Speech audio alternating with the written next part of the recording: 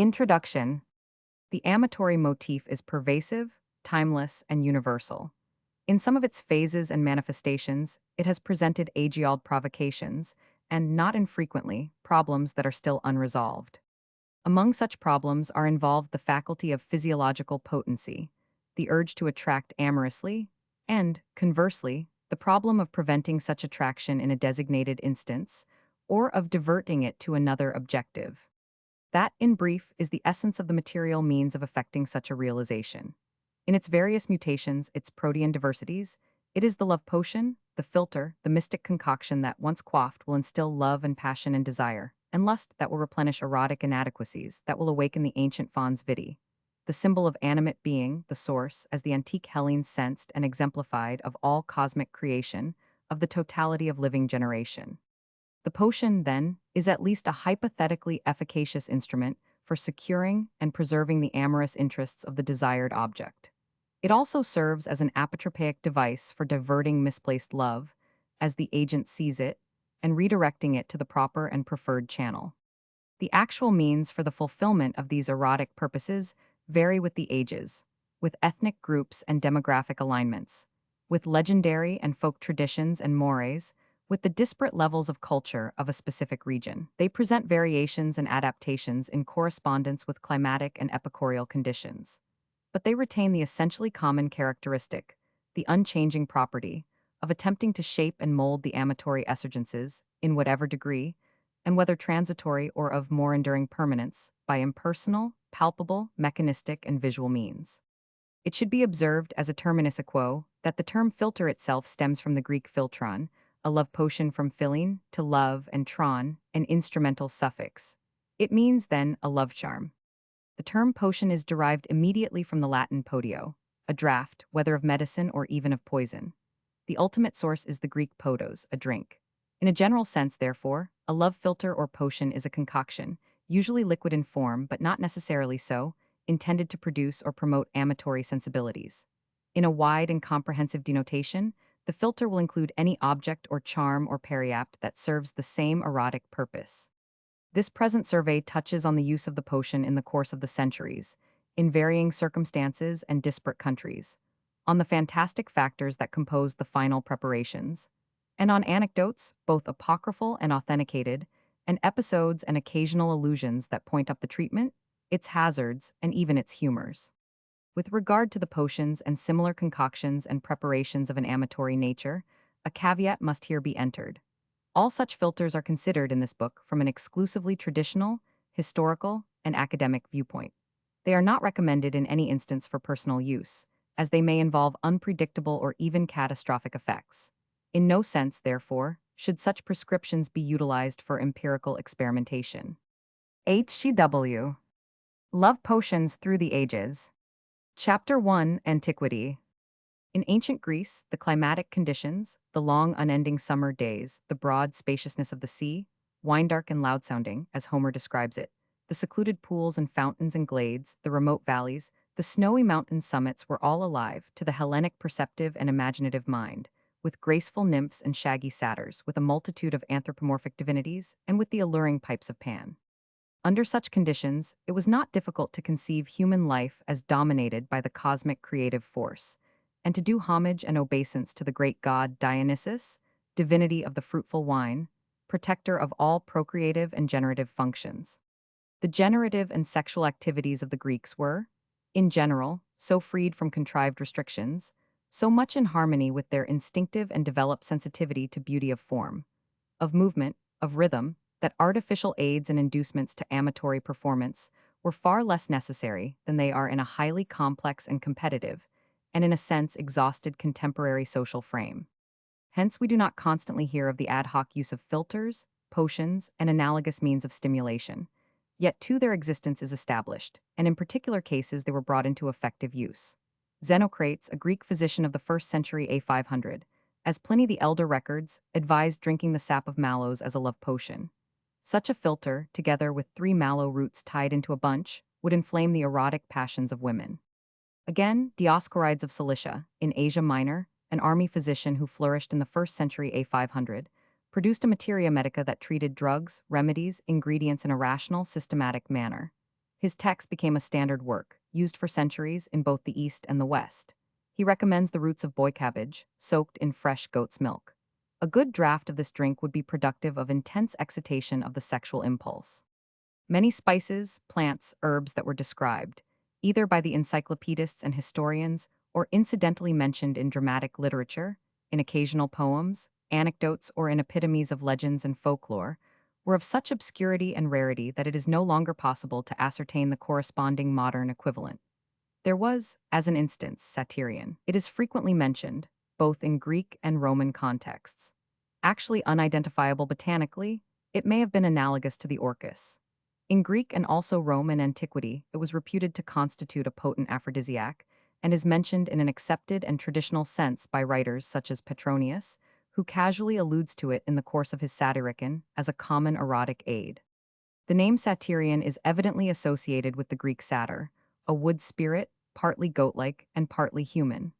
Attendants to the rustic god Pan, the satyrs were known as bestial and lustful creatures, symbolic of the basic sexual passion of man. Botanically, Satyrion is a plant with smooth leaves, red-tinted, and equipped with a twofold root. The lower part of this root was credited anciently with promoting male conception, while the other part was conducive to female three-conception. In its modern counterpart, Satyrion has been associated with the Iris florentina. There is another variety of Satyrion, called serapias. This has pear-shaped leaves and a tall, elongated stem. Its root consists of two tubers that have the appearance of testes. Unquestionably, the association of the plant as an aphrodisiac derives from the orchidaceous configuration of the root. Remarkable properties were attributed to the root of Satyrion. When it was dissolved in goat's milk, the erotic effect was so vigorous and urgent that, as the Greek philosopher Theophrastus asserts in his Inquiry into Plants, the potion produced, on a particular occasion, some 70 consecutive coital performances. Still another species of Satyrion was erythracon. This plant had a peculiar virtue. The mere holding of it, or carrying it in the hand, occasioned a lustful desire. This fact is attested by Pliny, in his Natural History, in Book 26, 96 and 98, as well as by Dioscorides in his Materia Medica 3:134. When the libido became too intense, lettuce was eaten to mitigate the effect, to allay the erotic provocation. Greek mythology abounds in references to Satyrion as an efficacious stimulant. The prowess of Hercules, the lusty warrior, as the Roman Petronius, Arbiter Elegantiarum, calls him, is attested in an amatory sense by the story of his visit to a certain Thespius.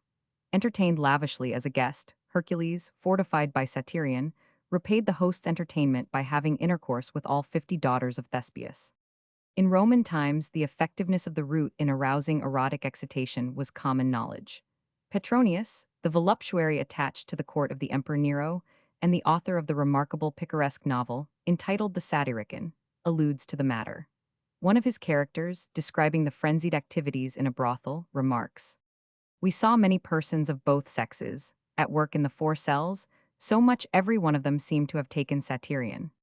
In a more general direction, important testimonies to manipulative and mechanistic means of arousing vigor are the references in Petronius, particularly the episode involving Quartilla. Quartilla came up to me to cure me of the ague, but finding herself disappointed, flew off in a rage, and returning in a little while, told us there were certain persons unknown, had a design upon us, and therefore commanded to remove us into a noble palace. Here all our courage failed us, and nothing but certain death seemed to appear before us. When I began, if, madam, you design to be more severe with us, be yet so kind as to dispatch it quickly. For whate'er our offence be, it is not so heinous that we ought to be racked to death for it. Upon which her woman, whose name was Psyche, spread a coverlet on the floor. Solicitavit ingina me mil eum mortibus frigida. Asiltos muffled his head in his coat, as having had a hint given him, how dangerous it was to take notice of what did not concern him. In the meantime, Psyche took off her garters, and with one of them bound my feet, and with the other my hands. Thus fettered as I lay, this, madam, said I, is not the way to rid you of your ague. I grant it, answered Psyche, but I have a dose at hand will infallibly do it, and therefore brought me a lusty bowl of Satyricon, and so merrily ran over the wonderful effects of it, that I had well nigh sucked it all off. But because Asiltos had slighted her courtship, she finding his back toward her, threw the bottom of it on him. Asiltos, perceiving the chat was at an end, "Am not I worthy," said he, "to get a sup?" and Psyche, fearing my laughter might discover her, clapped her hands, and told him, "Young man, I made you an offer of it, but your friend here has drunk it all out." "Is it so?" quoth Quartilla, smiling very agreeably, "and has Encolpius gugged it all down?" At last also even Guido laughed for company, at what time the young wench flung her arms about his neck, and meeting no resistance, half smothered him with kisses. A peculiar situation in which erotic provocation, or inducement to passion, is conditioned by the concept of social prestige. Or, in the contemporary idiom, status, is exemplified in a later passage in Petronius Satyricon.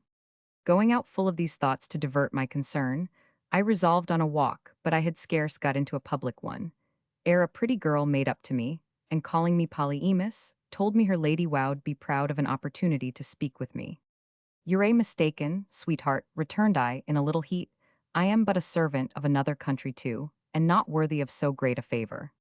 "No, sir," said she, "I have commands to you. But because you know what you can do, you're proud. And if a lady wow'd receive a favor from you, I see she must buy it. For to what end are all those allurements, forsooth? The curled hair, the complexion advanced by a wash, and the wanton roll of your eyes, the studied air of your gait, unless by showing your parts to invite a purchaser? For my part one, am neither a witch nor a conjurer, yet can guess at a man by his physiognomy.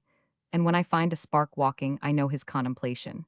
To be short, sir, if so be you are one of them that sell their ware, ill procure you a merchant. But if you're a courteous lender, confer the benefit. As for your being a servant, and below, as you say, such a favor, it increases the flames of her that's dying for you. 'Tis the wild extravagance of some women to be in love with filth, nor can be raised to an appetite but by the charms, forsooth, of some slave or lackey.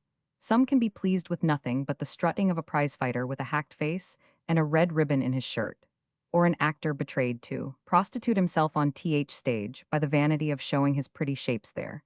Of this sort is my lady, who indeed, added she, prefers the paltry lover of the upper gallery, with his dirty face and oaken staff, to all the fine gentlemen of the boxes, with their patches, gunpowder spots, and toothpickers.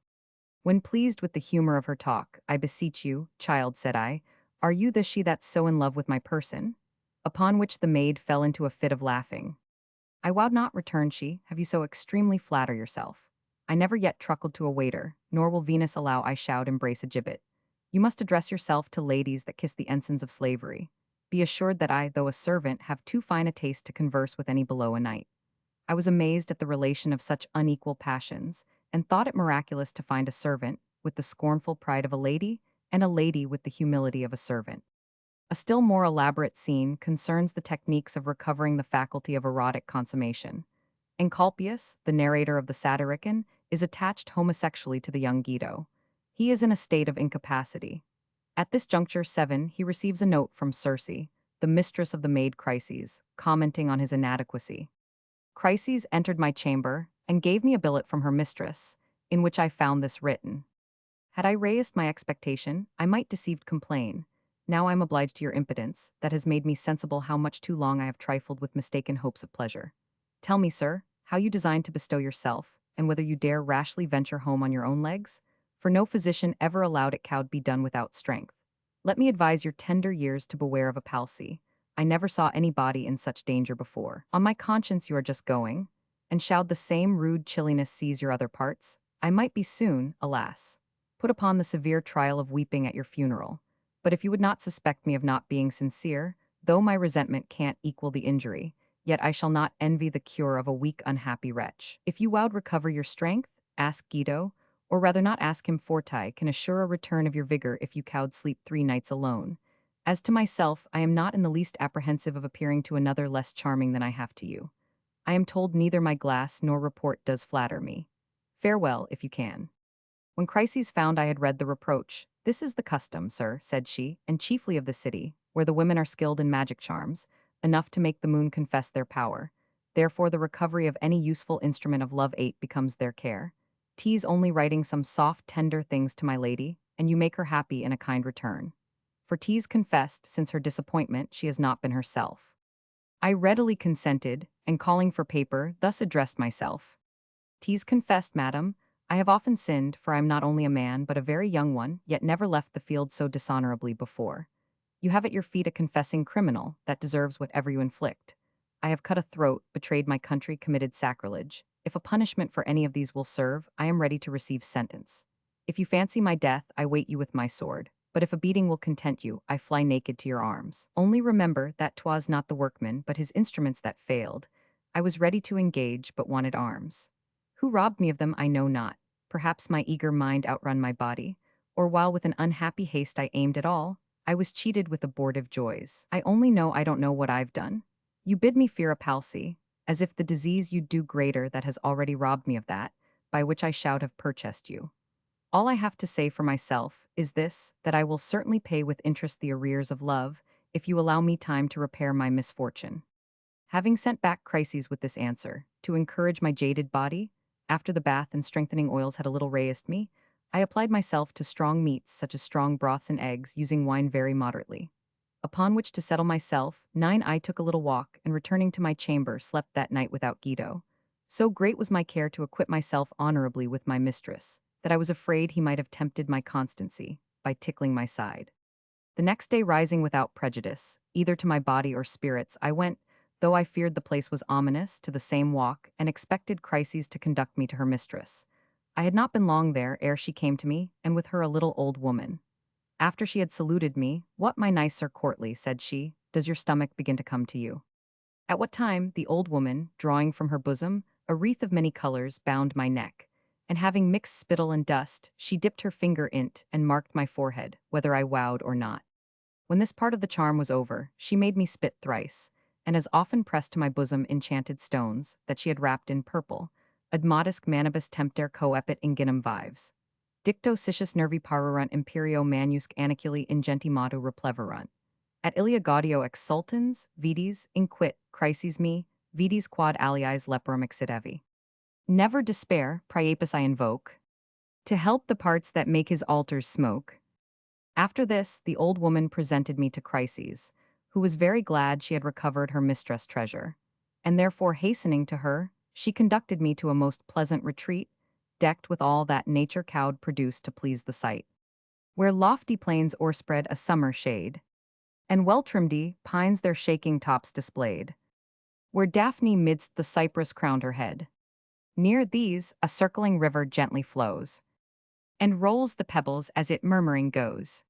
A place designed for love, the nightingale, and other winged inhabitants can tell, that on each bush salute the coming day, and in their orgies sing its hours away.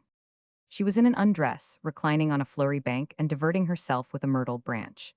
As soon as I appeared, she blushed, as mindful of her disappointment. Chryses very prudently withdrew, and when we were left together I approached the temptation. At what time she screened my face with the myrtle, and as if there had been a wall between us, becoming more bold. "What, my chilled spark," began she, "have you brought all yourself today?" "Do you ask, madam?" I returned, rather than try, and throwing myself to her, that with open arms was eager to receive me, we last a little age away.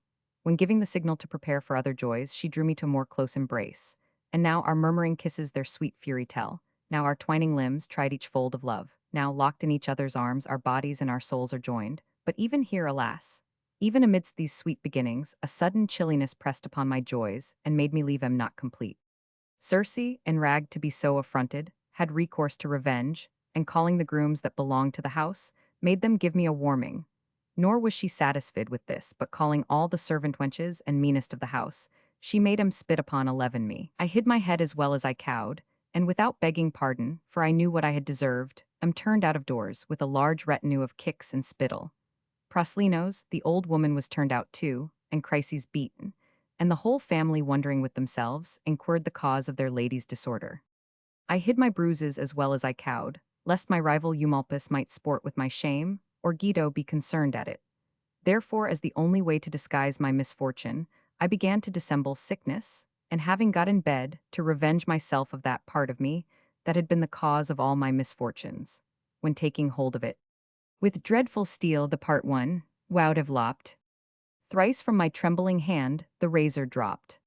Now, what I might before, I could not do. For cold as ice the fearful thing withdrew, and shrunk behind a wrinkled canopy, hiding his head from my revenge and me. Thus by his fear I am balked of my design, when I in words more killing vent my spleen. At what time, raising myself on the bed, in this or like manner, I reproached the sullen impotent. With what face can you look up, thou shame of heaven and man? That canst not be seriously mentioned. Roman 500. Have I deserved from you, when raised within sight of heavens of joys, to be struck down to the lowest hell? To have a scandal fixed on the very prime and vigor of my years, and to be reduced to the weakness of an old man? I beseech you, sir, give me an epitaph on my departed vigor. Though in a great heat I had thus said. He still continued looking on the ground. Nor more at this had raised his guilty head. Then drooping poppy on its tender stalk. Nor when I had done, did I less repent of my ridiculous passion, and with a conscious blush began to think how unaccountable it was, that forgetting all shame, I should contend with that part of me, that all men of sense reckon not worth their thoughts. A little after, relapsing to my former humor. But what's the crime, began I, if by a natural complaint I was eased of my grief? Or how is it that we blame our stomachs or bellies, when 'tis our heads that are distempered? Did not Ulysses beat his breast as if that had disturbed him?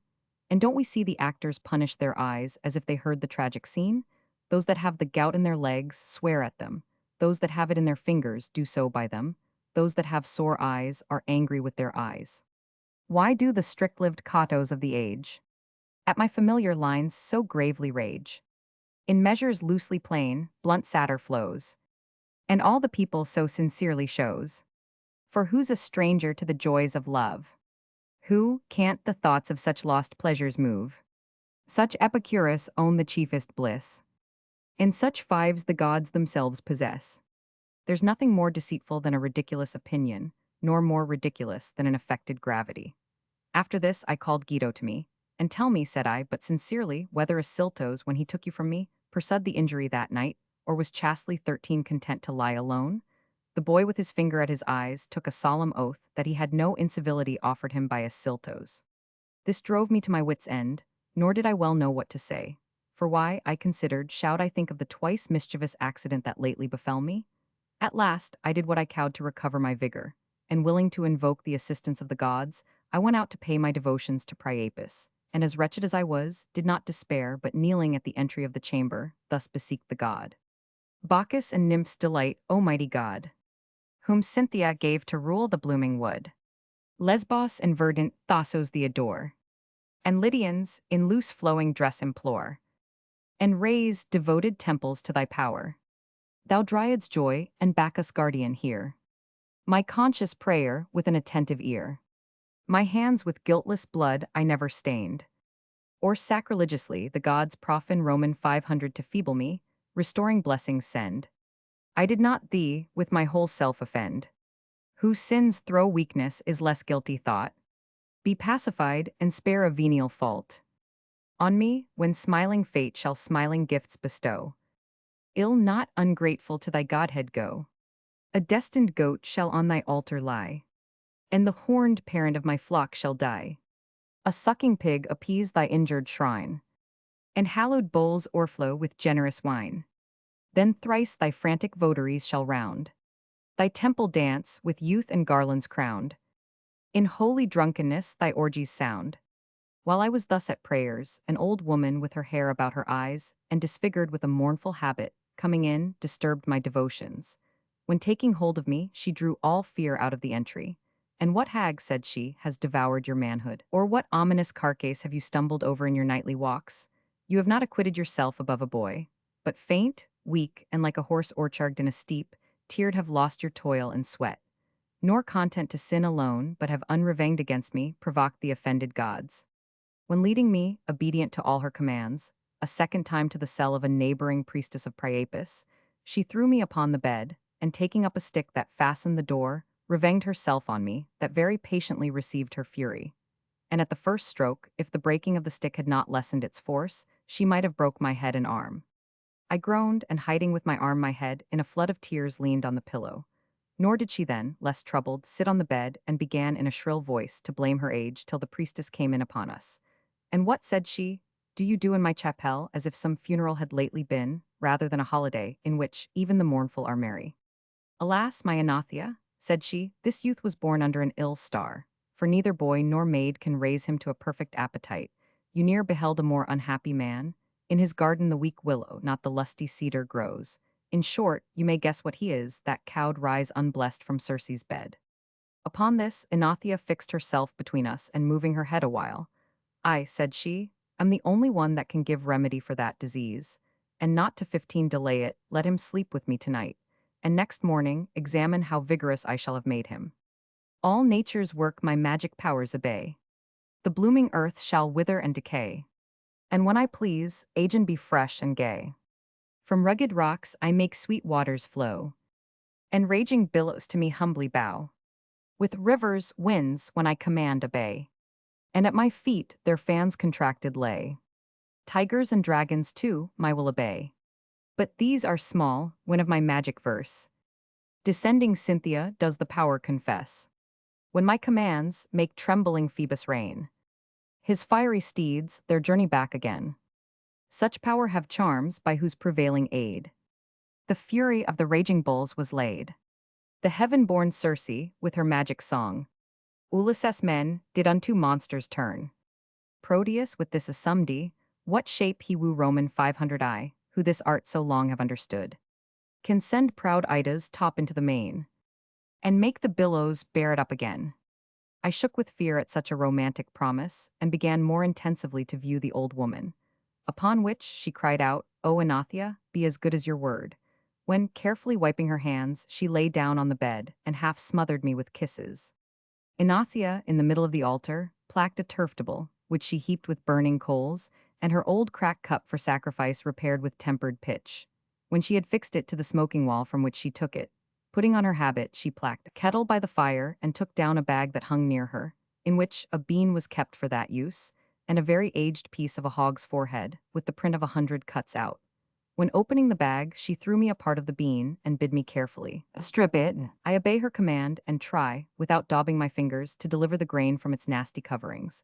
But she, blaming my dullness, snatched it from me, and skillfully tearing its shells with her teeth, spit the black morsels from her that lay like dead flies on the ground. How ingenious is poverty, and what strange arts will hunger teach? The priestess seemed so great a lover of this sort of life that her humor appeared in everything about her, and her hut might be truly termed sacred to poverty.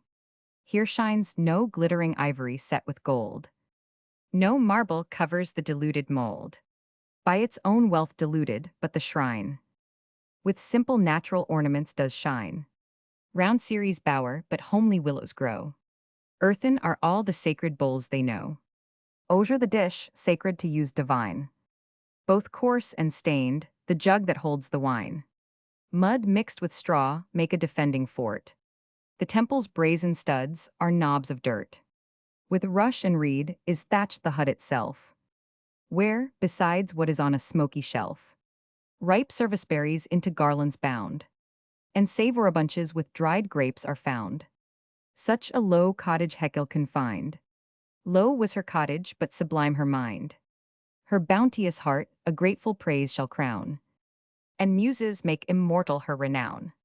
After which she tasted of the flesh, and hanging the rest, old as herself, on the hook again, the rotten stool on which she was mounted breaking, threw her into the fire, her fall spilt the kettle, and what it held put out the fire. She burnt her elbow, and all her face was hid with the ashes that her fall had rise Roman 500. Thus disturbed, I arose, and laughing, took her up. Immediately, lest anything should hinder the offering, she ran for new fire to the neighborhood, and had hardly got to the door, ere I was set upon by 3 sacred geese, that daily, I believe, about that time were fed by the old woman. They made an hideous noise, and surrounding me, one tears my coat, another my shoes, while their furious captain made nothing of doing so by my legs.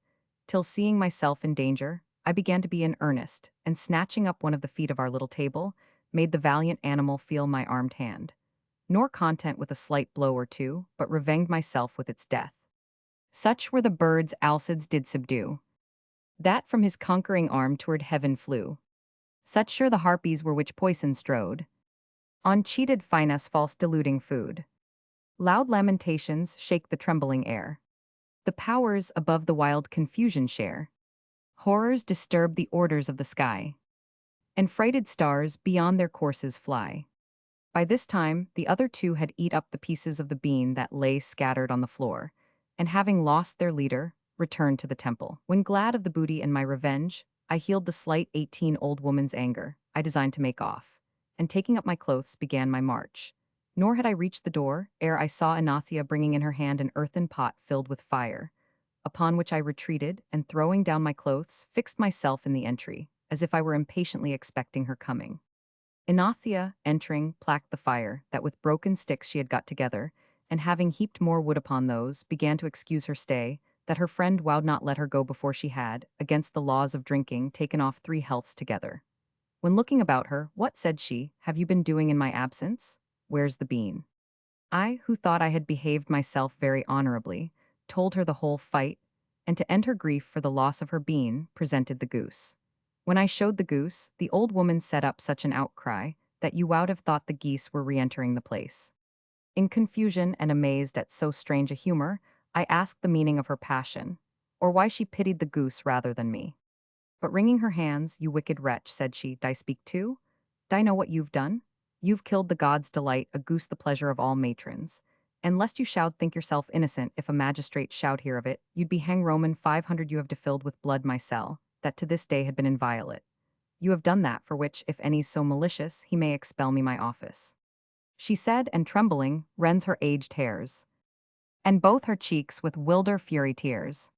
Sad murmurs from her troubled breast arise, a shower of tears there issued from her eyes, and down her face a rapid deluge run, such as is seen when a hill's frosty crown by warm Favonius is melted down. Upon which I beseech you, said I, don't grieve, ill recompense the loss of your goose with an ostrich. While amazed I spoke, she sat down on the bed, lamented her loss. At what time Proslenos came in with the sacrifice, and viewing the murdered goose and inquiring the cause, began very earnestly to cry and pity me, as it had been a father, not a goose, I had slain. But tired with this stuff, I beseech you, said I, tell me, though it had been a man I killed, want gold wipe off the guilt? See, here are 2 pieces of gold. With these you may purchase gods as well as geese. Which, when Anathia beheld, pardon me, young man, said she, I am only concerned for your safety, which is an argument of love, not hatred.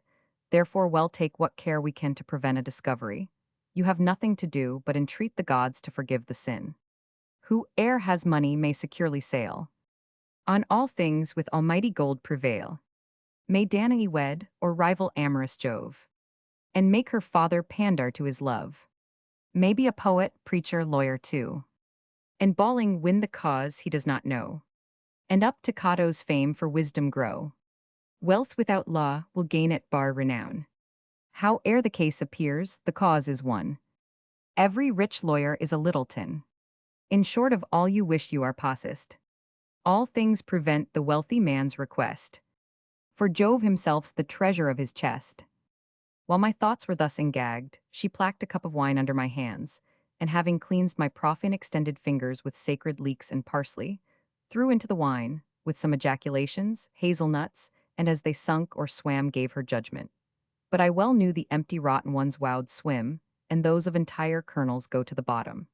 When applying herself to the goose, from its breast she drew a lusty liver, and then told me my future fortune.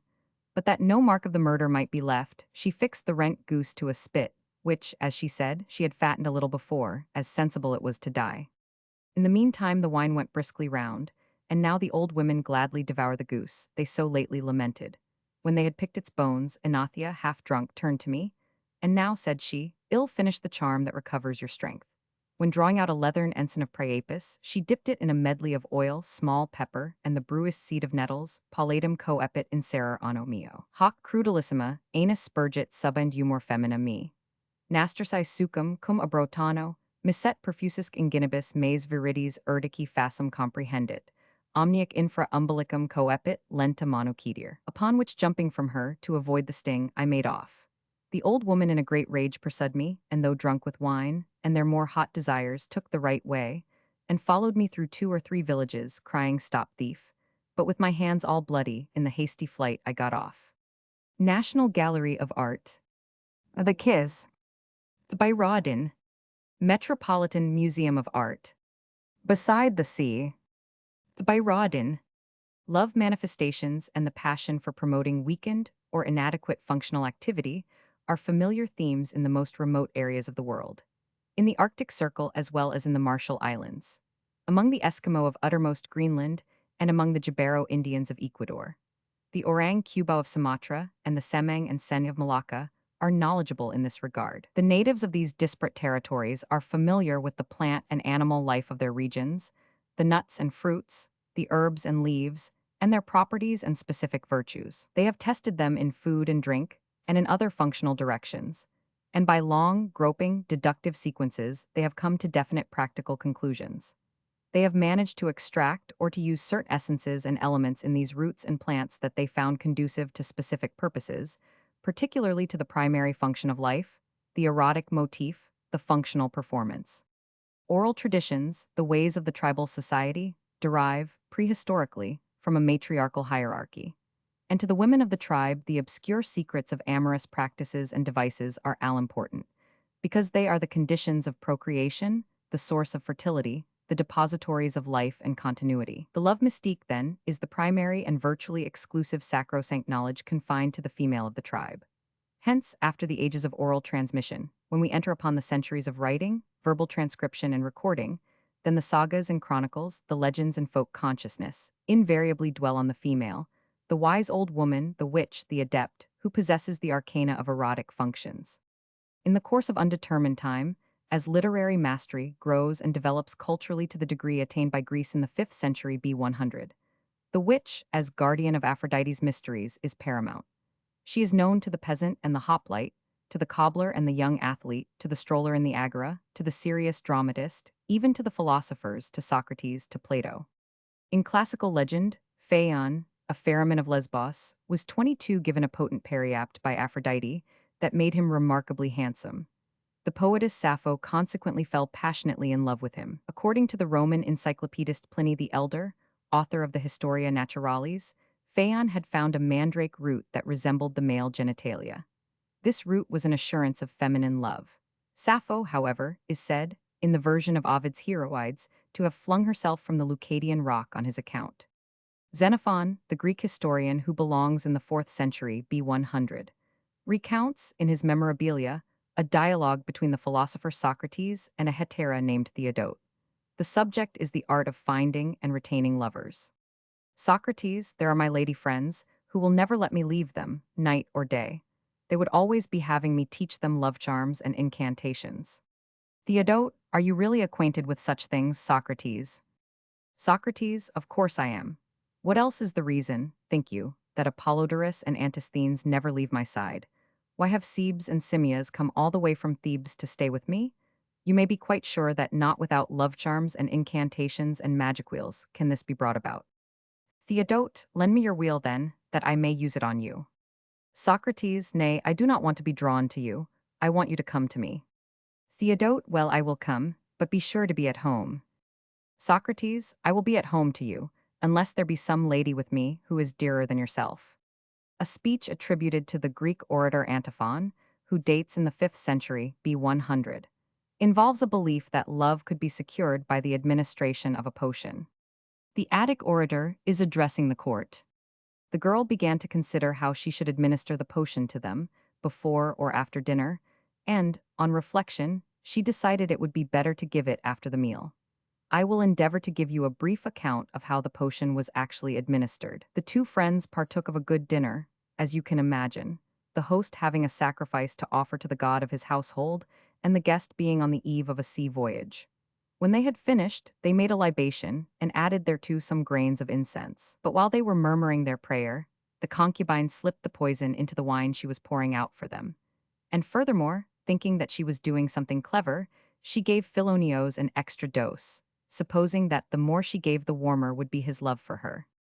The important deduction that follows as a corollary from the above passage is that the love potion, mentioned without elaborate comment, was already, in the 5th century B100, a matter of common knowledge and common use. The plant called anciently telephyllin was used by the Greeks for amatory purposes. Botanically, it has been identified with the poppy, and by some with a kind of pepper tree. Theocritus, the Greek bucolic poet, refers to its use in the third idyll. A goatherd goes to the cave of his sweetheart Amaryllis. He tries to reawaken her former love. I learned my fate but lately, when upon my bethinking me whether you loved me, not even did the poppy leaf coming in contact make a sound, but withered away just so upon my soft arm. Lovers were accustomed to guess by the poppy leaf placed between forefinger and thumb of the left hand, and 24 then struck by the right, whether their love was reciprocated. If a loud crack was produced, it was a propitious amatory omen. Among the ancient authorities, the virtues of plants and herbs and spices, and their medicinal curative powers, and also their amatory impacts were frequently enumerated, described, and classified. In this group belongs Dioscorides, a Greek army surgeon who flourished in the 1st century A 500. His comprehensive treatise on the subject, De Materia Medica Libri Quinque, was for centuries consulted and used as a standard text. In the Middle Ages, the famous Portuguese Marrano physician Amatus Lusitanus produced an excellent edition of Dioscorides. It was published, with numerous woodcut illustrations, at Leyden in Holland in 1558. According to the Inquiry into Plants by Theophrastus, and equally to the Materia Medica of the Greek army surgeon Dioscorides, cyclamen, which is sobread, had erotic properties. The root of the plant was used as an ingredient in love potions. The plant itself produces colorful flowers, while the fleshy roots are favored by swine, hence the old name of sobread. The Greek physician Dioscorides, who served as a surgeon in the army of the Roman Emperor Nero, mentions, in his Materia Medica, mandrake as being anciently considered efficacious in love philters. He also alludes to the practice in his own days, when a concoction of the root of mandrake steeped in wine was judged to be a favorable love potion.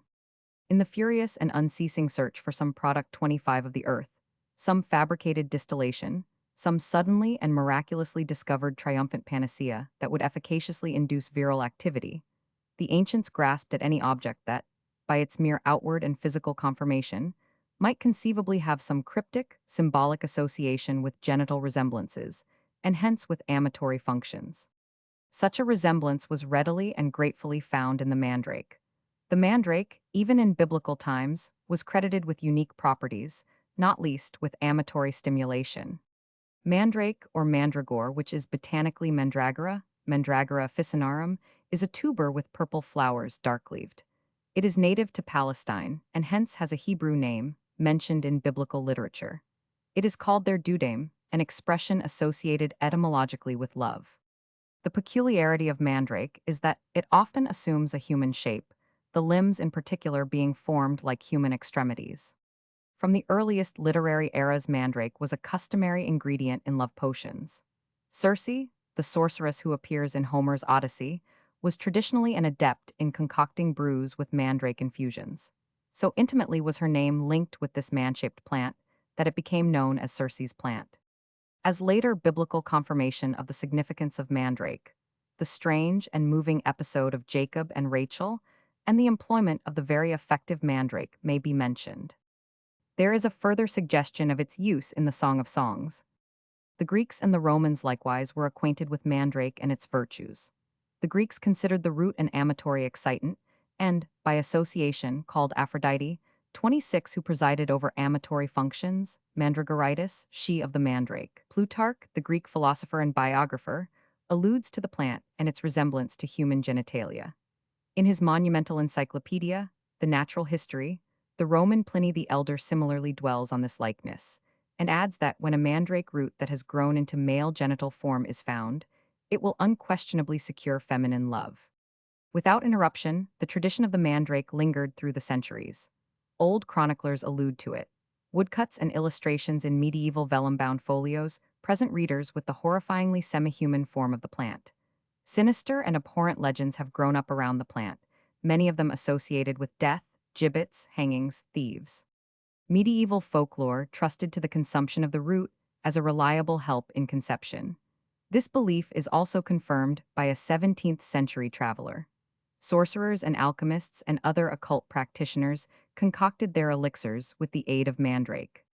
The 17th-century English herbalist, John Gerard, refers to mandrake in his Herbal or General History of Plants, and to its use in conception, particularly in the case of barrenness.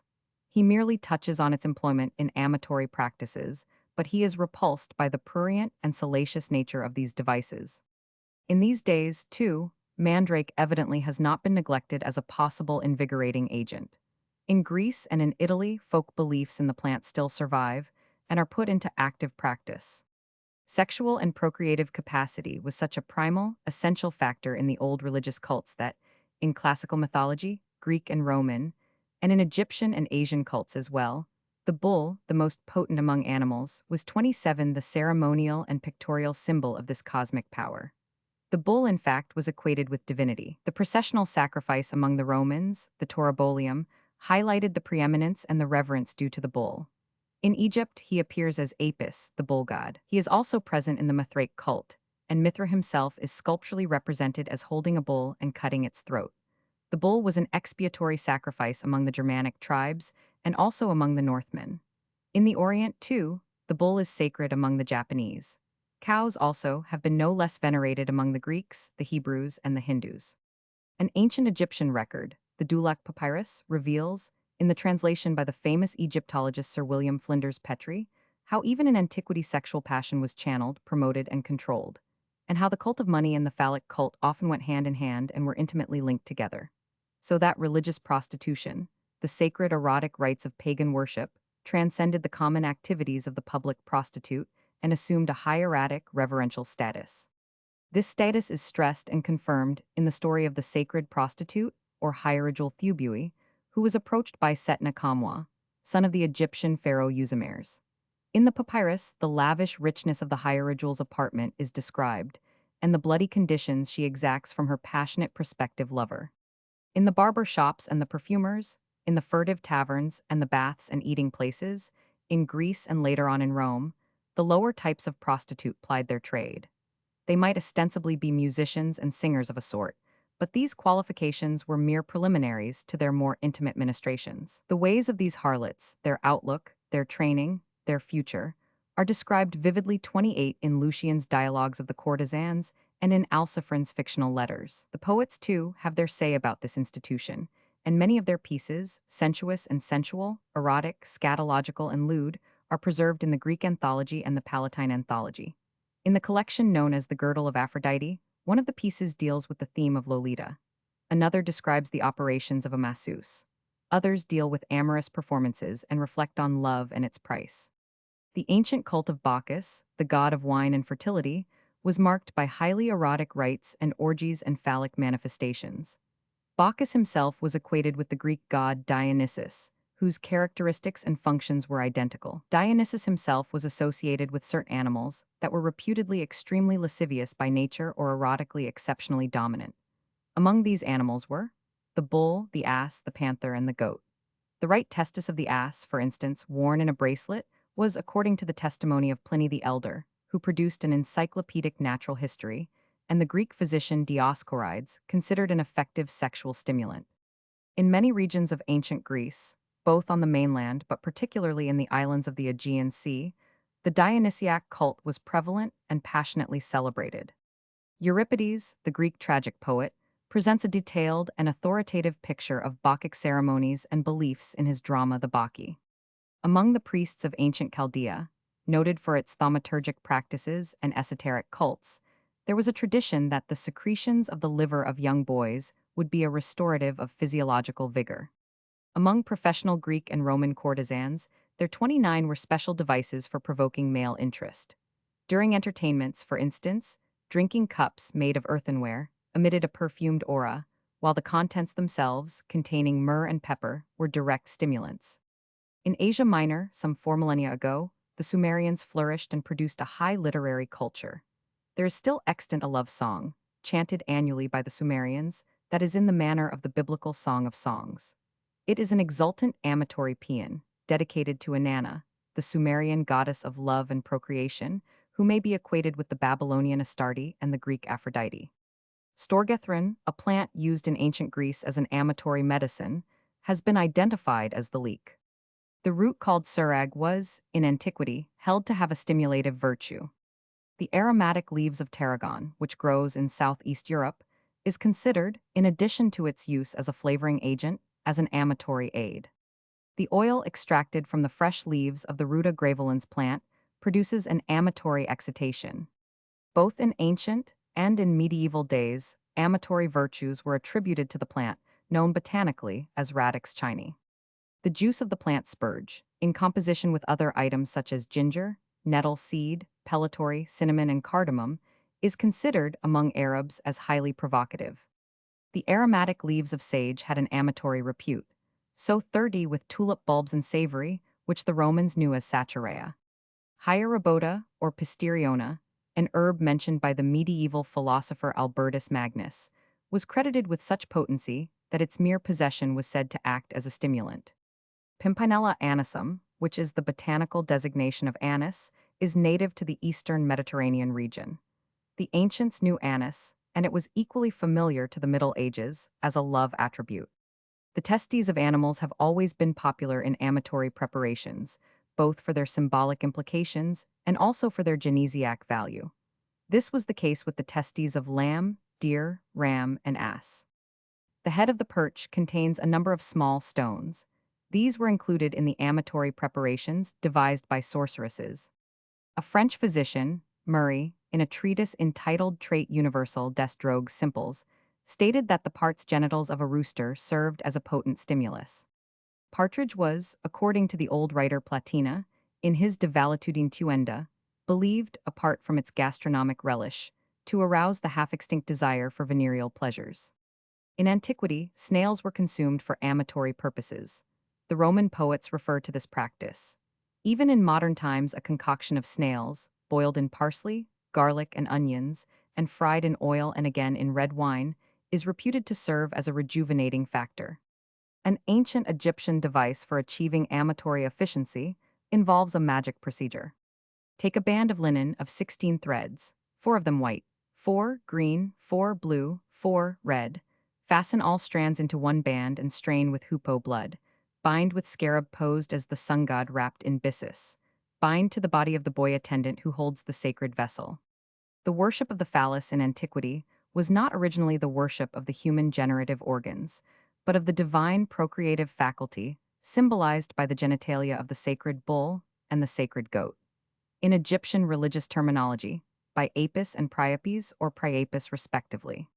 In Greece, the phallus, originally symbolic of the goat or bull, was attached, disproportionately and a posteriori, to a human figure, so that the phallus, in the course of time, became erroneously associated with human capacity.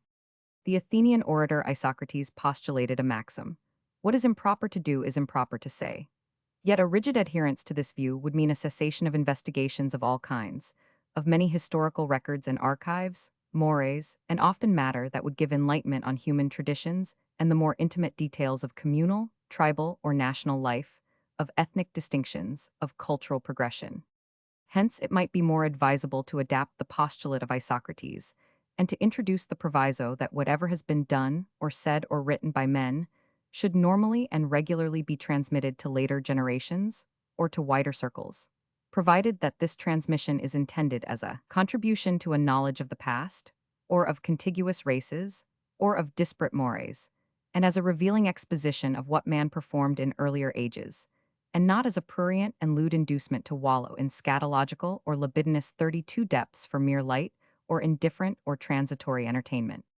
The anthropologist, the archaeologist, the professional scholar, the historian are, by virtue of their interests and training and their occupations, constantly dealing with subjects that have either been taboo in a general sense, or that involve the most secretive physiological and emotional human situations.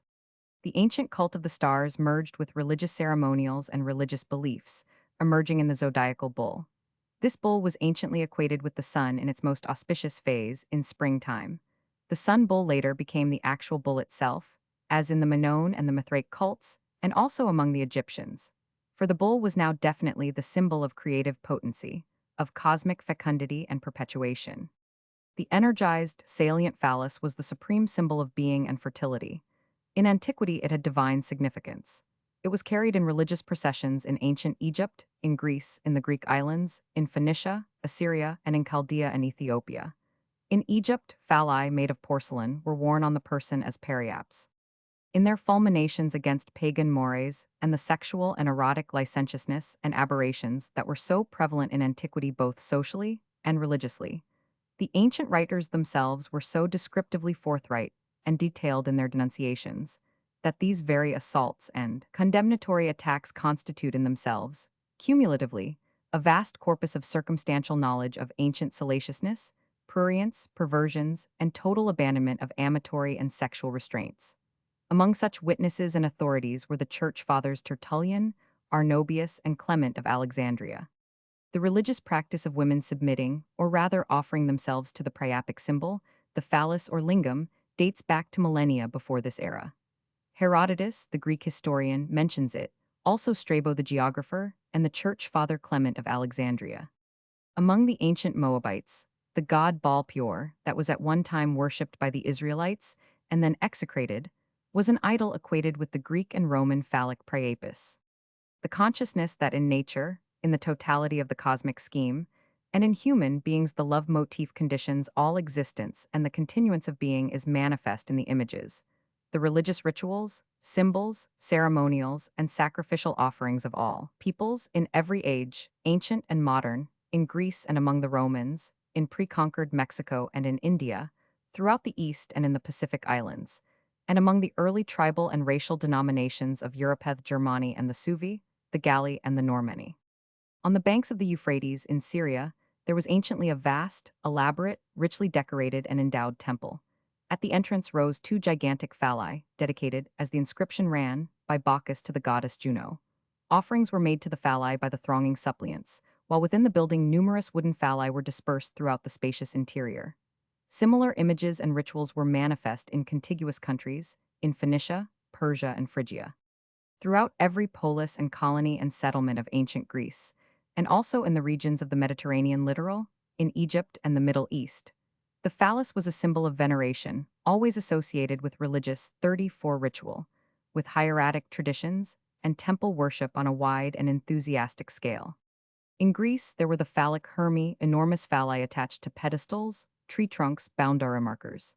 They were protective and apotropaic, and where the phalli appeared, there would credibly be fecundity and erotic consummation, generation and abundance in man and beast and throughout the cosmic design.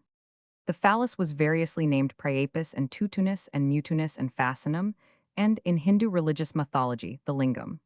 Among the esoteric Gnostics, Jao, the sun god, equipped with ithyphallic force, had properties akin to those of Priapus. Thus the generative, energizing organs of virility, of the cosmic erotic impulse and of its purpose, are, despite variations of name and epicorial traits and accretions, basically comprehended under one concept, in all protohistory, in verifiable history, and by traditional progression in later ages. Antiquity, free from the modern attitude that makes demarcations between what is obscene and what is not so, venerated the sexual act and its symbolic representation of the phallus as significant of the universal sense of generation and procreation. As a consequence, all sexual, all amatory performances, references, allusions were accepted as an integral element in human life and involved no intrusive image of salaciousness, prurience, lewdness. This phallic reverence, in its widest and most sweeping sense, was especially prevalent among the ancient Greeks. But it was not confined to this people. It was prevalent in Asia Minor, among the Hittites and the Sumerians, the Akkadians and the Parthians, the Medes and the Babylonians and the Phoenicians. It was prevalent in Egypt and the North African littoral, and it was equally prevalent along the Mediterranean coastal regions. In the Far East, particularly but not exclusively in India, the cult of the phallus was 35 a devout religious experience, equated with the dominant cults of the cosmic deities. In later ages, when the human body became as it were dichotomous in function, the merely physiological acts began to be held in lesser esteem, and even became condemnatory in status, open to reproach and disdain, and even violent abuse and ill-treatment. The body, in fact, became obscene, invested with evil forces, compounded of malefic and defiled factors.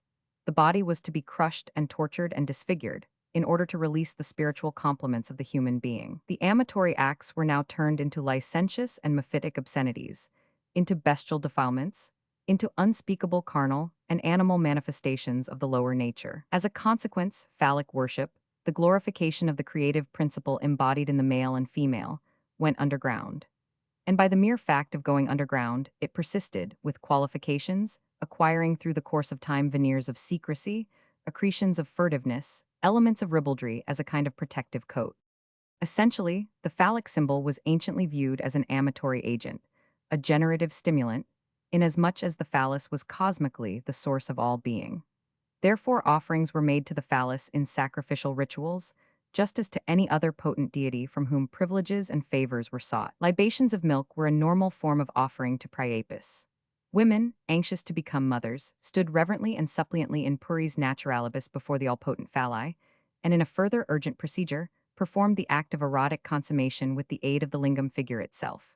For the phallus, in a pose of lubricity, was the final appeal, the ultimate resort of the pleading, awed, reverential mortal. Among cities where the generative force symbolized by the phallus was held in deep veneration were Orni, Cyllene, 36, and Colophon. Under the later impact of Christianity, however, the phallic cult diminished in its influence and extent or was redirected into other channels. In one specific direction, the cult merged into the Orphic mysteries. Erotic awareness never went further than in the case of a city in Troas named Priapus, on account of its consecration to the cult of the phallus. There were other cities, too, according to the testimony of Pliny the Elder, that were named Priapus for identical reasons. In the Ceramic Gulf, there was an island named Priapones, and an island in the Aegean Sea called Priapus. A notorious incident in Greek history involved the nocturnal mutilation of Hermi in 415 B. 100. Hermi were bronze or marble pillars surmounted by a head and a phallus.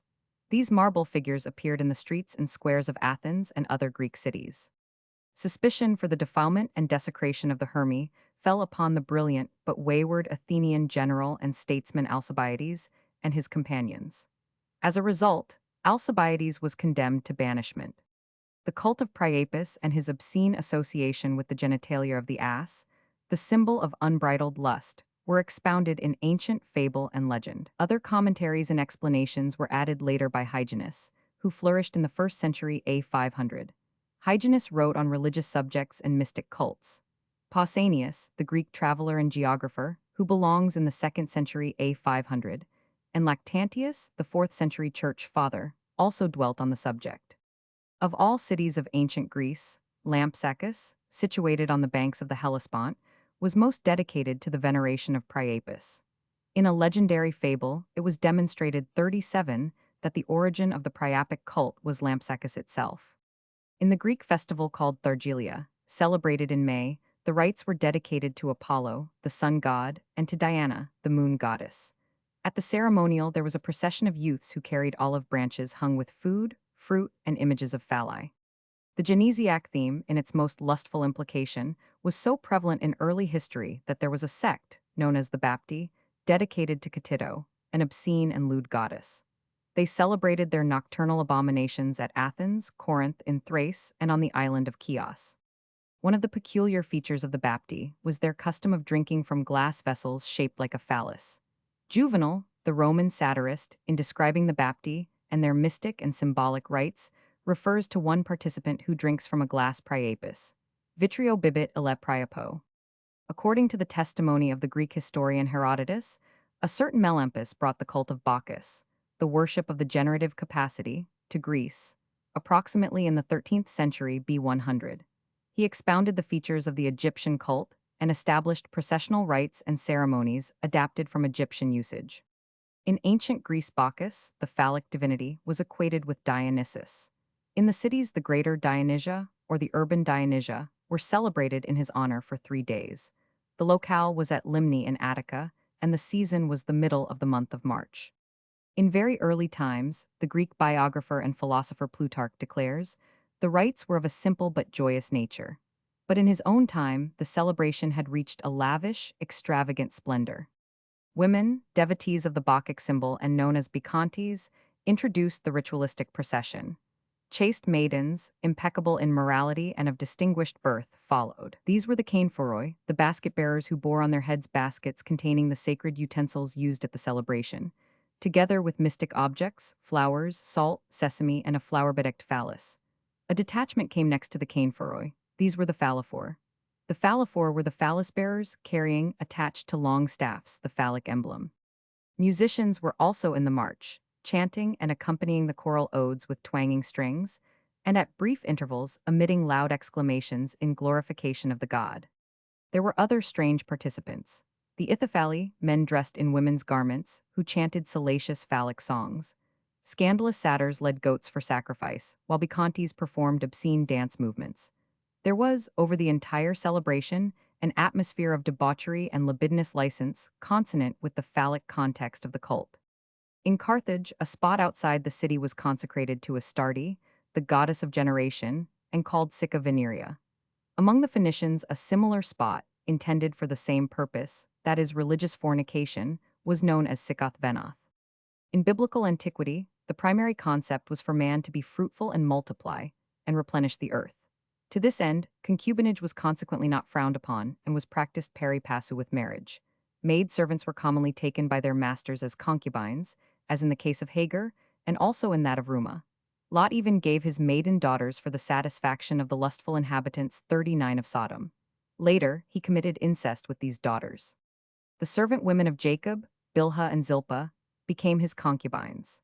These are instances, among many others, that illustrate cases of adultery and fornication that do not appear to have had a condemnatory stigma or reproach attached to them.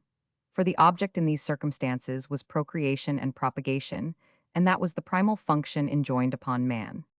The corollary is that sterility is a personal reproach in biblical times, a social defect that is looked upon with opprobrium, particularly in Oriental countries.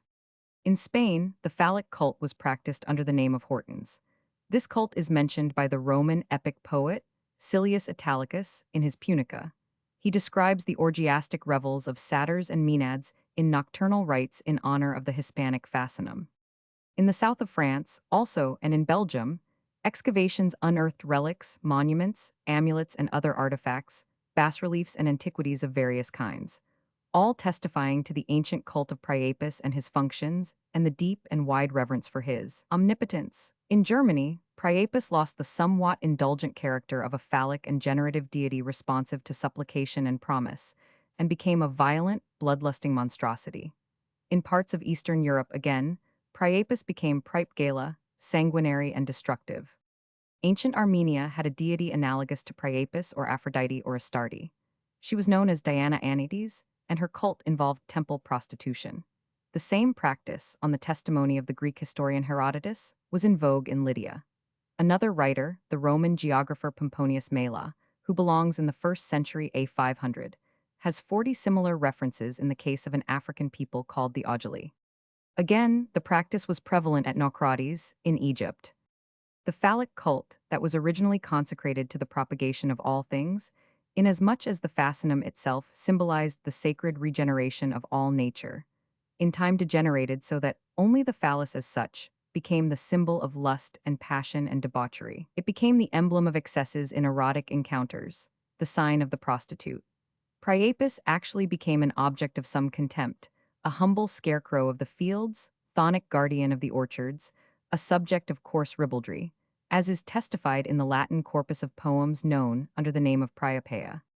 The lascivious mores of the Egyptians, under the guise of veneration of the priapic bull Apis, and their obscene dances, rituals, and similar performances are described and commented on in great detail by Herodotus in his History of the Persian Wars. The genitalia and all references to the phallic image were in very ancient times held in such sacred esteem and reverence that in biblical literature, the inviolable sanctity of an oath was ratified by touching the area of the genitalia, or the thigh, to use the biblical euphemism. The Hebrews especially held the generative organs in the greatest respect, socially, ethnically, and religiously. And nudity as a consequence was a matter of shameful stigma and opprobrium. Among the Moslems, too, the most binding oath was taken with respect to the sanctity of the genitalia. In Egypt, in the Temple of Isis, sacred prostitution was a regular religious practice. Reference to this circumstance is made by the Roman satirist, Juvenal, who calls Isis a 41 Procurus and her shrine a rendezvous for adulterous and libidinous practices. Among symbolic emblems that represented, in combination, the male and female principles of generation and fecundity, were the Egyptian crux ansata and the seal of Solomon. The phallic symbol was so pervasive, so potent in the lives of the ancients, that the priapic function and the erotic variations of the generative performance were pictorially represented in every conceivable form of reproduction. Scenes on vases representing perverted consummations, baskets filled with phalli that were offered for sale to yearning women, ithyphallic figures, monuments, lamps, and other objects depicting orgiastic lubricities. In Ezekiel 16, there is a reference to the phallic figure, Facisti tibi imaginis masculinas et fornicata ease in eyes. In one of the bucolic idyls of the Greek poet Theocritus 100, 100, B100, the maiden Samitha, in love with Delphi's who has abandoned her, attempts to regain his love by performing certain magic rites and making invocations to Selene, Aphrodite, and the horrendous Hecate. She fashions a wax image of Delphi's, and by sympathetic magic, anticipates the melting of his heart in correspondence with the melting of the image. In addition, she makes use of the magic wheel, and her refrain throughout the performance is, "My magic wheel, draw home to me the man I love." Intertwined with these rituals is the further refrain, addressed to Selene, the moon goddess. "Bethink thee of my love, and whence it came, my lady moon." In his De Sanitate Tuenda Precepta, advice on keeping well, Plutarch, the Greek philosopher and biographer, comments on lust and potions. While we loathe and detest women who contrive philters and magic to use upon their husbands, we entrust our food and provisions to hirelings and slaves to be all but bewitched and drugged. If the saying of Arcesilaus, addressed to the adulterous and licentious, appears too bitter, to the effect that it makes no difference whether a man practices lewdness in the front parlor or in the back hall, yet it is not without its application to our subject. For in very truth, what difference does it make whether a man employ aphrodisiacs to stir and excite licentiousness for the purpose of pleasure, or whether he stimulate his taste by odors and sauces to require, like the itch, continual scratchings and ticklings? Zlobe. In Greek mythology, Andromache, the wife of the Trojan warrior Hector, was accused by Hermione, wife of Neoptolemus, of gaining his love by means of love potions. Euripides, the tragic poet 100, 406b 100, refers to the situation in his drama Andromache. "Not of my philters thy lord hateth thee, but that thy nature is no mate for his. That is the love charm, woman tease not beauty. That witcheth bridegrooms, nay, but nobleness." Philters were in actual use beyond mythological times. 43 Xenophon 100, 354b 100. The Greek historian, author of Memorabilia, alludes to the practice. "They say," replied Socrates, "that there are certain incantations which those who know them chant to whomsoever they please, and thus make them their friends, and that there are also love potions which those who know them administer to whomso they will, and are in consequence loved by them." Propertius, however, the Roman elegiac poet 100, B 100, 16b 100, refers to the futility of love potions. "Here herbs are of no avail, nor nocturnal cities, nor grasses brewed by the hand of Paramed." Cites is the witch Medea, while Paramed is another witch called by Homer Agamemnon. The Bacchic cult in Egypt is described by the Greek historian Herodotus in Book 2 of his History of the Persian Wars. To Bacchus, on the eve of his feast, every Egyptian sacrifices a hog before the door of his house, which is then given back to the swineherd by whom it was furnished, and by him carried away. In other respects, the festival is celebrated almost exactly as Bacchic festivals are in Greece, excepting that the Egyptians have no choral dances. They also use instead of phalli another invention, consisting of images a cubit high, pulled by strings, which the women carry round to the villages. A piper goes in front, and the women 44 follow, singing hymns in honor of Bacchus. They give a religious reason for the peculiarities of the image. In Book 5 of the History of the Persian Wars, Herodotus describes some of the marital customs of the Thracians. The Thracians, who live above the Crestinians, observe the following customs. Each man among them has several wives, and no sooner does a man die than a sharp contest ensues among the wives upon the question, which of them all the husband loved most tenderly. The friends of each eagerly plead on her behalf, and she to whom the honor is adjudged, after receiving the praises both of men and women, is slain over the grave by the hand of her next of kin, and then buried with her husband. The others are sorely grieved, for nothing is considered such a disgrace. The Thracians who do not belong to these tribes have the customs which follow. They sell their children to traders. On their maidens they keep no watch, but leave them altogether free, while on the conduct of their wives they keep a most strict watch. Brides are purchased of their parents for large sums of money. The gods which they worship are but three: Mars, Bacchus, and Diane. An ancient Hittite text contains invocations and rituals intended to remedy conditions of incapacity or lack of erotic desire. A sacrifice is performed to Uliliasis, continuing for 3 days. Food is prepared, sacrificial loaves, grain, a pitcher of wine. The shirt of the male suppliant is brought forth. The suppliant bathes. He twines cords of red and of 45 white wool. A sheep is sacrificed. An invocation is made, beseeching help and favor. Come to this man, the cry arises. Come down to this man. Make his wife conceive and let him beget sons and daughters. An Egyptian love song, belonging in the second millennium B100, is still extant. The love song was usually chanted to a musical accompaniment. The lover is addressed as sister or brother. The heart is sick from love, laments the victim, and no physician, no magician can heal this disease, except the appearance of the sister. There is abundant reference to spices, to myrrh and incense, and the tone of the amatory supplications and yearnings is the tone of the Song of Songs. Listlessness on the part of the lovesick suppliant is banished as soon as he beholds his beloved, as soon as her arms open in embrace. In ancient orgiastic cults, particularly those dedicated to Dionysus and to the Syrian Baal, religious frenzies were accompanied or stimulated by drugs, fermented drink, by rhythmic dance movements, by tambourine, drum, and flute music that culminated in ecstatic self-mutilation, followed by wild sexual debaucheries. Passion, lust, incest, fornication, adultery, as well as concubinage and polygamy, most of the sexual perversions and aberrations that are now included under medicopsychiatric categories, occur in the Bible in both testaments. King David married 8 women. On his flight from Absalom, he left 10 concubines behind him. Jacob had 2 wives. King Solomon had 700 wives and 300 concubines. There are instances of enduring affection too, as in the case of Jacob, who labored for Rachel for 14 years. There is sudden, rapturous love at first sight at all costs. It happened late one afternoon, when David arose from his couch and was walking upon the roof of the king's house, that he saw from the roof a woman bathing, and the woman was very beautiful. And David sent and inquired about the woman. And one said, Is not this Bathsheba, the daughter of Eliam, the wife of Uriah the Hittite? So David sent messengers and took her, and he lay with her. Amnon is overwhelmed by a passionate infatuation for his half-sister Tamar. He was so tormented that he made himself sick because of his sister. He is advised by his friend Jonadab to go to bed and claim illness. Tamar brings him food, and at this point Amnon attempts seduction. When she suggests an approach to the king for permission to marry Amnon, his lust overpowers him, and he consummates his passion. After which, in a frenzy of hate, he banishes her. The Song of Solomon is a paean to sexual love, an erotic exaltation, the apogee of amatory sensuality. In the New Testament, too, there is frequent reference to harlots and debauchees, and to a variety of sinners. Babylonian customs, in addition to the rites of temple prostitution, included both male and female sacred concubines.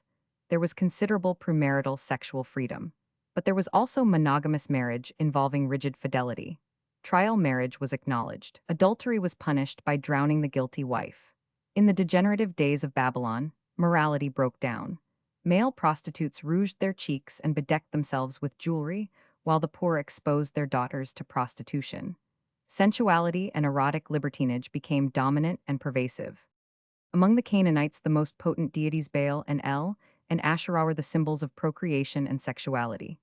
Hence, all acts, all objects, all rituals associated with copulation, with the phallus, with fecundity were divinely inspired and inherently sacred. Ceremonials dedicated to the deities invariably included sexual activity, sacred and ecstatic orgies. The voluptuous and sensual character of the dedicatory rites was evidently so appealing that they lured the Israelites into acceptance and imitation. For the deity of the Israelites was one, supreme, without kin, without consort, without sexuality. The New Testament attacks pagans, particularly Roman paganism, for unnatural sexual practices, lusts, and corrupt and degenerate mores. In primitive Greek society, under a primal matriarchy, the male functioned as a kind of passive sexual partner, and virtually thereafter as a domestic drudge.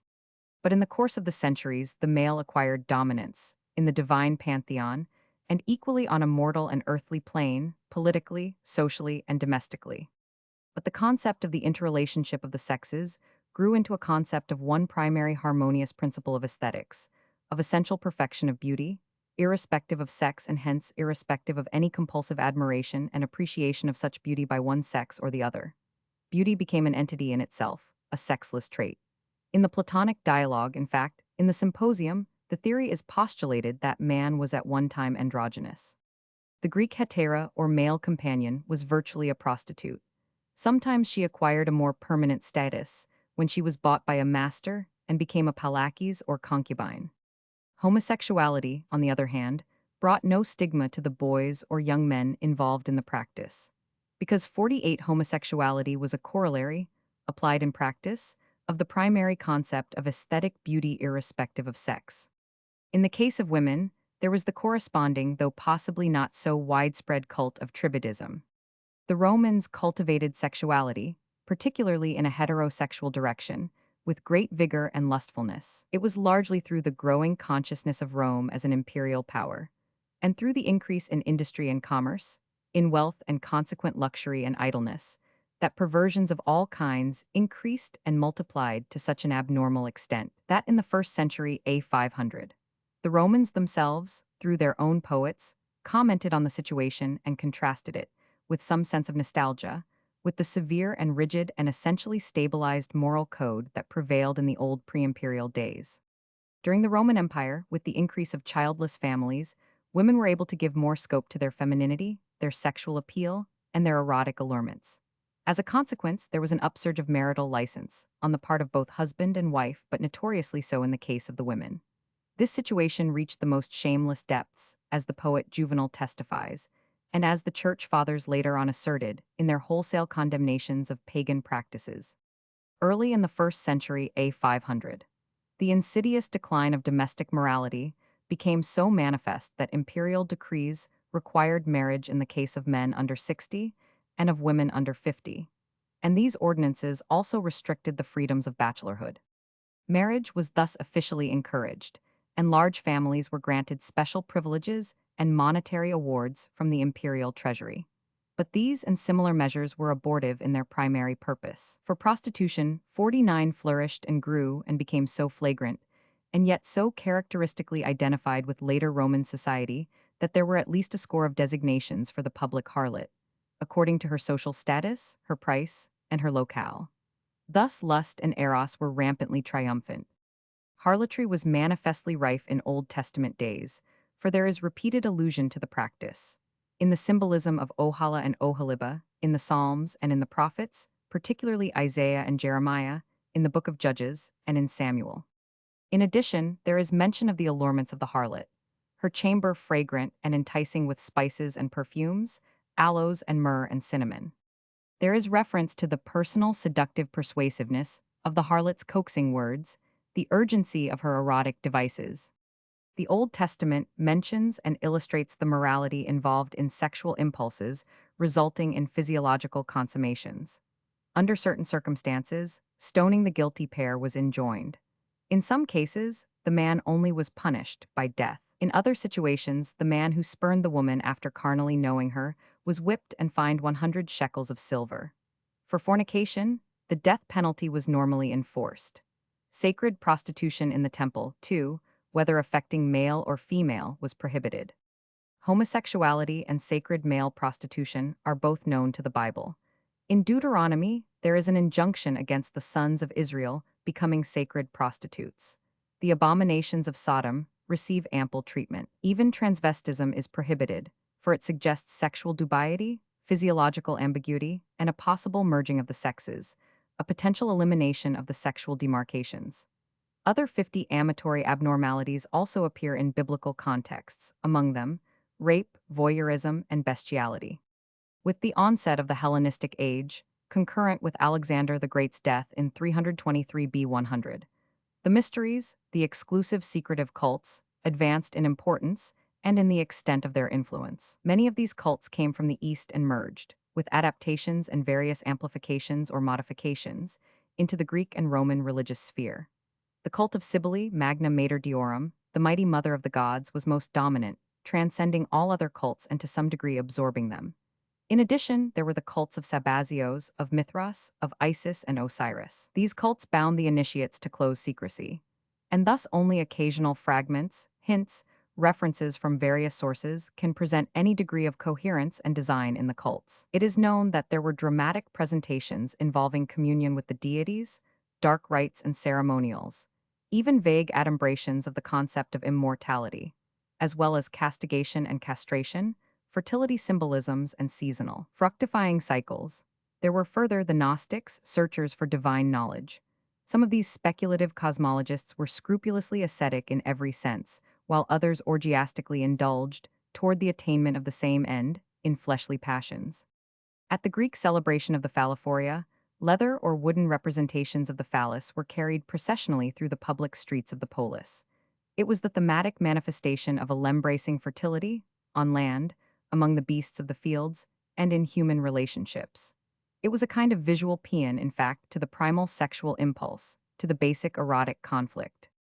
One of the earliest instances of multiple incest occurs in 51 Book 10 of Homer's Odyssey, in which Odysseus describes his visit to Aeolus. Aeolus has a family of 6 daughters and 6 sons, and he has given his daughters in marriage to his own sons. In Greece, the Aphrodisian, and in Rome, the Venereum, were the private bordellos that were not used by the general, indiscriminate public. Both in antiquity and in later ages, the public baths, with both sexes in nude contacts in the balnea mixta, were a direct amatory stimulant. As further provocatives, there was, in particular cases, bathing in ass's milk, in essences of myrtle and lavender, in rose water, in almond paste, and in honey water, and also in champagne. In Greece, the phallus was so pervasive as a genesiac symbol in every phase of daily life that there were loaves baked in phallic form. These loaves were known, for another erotic reason, as allisbacalises. Drillipoti were glass vessels in phallic form. They were used, in ancient Rome, as drinking cups, and thus were an added erotic reminder at banquets and similar gatherings. In Roman antiquity, the color yellow was associated with prostitutes and was a symbol of their profession. Yellow still retained this significance in the Central European countries in later ages. In Tsarist Russia, the yellow ticket was the official prostitute's occupational token. Alexander Kuprin's Yama the Pit describes the situation in a vivid and grim narrative. Figuri Veneris is a Latin expression meaning positions of Venus. This phrase refers to the range of sexual positions. The Greeks were familiar with some 70 such permutations, 52, and manipulations. There were the symplegma and the katina, which involved more than 2 partners, and the dodecamchanon.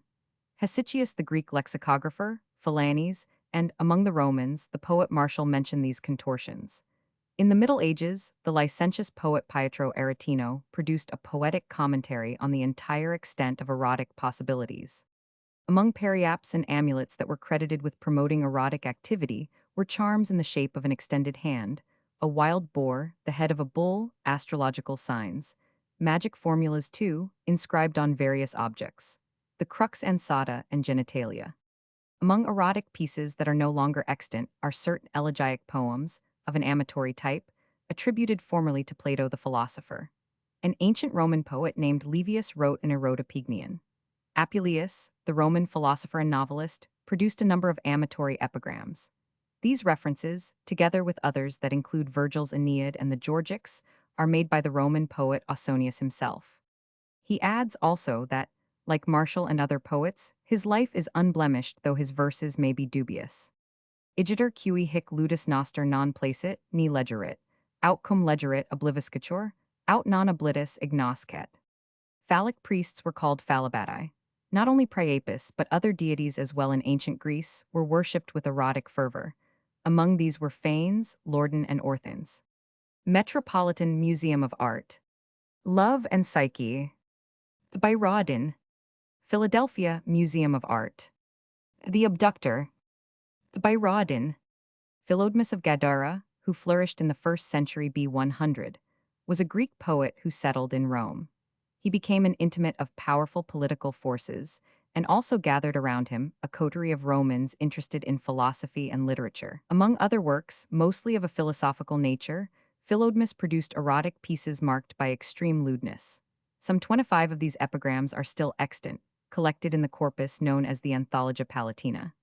These poems became popular in Rome and were imitated by both Horace and Ovid. As an erotic stimulus, Greek women wore diaphanous thin-spun robes made of silk from the island of Kos. In Rome, similarly, prostitutes sometimes wore a toga vitrea, glassy or transparent toga. There were, too, vests, sericea silk dresses in feminine use. All such robes, of course, were of a purposely revealing and tantalizing nature, acting upon the viewer in a marked amatory direction. Seneca, the Roman Stoic philosopher, makes blunt and condemnatory remarks on the custom.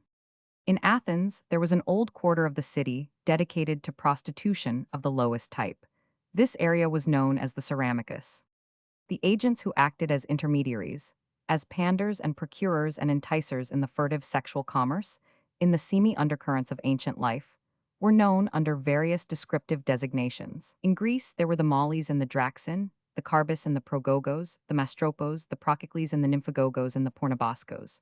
Romans had their own counterparts. The professional procurer, the leno, the mercator meretricius, the admissarius and the instator, the lenonum minister, the perductor and the conductor. And among the female operatives, the agaga and the stimulatrix, the conciliatrix and the stupri sequestra. Phallic symbols enter into the biblical context in I-54 Kings, where Judah is described as building high places and pillars on every high hill. These pillars were actually phallic symbols, in the style of the abominations of the Canaanite cults. In antiquity, in biblical and post-biblical times, the woman, in the widest sense, was the amatory slave of man. But with the woman's increase of knowledge in erotic skills and practices, in the secrets of her potent physiological attractions, in the use of unguents and cosmetics, potions and concoctions, in corporeal and mechanistic allurements and seductions, the woman's status gradually rose and extended and became alembracing. Slowly, by virtue of these very artifices and techniques, by means of gyrations and gestures, provocative dances and tantalizing dress, silent invitations and ocular speech, she began to dominate man, to render him subservient and even obsequious, to control his habits and inclinations and tendencies in social and political directions. Until woman, reaching the apogee of her power, based primarily on her erotic compulsiveness, became the woman behind the throne. She had attained her highest end, her ultimate destiny, as the implicit director of human activities. She usurped man's status and assumed the regal baton. She manipulated kings and sultans, and her endearments were bought at the price of nations. She decided the fate of empires by her mere brusque whims or personal resentment, her unpredictable likes. Man exchanged realms and justice for her amatory acquiescence, her erotic beneficence. In a formal religious ceremonial sense, antiquity acknowledged participation of women in the sacred temples. In Asia Minor, in the cults of Baal Peor, in the Egyptian cults of Isis and Osiris, in the Mediterranean Hellenic islands, where the cult of Aphrodite in various forms and of analogous deities of passion and lust and procreation was 55 prevalent. In the case of the Vestal guardians of the Roman state religion, priestesses took part in the hieratic rituals, in festive ceremonials, in sacrificial and processional rites. Even with the advent of Christianity, the Greek church in the East had its female votaries, while deaconesses were normally attached to the church in the West. In the course of time, however, this acquiescence in a female priesthood turned into resentment, into hate, and finally into bitter and continuous official condemnation. Woman became the evil demon, the essence of every malefic, licentious, forbidden, obscene practice, the sink of turpitude, the scourge of men, the destruction of humanity. Thus many early fathers of the Church, Tertullian and Arnobius and Clement of Alexandria, inveigh against the serpentine machinations of woman. Hence this view and these attitudes were transmitted into the Middle Ages. In these middle centuries, woman is depicted as the ally of satanic forces, powerful on account of her very femininity, her presumed innocent frailty. She is essentially guileful and treacherous, amoral and immoral, and bent on the spiritual subjugation and desecration of perplexed man. Woman became the symbol of all sin, the prototype of every sacrilegious concept. She was stripped of a soul. She was in league with the demoniac tenebrous forces, the satanic legions that furtively and thaumaturgically work their evil spells on man. She became, in short, the Antichrist incarnate, the abominable witch, consort of horned and hoofed Satan. And her attractions, her feminine beauty, were merely distorted and insidious forms of her fundamental iniquities. Woman was conceived as attaining her sanguinary or lustful purposes by means of feminine stratagems or conspiratorial schemes, by personal ruthlessness that swept aside all frustrations, all moralities, and stopped neither at poisoning nor at murder. The roster of such women in the stream of universal history is long and challenging. It 56 includes, among many others equally notorious, equally branded, Lilith and Cleopatra, Claudia and Messalina, Antonina and Theodora, Catherine of Russia and Elizabeth Bathory, Madame de Montespan and Lady Keitler, the Borgias and Isabel Gaudy, Jeanette Biscar, and in Gothic contexts Sagana, Canidia and Onothea. Aphrodite had many forms, multiple aspects of her functions, and her patronage, numberless descriptive designations, both in Greece itself and in the cults of Asia Minor, where her attributes were equated with the properties of analogous and indigenous divinities. But basically, she was one, the universal, the cosmic force that dominates all amatory contexts, that drives men, intent votaries of the goddess and bent on adherent dedication to her offices, to the realization of her injunctions at all costs, resorting to charms and mystic recipes, to fantastic interpretations of precious stones and flowers, to talismans and amatory manuals, grimoires, exotic herbs, and insidious preparations. For centuries, man and woman have displayed mutual hostilities and resentments in a number of directions, personally and socially, politically and spiritually. Yet there appears a strange dichotomy in this human pair of male and female. They have despised each other and have sought each other, as Plato suggests in one of his more fanciful moments. The mutual act of racial procreation merged and was subsequently largely lost in the erotic consummations itself. So that, as the complexities of life grew, and as its manifestations multiplied and offered man a variety of experiences, motifs, recreational facilities, and diversions, the woman as such came into her own, and Aphrodite established her sacred and profane sanctuaries at the crossroads in sundered islands of the Aegean Sea, on the highways, in luxurious retreats, and in rural fastnesses. And, casting aside all spiritualities in man's search for a teleological significance 57 to existence, made Eros the Alpha and Omega, the final purpose of cosmic being. Initiation into the cult of Aphrodite was known by the Greek expression mysterion, the mystery. The participants, the mystai, after bathing in the sea itself was symbolic, for it was the source of Aphrodite's own birth. They assembled in the evening in the mystery hall. Torches were lit, casting flitting shadows and tenebrous shapes through the chamber. Then the ritual began. There were recitals by the initiates. Sacred objects were shown to the odd gathering, as well as certain phenomena about which too little knowledge has been transmitted. Then some kinds of performances were presented, all associated with the portentous relation between mortals, striving toward passionate intimacy with the divinity and the puissant deity herself. 3 degrees of initiation were in force: the first initiate approach, the preliminary stage, and the highest rites. This final ritual, it is believed, brought into communion the adept and the deity. Erotic and sexual symbols were dominant factors in this ceremonial. In this mystic cult of the goddess, the hierodual, the courtesan, is the intermediary between the suppliant and the divinity. She is the sexual passport, so to speak, that leads to the more secretive ritual of the Aphroditic temple. There is, in the course of this rite, the necessity for a purgation, a purification by water. There is a reference to such an initiation in the Roman poet Juvenal's second satire. He speaks of a mystic sect called the Bapti. This expression derives from the Greek baptizo, dipping in water. The Bapti drank, as an element in their ritual, powerful liquids from phallus-shaped vessels. These Bapti were devotees of Catido, an obscene and salacious goddess. Women were not admitted to the Aphroditic rites, but strangely, the men came robed as women, painted, and 58 powdered and reeking in exotic perfumes. Subsequently, they dedicated themselves to every form of sexual subtlety. In another more advanced stage of initiation, where physical love became sublimated, Aphrodite was in this phase the Syrian goddess Derceto or Adargates, the half-woman, half-fish deity. Basically, she was a fertility goddess, sometimes called Syria, the Syrian goddess, the universal divinity. Her cult is described by the Greek writer Lucian, and Apuleius, the Roman philosopher and novelist, speaks about her priests, the wandering Galli. How the priests of the goddess Syria were taken and put in prison. After that we had tarried there a few days at the cost and charges of the whole village, and had got much money by our divination and prognostication of things to come. The priests of the goddess Syria invented a new means to pick men's purses, for they had certain lofts, whereon were written, Coniuncti terram prescindunt boves ut in futurum lita germinant sata, that is to say, the oxen tied and yoked together, dough till the ground to the intent it may bring forth his increase. And by these kind of lots they deceive many of the simple sort, for if one had demanded whether he should have a good wife or no, they would say that his lot did testify the same, that he should be tied and yoked to a good woman and have increase of children. If one demanded whether he should buy lands and possession, they said that he should have much ground that should yield his increase. If one demanded whether he should have a good and prosperous voyage, they said he should have good success, and it should be for the increase of his profit. If one demanded whether he should vanquish his enemies and prevail in pursuit of thieves, they said that this enemy should be tied and yoked to him.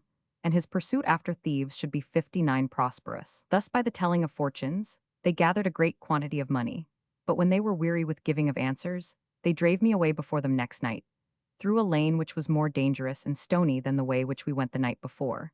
For on the one side were quagmires and foggy marshes, on the other side were falling trenches and ditches, whereby my legs failed me, in such sort that I could scarce come to the plain field paths. And behold, by and by a great company of inhabitants of the town, armed with weapons and on horseback, overtook us, and incontinently arresting Phalbus and his priests, tied them by the necks and beat them cruelly, calling them thieves and robbers, and after they had manacled their hands.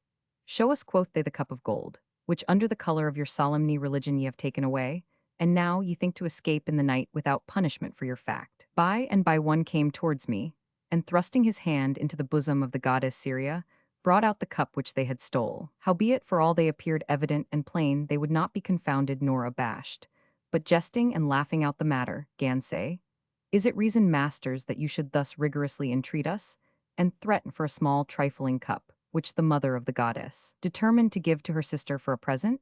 Howbeit, for all their lies and cavilitions, they were carried back unto the town, and put in prison by the inhabitants, who, taking the cup of gold, and the goddess which I bear, did put and consecrate them amongst the treasure of the temple. Aphrodite exacted from her devotees certain prescribed ceremonies, testimonies to their communion with the goddess, palpable evidences of their total mystic and spiritual absorption in the sacraments she demanded of her votaries. The ritual followed an established design. At sunset, the catechumen is conducted to the temple. Then, facing the 60 east, the priest raises his left hand skyward, and with his right he seizes a bronze knife, plunges it into boiling water, and then performs the ritual sexual rite with respect to the catechumen. Then followed solemn and hieratic instruction in the amatory procedures, including the methods of arousing erotic sensibilities, provocative postures and gestures, words and formulas, osculation, and its pervasive corporeal significance. There were, furthermore, illustrative consummations, considered without lewdness, but accepted as formal elements in the grave cosmic scheme. There was a musical accompaniment that softly intertwined in the sequence of the various rituals and presentations, a kind of amatory, seductive litany, enfolding the entire ceremonial in a sacred aura of mysticism. In the concluding phase of these rites, there appeared the phallic procession, the symbolic glorification of the creative urge, and the actual illustration of this potency culminated in an abandoned sexual orgy, indiscriminate and incestuous, exultant and fleshly, carnal and spiritual in one fervid syncretism. A concomitant of this vast sensual exhibition, this release of the physical carapace, was prostitution itself, which for long retained a ritualistic character. The next step in this genesiac process was sacred prostitution, whereby the woman symbolized the solemnity and the compulsiveness of the Aphroditic cult, while the man was the visitant, a suppliant for the favor of the divinity. And the hierodule thus was a kind of prototype, associated with wise skills, a vestal of the goddess, initiating men into secret amatory and sacred rituals. An adept, too, in concocting love philters to further genesiac exaltation, to induce total participation in a sort of Aphroditic Gnosticism. The Aphroditic injunction embraced, in a sense, the entire cosmos.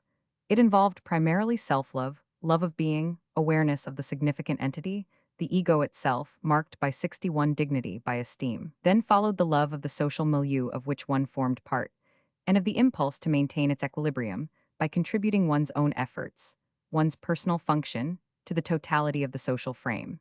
Lastly, there was a kind of alembracing, comprehensive cosmic love, directed to a synthesis of corporeal love that mystically rose to a sublimated spiritual amatory zone. In the mystic cults, it was postulated that the amatory embrace partakes of both a human and a cosmic form of attraction, and becomes, in a sublimated degree, an act of prayer, an erotic supplication. The Priapic cult was the male counterpart of the Aphroditic cult. Just as the hierodule was the official priestess of the goddess, mentor in the feminine erotic and reverential mysteries, so the Priapic cult had for its primary objective the exaltation of the male generative principle. In remote antiquity, and particularly in Egyptian mysticism, the phallus was the representative symbol of Osiris, the ultimate creative potency. Gradually, in the course of the centuries, the phallic symbol acquired a pejorative and degrading and exclusively and narrowly functional nature associated with the mere physical act, And Priapus, equated at one time with Osiris, degenerated into a secondary and minor figure, a mere rustic threat. Yet Priapus retained some semblance of his former repute. He still had his temple and his priestly ministrants. He still received favors and offerings. He still made promises to his devotees and listened to their urgent amatory pleas. He still maintained his sexual rituals, however much they had lost their spiritual and cosmic values. He still presided, in the actuality of performance, over marriage initiations, over nuptial consummations. But with time he disappeared as a member of the mystery cults. And only in vestiges of legend, in old rites transmitted into the Middle Ages, in sculptural presentations, in phallic symbolisms, 62 did his former magnificence and his primary rank retain any fragmentary reminiscence of his vanished glories.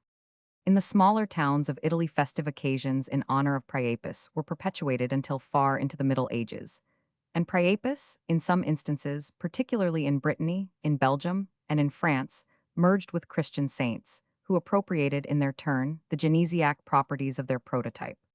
In rural districts, shrines dedicated to Priapus defied the spread of Christianity, while phallic forms in marble and stone adorned public buildings, baths, columns, churches. Priapus, to some extent, thus went underground. He became a furtive and then an obsolescent and forgotten figure. But in Switzerland and in Sweden, in Provence and in Germany, Priapus clung tenaciously, if only in an etymological sense. For Friday, Friga's day, is merely a Teutonic or Anglo-Saxon form of the day of Priapus. Strange how the antique charms and periapts, the old Roman fascina, were still suspended from the necks of children and women, often without any awareness of the actual significance of the talisman, but just as frequently, until late into the 14th century at least, ecclesiastical ordinances and prohibitions made it evident that there was official knowledge of the priapic survival.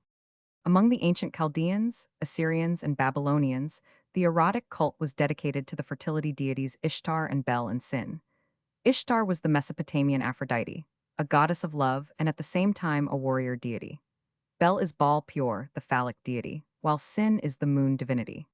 Aphrodite, as a universal goddess, with universal erotic functions that embrace all humanity, all elements of the cosmos, appears in different regions and centuries under a variety of names. She is Aphrodite Kalapigos, and she is 63 Aphrodite Anosia, Aphrodite Parabasso, and Aphrodite Anadyomene, and Aphrodite Hetera. Sometimes she is designated with reference to her beauty, or to her amatory functions, or to her epicorial association with temple worship dedicated to her person, or to the suppliants whom she intimately protects. She is thus Aphrodite Pendemos and Aphrodite Porn. She is Aphrodite Trimolitis and Aphrodite Stratonikes. She is Aphrodite Pontia and Aphrodite Urania. Then she becomes, retaining her essential character but merely transferring her rituals, Venus Physica and Venus Caelizeas and Venus Eurytion. She is the Cytherean and the Paphian. She is the Cyprian divinity. She is known, again, as Anetes and as Astoreth. She is Alet and Argimpasa and Adargates. In later ages she is Milda in Eastern Europe and Myrta and Freya in the north. But under whatever designation she appears, in Arabia or Scythia, in the Greek islands or in Carthage, she is fertility incarnate and love. She is the Alma Venus Genetrix that the Roman poet Lucretius reverently invokes. Through the ages, the concept of generation has undergone progressively definitive changes. In proto-historical times, when legend and myth, mingling with supernatural fantasies, conceived imaginative unrealities in relation to the medical and physiological facts, the ancient Hindu epics assumed man as sprung from the forests, from aspen and ash trees, sylvan creatures, in some sense, corresponding to the half-human form of the ancient Hellenic satyrs. In some regions of India, there was a belief that the produce of certain trees was human beings, male and female, and that the mortals fell upon the earth like ripe fruit. Among the Persians and contiguous races of antiquity, pregnant women were given soma juice to drink, to ensure handsome children. Soma is an intoxicating brew that is often mentioned in Vedic religious rituals. According to Pliny, the 64 Elders' testimony, water in which mistletoe has been steeped encourages procreation in women and animals. The oak tree and the chestnut also have been reputed to aid in procreation. So with plants too, that have at all times been treated as potential and actual amatory aids. An African legend makes a girl, after drinking the juice of a certain plant, give birth to a mighty warrior. The chewing of lilies was considered conducive to fertility in medieval folklore. So, in still earlier times with the pomegranate and the almond. In many cases, the belief arose from the similarity of the plant or flower or herb, in certain respects, to the genitalia or the pudenda. This was so in the case of the bean. So with mandrake and cress and certain species of berries. Another legendary mode of conception, prevalent in ancient classical and oriental mythology, was theriomorphic theogamy. That is, generation by a divinity who assumes animal form. Instances are multiple. Zeus, in the shape of a bull, pursues Europa in cow form. In Egypt, Apis the bull has a similar function. The seductive serpent, again, is Zeus once more, exercising his protean capacity. On occasion, he becomes a swan and associates with Leda. Or he becomes a variety of creatures, an ant or a dove or a goat or an ass. Once, Neptune, for a similar purpose, turned into a ram. Sometimes, also, the divine serpent, sinuous and wily and knowledgeable, is actually devoured by the woman, as in Arab regions. Not only animals and plants were associated with generative capacities, but natural phenomena as well. The winds and storms, hail and the sun and the rain. Some primitive tribes attributed their origin to snow, some to lightning or to thunder, to the rainbow, to clouds, to the morning star. A warm breeze or a cyclone might equally well have 65 been their source. Greek, Roman, and Chinese myths contain numberless illustrations of astral or phenomenal association with mortal generation.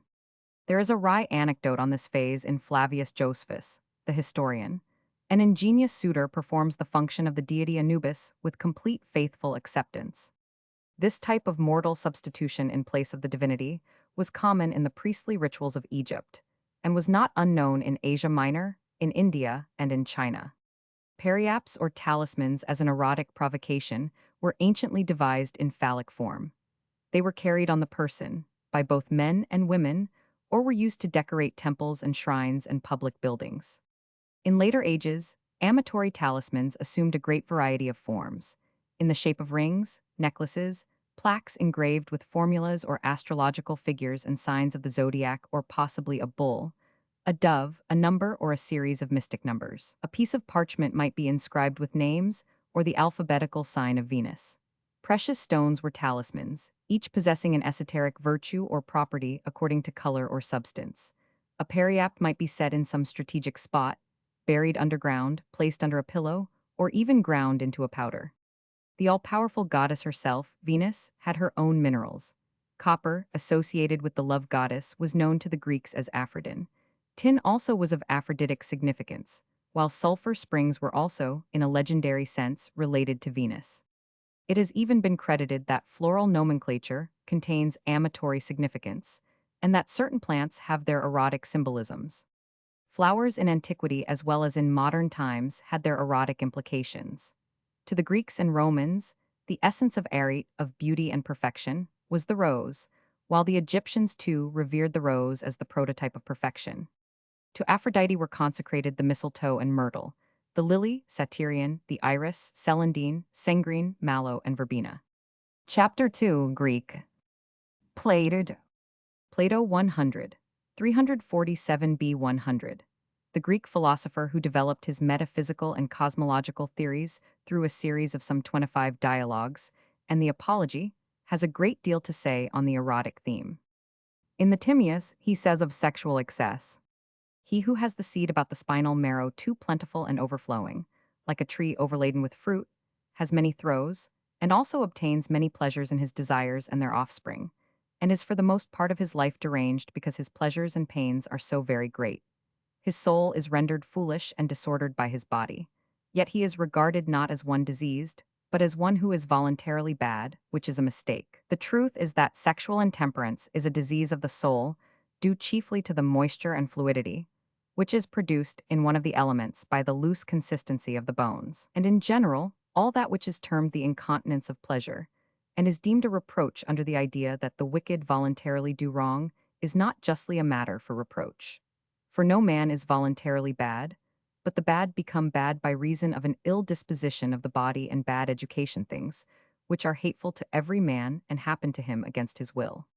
Again, of sexual love, Plato says in the Timaeus, "On the subject of animals, then, the following remarks may be offered.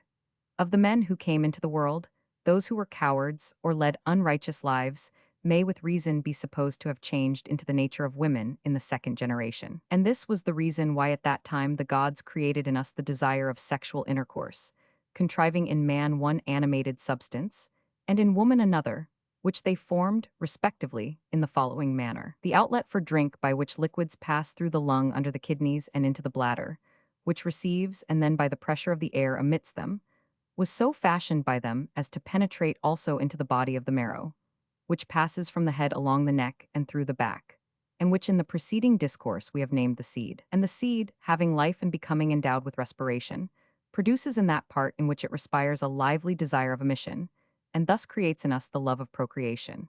Wherefore also in men, the organ of generation becoming rebellious and masterful, like an animal disobedient to reason, and maddened with the sting of lust, seeks to gain absolute sway, and the same is the case with the so-called womb or matrix of women. The animal within them is desirous of procreating children, and when remaining unfruitful 69 long beyond its proper time, gets discontented and angry, and wandering in every direction through the body, closes up the passages of the breath, and, by obstructing respiration, drives them to extremity, causing all varieties of disease until at length the desire and love of the man and the woman, bringing them together and as it were plucking the fruit from the tree, so in the womb, as in a field, animals unseen by reason of their smallness and without form.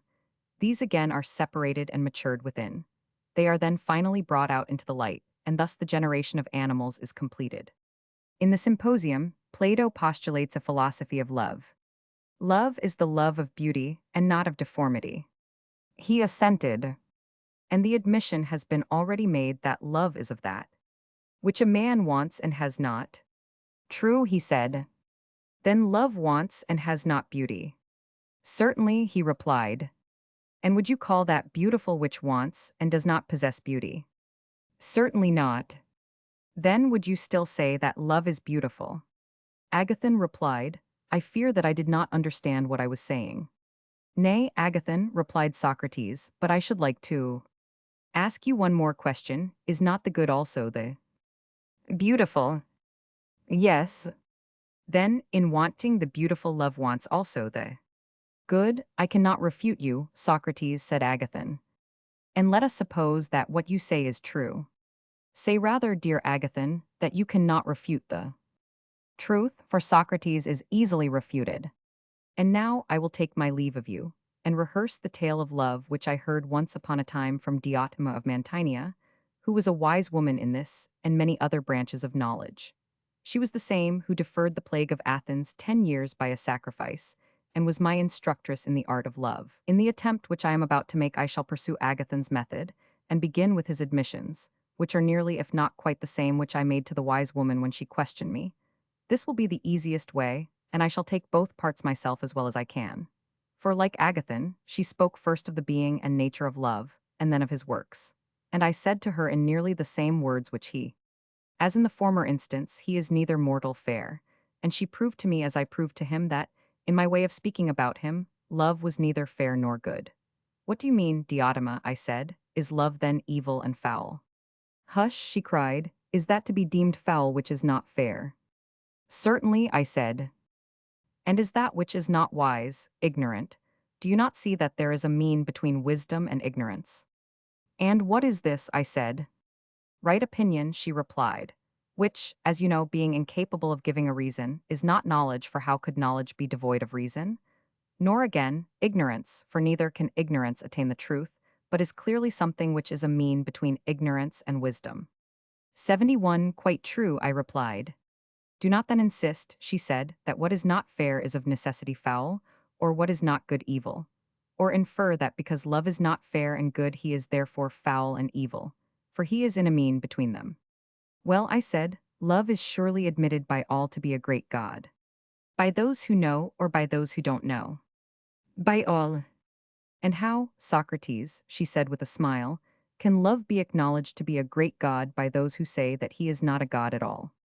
And who are they, I said. You and I are two of them, she replied. How can that be, I said. That is very intelligible, she replied. As you yourself would acknowledge that the gods are happy and fair off course, would you dare to say that any god was not? Certainly not, I replied. And you mean by the happy, those who are the possessors of things good and fair. Yes, and you admitted that love, because he was in want, desires those good and fair things of which he is in want.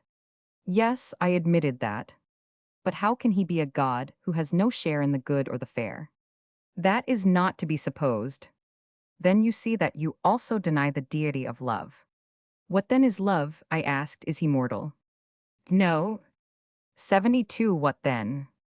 As in the former instance, he is neither mortal nor immortal, but in a mean between them. What is he then, Diotima?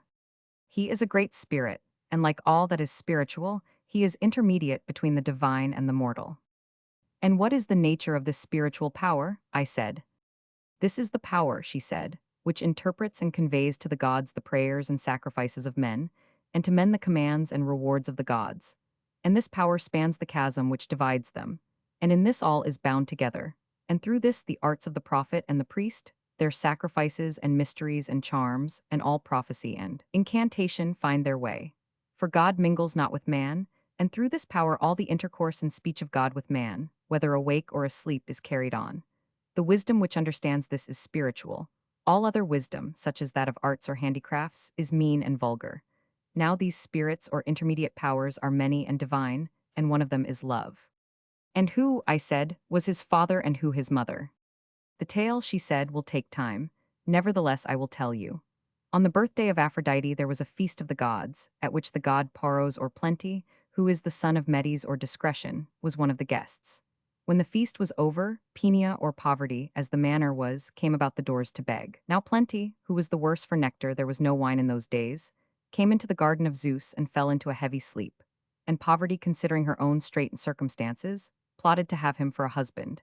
And accordingly she lay 73 down at his side and conceived Love, who partly because he is naturally a lover of the beautiful, and because Aphrodite is herself beautiful, and also because he was born on Aphrodite's birthday, is her follower and attendant. B. Jowett. In Book 8 of the Laws, 2, Plato discusses a variety of subjects, among them festivals and contests in which men and women meet together. This topic introduces the question of the sexes, and Plato makes definitive statements in this respect. Licentiousness, he declares, is abominable. Men ought to live under controlled moderation. That is what nature herself enjoins.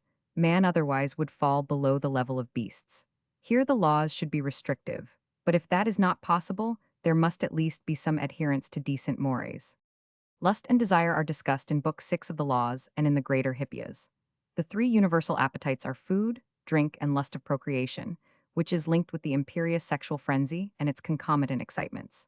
Sexual desire, the necessities of love, overflowing into excesses, may be harmful to the welfare of the state. Excesses must therefore be stemmed and controlled by laws. In this manner, evil may be diminished and the good of the state as a whole will be promoted. With regard to exhausted capacity and the loss of passion as a corollary to old age, Plato says in Book 1 of the Republic, I will tell you, Socrates, he said, what my own feeling is. Men of my age flock together. We are birds of a feather, as the old proverb says, and at our meetings the tale of my acquaintance commonly is I cannot eat, I cannot drink. The pleasures of youth and love 74 are fled away. There was a good time once, but now that is gone, and life is no longer life. Some complain of the slights which are put upon them by relations, and they will tell you sadly of how many evils their old age is the cause. But to me, Socrates, these complainers seem to blame that which is not really at fault. For if old age were the cause, I too being old, and every other old man, would have felt as they do. But this is not my own experience, nor that of others whom I have known. How well I remember the aged poet Sophocles, when in answer to the question, how does love suit with age, Sophocles, are you still the man you were? Peace, he replied, most gladly have I escaped from a mad and furious master. His words have often occurred to my mind since, and they seem as good to me now as at the time when he uttered them. For certainly old age has a great sense of calm and freedom. When the passions relax their hold, then, as Sophocles says, we are freed from the grasp not of one mad master only, but of many. The truth is, Socrates, that these regrets, and also the complaints about relations, are to be attributed to the same cause, which is not old age, but men's characters and tempers. For he who is of a calm and happy nature will hardly feel the pressure of age, but to him who is of an opposite disposition youth and age are equally a burden. Of sexual appetite Plato declares, in Book 8 of the Republic, Are not necessary pleasures those of which we cannot get rid, and of which the satisfaction is a benefit to us? And they are rightly called so, because we are framed by nature to desire both what is 75 beneficial and what is necessary, and cannot help it. True. We are not wrong, therefore, in calling them necessary. We are not, and the desires of which a man may get rid, if he takes pains from his youth upwards off, which the presence, moreover, does no good, and in some cases the reverse of good shall, we not be right in saying that all these are unnecessary? Yes, certainly. Suppose we select an example of either kind, in order that we may have a general notion of them. Very good. Will not the desire of eating, that is, of simple food and condiments, in so far as they are required for health and strength, be of the necessary class? That is what I should suppose. The pleasure of eating is necessary in two ways. It does us good, and it is essential to the continuance of life. Yes, but the condiments are only necessary in so far as they are good for health. Certainly. And the desire which goes beyond this, of more delicate food, or other luxuries, which might generally be got rid of if controlled and trained in youth, and is hurtful to the body, and hurtful to the soul in the pursuit of wisdom and virtue, may be rightly called unnecessary. Very true. May we not say that these desires spend, and that the others make money because they conduce to production? Certainly. And of the pleasures of love and all other pleasures, the same holds good. True. And the drone of whom we spoke was he who was surfeited in pleasures and desires of this sort, and was the slave of the unnecessary desires, whereas he who was subject to the necessary only was miserly and oligarchical. Very true. Be Jowett. Nakedness, both of boys and girls, was not an obscenity in ancient Greece. The statesman Lycurgus, for example, established exercises in Sparta in which boys and girls, in puris naturalibus, took part. To the Greek philosopher Plato, too, nudity involved no indecency. He actually advocated, in the laws, naked dances by boys and girls for the purpose of mutual acquaintance. Dioscorides, Pedanius Dioscorides, who flourished in the 1st century A500, was born in Anazarbus. He became an army physician, but in addition he was deeply interested and versed in pharmacological subjects. With the purpose of compiling a kind of encyclopedic work in this field, Dioscorides traveled widely throughout Greece, Asia Minor, and the Mediterranean countries, collecting information, legends, and prescriptions. Dioscorides is the author of a systematic materia medica, written with clarity and precision, and with an informative rather than a stylistic purpose. His work includes plants and herbs, animals, minerals, all arranged in exact subdivisions, and emphasizing the medicinal and pharmacological 77 virtues of all the items included. The text is arranged in 5 books and covers some 1,000 drugs. An English translation, under the title of The Greek Herbal of Dioscorides, was produced by John Goodyear in 1655 and was edited by Robert T. Gunter and first printed by the Oxford University Press in 1934. Apart from the fascination of the work in itself, Dioscorides lists a number of herbs and roots that are of amatory interest as filters. Goodyer's text, for the relevant items, follows. Greek cyclamen, it is said also that the root is taken amongst love-procuring medicines being beaten, and so made into trochisks. Trochisks are pastilles. Brassica rapa, turnip, also called gongule. The Romans call it rapum. The root of it being sod is nourishing, yet very windy and breeding moist and loose flesh, and provoking to venery.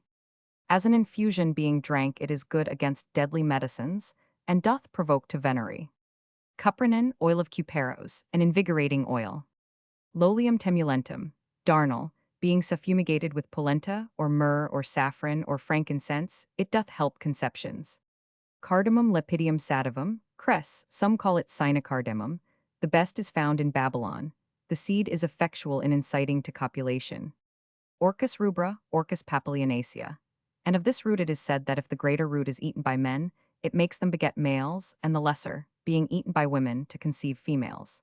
It is further storied that ye women in Thessalia do give to drink with goat's milk ye tenderer root to provoke venery, and the dry root for ye suppressing, dissolving of venery. And that it being drank ye one is dissolved by the other.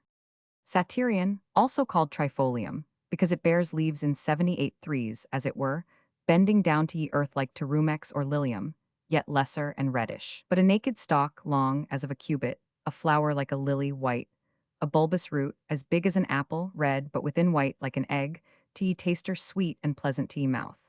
This one ought to drink in black hard wine for ye opisthotanen, and use it if ye will lie with a woman.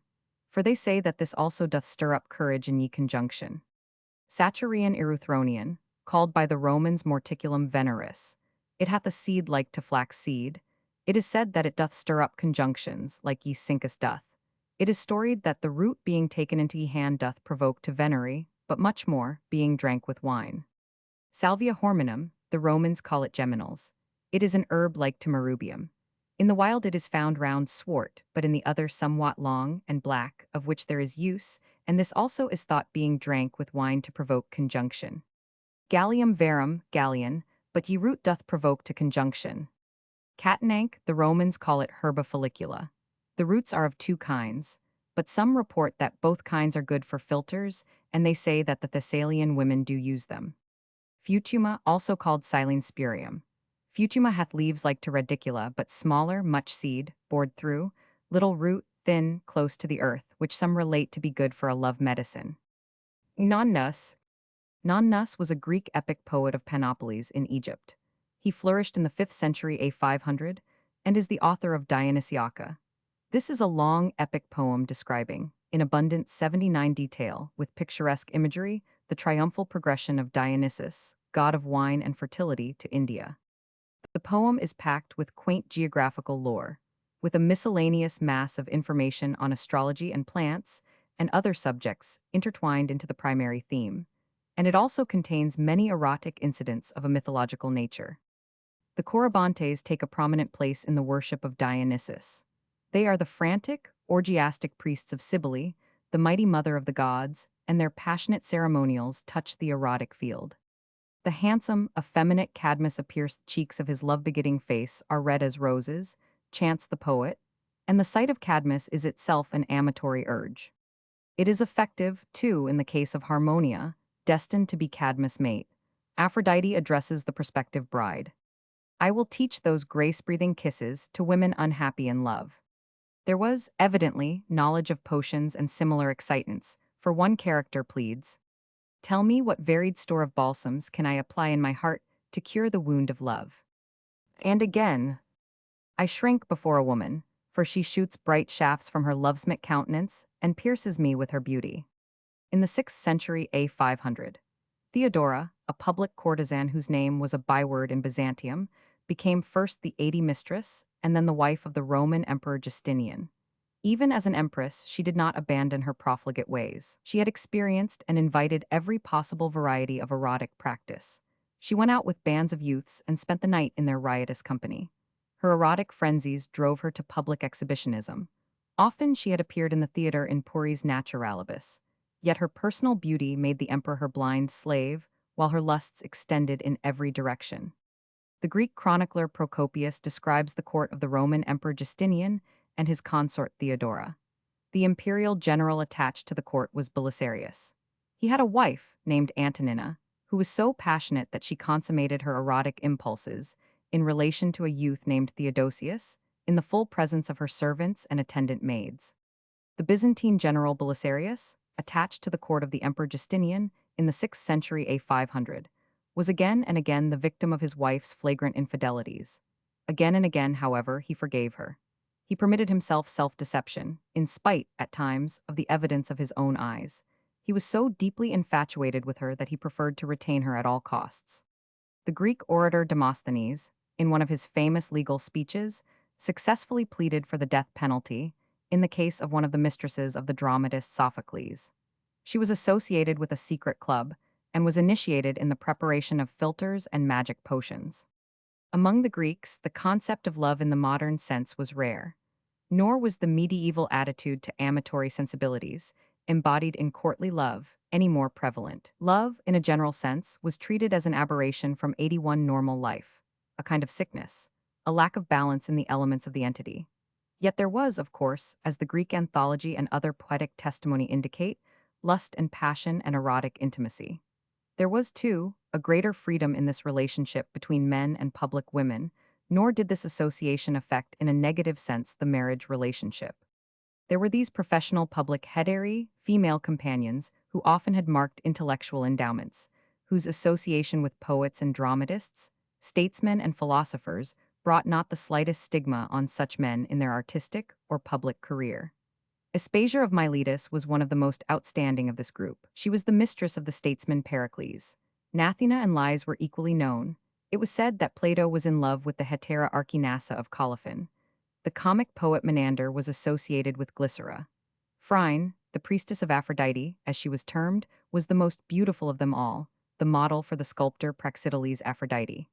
The seductive equipment of the hetera was as various as in modern times, and as effective.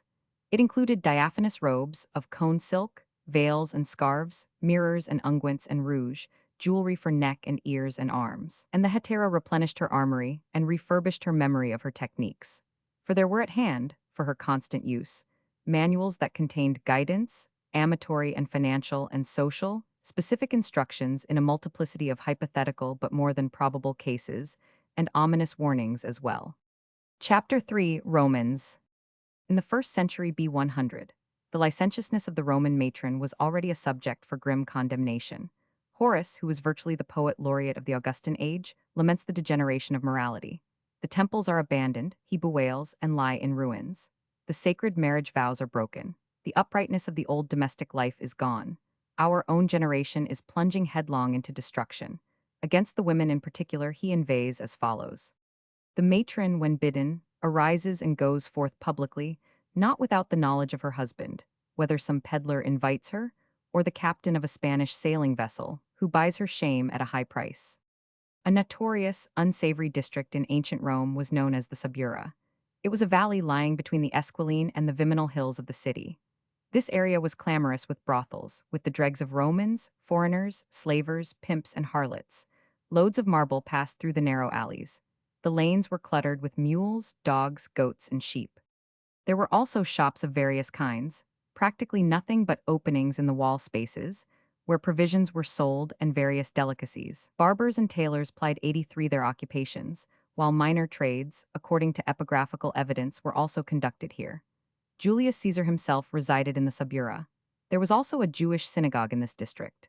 The Subura is mentioned frequently in Roman literature, in a derogatory and contemptuous sense, particularly by the poets Juvenal, Persius, and Martial.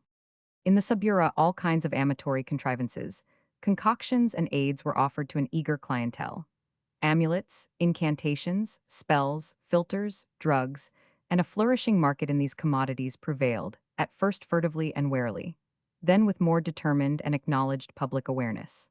The Roman satirist Juvenal, who dates in the 1st century A500, mentions potions and philters used by women, frequently, however, for purposes of torture or poisoning their husbands. Again, describing the immoralities and licentiousness of the frantic Roman matrons of his own days, Juvenal thunders. From one person, she secures magic incantations. From another, she buys Thessalian love potions to destroy her husband's mind. The Roman poet Lucan produced an epic poem entitled Pharsalia. Book 6 contains a vivid, elaborate description of magic scenes and practices, the capacities of the witch are enumerated with a feeling of mounting horror. Her skills come in for horrendous comment, brewing concoctions for malefic purposes, pronouncing incantations that inspire strange passions by virtue of their gotic potency.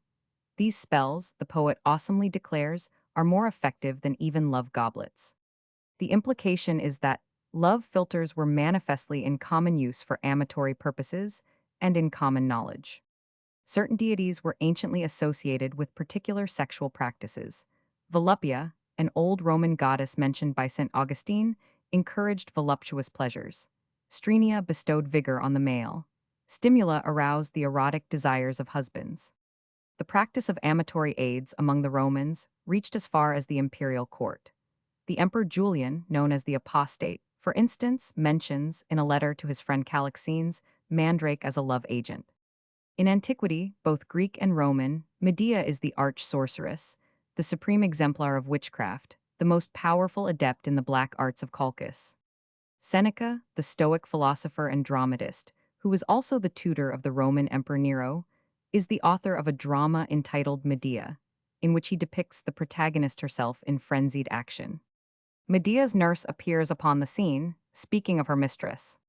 She describes Medea gathering potent herbs with her magic sickle by the light of the moon. Medea sprinkles the herbs with venom extracted from serpents. Into this compound, she thrusts the entrails and organs of unclean birds, the heart of the screech owl, vampires' vitals, torn from the living flesh. Over the entire foul brew, she murmurs her magic incantations, concocting her philters. In spite of the frenzied commerce in filters and other means of stimulation, both in ancient and in modern times, Ovid himself, the Roman poet who produced the superlative amatory guides in poetic form, asserts categorically that 85 invocations and formulas, enchantments and sorcery, secretive recipes and exotic filters are ultimately of no avail in their purpose. Even witches and enchantresses such as Medea and Circe, for all their skill in the Gotic arts, could not circumvent man's own personal perversities or prevent Jason, for instance, or Ulysses from amatory unfaithfulness. In the contest of love, then, concludes the poet, filters achieve nothing but imbalanced minds, wrecked health, and sometimes death itself. Love filters were not infrequently fatal in their effects. Such beneficia amatoria were forbidden by imperial decree, but there were furtive ways of circumventing these prohibitions.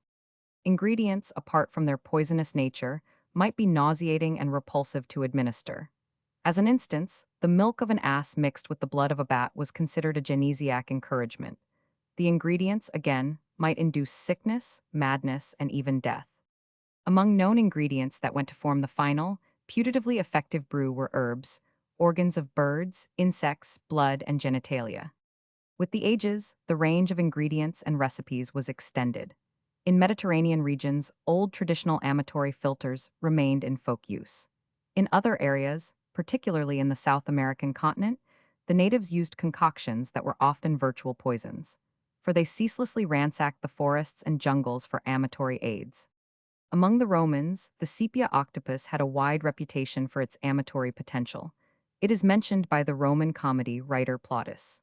In a scene depicting an exhausted elder, an octopus is bought by him at the market as a rejuvenating aid. In his De Re Coquinaria, a cookery book produced by 86 Apicius, a Roman of the 1st century A500, there are many recipes for the preparation of gourmet dishes as well as less luxurious fare. Fish and game, meats, vegetables, fruit, dessert, cereals. Among the herbs that Apicius includes as ingredients in stews, roasts, pottages, soups, and sauces, there are many that had and still have reputedly an amatory reaction, as cumin and dill, aniseed, bayberry, celericeed, capers and caraway, sesame, mustard, shallots, nard, thyme, ginger and musk, wormwood, basil, parsley, origanum, pennyroyal, rocket, safflower, rhubarb, flowers of mallow, rhuseed, lovage, hyssop, and garlic and capers. Many vegetables, too, that are credited with genesiac virtue are included in Apicius' book, as artichokes and beans, asparagus, turnips, truffles, parsnips and leeks, beets and bryony, cabbage, chicory, cucumbers, fenugreek, radishes, and lettuce. Apicius' culinary directions and preparations include a variety of fish that had, in Rome times and also in later ages, provocative amatory properties. Among such piscatory agents are grilled red mullet, young tunny, sea bream, murena, horse mackerel, gold bream. And among seafood, octopus and mussels, soachin, oysters, cuttlefish, squid, sea crayfish, electric ray. In some of the fragments and extant verses of the Roman philosopher Seneca, there are illustrations of the erotic theme. In one poem, the partly obliterated verses run, "Love, my darling, and be loved in turn always, so that at no instant may our mutual love cease. From sunrise to sunset, and may the evening star gaze upon our loves, and the morning star too." An instance of abnormal lust also occurs. Fortunate is she who caresses your neck. Fortunate is the girl who presses close to you, body to body, and crushes her tongue against your soft lips. Another fragment inveighs against a wealthy, beautiful, noble matron, lustful and incestuous. In ancient Italy, the cult of Liber or Bacchus was so widespread that festivals held in his honor and called Liberalia were continued for an entire month.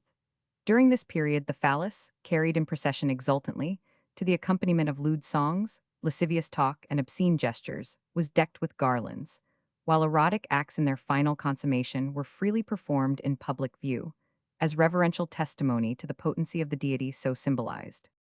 The cult of Bacchus and of his symbol the phallus was introduced among the Romans by the priests of Cybele, the mighty mother of the gods, who were known as corybantes. Clement of Alexandria, the church father, also calls these priests cabiri. In the imperial age of Rome, a certain distinguished poet, Virginius Rufus, an elderly friend of Pliny the Younger, was known for his erotic poems. These, however, are no longer extant. In imperial Rome, the professors of grammar and of rhetoric, two of the basic subjects taught to young Romans, used many Greek and Roman authors in Baudelarized versions. In the case of the lyric poets in particular, the suggestive and erotic elements were minimized or excised. During the imperial age of Rome, writers appeared at intervals who were cumulatively known as scripters eroticitors on love themes. Their tales, elaborately expanded and decked out with circumstantial details, were concerned with the amatory adventures of mythological personalities. Among them, for instance, Acontius and Cytip. The Roman epigrammatist Martial 100, A 500, 100, claimed that, despite his obscene verses, his own personal life was unstained. He produced a large body of epigrams and occasional poems dealing, to a very considerable extent, with erotic and sexual topics, perversions, sodomy and incest, adultery and pederasty. His pieces mention actual contemporary figures, and thus present a realistic and intimate picture of Roman salacious aberrations at all levels of society, as well as the erotic degeneration of the age. The Emperor Nero, with all his inhuman and vicious traits and bloody crimes, was a versatile poet. He was the author of sportive and also erotic pieces, none of which, however, are now extant. Among the rites practiced by the Romans with respect to the cult of Priapus, there was the custom of the bride who, seated before the phallic image, made at least a symbolic contact, and most commonly an actual one, with a view to encourage later marital fecundity. It was at the same time an apotropaic measure as well. Married women were included in this ritual and participated in similar practices. These rites, described in violently condemnatory terms, are mentioned by St. Augustine and Lactantius and Arnobius, who take occasion to point out the Roman pagan abominations in sexual matters. With respect to the cult of Bacchus, the god himself had in his service women as priestesses. In the fanes dedicated 89 to the phallic god, these priestesses celebrated nocturnal mystic rites. This practice is described in some detail by Petronius, the author of the remarkable Roman picaresque novel entitled The Satyricon. We had resolved to keep out of the broad streets, and accordingly took our walk through that quarter of the city where we were likely to meet least company. When in a narrow winding lane that had not passage through, we saw somewhat before us two comely matron-like women, and followed them at a distance to a chapel, which they entered, whence we heard an odd humming kind of noise, as if it came from the hollow of a cave. Curiosity also made us go in after them, where we saw a number of women, as mad as they had been sacrificing to Bacchus, and each of them an amulet, the ensign of Bacchus, in her hand.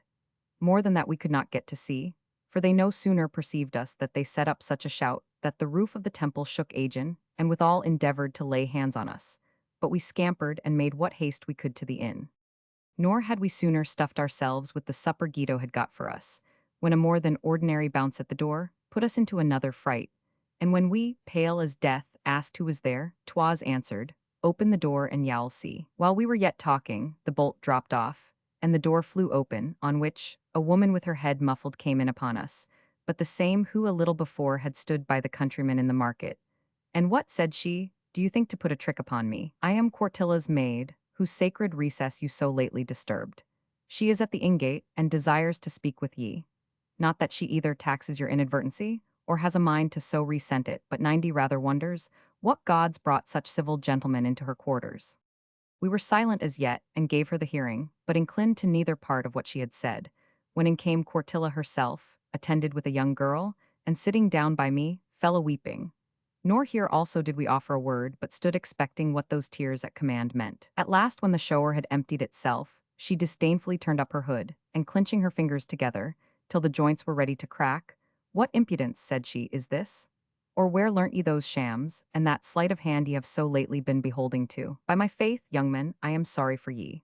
For no one beheld what was unlawful for him to see and went off unpunished. And verily our part of the town has so many deities, y'all sooner find a god than a man in't. And that you may not think I came hither to be revenged on ye, I am more concerned for your youth than the injury ye have done me. For unawares, as I yet think, ye have committed an unexpiable abomination." Among the Romans, the symbol of satisfied and contented love was the myrtle branch, offered in sacrifice, along with milk and honey, to the obscene deity Priapus. As a fetish, an apotropaic periapt, protective against all kinds of mishaps, the Romans made use of an amulet in the form of a fascinum.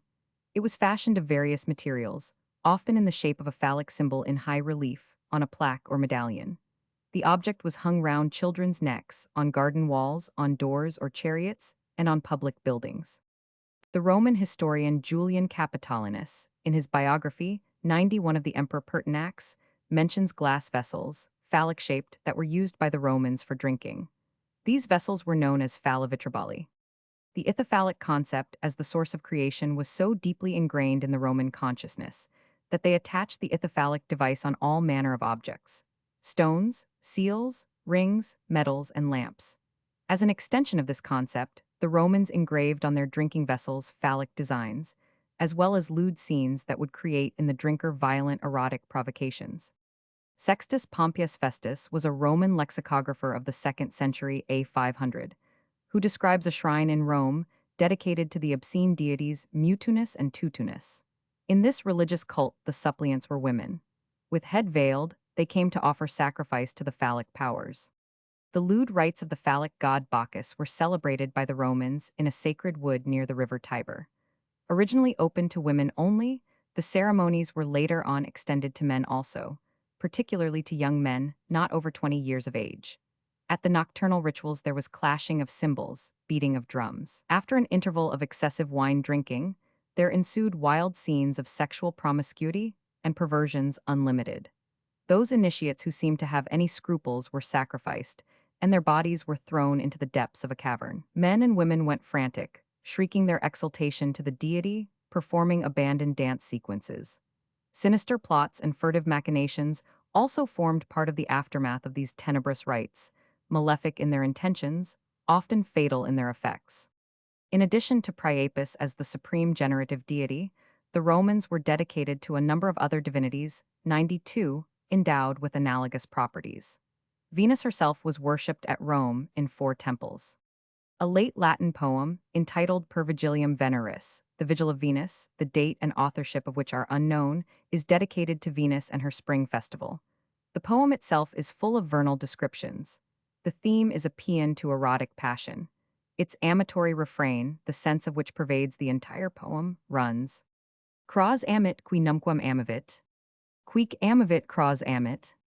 He who has never loved will love tomorrow, and he who has loved will love tomorrow. A still older deity was Flora, associated with the blossoming of plants and hence with cosmic generation. At her festival, held during the month of April, lewd farces were performed, all implicitly generative and genesiac in intent.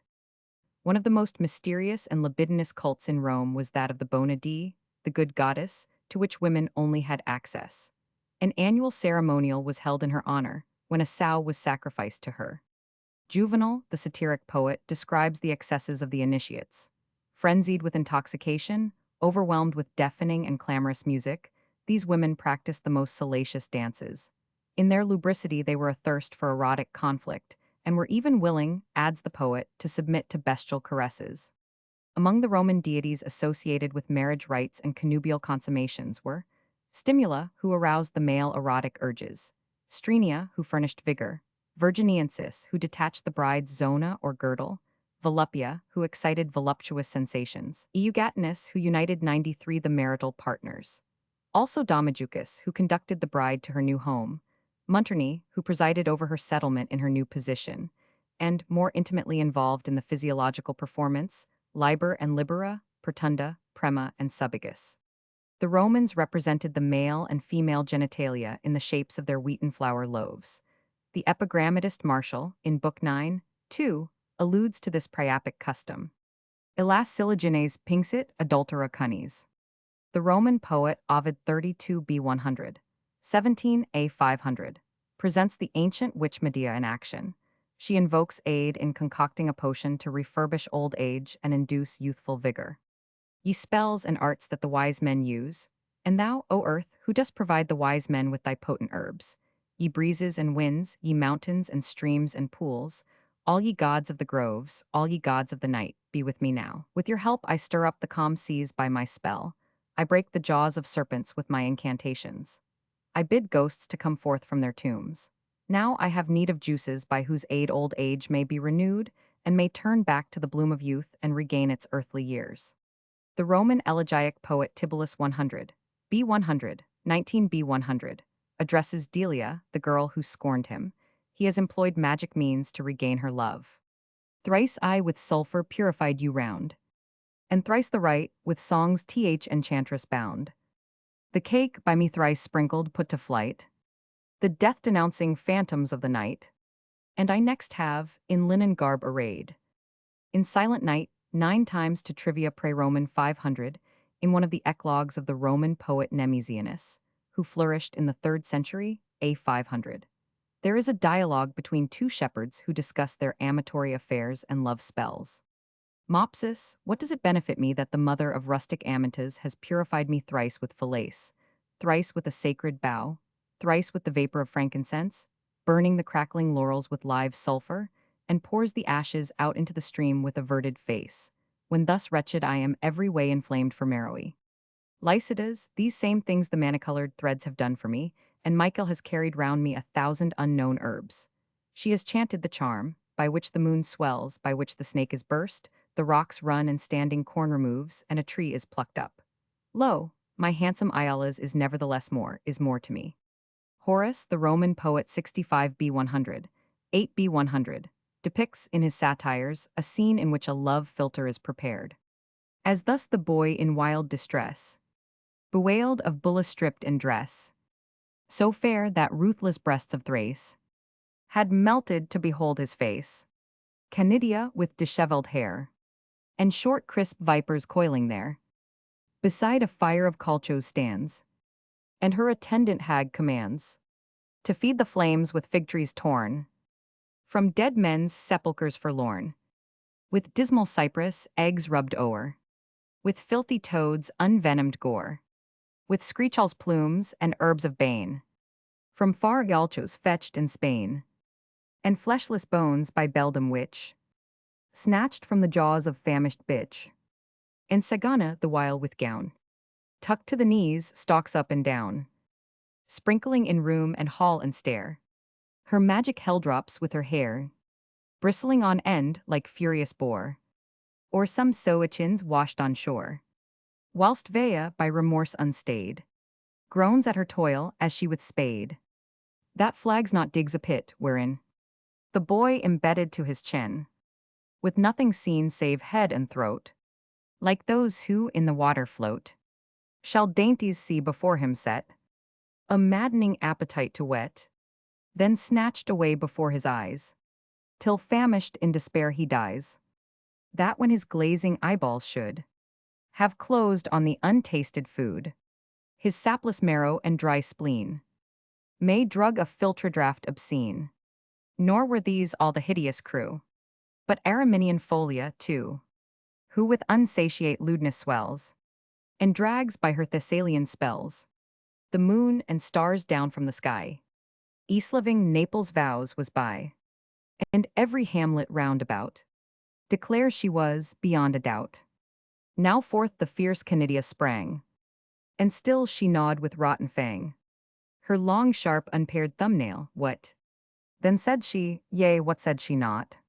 O knight and Diane, who with true and friendly eyes my purpose view, and guardian silence keep whilst I my secret orgies safely ply. Assist me now on my foes, with all your wrath celestial close, whilst stretched in soothing sleep amid their forests grim the beasts lie hid. May all Cerberus mongrels bark at yon old wretch who through the dark doth to his lewd encounters crawl, and on him draw the jeers of all. He's with an ointment smeared, that is my masterpiece, but what is this?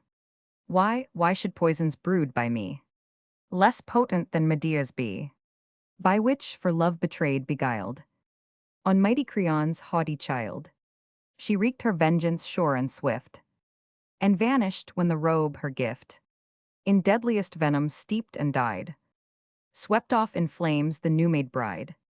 No herb there is, nor root in spot, however wild that I have not Yet every common harlot's bed seems with some rare nepenthe spread, for there he lives in swinish drowse, of me oblivious and his vows.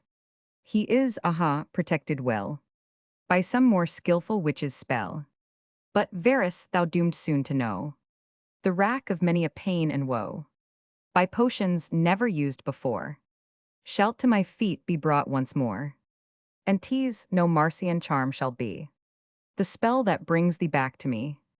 A draught ill brew more strong, more sure, thy wandering appetite to cure, and sooner neath the sea the sky shall sink and earth upon them lie, than thou not burn with fierce desire for me like pitch in sooty fire.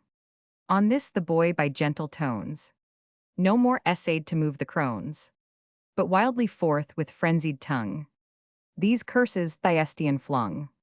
Your sorceries and spells and charms to man may compass deadly harms, but heaven's great law of wrong and right will never bend before their might.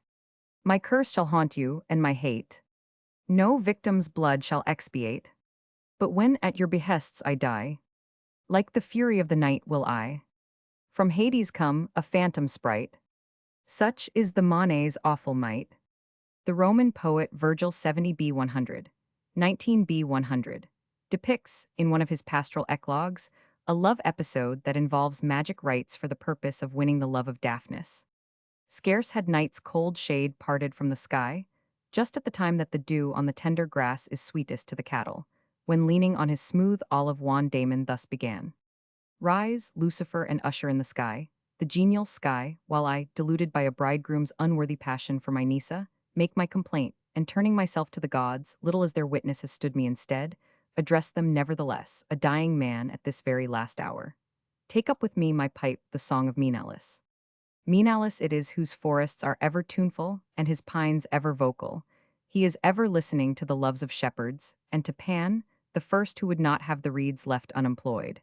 Take up with me my pipe, the song of Menalis. Mopsus has Nisa given him, what may not we lovers expect to see? Matches will be made by this between griffins and horses, and in the age to come hounds will accompany timid does to their draught. Mopsus, cut fresh brands for tonight, it is to you they are bringing home a wife. Fling about nuts as a bridegroom should, it is for you that Hesperus is leaving his rest on Oda. Take up with me my pipe, the song of Menalis. O worthy mate of a worthy lord, there as you look down on all the world and are disgusted at my pipe and my goats, and my shaggy brow, and this beard that I let grow, and do not believe that any god cares aught for the things of men. Take up with me my pipe, the song of Menalis.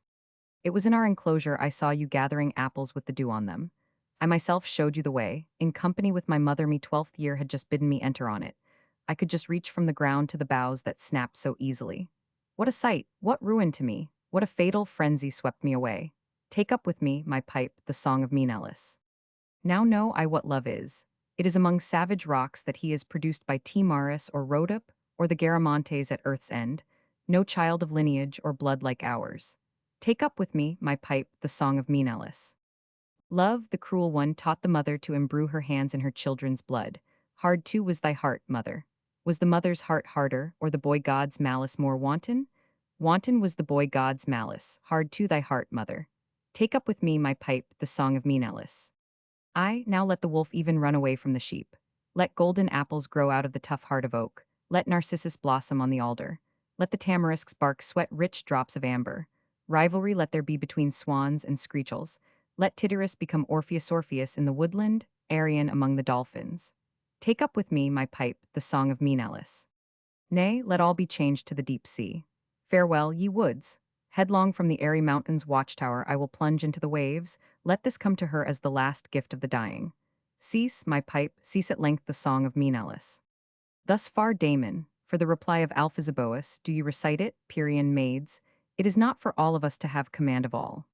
Bring out water and bind the altars here with a soft woolen fillet, and burn twigs full of sap and male frankincense, that I may try the effect of magic rites in turning my husband's mind from its soberness. There is nothing but charms wanting here. Bring me home from the town, my charms, bring me my Daphnis. Charms have power even to draw the moon down from heaven. By charms Circe transformed the companions of Ulysses. The cold snake as he lies in the fields is burst asunder by chanting charms. Bring me home from the town, my charms, bring me my Daphnis. These three threads distinct with three colors I wind round the first, and thrice draw the image round the altar thus. Heaven delights in an uneven number. Twine in three knots, amaryllis, the three colors, twine them, amaryllis, do and say, I am twining the bonds of love. Bring me home from the town, my charms, bring me my Daphnis. Just as this clay is hardened, and this wax melted by one in the same fire, so may my love act doubly on Daphnis. Crumble the salt cake and kindle the crackling bay leaves with bitumen. Daphnis, the wretch, is setting me on fire. I am setting this bay on fire about Daphnis. Bring me home from the town, my charms, bring me my Daphnis. May such be Daphnis' passion, like a heifer's, when, weary of looking for her mate through groves and tall forests, she throws herself down by a stream of water on the green sedge, all undone, and forgets to rise and make way for the far-gone night. May such be his enthralling passion, nor let me have a mind to relieve it. Bring me home from the town, my charms, bring me my Daphnis. These cast-off relics that faithless one left me days ago, precious pledges for himself, them I now entrust to thee, earth, burying them even on the threshold. They are bound as pledges to give 101 me back Daphnis. Bring me home from the town, my charms, bring me my Daphnis. These plants and these poisons culled from Pontus I had from Moeris' own hand. They grow in plenty at Pontus. By the strength of these often I have seen Moeris turn to a wolf and plunge into the forest, often call up spirits from the bottom of the tomb, and remove standing crops from one field to another. Bring me home from the town, my charms, bring me my Daphnis. Carry the embers out of doors, amaryllis, and fling them into the running stream over your head, and do not look behind you. This shall be my device against Daphnis. As for gods or charms, he cares for none of them. Bring me home from the town, my charms, bring me my Daphnis. Look, look, the flickering flame has caught the altar of its own accord, shot up from the embers before I have had time to take them up all of themselves. Good luck, I trust. Can I trust myself? Or is it that lovers make their own dreams? Stop, he is coming from town. Stop now, charms, my Daphnis. A renewal of vigor by magic means is described in Ovid's Metamorphoses.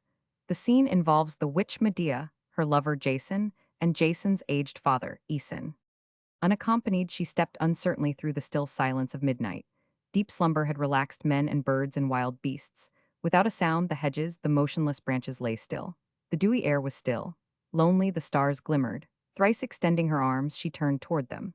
102 thrice, taking some water, she copiously bedewed her locks. Thrice she uttered howls from her lips. Then, on bent knee, touching the hard ground, she said, O night, most propitious for mysteries, and you, golden stars, that, along with the moon, follow the fiery day, and you, triple Hecate, who, aware of our undertaking, come forth to help in incantation and magic art, and you, earth, who teach magicians the potency of herbs, and you, zephyrs and winds and hills and streams and lakes, and all you gods of the groves, be my aid. By your aid, when I so willed, the streams return to their springs to the astonishment of the river banks. And by your aid I stay the upturned waters and upheave the stagnant straits by spells, and I drive away the clouds and bring them back, and banish and summon the winds, and break the jaws of snakes with my words and spells, and move natural rocks and trees uprooted from the ground and forests, and I bid the mountains tremble and the ground rumble, and the spirits of the dead arise from the tomb. You also, O moon, I draw down, and Helios' chariot too pales at my incantation. The dawn grows pale with my poisons. All of you have quenched the flames of the oxen for me and pressed their necks, reluctant for the task, under the crooked plough. You brought wars upon the serpent-born warriors and sleep upon the grim guardian. Now there is need of juices whereby old age revived may bloom once more and regain its former years. And you deities will grant this request, for not in vain is the chariot at hand, drawn by winged dragons. There was the chariot, sent from high heaven. No sooner had she mounted and soothed the frenzied necks of the dragons, and shaken the reins lightly with her hands, than she was whisked off aloft, and beheld the herbs growing on Mount Ossa, and lofty Pelion and Othries, and Pindus and Olympus, greater than Pindus. She plucked out suitable herbs by the root, and some she cut away with the curved blade of a bronze sickle. The herbs that grew thick on the banks of the Apidanus caught her fancy too, and those on the banks of the Amphrasis. Nor were you overlooked, Enipius, and the Peneus and the waters of the Sperchius contributed their quota, and the reedy banks of the Bobes. Medea gathered too the sturdy grasses in Eubo and Anthedon. And now, when the ninth day had seen her traversing all the fields in her winged dragon chariot, she returned. As she advanced, she halted at the threshold and the gate and stood under the sky. And she shunned contacts with men, and set up 2 altars of turf, on the right of Hecate, on the left of youth. After she had wreathed them with vervain and wild foliage, close by she made a sanctuary by means of 2 ditches, and pierced the throat of a black ram with the sacrificial knife, and soaked the wide ditches in the blood. Then she poured over it a beaker of flowing wine and a bronze beaker of warm milk, and at the same time murmured words over it, and called upon the divinities of the earth, and begged the king of the lower regions and his stolen wife not to hasten to rob the limbs of the aged soul. When she had propitiated them with prayer and many a chant, she bade that the exhausted body of Æson be carried out of doors, and on the strewn herbs she extended the lifeless shape, relaxed by incantation 104 in deep slumber. She bade Æson's son stand clear away, and the attendants too, and she admonished them to withdraw their profane sight from the mysteries. So bidden, they scattered in different directions. With disheveled hair like a bacchante, Medea encircled the blazing altars. She dipped finely split torches in the dark pool of gore and lighted the bloody brands on the 2 altars. Thrice she encircled the aged body with fire, thrice with water, thrice with sulfur. Meanwhile the potent drug boiled in the bronze kettle and leapt and whitened in the swelling froth. She threw in roots cut in Thessalian valley, and seeds and blossoms and pungent spices. She added pebbles secured from the remote east, and sands washed by the refluent ocean stream. She added, too, the frost caught in the full moon, and the baleful wings of a screech altogether with the flesh itself. And the entrails of a werewolf want to change its animal form into a man. Nor was there lacking the scaly skin of a water serpent, the liver of a living stag. In addition, she threw in the head of a crow 9 centuries old. By these and 1,000 other unspeakable means, she planned to delay the destined function of Tartarus. With a dry twig of long softened olive, she stirred all the ingredients together, turning them over from top to bottom. Behold now the old twig stirring in the boiling kettle first turned green, and presently put forth leaves, and suddenly became loaded with heavy olives. But wherever the fire belched out foam from the hollow kettle, and the drops fell hot on the ground, the soil grew fresh, and flowers and soft grass sprang up. As soon as she beheld this sight, with drawn sword Medea pierced the aged man's throat, and 105 allowing the old blood to exude, filled the spot with juices. After Æson had drunk them, either with his lips or through his wound, his beard and hair, shedding their grayness, quickly assumed a dark color. The emaciation vanished, and the pallor and decay disappeared, and the hollow wrinkles were filled up in the fresh body, and the limbs grew rapidly. Æson stood amazed, recalling that this was how he was 40 years back. Petronius, who belongs in the 1st century A 500, produced a remarkable novel entitled The Satyricon, in which he describes an instance of renewed virility by means of witchcraft. "This is the custom, sir," said she, "and chiefly of this city, where the women are skilled in magic charms, enough to make the moon confess their power. Therefore the recovery of any useful instrument of love becomes their care. 'Tis only writing some soft, tender things to my lady, and you make her happy in a kind return. For 'tis confessed, since her disappointment, she has not been herself." I readily consented, and calling for paper, thus addressed myself. "'Tis confessed, madam, I have often sinned, for I am not only a man, but a very young one, yet never left the field so dishonorably before. You have at your feet a confessing criminal, that deserves whatever you inflict. I have cut a throat, betrayed my country, committed sacrilege. If a punishment for any of these will serve, I am ready to receive sentence. If you fancy my death, I wait you with my sword. But if a beating will content you, I fly naked to your arms. Only remember that 'twas not the 106 workmen, but his instruments that failed. I was ready to engage, but wanted arms. Who robbed me of them I know not. Perhaps my eager mind outrun my body, or while with an unhappy haste I aimed at all, I was cheated with abortive joys. I only know I don't know what I've done. You bid me fear a palsy, as if the disease cowed do greater that has already robbed me of that, by which I should have purchased you. All I have to say for myself is this, that I will certainly pay with interest the arrears of love, if you allow me time to repair my misfortune." Having sent back Chryses with this answer, to encourage my jaded body, after the bath and strengthening oils had a little raised me, I applied myself to strong meats such as strong broths and eggs, using wine very moderately. Upon which to settle myself, I took a little walk, and returning to my chamber, slept that night without Guido. So great was my care to acquit myself honorably with my mistress, that I was afraid he might have tempted my constancy, by tickling my side. The next day rising without prejudice, either to my body or spirits, I went, though I feared the place was ominous, to the same walk, and expected Chryses to conduct me to her mistress. I had not been long there ere she came to me, and with her a little old woman. After she had saluted me, "What, my nice Sir Courtly," said she, "does your stomach begin to come to you?" At what time the old woman, drawing from her bosom a wreath of many colors, bound my neck, and having mixed spittle and dust, she dipped her finger in't and marked my forehead, whether I wowed or not. In Rome, the ints, the tabernae, the popani, and the gano were virtually, in addition to their primary purpose in serving drink, houses of prostitution and assignation. In wedding celebrations among the Romans, ribald and licentious songs played no mean part.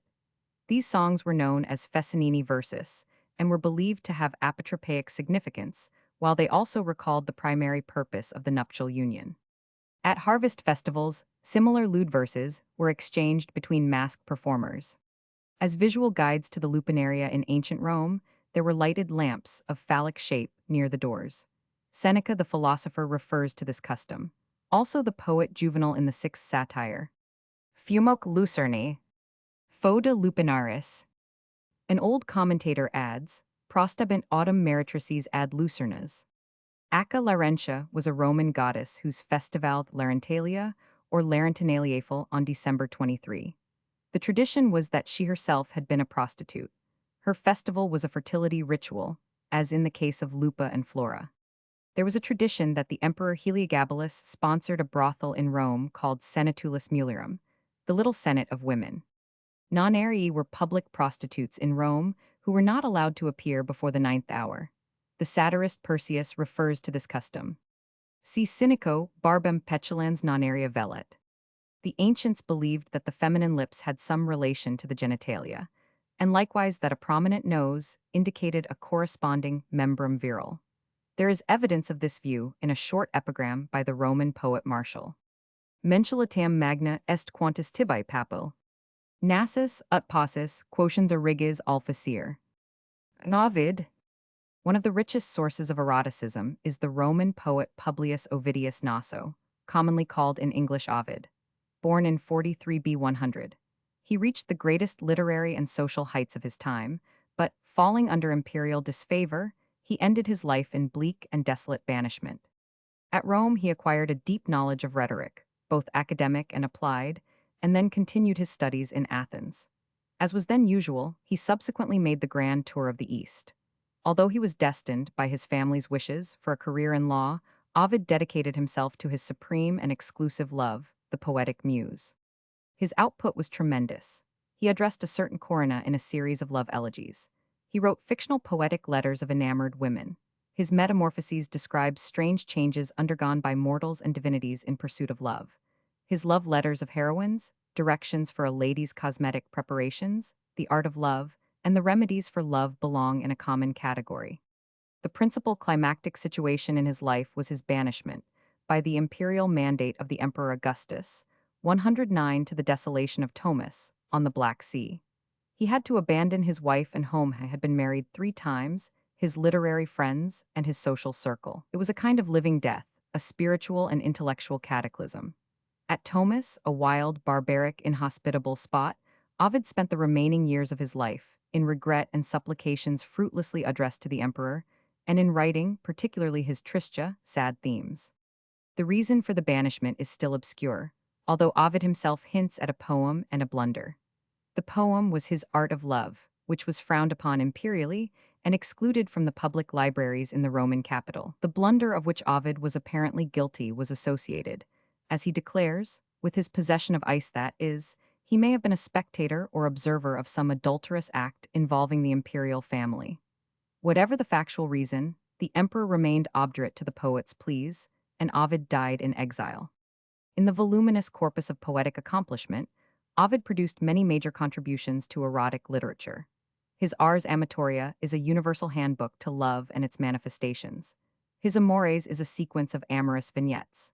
His Remedia Amoris, Remedies for Love, constitutes a body of amatory expiations that, in spite of their negative tone, are as voluptuously and cynically libidinous as his forthright prescriptions. In all, here is a body of themes, views, techniques that expound the most intimate secrets of the boudoir and the salon, of the entire range of erotic manifestations. Among his known contemporaries, Ovid became a kind of arch-consultant in love, the ultimate arbiter of dalliance, the poetic confessor of sensual delights. And continuously through the ages his poetic presentations, descriptions, enumerations, his almost legalized counsel and debauchery, translated into most European languages, have served as a final, authoritative, cynical, and libidinous sourcebook. Ovid probes into both normal and perverted forms of amatory experience, and reveals in vivid and not infrequently lurid detail the sophisticated gallantries, the urbane wantonness, the suave and polished salaciousness, and the cultivated prurience of the Roman capital during the first century before the Christian era. In respect of the means of inspiring and promoting amatory activity, both in men and women, Ovid has many pointed things to say about potions.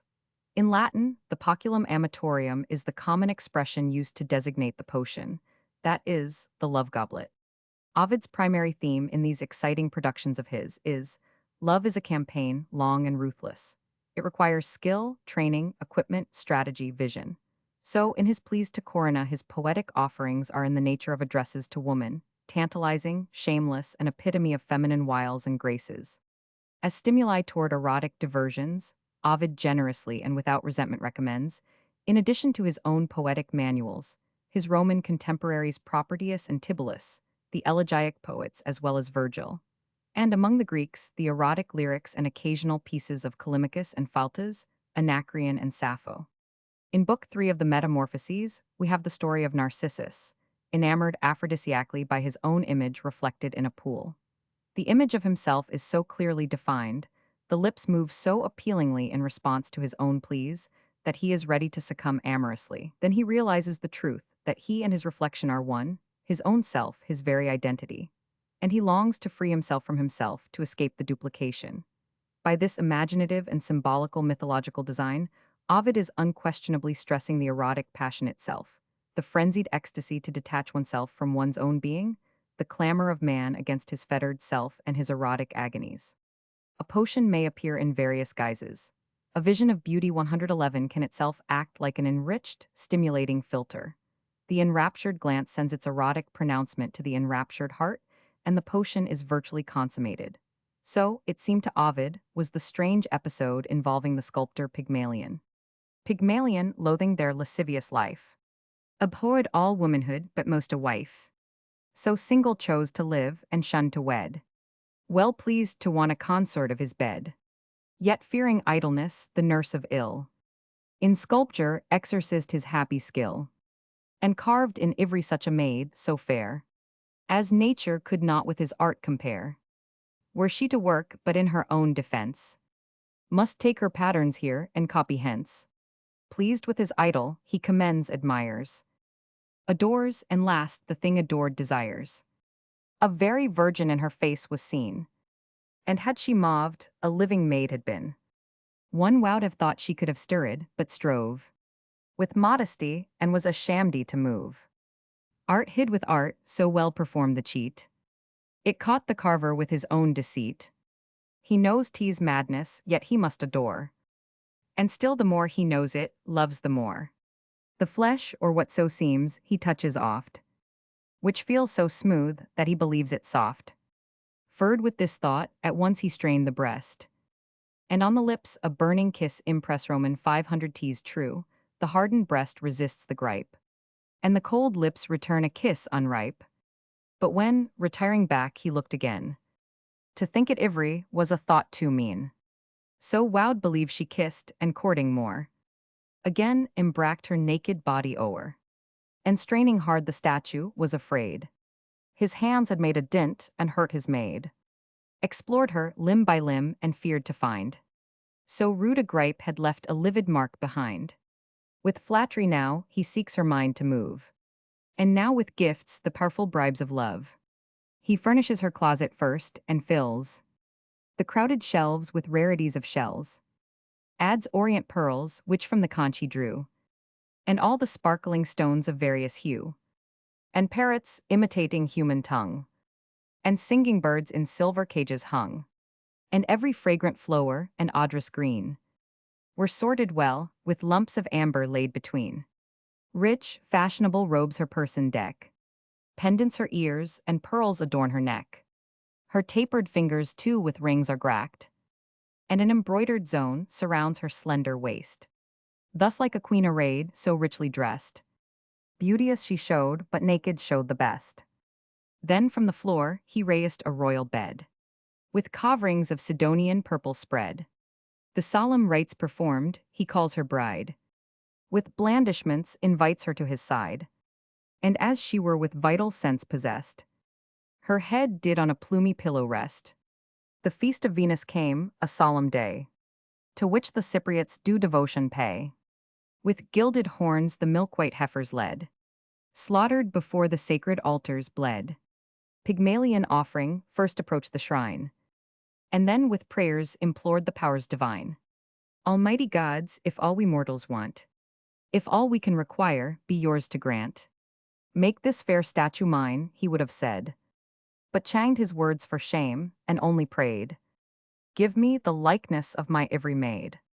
The golden goddess, present at the prayer, well knew he meant the nanimated fair, and gave the sign of granting his desire. For thrice in cheerful flames ascends the fire. The youth, returning to his mistress, hies, and, impudent in hope with ardent eyes, and beating breast by the dear statue lies. He kisses her white lips, renews the bliss, and looks and thinks they redden at the kiss.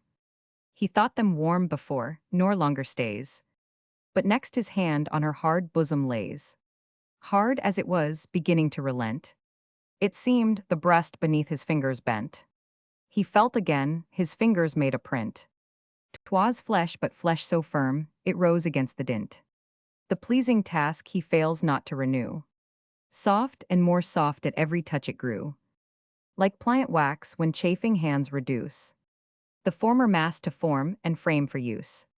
He would believe, but yet is still in pain, and tries his argument of sense again, presses the pulse and feels the leaping vein. Convinced, o'erjoyed, his studied thanks and praise to her who made the miracle, he pays. Then lips to lips he joined, now freed from fear. He found the savor of the kiss sincere. At this the wakened image opt her eyes, and viewed at once the light and lover with surprise. The goddess present at the match she made, so blessed the bed, such fruitfulness conveyed, that ere 10 moons had sharpened either horn. To crown their bliss, a lovely boy was born. Paphos his name, who, grown to manhood, walled the city Paphos, from the founder call Roman 500. The realism of the sculptured figure, together with the aroused passion of the artist, produced a kind of symbiotic filter, a flaming, kinetic periapt. In Book 1 of the Ars Amatoria, Ovid introduces his basic subject: love unrestrained, Aphrodite Pandemos, patroness of free love, of passion unconfined. Far hence, ye vestals, be, who bind your hair, and wives, who gowns below your ankles wear. I sing the brothels loose and unconfined, th'unpunishable pleasures of the kind, which all alike for love or money find. And, in a brief preface, he offers an epitome of early Roman history, which is equated succinctly with military prowess and sexual prowess. Thus, Romulus became so popular. This was the way to thrive in peace and war, to pay his army and fresh whores to bring, who wowed not fight for such a gracious king. Now Ovid dwells on wine as an amatory stimulant, a virtual flaming potion. But thou, when flowing cups in triumph ride, and the loved nymph is seated by thy side, invoke the god and all the mighty powers, that wine may not defraud thy genial hours. Then in ambiguous words thy suit prefer, which she may know were all addressed to her. Practice all the variations conceivable in winning your designated conquest, Ovid advises recurrently. Your wit and suavity will prevail, far more in fact than artificial 115 aids such as filters. Filters, Ovid asserts from the richness of his erotic experience, are futile in the contests of love. Pallid filters given to girls were of no avail. Filters harm the mind and produce an impact of madness. He enumerates many items that were popularly reputed to possess aphrodisiac properties. But you should shun them, he reiterates, for their effect is minimal. Hippomanes, the excrescence on a newborn colt, is ineffectual, similarly with the traditional magic herbs purchased furtively from some wizened old hag. Reject, equally, formulas for exorcism and similar enchantments. The best love filter, in short, is the lover's own passion. Even the ancient enchantress Circe, whom Homer describes so vividly, could not, by the aid of her occult devices, prevent the unfaithfulness of Ulysses. nor could the tumultuous Medea, practiced in the lore of the sorceress, combat the waywardness of Jason. It is true, the poet acknowledges, that in the popular mind many objects, grasses, roots are associated with the virtues of the love potion. But erroneously so, he adds. He lists the items as follows. Some teach that herbs will efficacious prove. But in my judgment such things poison love. Pepper with biting nettle seed they bruise. With yellow pellitory wine infuse. Venus with such as this no love compels. Who on the shady hill of Eryx dwells. Eat the white shallots sent from Megara. Or garden herbs that aphrodisiac are. Or eggs or honey on Hymettus flowing. Or nuts upon the sharp-leaved pine trees growing. Morality, especially sexual morality, descended to its most degenerative nadir in the period of the Roman Empire. The poets and satirists, the historians and the moralists all uniformly fulminate against the profligacies of Roman matrons, particularly in the upper social levels and in the court circles, and blast and condemn the utter licentiousness, lewdness, and abandonment of all restraints. Seneca the philosopher asserts, anything assailed by countless desires is insecure, and the young and even more mature matrons, descendants of distinguished figures in the tumultuous sequence of Roman history, were exposed to every kind of inducement to laxity, every urgent temptation, domestically, publicly, and politically. There was a vogue of indiscriminate flirtation, highly skilled, ingeniously practiced, that led into violent passion and into adultery, into incest and multiple perversions. Lust became the primary satisfaction, and its consummation was the most common, the most clamant factor in the social frame. Even the earlier days of the Roman Republic were, as the poet Horace de Claresand, he was the Augustan poet laureaterich in sin. Propertius too confirms this view, and goes one step further. The sea, he suggests, will be dried up and the stars torn from heaven before women reform their immoral ways. The entire nation, rich and prosperous, masters of the universe, overwhelmed and sated with exotic luxuries, attended, for their every whim, by hordes of slaves, had lost all human modesty, all human virtues. Yet all was not entirely lost, for voices cried out, however feebly and helplessly, in the midst of their successions of wantonness and orgies. The poet Ovid Riley says, only those women are chaste who are unsolicited, and a man who is enraged at his wife's amours is merely a boor. Seneca says again, in respect of married women, a woman who is content to have two lovers only is a paragon. For adultery and divorce were the usual recreations of many Roman matrons in imperial times. Marriage itself was often a mere formality, and it implied no loyalties, no honor. Some women, declares Seneca, counted the years not by the consuls, but by the number of husbands they had. And the church father Tertullian added later in the same vein, women marry only to divorce. Ovid himself, the arch-poet of love, was married 3 times. Caesar had 4 wives in succession. Mark Antony also had 4. Sulla the statesman and Pompey each had 5 wives. Pliny the Younger had 3 wives. Martial the epigrammatist mentions a certain Phileros who had 7 wives. Women were no better, no less restless. Tullia, Cicero's daughter, had 3 husbands. The Emperor Nero was the 3rd husband of Poppaea and the 5th of Messalina. The poet Martial refers to a woman who had 8 husbands and to another who was suspected of murdering her 7 husbands, one after the other.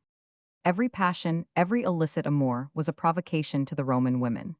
They had intrigues with their slaves, with actors and pantomimists, with jockeys, charioteers, gladiators, and flutoplayers. Roman temples were rendezvous, and prostitution and adultery were practiced among the altars and in the cells that were heavy with incense.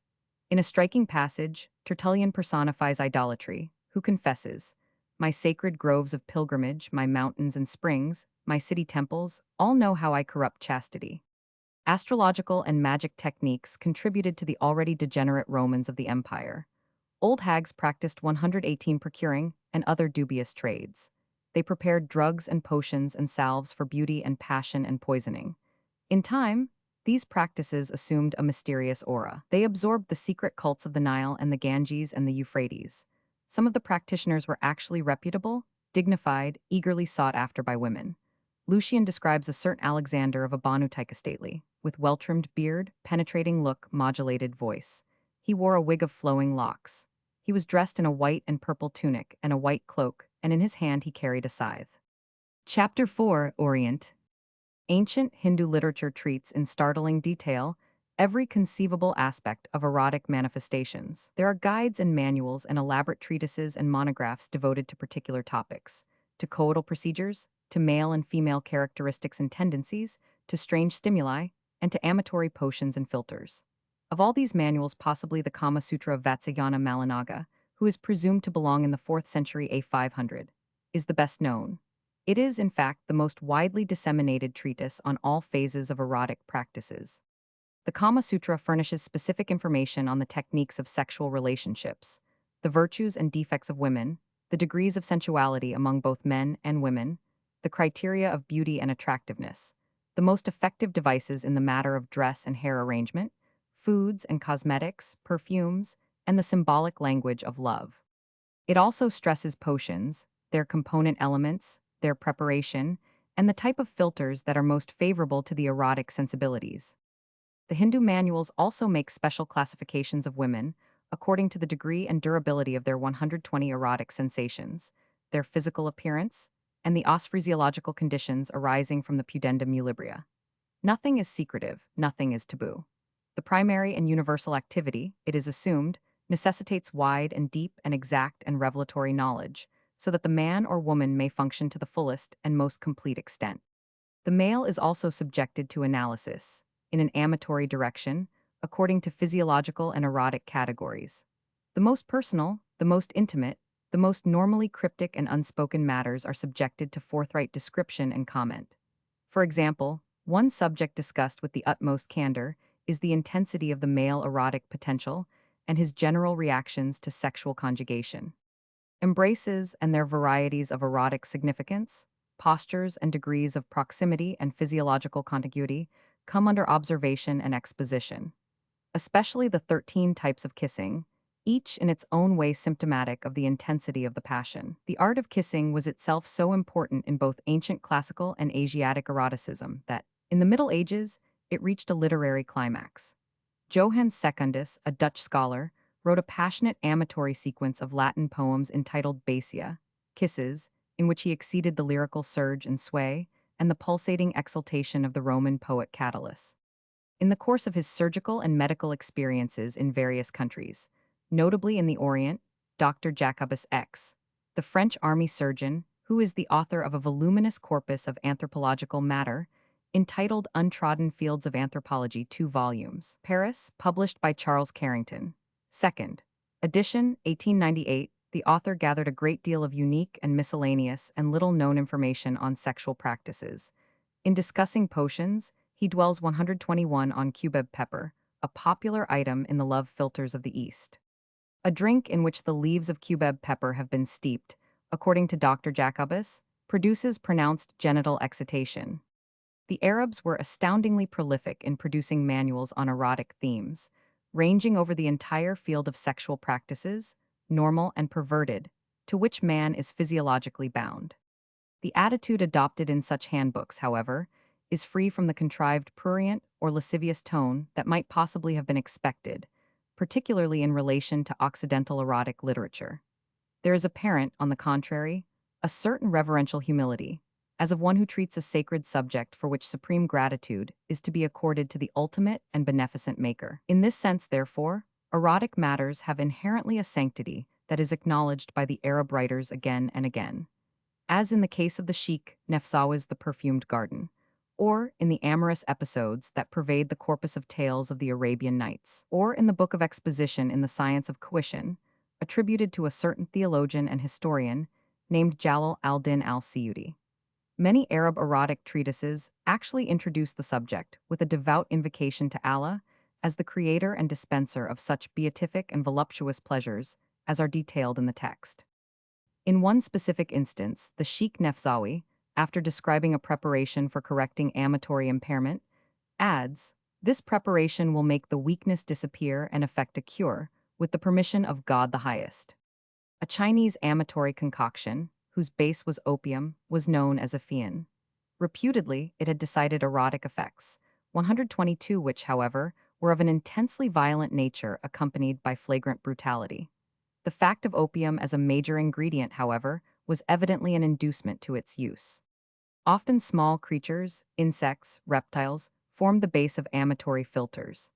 In Africa, for example, the amphibious animal that belonged to the lizard species and was named Lacerta cincus was anciently ground into powder and taken as a beverage.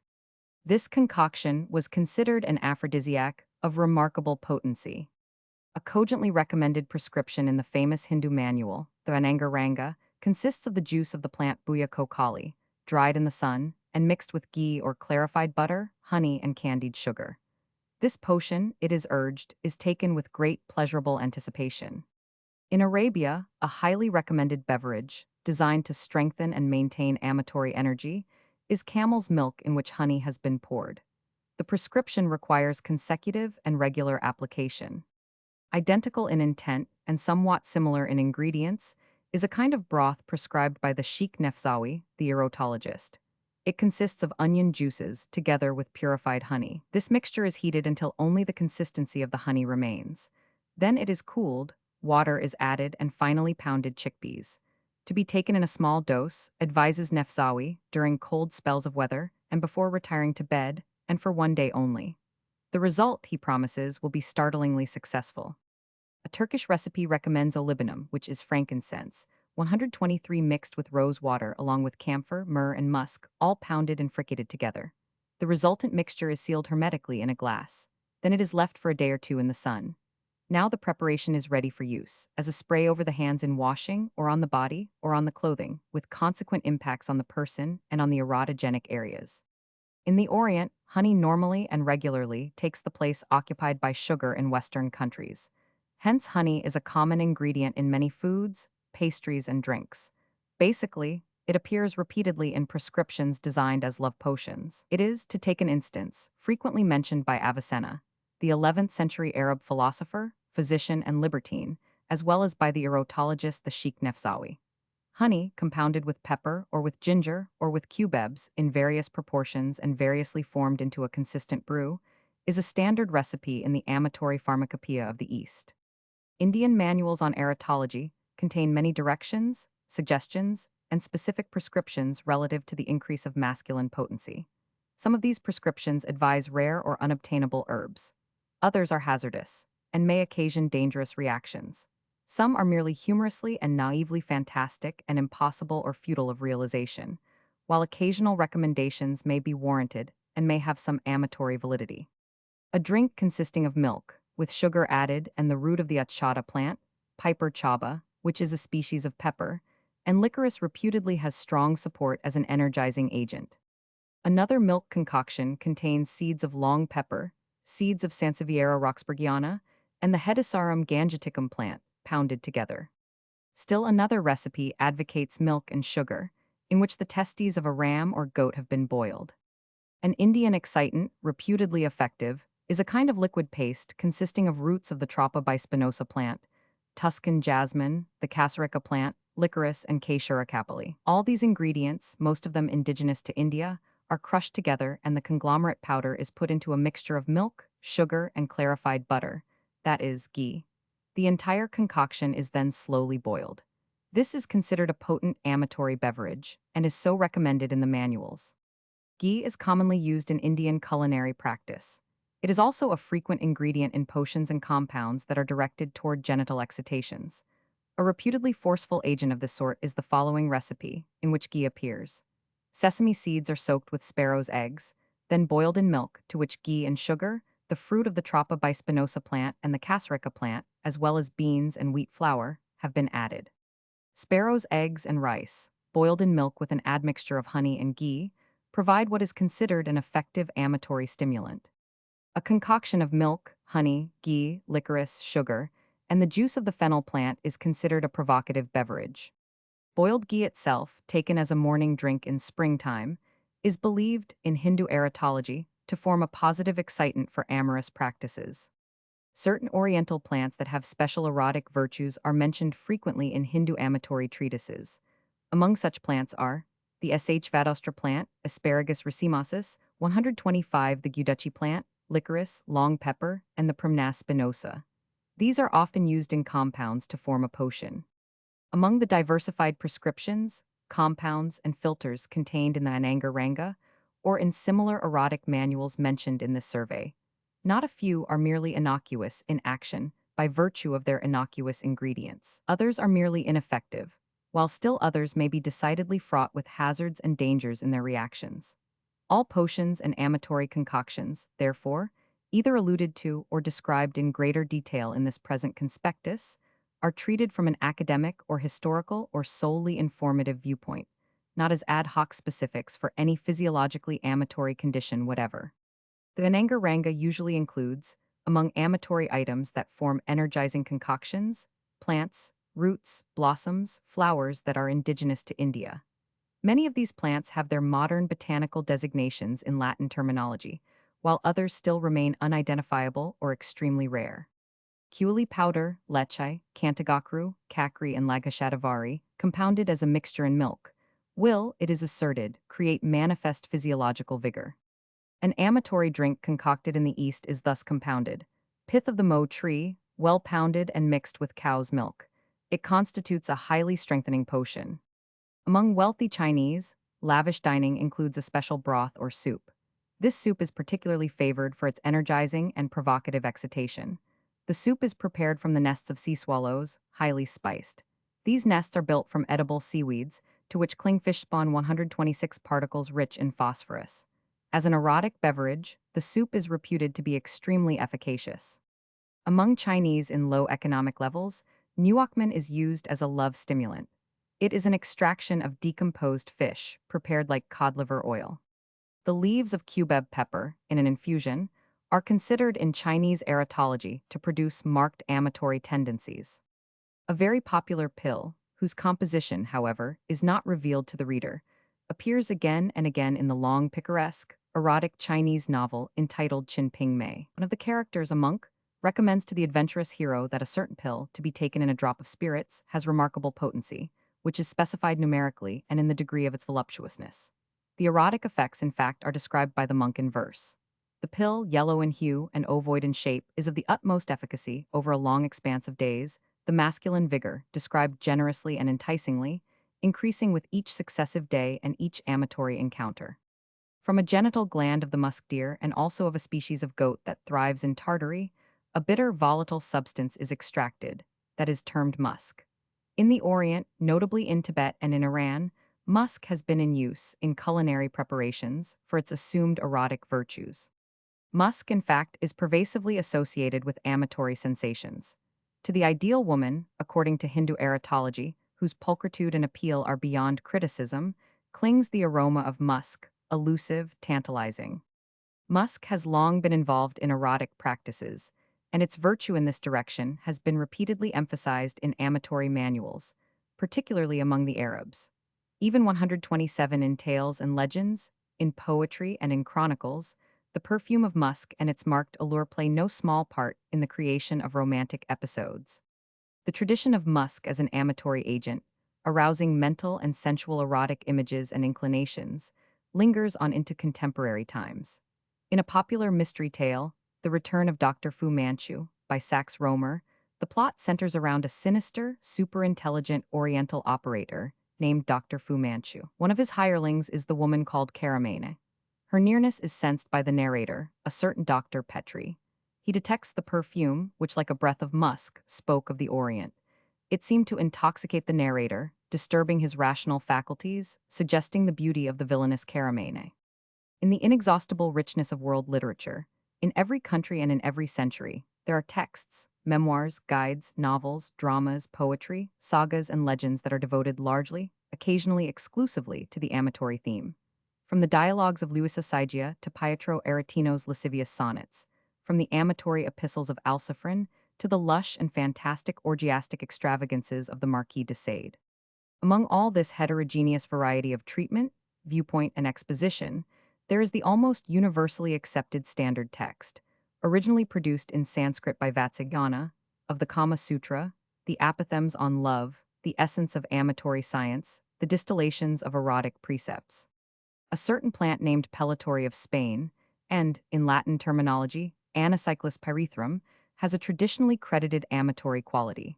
The plant is so considered in Arab erotological literature.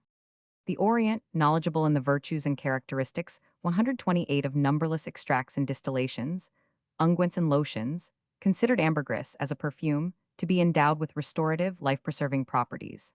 Anciently among the Persians, there was a tonic composed of precious stone pearls and rubies and gold and powdered ambergris, producing a pastille that was eaten with anticipatory amatory prospects. In modern times, too, in the East, coffee is often drunk in which a touch of ambergris has been intruded.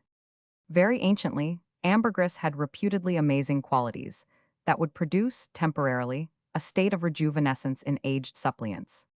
Almonds belong to the Orient.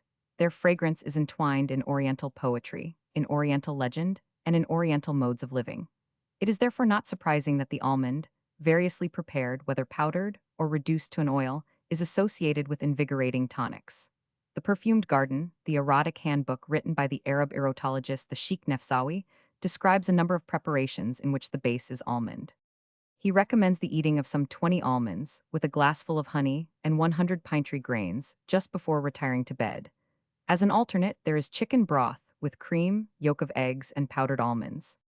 In Eastern Asia, there has always been, for untold ages, an awareness of the stimulating effects of certain foods. So, among the Annamites, the chief food was fish, which, according to certain anthropological studies and investigations, gives an appreciably lascivious tendency to this people. Among other foods, they are addicted to garlic, which they consume in large quantities, ginger and onion, all of which have aphrodisiac properties. There are other erotogenic means, contrivances and manipulative devices, mentioned in Hindu manuals, that are designed for ithyphallic inducements. The Orient has always been a rich source for erotic material. Formal manuals, anthologies, poetry all stress amatory concepts, erotic situations, amorous encounters. In 1907, the Mercure de France published an anthology de l'amour asiatique by a certain Thalasso. It ranges over many countries of the Asiatic continent, describing the traits and temperaments of the women of these countries from an amatory viewpoint. The author quotes a Georgian popular song that contains the essence of the anthology. It is that the purpose of every man, every husband, should be to devise varying amatory pleasures. He should know how to renew the enjoyments of Aphrodite. He should be skilled in avoiding monotony and satiety. Every woman of every country has her own peculiarities, her own coyness, her own aggressiveness. The women of Egypt, he says, are promiscuous, though beautiful. All the coquettish arts are known to Persian women. The Abyssinians are slim and well-formed and appealing in looks. The women of the Hejaz are apart. They maintain their honor and their modesty, and there are no harlots among them. In Constantinople, all the women, in pulchritude, resemble Venus, but they are of varying degrees of chastity. Circassian women are like the moon. Georgian women are very tender-hearted, and persistent pleas will win the day with them. The Orient is always prepared to experiment with strange objects, unique devices, complicated contraptions, protracted and difficult treatments, all for the ultimate purpose of recovering the libido, or protracting the amatory span, or maintaining full and effectual vigor. Take, for instance, a man's molar tooth and the bone 130 of a lapwing's left wing. Place in a purse under the woman's pillow. Tell her of your action. The result, presumably by means of the implied sympathetic magic, will be very favorable. A plant belonging in the Satyrian species, called Orchis morio, that is native to the southeast of Europe, particularly in the area near Istanbul, is used in Turkey as an excitant. The juice of the roots of the Mandaeantaka plant, the Clitoria ternatia, the Anginica plant, the Schlackschnaparni plant, and the yellow amaranth, compounded into a lotion, constituted an oriental invigorating recipe. Among the Japanese, a root highly esteemed for its amatory potential is ninjin, which has properties analogous to those of the mandrake. The Chinese are fond of a sauce called nuokmen. Spiced with garlic and pimento, this fish extract, similar to the Roman garum, is treated as a stimulant, containing, as it does, genesiac elements, salt and phosphorus. As the West inherited and absorbed many cultural phases, views, concepts, practices, mores from the East, it likewise acquired some of the amatory and medicinal knowledge relating to electuaries and healing methods, herbs and plants that might be contributory to health and well-being, and, as an antique encyclopedic work suggests, an exciter to venery. Thus Zacutus Lusitanus, Zacutus the Portuguese, a medieval physician, author of a medical text entitled Praxis Medica Admiranda, enumerates the ingredients of an amatory preparation. The composition is as follows: musk and ambergris, Pterocarpus santilinus, both red and yellow, Calamus aromaticus, cinnamon, Boltuccinum 131 galanga, aloeswood, rhubarb, absinthe, Indian myrobalan, all pounded together. The most remarkable literary erotic production of China may reasonably be considered to be the picaresque novel Qin Ping Mei, The Adventurous History of HSI Men and His Six Wives. It has been styled the Chinese Decameron, but it transcends the scope, the contents, the variousness of incident and characterization and sense of vivid reality manifested in Boccaccio's Decameron. The Chinese tale is full of a variety of scenes and episodes, in the manner of the European large-scaled, spacious novel. It is also permeated by a tone of ribaldry, a vein of salacious eroticism, and a large number of episodes describing amatory experiences. One particular scene deals with a species of pill, the composition of which is not revealed, that has unique functional effects. In China, erotic perversions were as numerous as in ancient Rome. The Cynidus, the Guido who is prominent in Petronius Satyricon, is termed in China amasi. Dr. Jacobus X, the French anthropologist, has a great deal to say on this subject. The Islamic concept of erotic practice is associated with devoutness. It implies the transmission to man of the divine creative force. Thus, the erotic never becomes lewd or lascivious or prurient for the mere purpose of lubricity. The Quran counsels physiological intimacy as a sacred function, an ordained and enjoined rite. Omar Halby ibn Othman, the Arab erotologist, likewise chants the erotic act as an expression, a manifestation derived from sacred sources. The erotic consummation has lost its fleshly, earthy connotation. It has assumed a venerable and venerated sanctity. In the ancient Orient and even in much later ages, the phallus was an object of veneration not in a prurient or lustful sense, but as the source of procreation, the emblem of maternity. For sterility was the primary curse. Hence, any means might be exercised to counteract this catastrophic condition, this mark of divine disfavor, this racial blight. Hence, too, among certain ethnic communities as well as in biblical literature, the stranger, or the occasional traveler, or the concubine, was offered conjugal status, for the sole purpose of effecting generation. Horror of sterility drove women to ceaseless supplications, to priapic invocations, to priapic contacts, to secret devices, and to magic aid. In the East, there was the belief that to walk over certain stones was a remedy for such sterility. In Madagascar, a stone was held in reverence as promoting both agricultural and human fertility. In obscure regions of the Pyrenees Mountains, as well as in France, similar stones were believed conducive to amatory excitation and also to fertility. And these stones were merely worn and weather-beaten vestiges of the original phallic shapes or other analogous forms. In India, too, the lingam and the yoni were pervasively revered throughout the continent. There were temples lined with hundreds of lingams, garlanded with flowers, anointed with ghee in continuous adoration. A mixture of rose water, powdered almonds, and sugar is an old Arab drink that was commonly considered to correct incapacity. So too with a mixture, cooked together, of cloves, ginger, nuts, wild lavender, and nutmeg. The Quran contains prescriptions that govern the daily life, material and spiritual of Muslims. For amatory purposes, which in themselves imply a sacred function, certain perfumes are recommended as stimulants. Musk is most 133 frequently mentioned and used.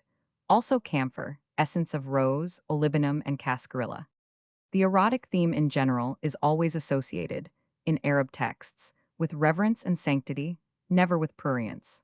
The Arab erotologist Omar Halby asserts that the Prophet himself advised recourse to invocations in the case of physiological incapacity. The erotic consummation, repeats Omar Halby, must be considered as an act inspired by the divinity. It is the why and the wherefore of the entire cosmos, the divine law of the conservation of the human species. To promote physiological vigor, Moslem tradition recommends frequent cold ablutions. Nourishment also holds an important position, and specific suggestions of food are made. Fish caught in the sea are helpful. Also, lentils and truffles, mutton boiled in fennel, cumin, and anise, eggs, especially the yolk, and saffron. Dried dates have a value in this respect, as well as honey and pigeon's blood. Effective electuaries may be compounded with these ingredients. An old Oriental manual, putatively basing many of its assertions on the secrets of the Kabbalah, classifies various types of love, lust and passion, and the rarer, ultimate, absolute spiritual love. Amatory emotions are enumerated, and guidance is offered in several directions. Women are placed in various categories according to their physical traits, their personal attractions, their sensibilities. As a general counsel of perfection, particularly for celibates, corporeal hygiene is enjoined at all times. The routine of nature itself, it is suggested, is an exemplary mentor, involving alternations of rest and work in due moderation. In the matter of consumption of food, too, restraint is advised. Food should be taken in silence, slowly, and while 134 facing the east. Adherence to such prescriptions, it is stressed, will produce a corporeal and spiritual balance free from violent entanglements. In the case of the woman, there are 32 points that, in their totality, produce perfection and beauty for the allurement of men. These points include whiteness of skin, dark hair, pink tongue, small ears, and moderate height. Other Oriental handbooks elaborate, on the other hand, on all the possible permutations conducive to amatory consummations. These almost exclusively follow Hindu, Arab, and Turkish tradition. Chapter 5: India. India is a spacious land of astounding contrasts and variations. It is a land of mystery and mysticism, and at the same time it investigates reality with infinite patience. It is a land of diversified, age-old cultures, and its ancient university at Taxila in the Punjab antedated the Hellenic Academy and Aristotle's Lyceum by long centuries. Yet it has had and still has illiterate villages, where legends and sagas of antique doings are still transmitted orally. It is a continent of abundant wealth, and its maharajas and princelings and emperors have been resplendent in golden raiment, exultant in their treasure houses, where lakhs of rupees lie heaped alongside rubies and emeralds, diamonds and pearls, and a dozen other varieties of precious stones, almost beyond human reckoning and evaluation. Yet within this very century, children have stood at lonely wayside stations, from Bombay to Rawalpindi, in the Punjab and in Bengal, in the northwest frontier and in Madras Presidency, clamoring for roti and pani, bread and water. It is a land of lavish fertility and a land of recurrent famine and devastation, a land of hieratic formalities and a land of innovation. India is a country of artistic achievements of the highest 136 order, of profound philosophical speculation, of monumental poetic and literary production. It is dedicated to things of the spirit, yet its collie craves blood. It clings adhesively to remote traditions, to ethnic and religious mores, to indurated social ways.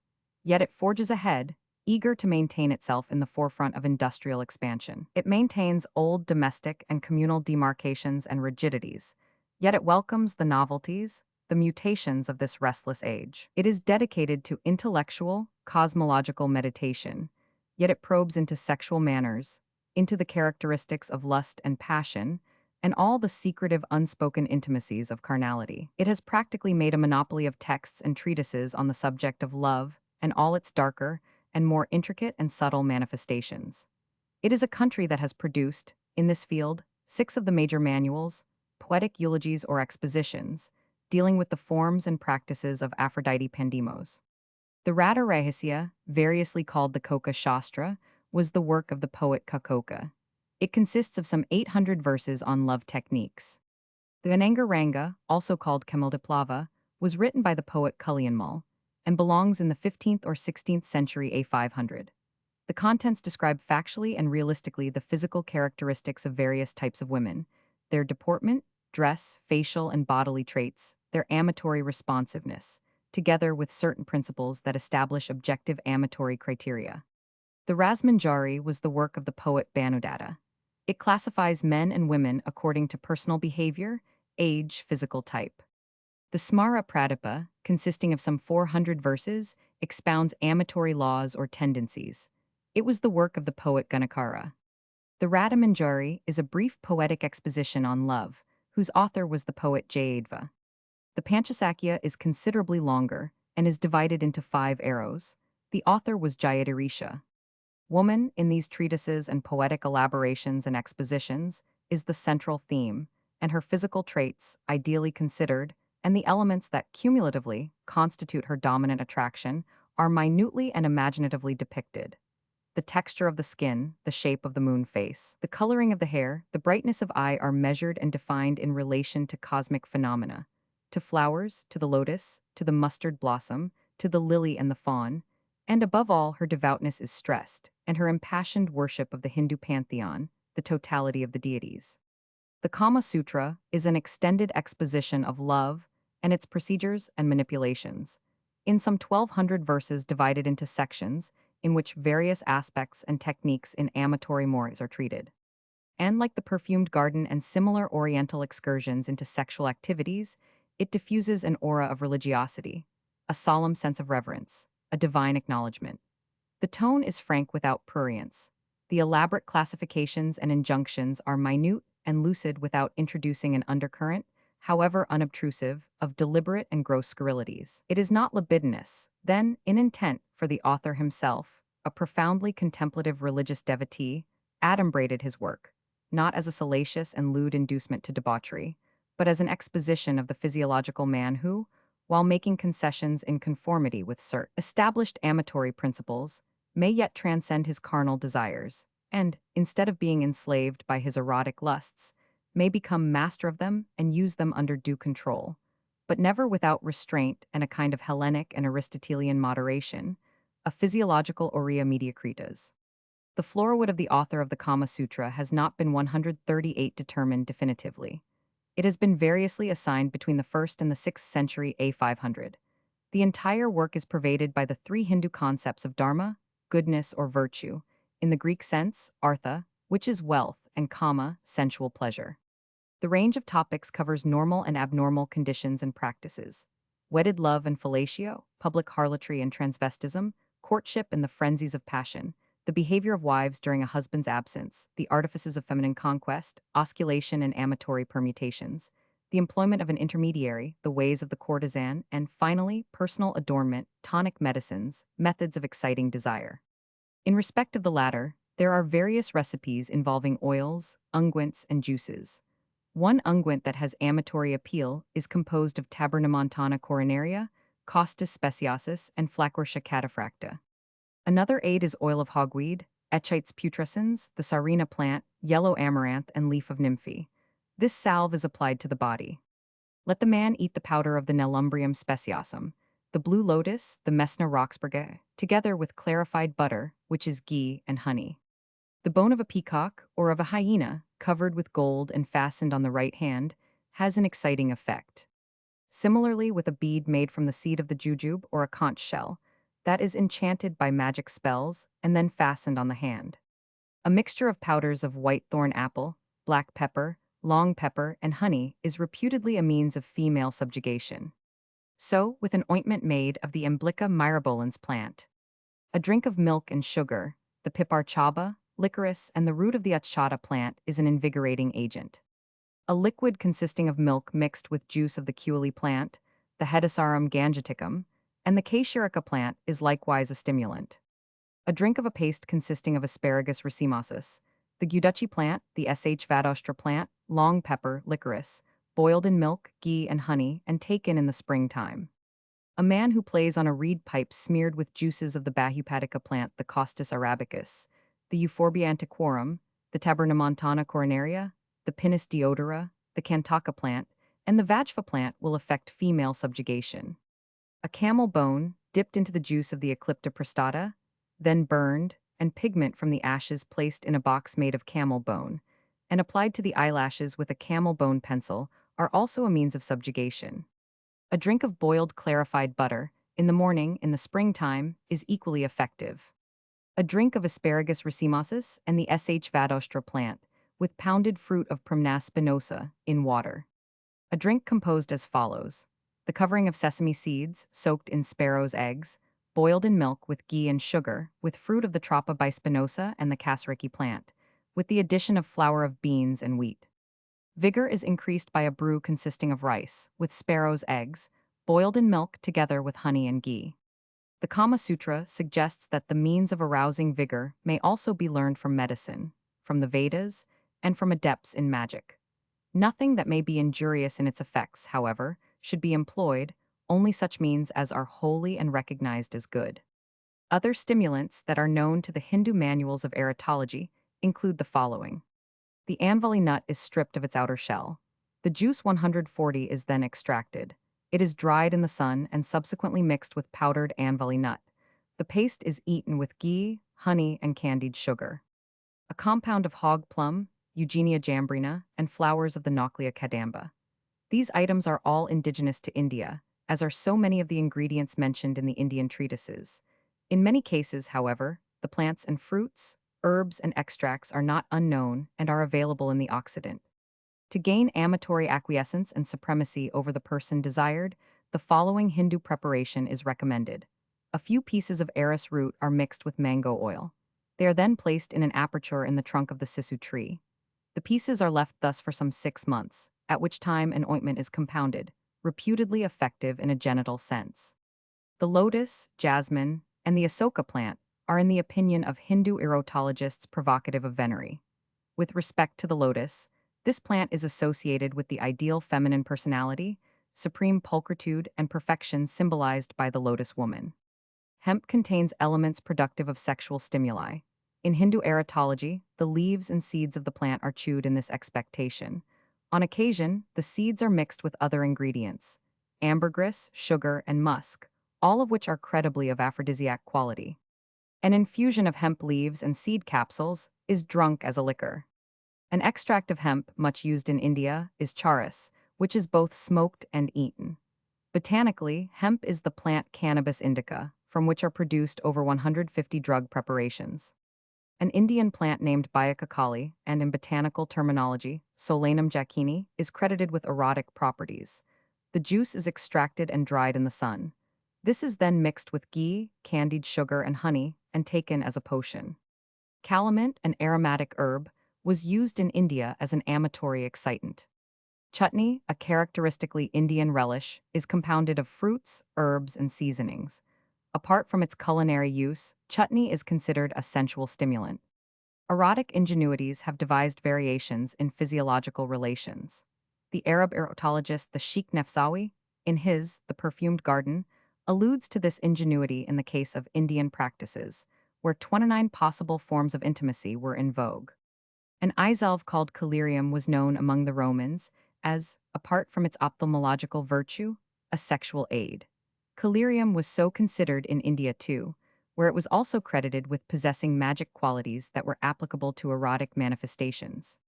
Macabre concoctions have been the stock in trade of the dispensers of philters and excitants in all ages among all races. A prescription that is urged in Hindu erotological literature runs as follows. A compound consisting of flowers thrown on a corpse that is being carried to a burning ghat for disposal, along with a mixture compounded of the powdered bones of the peacock and of the Juanjiva bird, and the leaf of the plant Vatid paranta. A genital application promises, in the opinion of the Hindu manuals, marked physiological vigor. Many Oriental treatises on erotology deal with the physiological characteristics of men and women, temperamental differences, erotic postures in multiple varieties, and recommendations regarding local inguinal applications. The topic of potions as such is far less extensively treated, largely for the reason that the love potion, innocuous and effectual, is actually rare. Yet each manual is hopeful and anticipatory in this respect. The Vananga Ranga, of which a French translation appeared in Paris in 1920, in the Bibliothèque des Curios, was originally composed in Sanskrit in the 16th century by the poet Kalyanamala. It covers cosmetic hints and amatory devices, hygienic suggestions, periapts, and incantations designed to attract and retain affection. It discusses the four major types of women, their personal characteristics, the hours and days most propitious for intimacy. There are tables and statistics that go into minute detail on these points. There is a table classifying and differentiating the seats of passion, the erotogenic areas. There are several pages of tables that expound different types of embrace with different types of partners. Nothing is left to chance. Nothing is omitted. The text marches forward, with confidence and a sense of authority, from the uprising of the libido to the ultimate consummation. The characteristics of men, their physiological frame, their capacities are evaluated, with a remarkable substantiation of tables and statistics and measurements. The temperaments of women are reviewed with equal thoroughness, and the regions of India are considered geographically and erotically in relation to this topic. Aphrodisiacs, both external and internal, are treated. Drugs and charms, magic unguents, fascinating incense, incantations, and invocations. An external application runs thus. Shopa or anise seed, that is, Anathum soa, reduced to a powder. An electuary 143 is made with honey. This application, according to the Vananga Ranga, promises effective results. Or take Asclepias gigantea. Crush and beat in a mortar with leaves of jai until the juice has been extracted. This too is an external application. Again, the fruit of the Tamarinda indica, crushed in a mortar with honey and sinjura. The seeds of urid in milk and sugar, expose for 3 consecutive days to the sun, then crush to a powder, knead into cake form, fry in ghee, eat this concoction every morning. 150 seeds of the inner bark of the mo tree, heap in a mortar and beat, drink it in cow's milk. On a Tuesday, extract the entrails of a blue jay coraceous indicon, put into the body a little camezalilla. Place the bird in an earthen pot and cover it with a second pot moistened with mud. Keep it in an uncluttered spot for 7 days. At the end of that time, take out the contents and reduce them to a powder. Make pills and dry them. 1 pill to be taken by a man or a woman, that will be sufficient to promote vigor and libido. Magic verses will be equally effective. Also the chanting of a mantra, for the efficacy resides in the devata, the deity therein, or pronounce formulas and utter invocations such as, O Kameshwar, submit this person to my will. Utter the hallowed and mystic term Om, mention the 144 name of the woman who is the object of the passion, then conclude with Andya, Andya. Pulverize castory, which is common musk and wood of yellow tedu. Mix with old honey, 2 months old, and apply genitally. Sandalwood and red powder of curcuma and alum and costus and black sandalwood, together with white vala and the bark of the deodaru. Powder and mix with honey, then allow to dry. This is now Chintamani Dufa, an incense that will promote your efficiency, dominate all thought, and, according to the promise of the manual, make you master of the entire universe. To prepare a powerful and alluring incense, mix equal quantities of cardamom seeds, aliba, and the plant gararwal, sandalwood, the flower of jasmine, and Bengal madder.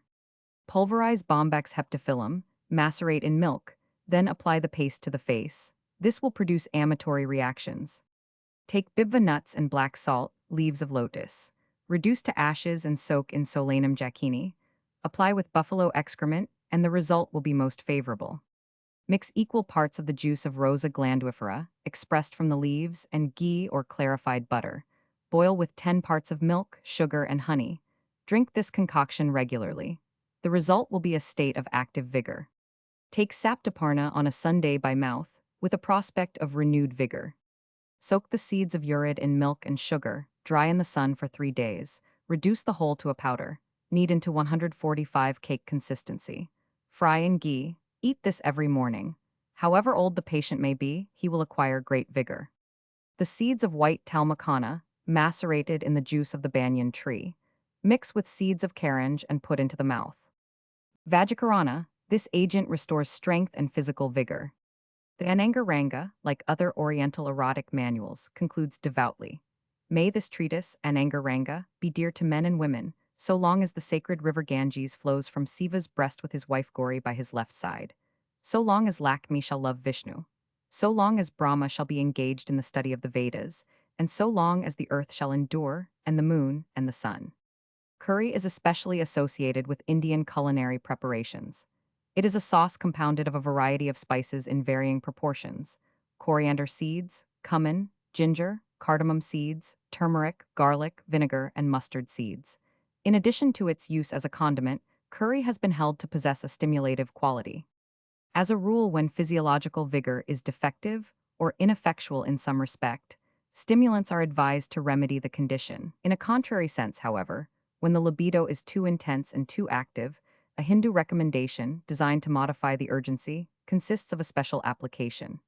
This application is compounded of the juice of the fruits of the cassia fistula, Eugenia jambalana, in a mixture of powder of Vernonia anthelmentica, the soma plant, the Lohapajaherka, and the Eclipta prostata, all of these plants being native to India. The plant botanically designated Emblica myrabolans, states the Hindu manual Kama Sutra, is conducive to the vita sexualis, when the plant is compounded into an ointment. The same manual, adding a Goetic touch to a prescription, asserts the stimulative value of a bead formed from jujube seed or conch shell, over which an incantation had been uttered. The bead is attached to the hand. For a diminution of physiological vigor, or for its total elimination in an amatory direction, Indian manuals suggested a long, rigid treatment. It consisted of the daily consumption of young leaves of merkusi. Fakirs and other holy men were subjected to this regimen until full manhood was reached at the age of 25. Fennel, an aromatic plant, has long been in use in culinary preparations. It has also a reputation for inspiring energy in an aphrodisiac sense. In India, it is used for this purpose in the following form. The juice of the fennel plant is mixed with honey, milk, sugar, licorice, and ghee or clarified butter. This concoction is viewed with a certain religious respect and is associated with a drink fit for the gods. Perfumes have at all times been included in the Amatory pharmacopoeia.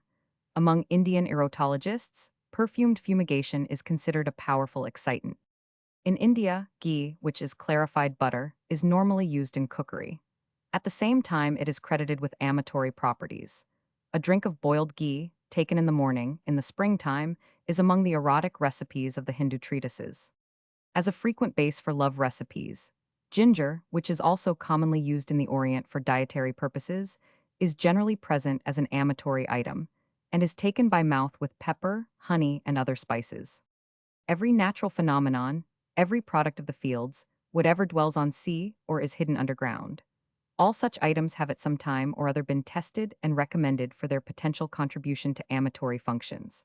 So even the breeze in springtime has had its eulogists in Hindu erotology as an amorous inspiration. Also the flowers that are in bud, the songs and twitterings of birds, and the humming sibilance of bees. Similarly, music was recommended as promotive of desire.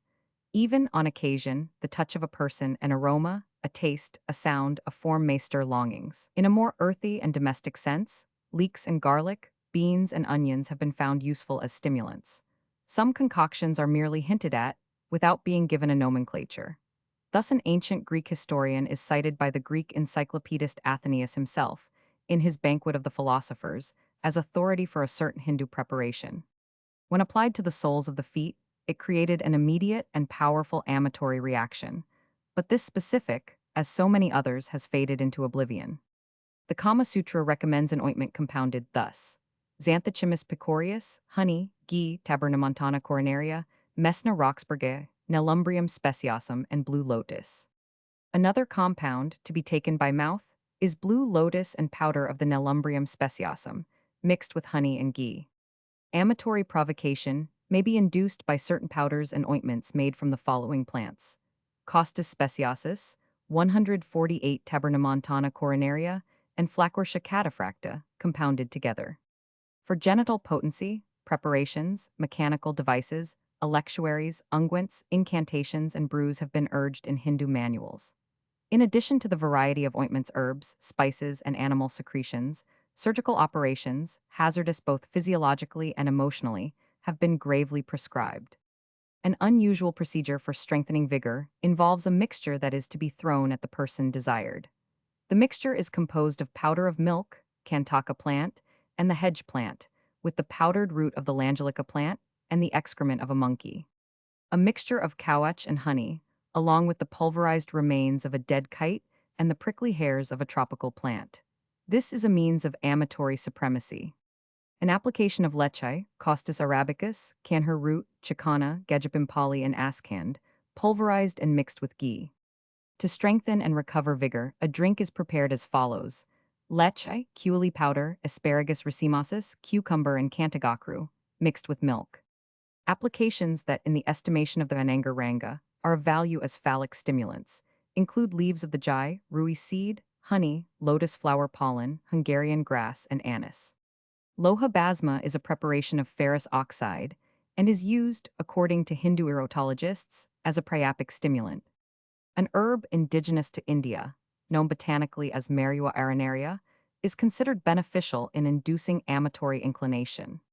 Despite Hindu proscriptions against the consumption of meat, meat is frequently mentioned in Hindu texts as an erotic agent, particularly red lean meat. Arak is an Indian liquor prepared from the flowers of the mo tree that are rich in sugar content. The mo tree, botanically Basia latifolia, is used in a recipe for physiological renewal. The pith is pounded and, with cow's milk, taken as a drink. In India, opium, that is, Papaver somniferum, has been used as a phallic excitation, although a 16th-century Dutch traveler, Linschoten, who was familiar with the East and the West Indies, asserted that it diminishes the libido.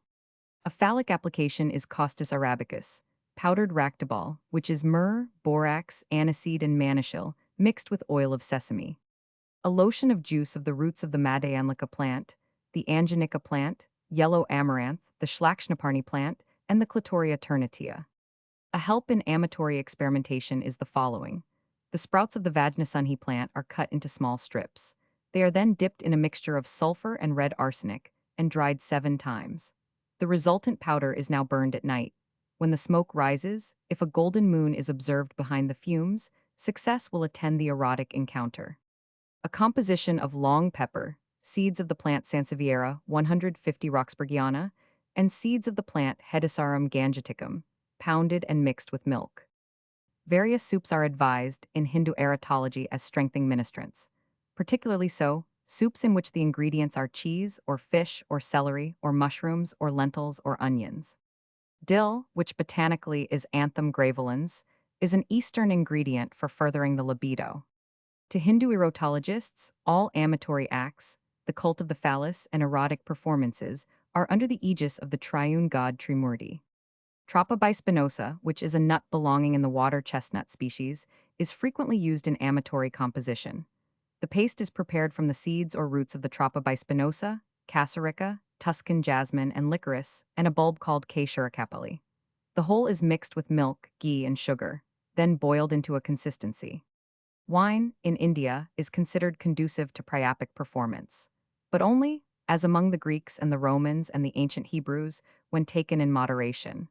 Otherwise, excessive drinking of wine is an object of condemnation.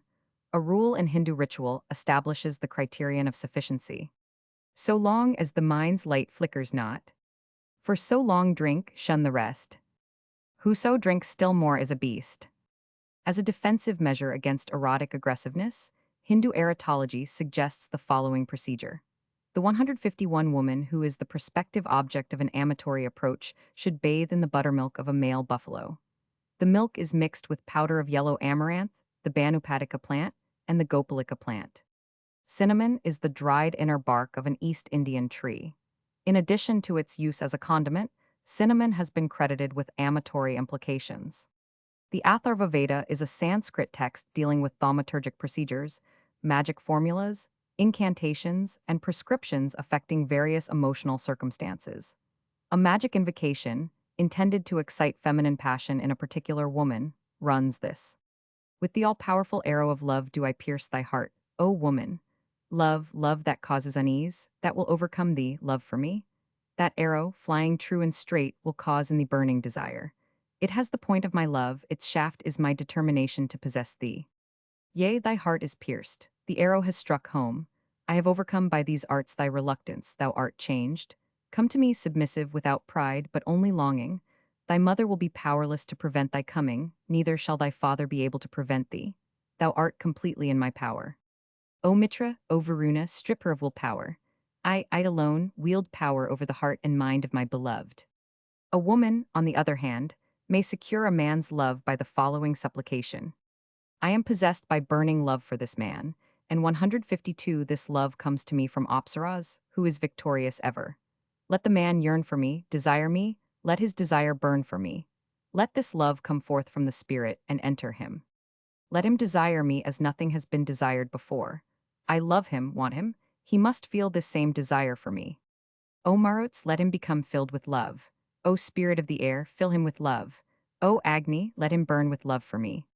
A variant supplication directed toward a similar purpose is the following, from the same source as the 2 previous invocations.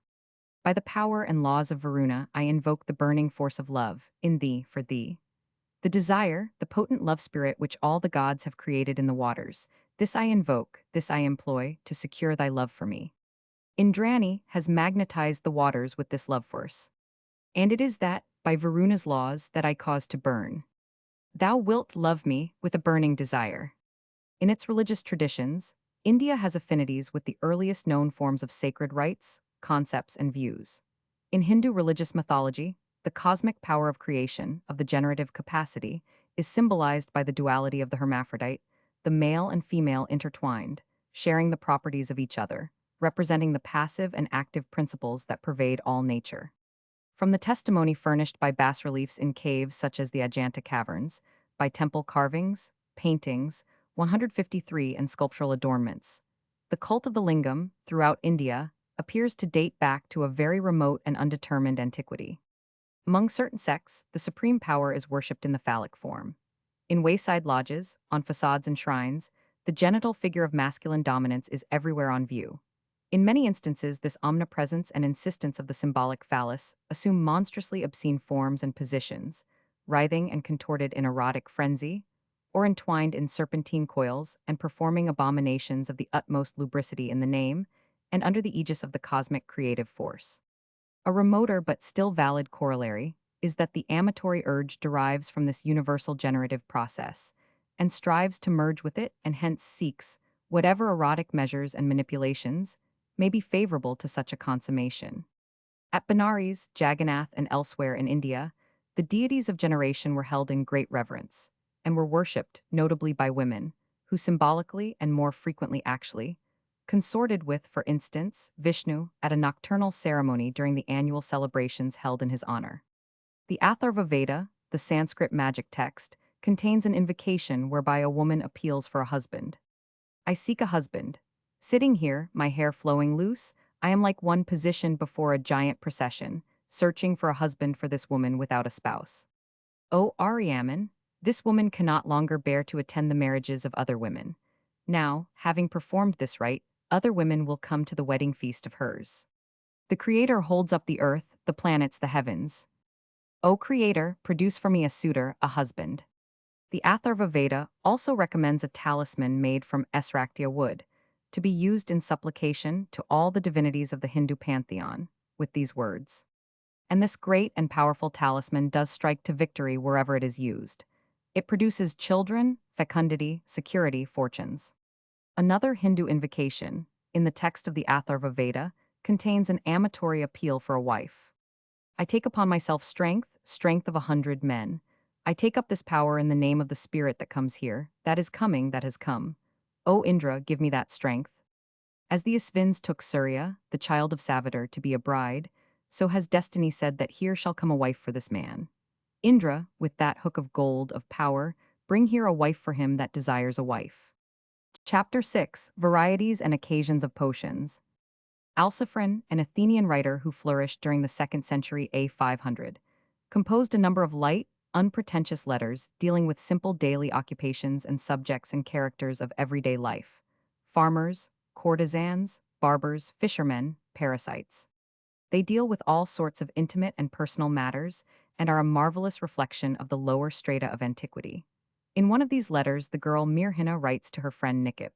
Mirhina complains that her lover Diphilus has abandoned her. He has been on a drinking spree for 4 days. To make matters worse, he has fallen for the jade Thessala. Hence Mirhina pleads with Nikip to aid her in her perplexity. Nikip, it appears, has a love potion that she has often used successfully on young but hesitant lovers. That is what Mirhina now wants. It will banish Diphilus' interest in drink and rid him of his infatuation with Thessala. Mirhina is going to write an endearing, enticing letter to Diphilus. When, as a result, he comes to visit her, she will use the love potion on him. She admits, however, that these love philters are uncertain in their effects. Sometimes, she adds, they cause sudden death. But what does Mirhina 156 care? Diphilus must either live for Mirhina or die for his Thessala. Gestures and action, lascivious and lewd in intent, may be virtual potions in their immediate provocations. So Ovid, the arch-counselor in Amatory diversions, suggests in Book 3 of the Amores. Archness assumed, prudery, coyness, and an air of hesitation in acquiescence will prove all the greater stimulants. Be more advised, walk as a Puritan. And I shall think you chaste, do what you can. Slip still, only deny it when 'tis done. And before folk, immodest speeches shun. The bed is for lascivious toyings meet. There use all tricks, and tread shame under feet. When you are up and dressed, be sage and grave. And in the bed hide all the faults you have. Be not ashamed to strip you, being there. And mingle thighs, yours ever mine to bear. There in your rosy lips my tongue entomb. Practice 1,000 sports when there you come. Forbear no wanton words you there would speak. And with your pastime let the bedstead creak. But with your robes put on an honest face. And blush, and seem as you were full of grace. Deceive all, let me err, and think I'm right. And like a whittle think thee void of slight. Why see I lines so oft received and given? This bed and that by tumbling made uneven. Like one start up your hair tossed and displaced, and with a wanton's tooth your neck new raised. Grant this, that what you do I may not see. If you weigh not ill speeches, yet weigh me. The erotic power, the essential property that possessed the virtue of inflaming desire and exciting sensual emotions, was believed, anciently and in later ages, to reside in growing things, in the produce of the earth, in the teeming abundance of the ocean, in metals, in essences, and in intricate and cunningly contrived combinations, mixtures, and amalgams of such matter. The common onion, that normally was a part of a simple daily meal, acquired, among the Greeks, amatory virtues. The onion, in fact, rose from its lowly status as a gastronomic item to a mystically endowed root that could inspire and direct erotic sensations. Alexis, a writer of comedies who flourished in the 3rd century B100, dwells on its highly effective nature. Another Greek comic writer, Diphilus of the 3rd century B100, likewise says of onions, they are hard to digest, though nourishing and strengthening to the stomach. They are cleansing also, but they have a weakening effect on the sight. In addition, they stimulate sexual desire. The pungency of pepper is relished gastronomically, but pepper had another use apart from its function as a condiment. It was pounded, then mixed with nettle seed, and in this form it was regularly taken by the Greeks as a means of promoting intercourse. Wine has for ages been lauded poetically and convivially, and a vintage meant, as a rule, a matter for gastronomic appreciation.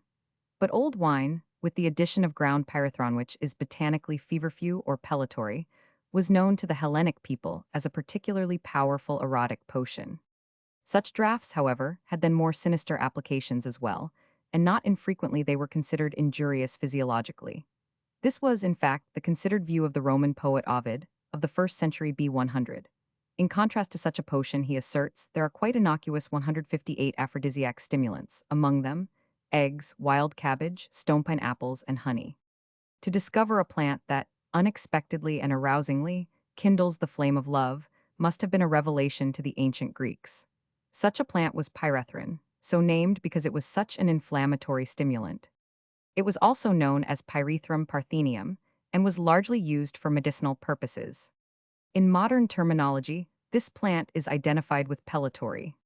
In Arab countries, pyrethrum was pounded and mixed with lilac ointment and ginger, and the resultant compound served to produce erotic stimulation in the genital area. In his determined search for amatory satisfactions, man has probed deeply into the material world and also into conceptual zones. Thus, erotic stimulation may be produced by an inspired dream. This is the situation in a comedy by the Greek poet Aristophanes, who flourished in the 5th century B100. The play has survived in fragments only, but may be pieced together into some degree of cohesion, the theme being the problem of an old man who has a young wife. The aged husband makes a pilgrimage to the oracle of Amphiaraus. As a result of his visit, the solution of the marital perplexity is revealed in a dream, and the virility of the elder is restored. In the scattered fragments, there is a suggestion of the means adopted by the husband. It took the form of a dish of lentils. A visual spectacle may virtually act as a potion. This is the view of a physician named Theodorus Priscianus. He flourished in the 4th century A500 and was the author of a medical handbook, still extant, in which he gives realistic advice for a cure of incapacity. Let the patient, he counsels in Book 2, be surrounded by beautiful girls or boys. Also, 159 give him books to read that arouse lust and in which love stories are insinuatingly treated. Virtually, such treatment approximates a visual love potion. Physical therapy may be as effective as a potion.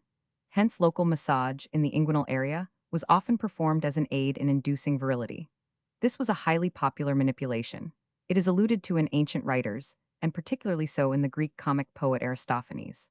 Petronius, too, the author of the Latin novel entitled The Satyricon, describes such an operation performed by an old beldam on one of the characters, named Encolpius. Blood has sinister and calamitous implications, yet it is also associated with erotic deviations. Blood, the mere visual presentation of it, may produce strong amatory symptoms. The public brothels in ancient Rome, for instance, were established over the circus in which gladiatorial contests were on view. The sight of the violent scenes enacted in these conflicts manifestly bestirred the bloodlust, and equally the sexual urge of the masses of spectators, who subsequently thronged the lupanaria. Similarly, in Spain, Brothels were built in close proximity to the bull rings. There was, here too, a manifest association between the frenzy of the tauromatia and the resultant lustful essurgence among the spectators. Again, the perversion of flagellation involves blood. The resultant flow of blood, after whippings and lashings had been inflicted upon more or less willing victims by perverts and sadists, produced extraordinary erotic excitations. Scenes of this type are the stock in trade of the novelists the Marquis de Sade and Sacher Masoch. Describing an amorous intrigue with the maid Fotis, 160 Lucius, the protagonist of the Metamorphoses, Apuleius Roman novel, adds, in respect of the effect of wine. We would eftsoons refresh our weariness and provoke our pleasure, and renew our venery by drinking of wine. The primary, uncomplicated fact of life is its continuity through physiological relationships. But on this basis, man has erected and developed ponderous and multiple ramifications of such functional associations, involving more than the primary purpose and activity of procreation. He has, in addition, an instinctual urge toward affection, love, desire, and lust. And these emotional manifestations have, in the course of time, become refined or coarsened or diverted into abnormal channels. In his efforts to achieve love or desire or lust and its consummations, he has exposed himself to the natural progressive degradation and impairment of his physiological capacities, and he has no less abused, weakened, or destroyed this force or energy. Hence his febrile search for some undefined amelioration of his condition or some method or contrivance, however insecure, unwarranted, or barbaric, for recovering his instinctual erotic sensuality. Gullibly and trustingly man has proceeded in this quest to restore the erosions and defects consequent on time and excess. What direction does this quest take? It is ubiquitous. It leaves no stone unturned, no faint possibility untested. It is prepared to make a trial of every novel fantasy, or any inspired scheme, any exploded myth, or every remote and fragile clue. In temples dedicated for the purpose, he will repeat cryptic supplications to unknown, foreign, forbidding gods. Or he assumes on his person, in constant hope, periapts and amulets, inscribed with awesome symbols, 161 gateways to the mysteries. There arise occasions when he urgently consults aged and knowledgeable enchantresses, who reputedly possess the secrets of life and love. Or he is encouraged to drink certain fertilizing waters, drawn from mystic founts from underground rivers. He may make silent prayers at wishing wells. Appeals to the deities associated with love or frantic lust, with prostitution and sexual deviations are his constant practices, in all countries, in Boeotia as well as in Bactria, in Egypt no less than in Mesopotamia. Erotic stimuli sometimes sprang from the human figure itself, without the intrusion of contrived filters or other adventitious aids. The Greeks, in particular, in drama and comedy, in poetry and sculpture, lavished endless praise on the seductiveness of various areas of the feminine person. The Callipygian Greek girl was the subject of exultant erotic paeans. Contests were held in which Callipygian rivals vied for public recognition and acclamation. There was no sense of shamefulness, no prudish primness, and, equally, there was no stimulated prurience, for beauty per se had no restrictions, no taboos, no amorality attached to it. The theme of Callipygia, in fact, runs through Greek life. The encyclopedist Athenaeus mentions two young country girls whose attractions in marriage rested with their Callipygian forms. The citizens actually called these women Callipyga. Even Aphrodite, in her temple at Syracuse, was called Aphrodite Callipygos. In one of the lively, revealing letters of Alciphron, two girls, Myrrhine and Thryallis, dispute over their own personal charms in this respect, while a number of poems, including one in the Greek anthology, laud the same area. Sculptors and poets dwelt with an appreciative eye, free from personal lustfulness, on the rhythmic flow and alluring harmony of hip and thigh, of neck and ankles. The female breasts were figuratively described as apples or the 162 fruit of the strawberry tree. In the pastoral poet Theocritus, who belongs in the 3rd century B100, a young lover, Daphnis, speaks of the heaving apples of his girlfriend. There is the story of the famous Athenian courtesan Phryne, who was condemned to death in a court of law. Her life was saved, however, when her counsel, who was also her lover, Hyperides, exposed her beautiful bosom before the overwhelmed judges.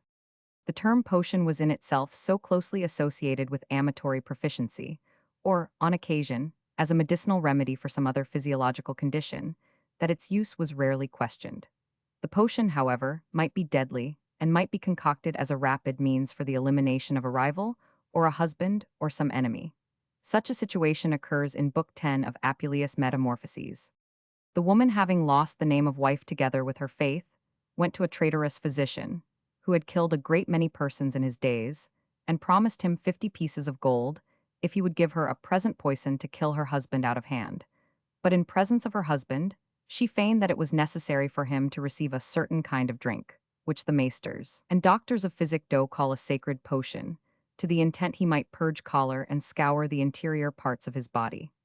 But the physician, instead of that drink, prepared a mortal and deadly poison, and when he had tempered it accordingly, he took the pot in the presence of the family and other neighbors and friends of the sick young man, and offered it to his patient.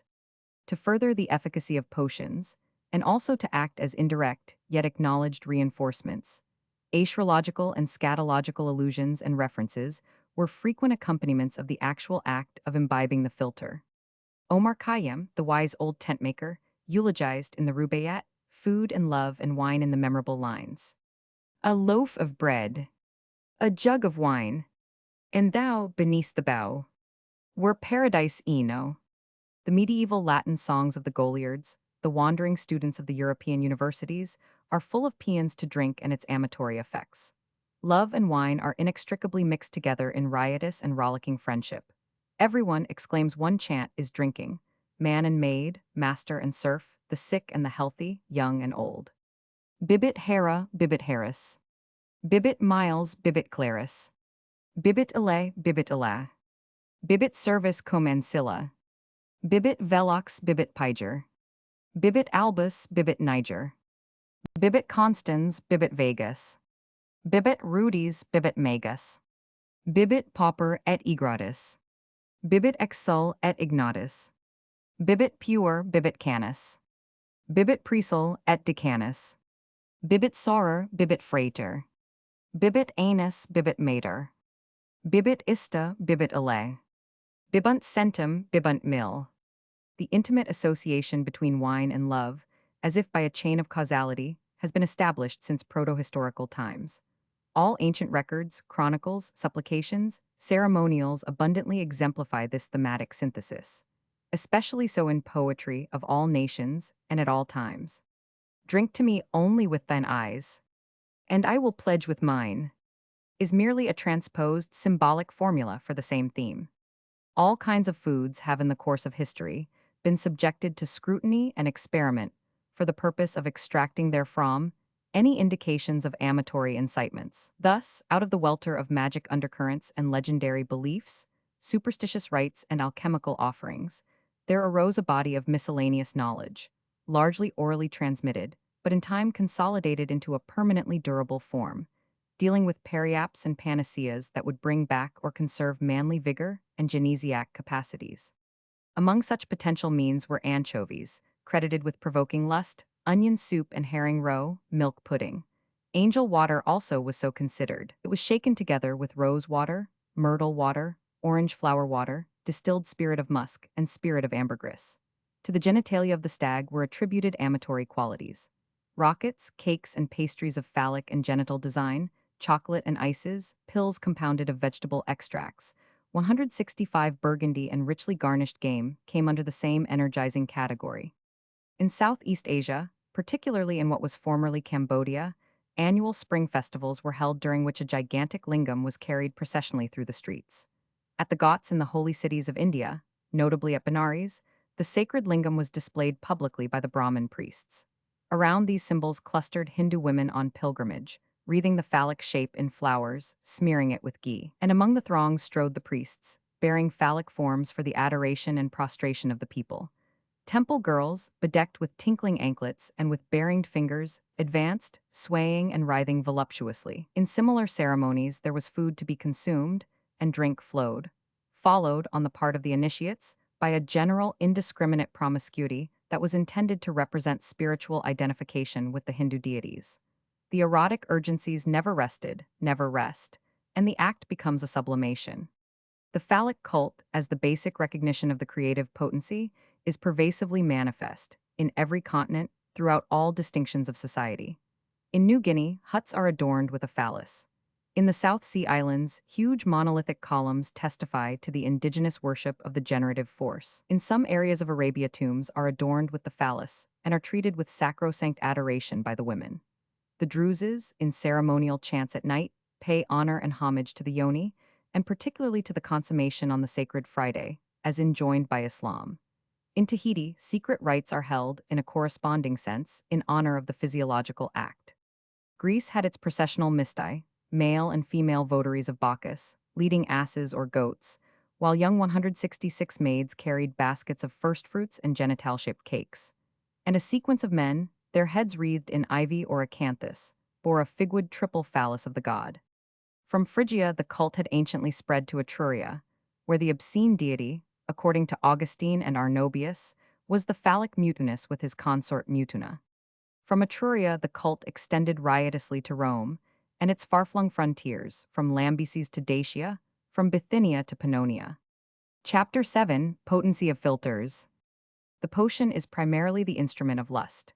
Lust is the universal driving force, the cosmic mainspring. The pudenda mulibria, states the Bible, are among the insatiable things on this earth. Plato, the Greek philosopher, in his dialogue entitled Timaeus, confirms this eternally unappeased genital passion. In men, the organ of generation, becoming rebellious and masterful, like an animal disobedient to reason, and maddened with the sting of lust, seeks to gain absolute sway. And the same is the case with the so-called womb or matrix of women. The animal within them is desirous of procreating children, and when remaining unfruitful long beyond the proper time, gets discontented and angry, and wandering in every direction through the body, closes up the passages of breath, and by obstructing respiration, drives them to extremity, causing all varieties of disease, until at length the desire and love of the man and the woman bringing them together, and as it were plucking the fruit from the trees, so in the womb, as in a field, animals unseen by reason of their smallness 168 and without form. These again are separated and matured within. They are then finally brought out into the light, and thus the generation of animals is completed. Of all potions, Satyrion is associated, in legend and mythology, with the most numerous and consecutive effects. There was a story of an Oriental king. It is related in Book 9 of the Inquiry into Plants by Theophrastus, who flourished in the 3rd century B100. The king had sent a gift of Satyrion to Antiochus, ruler of Syria. The slave Messenger who carried the plant was himself so affected by it that he performed 70 coital operations in succession. In respect of this same root, there was another anecdote about a certain Proculus. After drinking a Satyrion concoction, Proculus performed on 100 women in 15 days.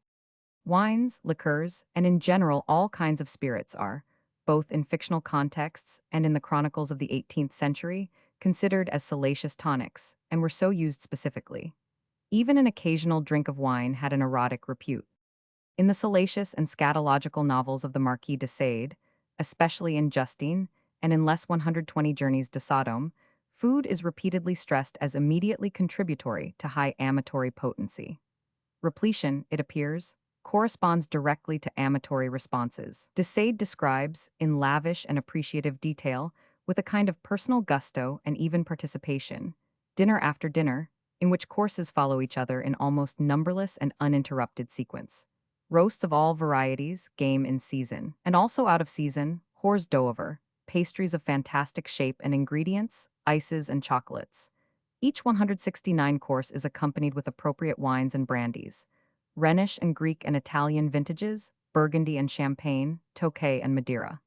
And, both synchronously with the meal, and as an aftermath of the banquets, the plenitude of food and drink and the total satiety of the diners produce an enormously exciting, urgent, and effective erotic reaction, in which not only the guests but the maidservants as well are involved. A soup compounded of celery and truffles was a favorite and popular dish in 18th century France, when every possible aphrodisiac aid was eagerly sought and tested. No less so was lentil soup in great demand for the same purpose. Bean soup, also, pea soup, and other vegetable assortments were regularly employed in culinary ways, but with a decided erotic suggestiveness. 18th century France, in fact, experimented in both amatory and gastronomic directions, for one practice was manifestly associated with the other. All manner of compounds, then, prepared for amatory vigor, were produced on a large scale. These concoctions invariably included vinegars, perfumed lotions, electuaries, and strengthening elixirs. A Portuguese potion that was in frequent use in the 18th century consisted of a pint of rose water, shaken together with a pint of orange flower water and a half pint of myrtle water. To this were added 2/3 of spirit of ambergris and 2/3 of distilled spirit of musk. The result was reputedly a potent concoction. Asiatic races were long known for their sexual prowess. Hence the West, through travelers and explorers and adventurers, was eager to acquire such knowledge in its own interests. In the case of the Asiatic Tartars, there were accounts of their strange practices. In one instance, they used 170 the membrum of the wild horse for its reputed high content of vital fluid. The genitalia of the stag, itself considered an extremely libidinous animal, were similarly regarded. In the case of highly responsive natures, a mere inhalation of a particular perfume, or the sight of a desired person, may produce extreme erotic symptoms. This was so with Antiochus, son of King Seleucus, who reigned in the 3rd century B100. Merely hearing the name of his mistress uttered aloud was sufficient to induce in him the ultimate amatory reactions. The amatory urge has been, in the history of man, of such forceful and uninterrupted universality that, in special cases and in specific areas of activity, there have been devised anti-aphrodisiac means, formal prescriptions, herbal and other concoctions, and well-meant counsel. Verbena in a drink was formerly recommended as a specific preventive. Also dried mint and vinegar, and the juice of hemlock. Cucumbers, too, and watermelon have at various times been considered effective in diminishing or allaying sensual interests. In a general sense, whatever exhausts the body physiologically or mentally has been considered as a feasible amatory restriction. In this category are included laborious and persistent work that occupies all the waking energies, a minimum of sleep or fasting, or a restricted diet or exercise of the body, even castigation. The problem was equally well known to the ancients, who advised, to counteract the heat engendered by passionate excitation, a prescription involving cold. Hence the cold bath was a common and recognized procedure and was adopted, centuries later, as a regular feature in Anglo-Saxon mores. Other Greeks, among them the philosophers Plato and his successor Aristotle, suggested that going barefoot would diminish the heat-producing physiological desire. Another suggestion was to wear sheets of lead, beaten out thin, near the kidneys or on the legs. Pliny the Elder, the 171 Roman encyclopedist and author of the monumental Historia Naturalis, and the eminent Greek physician Galen, both coincided in this view. A more difficult procedure, but one commended by the 17th century Sir Thomas Browne, was self-restraint in the flaming days, as he calls them. Otherwise, there remains one other remedy that was adopted by Origen, the 3rd century A500, father of the Church. He cut the Gordian knot, freeing himself from all carnal inducements. Seeds genitalibus membris, unacem c facit. Ingenious inventions, activities, devices for escaping from or suppressing compulsive amatory inclinations have been proposed in every age, from the arch poet of love Ovid himself to the knowledgeable Dr. Nicholas Venet. Shun idleness, for idleness tends to amatory thoughts, warns the erotological poet. Be active, and you will not be endangered. Occupy yourself constantly, with agricultural pursuits or fishing or hunting, or even take up the study of law. Avoid food that tends to stimulate, and, in general, live an ascetic life removed from crowds, from visual provocations, from social parties and clamorous public spectacles and dramatic performances, from pictorial or sculptural objects that induce amatory images. Snuff-taking is suggested, as well as concentrated mental study, in later centuries, or drink a concoction of the roots and seeds of the water lily. That is soothing and cooling, as the Turks seem to have found it. Aromatic herbs were, in ancient Rome, usually a preliminary to more active amatory adventures. The physiological sensitivity of men and women is such that in many cases particular aromas, strong unguents and cosmetics, arouse venereal impulses. In perverted and aberrational situations, in fact, even repellent but powerful effluvia and vapors, corporeal and genital, may create or induce erotic 172 susceptibility. The Oriental manuals of erotology and certain anthropological studies confirm this view. A strange personality who was himself European in origin, but merged with the East, was the writer Lafcadio Hearn. In the course of his essays, translations, and interpretations, he produced a brief thesis on feminine physiological influence. The Roman novelist Apuleius, who belongs in the 2nd century A500, was accused of marrying a wealthy widow named Pudentilla by magic rites. He thus answered his accuser. He said that I was the only one found capable of defiling her widowhood, as if it were virginity, by my incantations and love philters. Woman became so masterful, so pervasively dominant in her relations with her masculine counterpart, that she came to reflect man's primary physiological desire. She became equated with erotic passion and fulfillment, and her urgency grew so intense that all roads were directed toward her as the ultimate pleasure, the sensual summum bonum. She was in the medieval dialectical sense, matter in actu, and when the physiological and amatory capacities of the male became, through excessive practice or through incidental incapacities or aberrations and indiscretions, markedly weakened and deficient, there was instant and frantic resort to any means, to all means whereby this defect or incapacity might be corrected or possibly completely remedied. Hence the febrile, the universal quest, in every land and at all cultural levels, for aids and persuasive spells and secret incantations, thaumaturgic formulas and brews, elixirs and anticipated panaceas. Springs, rivers, lakes, wells, and fountains have had at various times a kind of miraculous or thaumaturgic repute, 173, as an efficacious amatory stimulant. The Kyrgyz of Central Asia, for instance, have a legend that a princess, after bathing in a sacred lake, became enceinte. Waters may thus be fruitful and fecundating. Aristotle himself relates that a pool had the same effect on a bathing woman. In the Middle Ages, the philosopher and occultist Albertus Magnus describes similar instances and similar potencies. In India, barren women bathed in a sacred well, similarly with the waters of Sinusa in Greece. Springs in Germany and Morocco and in France were likewise venerated for their traditional erotic efficacy. In Hindu mythology, there are instances of women bathing in the holy river Ganges and losing their sterility. So in the Aboriginal myths of Australia.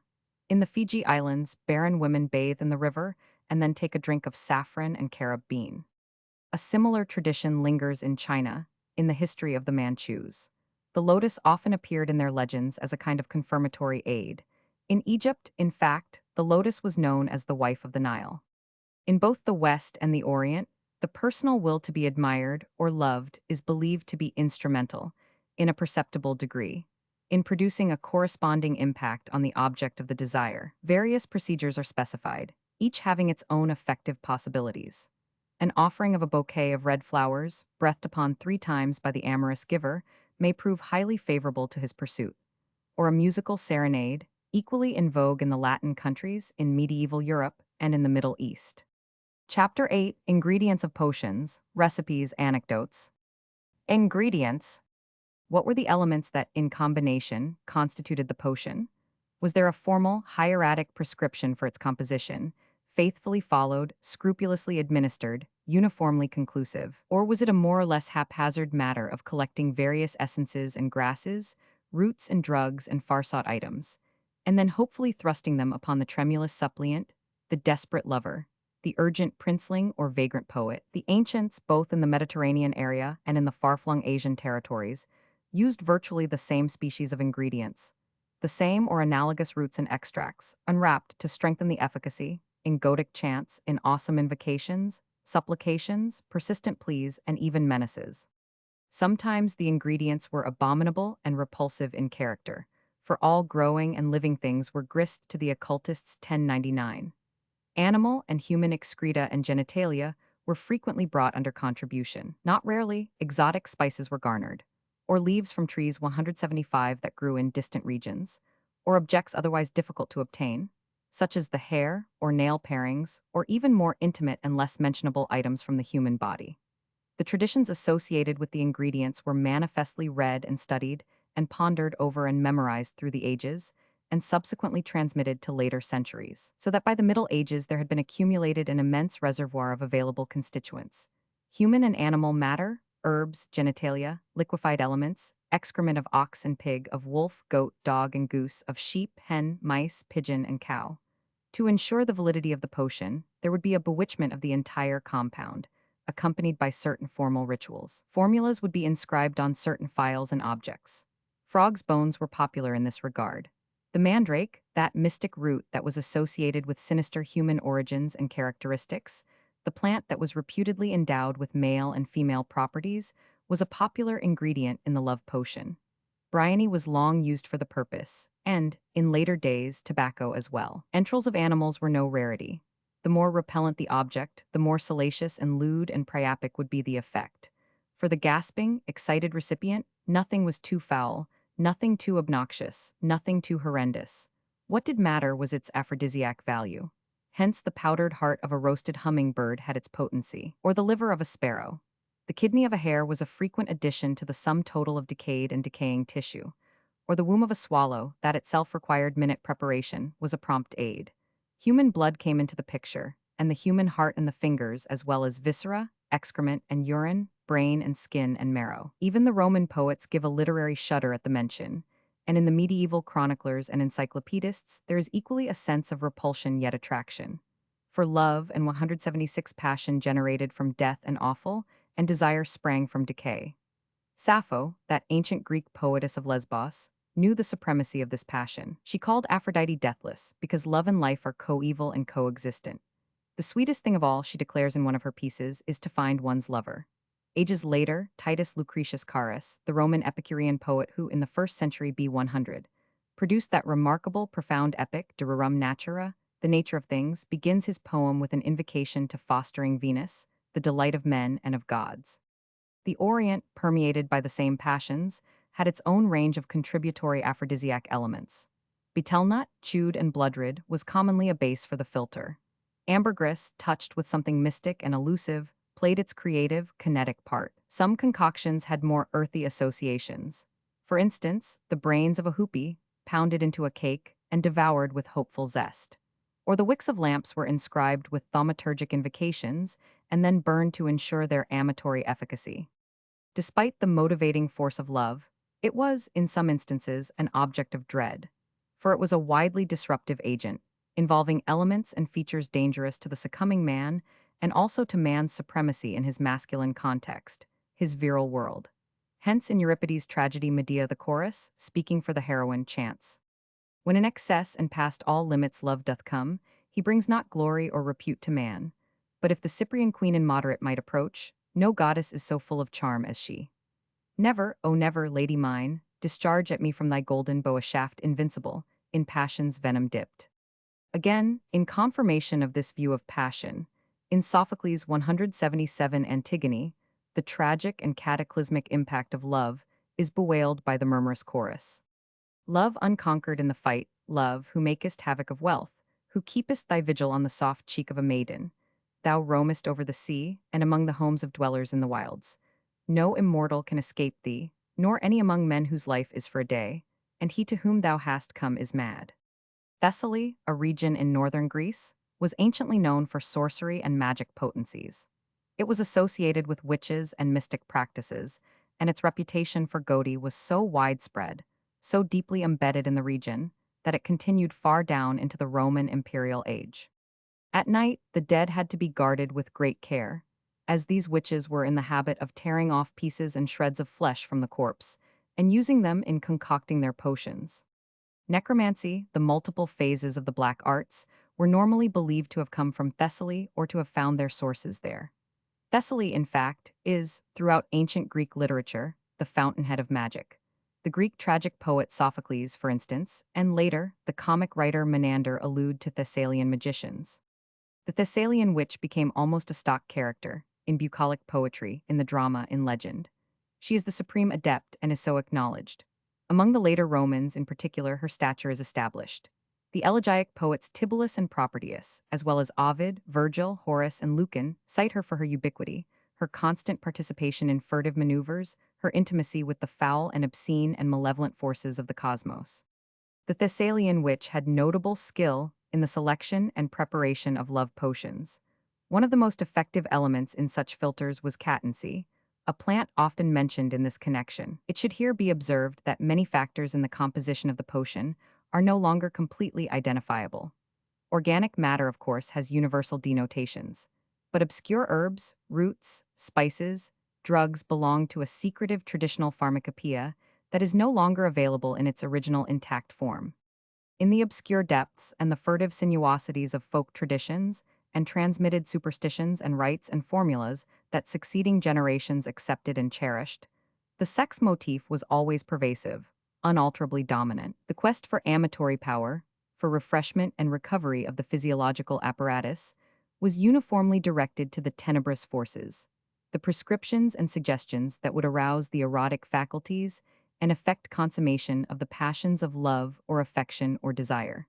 In the slow progression of time, this oral corpus of knowledge and these secretive means of amorous enchantment and invigorating processes were coordinated. They became imprinted in the written word. They were now established, durable. These compilations, that were in essence erotic handbooks, were primarily intended for all the lovesick, the yearning youth, the disappointed and effete libertine, the persistent aged debauchee, the warped, distorted, and maleficent pursuers of Eros in his most naked identity, of Priapus exultant and self-perpetuating. Nor was this search for the remedial elixir delimited by time or circumstances. It has, on the contrary, been continuous, and has flowed down from shadowy ancientness through the complexities of the Middle Ages, the tumultuous era of the Renaissance, which made life and letters complementary concomitants, down into these very present days when the search is no less unending. In the laboratories, in mystic 179 and pseudo-mystic cults, in fantastic devices in the Chinese hinterland, in the steaming Congo, in Haiti, and in scattered and sundered islands in the Pacific wastes. In the misty ages, the formula for recovering or stimulating sexual vigor was comparatively simple. In Akkadian and Chaldean, in Hittite and Sumerian rituals there was the spell, the enchantment involving mystic terms, a sacred logos, a filter of recognized potency, a particular herb or food enwrapped in entreaty and threats and injunctions to the impalpable controlling forces and agencies. Under the impact and influence of the esoteric science of the lands of Asia Minor and of Egypt, the prescriptions were extended and assumed a variety of forms and ultimately were collected and embodied in corpora of relevant matter, destined for consultation for succeeding ages. Most of this matter, inscribed on papyrus, dates in the 4th century A500 and is preserved in the Bibliothèque Nationale in Paris. A characteristic prescription gives directions for winning and ensuring a girl's love. Hecate is the motivating force. Hecate, the triple goddess, the sorceress, equated with the moon goddess Selene, with Artemis, and with Persephone, the goddess of the underworld. The goddess Hecate then is invoked with a plea to ensnare the girl's love by means of torture, so that she will ultimately succumb to the urgencies of the panting lover. Once the ingredients are accumulated, the next step is for the pleading lover to extol the effectiveness of the recipe. In the ancient Greek magic papyri, and in papyri containing particulars of love charms, the offering itself is described in detail, and its virtues are enumerated. Scrupulous adherence to the method of administering or treating the charm is enjoined. There is now the supplicative prayer to be intoned, while incense is sprinkled upon the sacrificial flames. Warnings are uttered, precautions are postulated, to prevent anything untoward from affecting the suppliant 180 himself and bringing down upon his head any malefic consequences. Directions are given for preparations of the potion. Prayers and chants to the goddess Actiaphys follow. In her semi-oriental designation, the goddess is again invoked. Actiaphys erescigil nebutajulethi for forbasa tragiamen. Emphasis is placed on wresting the girl into a state of unconditional passion. In mythological contexts, certain divinities such as Hecate, certain seers and warlocks, sorceresses and thaumaturgic adepts are associated with rejuvenative powers. The ancient witch Medea belongs in this category. She is foremost in her capacity for restoring masculine virility and potency by means of her Gotic techniques, her magical charms, potions, and incantations. Medea, the cunning one, as her Greek designation indicates etymologically, is the universal witch par excellence. She can renew the youthful vigor of Aeson by boiling him in herbs endowed with special virtues. Thus she is described by the Roman poet Ovid in Book 7 of the Metamorphoses. She can recreate Aegeus, the aged king of Athens, and bestow virility on him by virtue of her secret philters. In Medea, the tragic drama of the Greek poet Euripides, she makes such an assertion and a promise. Medea, I am undone, and more than that, am banished from the land. Aegeus, by whom, fresh woe this word of mine unfolds. Medea, Creon drives me forth in exile from Corinth. Aegeus, doth Jason allow it? This too I blame him for. Medea, not in words, but he will not stand out against it. Oh, I implore thee by this beard and by thy knees, in suppliant posture, pity, oh pity my sorrows. Do not see me cast forth forlorn, but receive me in thy country, to a seat within thy halls. So may thy wish by heaven's grace be crowned with a full harvest of offspring, and may thy life close in happiness. Thou knowest not the 181 rare good luck thou findest here, for I will make thy childlessness to cease and cause thee to beget fair issue. So potent are the spells I know. Hedylus was a Greek epigrammatist of the 3rd century B100. In one of his pieces, a girl makes her confession that she was overcome and succumbed to wine and words of love. The wine, in fact, was the operative potion.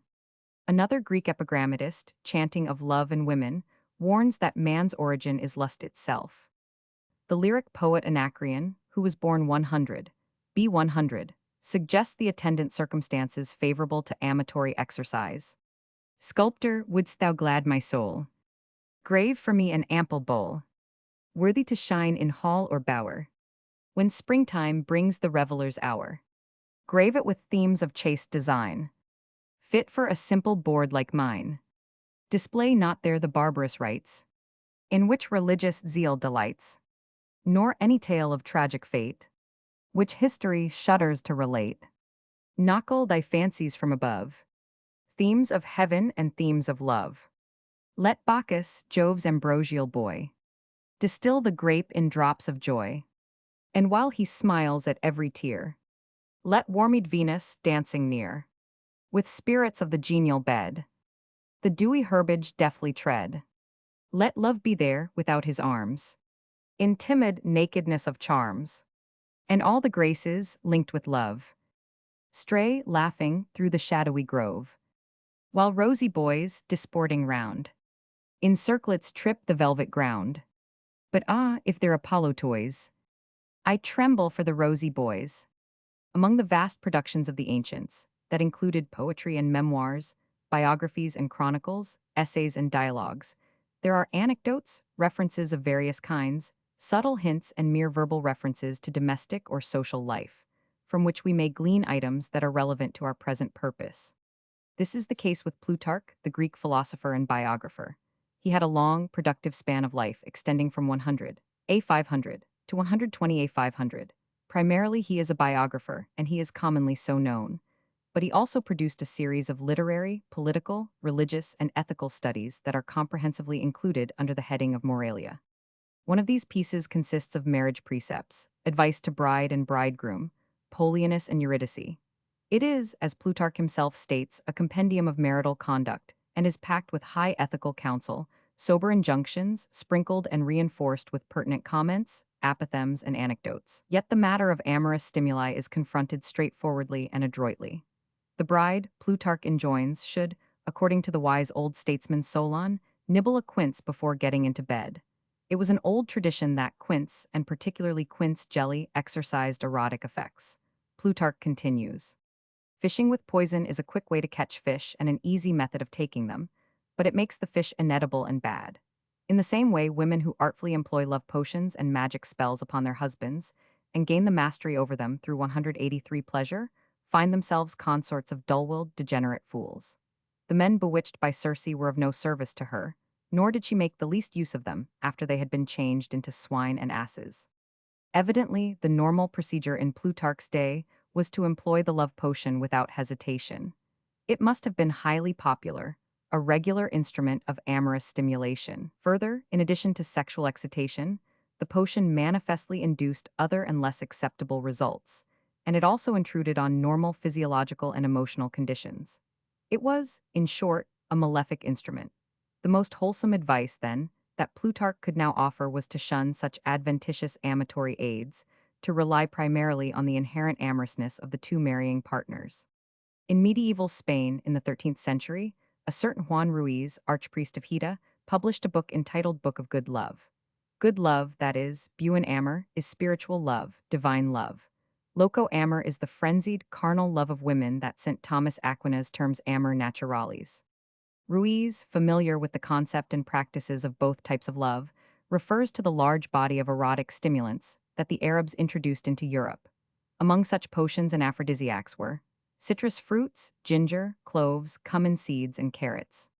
The actual composition of love potions and analogous amatory fortifiers is not known in each case in specific detail. Erotologists, historians of ethnic mores, chroniclers, authors of amatory manuals, and writers on similar topics make frequent casual references to the fact of the potion itself. with the implication that the individual ingredients, their relationship to each other, the sources of supply, and the 184 method of compounding them into one medicament are either so well established in public knowledge as to dispense with the enumeration of the component elements, or are merely in the nature of traditional information, transmitted to the reader without further comment, without the personal or necessary intrusion of the writer. Despite such strictures, however, there remains a sufficiently substantial corpus of knowledge relative both to the potion as such and to the elements of such a compound elixir. An immediate, rational, and fundamental explanation of the dearth of details about the potion is that the draught had a high economic value. The possessor of the mysterious ingredients collected and compounded and distilled for monetary gain. The selling of potions was a lucrative business. In the Middle Ages, it was a flourishing industry, an indispensable production. And thus it was to the extreme advantage of the dispenser of the amatory cup to guard and retain the secret recipes with the most scrupulous care. Perfumes and spices and aromatic roots were often included in the composition of philters to give a particular fragrance to the unguent or medicament. This was usually the case among the Romans, who often, in large and luxurious families, had special laboratories where the essences were distilled. These essences contained, among other ingredients, myrrh, cinnamon, marjoram, or spikenard. Some filters consisted of testicular and related matter, as the sperm of deer and other animals, and even menstrual blood. The belief was that an intimate causal relationship existed between the elements of the filter and the anticipated sexual implications. One of the basic ingredients for a compound conducive to amatory vigor is mastic, recurrently recommended in the 185 Arab manuals. Mastic is a gum or resin used nowadays in the manufacture of varnish. In some countries bordering the Mediterranean, particularly in Greece and Turkey, mastic is used to flavor a liquor. The mastic shrub is an evergreen, multiply-branched, and indigenous to the Greek island of Chios. In the Orient, mastic has been used as a kind of chewing gum. The fruit itself is a red berry. This fruit, crushed and pounded and mixed with honey, produces a drink that is reputed to be of great amatory potency. Garlic, too, is an amatory stimulant and has been so used in composition. It is repeatedly included in the enumeration of aphrodisiac elements in both Western and Oriental erotic manuals. Among the Aboriginal Ainu of northern Japan, garlic has the same gastronomic status as nectar and ambrosia, the food of the gods, among the ancient Greeks. Similarly with syrup of vinegar, and nutmeg, with cardamom, which, in a compound of onions, ginger, cinnamon, and peas, is reputed to be particularly efficacious in Arab countries. Peppers, both white and red varieties, are credited with arousing intense sexual inclinations. In the Arab manuals, laurel seeds are frequently mentioned, Indian cashew, cloves, gillyflower. Instructions are given for pounding various items together into some consistency, then liquefying the compound with a broth or honey or goat's milk. In all ages, alcohol has appealed to men for its aphrodisiac possibilities. In moderate amounts, it has been at various times and in varied circumstances commended as a stimulant. In excessive doses, however, it appears to act as a decided anaphrodisiac. The French King Louis Roman XIV, whose reign was marked by the utmost sexual liberties, was accustomed to encourage 186 his amatory inclinations with a drink of alcohol sweetened with sugar. Throughout the European countries, there was a folk tradition that required a bride and a bridegroom to consume cakes steeped in alcohol and sugar to ensure nuptial consummation. According to some authorities, small doses of spirits depress the higher centers of the brain and thus release emotional inhibitions. Biblical literature is full of allusions to alcoholic drinks and spirits, and to their frequent use, but uniformly with the proviso of due moderation. A relevant allusion occurs in Romans 14. Give strong drink unto him that is ready to perish, and wine unto those that be of heavy hearts. Let him drink, and forget his poverty, and remember his misery no more. Since fish contain phosphorus and other elements highly productive in amatory inducements, brews and soups and chowders compounded of fish will equally contribute to aid energizing vigor. Curries and sauces may act as excitants and hence be provocative, though by indirect means, of amatory urgencies. The consumption of garlic in any considerable quantity may readily and normally repel intimate contacts, but in antiquity and through the Middle centuries, it was widely in use as a pronounced aphrodisiac. This was and still is especially so in the countries of the Mediterranean littoral. In a fluid form, as distilled oil of garlic, it appears that it has its use also, but with less invigorating effect. Anise, which flourishes in the eastern Mediterranean 187 region, is used at the present time for gastronomic purposes.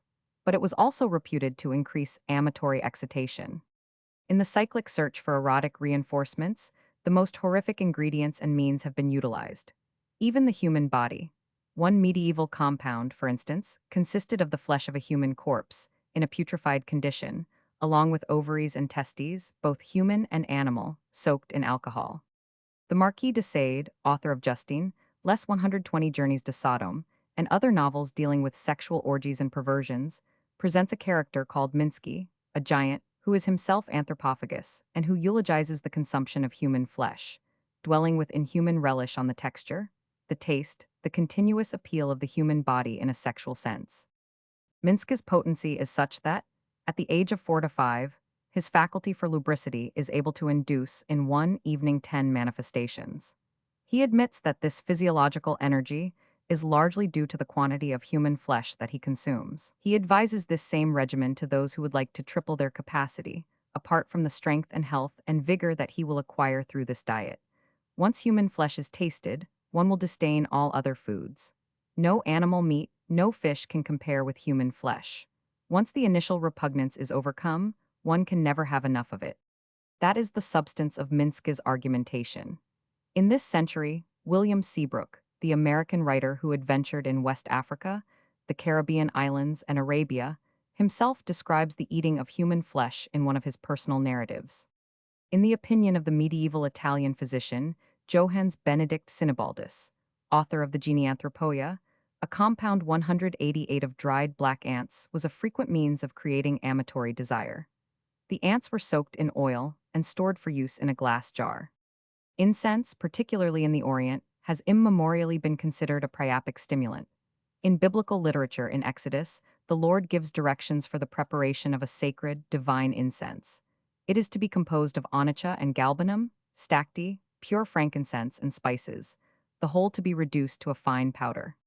The most potent filter or potion is the instinctive, natural, physiological desire. This maxim has been postulated by many erotologists and sexologists. It is forcefully so asserted by Robert Burton, the 17th-century encyclopedist who, while searching for a clue to the cure of melancholy, in his Anatomy of Melancholy, simultaneously searched through all the chronicles, histories, and treatises of his predecessors. Philters, he asserts, and charms, amulets and figurines, periapts and unguents are basically unlawful means. They are actually the last resort in the amatory quest. Panders and bawds and the attendants on erotic provocations give some meager aid in this respect. Beyond that, there is nothing but magic enchantments, satanic assistance. I know, confesses Burton, that there be those that deny the devil can do any such things, and that there is no other fascination than that which comes by the eyes. He then quotes from Pietro Aretino, the Italian erotic poet, in relation to Lucretia's amatory power. One accent from thy lips the blood more warms than all their philters, exorcisms, and charms. Lucretia's erotic faculty was such that she could accomplish, merely by kissing and embracing, her sole philter, as she admitted, more than all the philosophers, astrologers, alchemists, necromancers, and witches. Lucretia used neither potions nor herbs. With all my science, she said, I could never stir the hearts of men, only by my embraces, the warmth of my lips. I forced men to rave like wild beasts, and countless among them I drove into bestial stupefaction, with the result that they adored me and my love like an idol. In the weird and confused history of human mores, there are noteworthy episodes and anecdotes, some apocryphal and traditional, others warranted by authenticity and verifiable historicity, relating to amatory experiences and their effects. Many of such anecdotes, prevalent in Oriental and classical literature, describe the amazing consequences of the consumption of love potions and similar concoctions. There is the story of the wayward and untrustworthy but brilliant Alcibiades, the 5th century B100, political leader in Greece. His amorous bouts, his erotic intrigues were so frequent, so forceful, and so indiscriminate that, as personal insignia, he bore the design of Eros, the god of love and son of Aphrodite. Eros was, in this instance, depicted as hurling lightning bolts. Of this same Alcibiades, the tale ran, according to a later chronicler, that as a young man Alcibiades had the faculty of diverting wives from their husbands. Alcohol, like wine, in moderation, has regularly been used as an amatory compliment. King Louis Roman XIV of France, for instance, was accustomed to take alcohol, with the addition of sugar, to arouse his jaded sensuality. Brides and bridegrooms, too, in medieval Europe, followed a folk custom of eating a cake dipped in alcohol and sugar. The embattled women known anciently as Amazons, on taking prisoners in battle, broke the captive's arms or legs. The belief was that, by the deprivation of a limb, the erotic functions of the captive would correspondingly be strengthened. 191 of the Amazon queens, Antiora by name, was the author of a kind of apothegm, that the lame best performed the amatory act. Certain foods have urgent amatory reactions.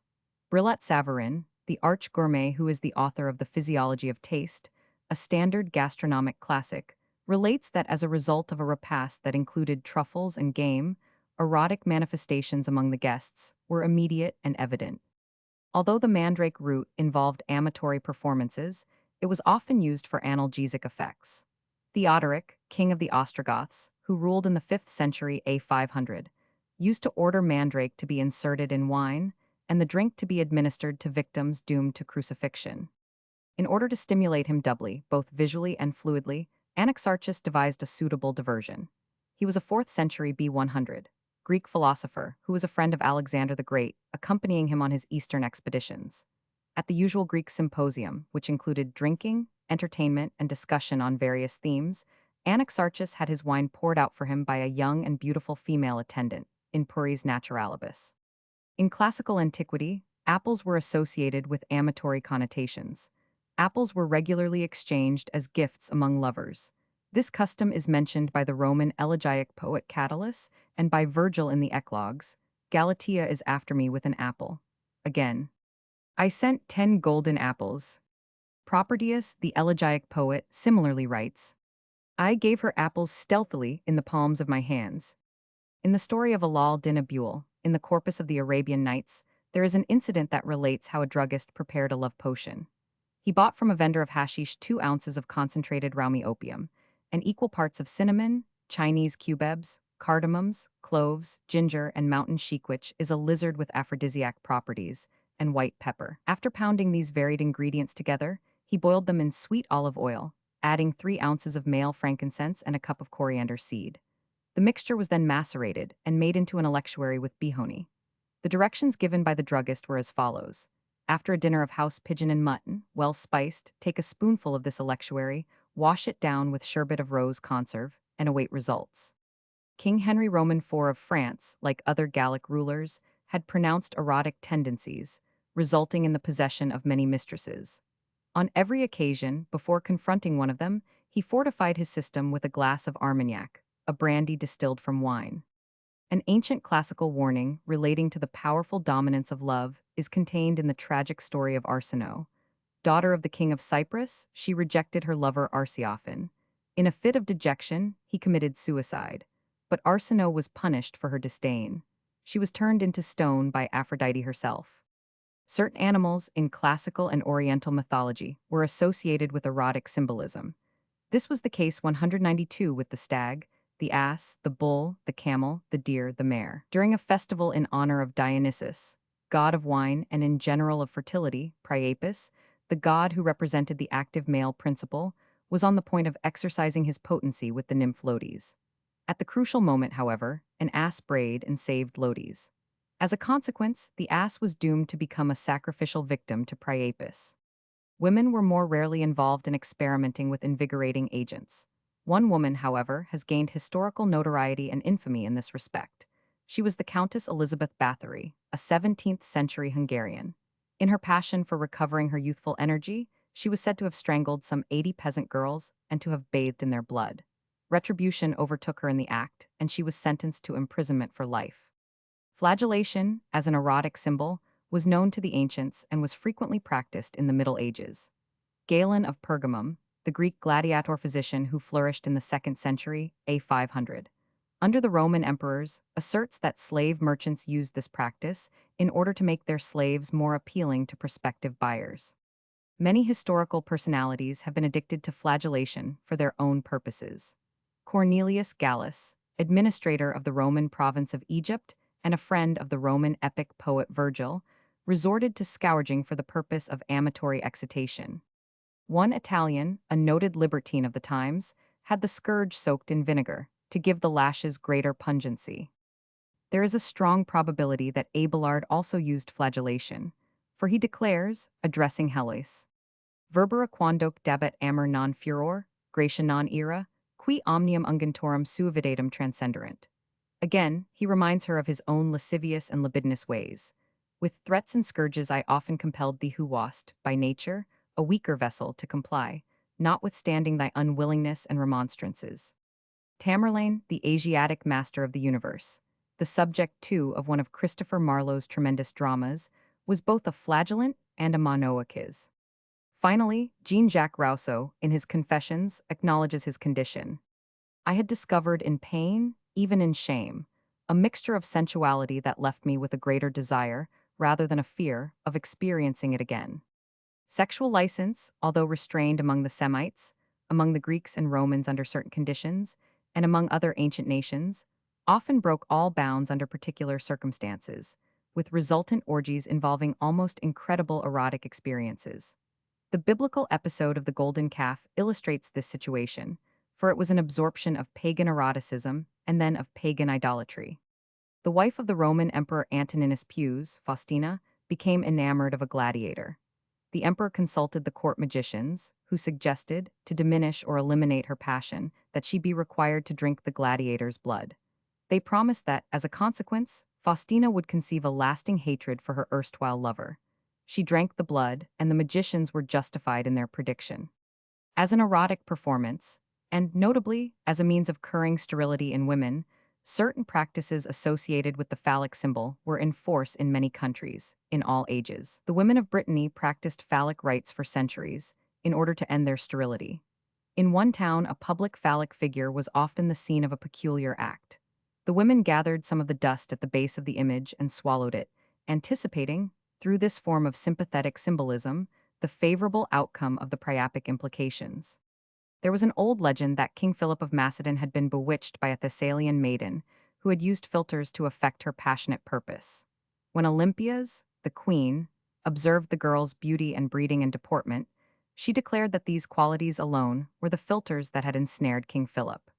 Antiquity consistently associated sexual performances with sacred and divine rituals, so with the ancient Canaanites. The Hebraic tribes that lived in contiguous regions adopted this practice. They cohabited with the women of Shittim and associated with the daughters of Moab.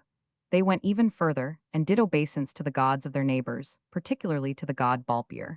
The full text of this episode appears in Numbers 25, verses 13. There was so much rivalry among the mistresses of King Louis Roman XV of France that each one resorted to the most extreme means to hold his affection or to regain his love. Madame de Pompadour, for example, used a tincture of cantharides. Cantharides is the beetle Milibris or Lita vesicatoria. The active principle of this insect is a white powder called cantharidine, used as an amatory stimulant but dangerous, and when taken internally, fatal to the victim. For Madame de Pompadour, however, and for many 195 personalities notorious in history for their ruthless determination, there was the old but still meaningful adage about fairness in war and in love. It is a popular belief that castration eliminates all amatory inclination as well as capacity.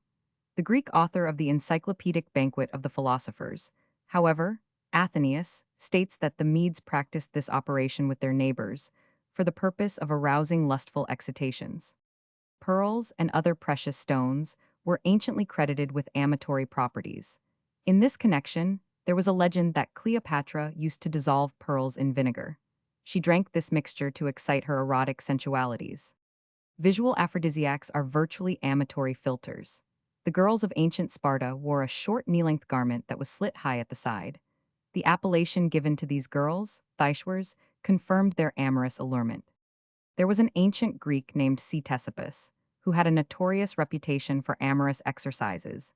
He was so libidinous that, frantic in his lustful urgencies, he sold the stones from his father's grave to purchase the wherewithal for his pleasures. Apuleius, the Roman philosopher and novelist, author of the romantic tale entitled The Metamorphoses, who flourished in the 2nd century A500, was involved in a public trial. Accused of practicing witchcraft to win a widow's love, he was also credited with preparing love potions for this purpose. The love potions, it was charged, contained as ingredients highly erotic elements, spiced oysters, sea hedgehogs, cuttlefish, and lobsters. Apuleius, however, in a speech that is still extant, defended the innocuous nature of his offerings. Dancing among the Romans had erotic implications. According to the Roman historian Sallust, a certain Sempronia danced with more zest than a respectable matron should. Democritus, the Greek philosopher who belongs in the 5th century B100, was credited with the preparation of love philters. The tyrant of Syracuse in Sicily, Dionysius, who belongs in the 4th century B100, was reputed to be an extreme libertine. He once filled a house with the fragrant herb thyme, which is an erotic stimulant, and with roses in profusion. Then he invited the young women of the city to participate in an orgiastic sequence of libidinous performances. Madame du Barry, eager to retain the royal favor at the court of France, often prepared dishes that had amatory possibilities. These dishes involved stewed capon, terrapin soup, crawfish, ginger omelets, shrimp soup, and sweetbreads, all of which are reputed to be salacious provocatives. The goddess of the dawn, who in Greek mythology was Eos, rhododactylos, rose-fingered, was a divinity endowed with such amorous intensity that, whomever she observed favorably, she carried off for her amatory purposes. The youth Tithonus, who became her husband, was so treated. So with Clitus, Orion, and Cephalus. There were, in antiquity, lascivious dances that were sexually provocative. One such dance was the Sicines, during which, in addition to lewd gestures, the clothes of the dancer were stripped off. Another dance was called the dance of the Chalybides, also the Cordax, which involved amatory exhibitionism, denudation, and erotic motions. Herodotus, the first major Greek historian, relates in 197 episode connected with Terpsichorean performances. Cleisthenes, ruler of Sicyon, had a daughter named Agariste. Her beauty brought her numerous suitors, all unsuccessful in turn. Finally, a wealthy young Athenian, a certain Hippocleides, appeared as a guest at a banquet given by Cleisthenes. Having imbibed too generously, Hippocleides mounted on a table and performed several lascivious dances. Cleisthenes was so shocked by the obscene movements that he declared to Hippocleides, "You have danced away your bride." Aphrodite, the Greek goddess of love, was widely worshipped throughout the Hellenic territories, both on the mainland of Greece, in Asia Minor, and in the Aegean Islands. At Paphos in Cyprus, an annual festival, attended by both men and women, was held in her honor. The ceremonials conducted during the festival included frenzied sexual performances. In token of the goddess' favor, each member left for Aphrodite a coin, in return for which they received a phallus and some salt. Phallic figures were a common feature in ancient religious cults, but even as late as the 18th century, the phallus appeared in public demonstrations. At the annual 3-day fair held in Isernia, in the Kingdom of Naples, reproductions of a phallus were on sale. The customers were usually barren women, who, through this phallic symbolism, anticipated a favorable outcome for their sterility. In classical mythology, erotic inducements were used even by the divinities themselves. In the Greek epic poem The Iliad, Hera, wife of the supreme deity Zeus, employs such excitants to arouse her husband. From Aphrodite, the goddess of love, Hera secures Aphrodite's magic girdle of love and longing, which subdues the hearts of all the gods and of mortal dwellers upon earth. Aphrodite loosed from her bosom a broidered girdle, wherein are fashioned all manner of allurements. Therein is love, therein is longing and dalliance beguilement that steals the wits of the wise. And however wise he might be, Zeus' wits were thus stolen. Although the search for amatory potency is one of the most dominant factors in human history, there are cases where the opposite effect was desired. A Roman matron, to cite one instance, named Numantina, wife of Plautius Silvanus, was charged with having effected incapacity in her husband by magic means. Magic played a part in medieval history too. Gregory of Tours, the 6th century A500, churchman and historian, tells of a certain woman who was spellbound by a number of concubines. She had become the wife of Euladius, and had thus inspired the concubines of this Euladius into jealous retaliation. Again, according to the chronicles, the medieval King Theodoric was incapacitated by a magic spell. Among the most lascivious women in all history was Catherine Roman II of Russia. Married to the grandson of Peter the Great, and still childless, She was informed by her advisors that an heir was urgent in order to preserve the empire. Catherine consequently made a realistic decision. She ordered a sturgeon and caviar to be prepared for a banquet. Then she invited one of the officers of the guard, named Sadikov. The outcome of the invitation and of the piscatory repast was an heir to the Russian Empire. The Emperor Saladin is concerned in a story that is pointed in confirmation of the amatory value of a fish diet. To verify the degree of continence of some holy dervishes, 199, the emperor invited two of them to an entertainment in his palace, at which rich food was served. Odalisques too took part in the banquet, but the dervishes succeeded in resisting the female blandishments. Saladin, however, dissatisfied with this reaction of the dervishes, and rather astonished, ordered another repast to be prepared. This consisted entirely of fish dishes. The dervishes were again invited, and the odalisques were present as entertainers. This time, Saladin was completely satisfied with his piscatory experiment, for the dervishes reacted to the odalisques as the emperor had expected. Francis I, King of France during the 16th century, was, apart from his cultural interests, noted for his erotic experiences that he extended by provocative foods, drinks, and concoctions of various kinds designed to prolong his capacity. His mistresses were innumerable, and he died exhausted by his amatory excesses. George Roman IV, King of England, was a gourmet who appreciated the priapic properties of truffles. His ministers at the courts of Naples, Florence, and Turin were given special and unusual directions. They were to forward to the royal kitchen in London any truffles that they discovered to be of superior quality in delicacy or flavor or size. King Edward Roman VI of England was the victim, according to old historical chronicles, of bewitchment. The accused was the scholarly but tragic Lady Jane Grey, who was charged with concocting magic potions and employing amatory charms to the king's detriment. An ancient view on incapacity derives from Hippocrates.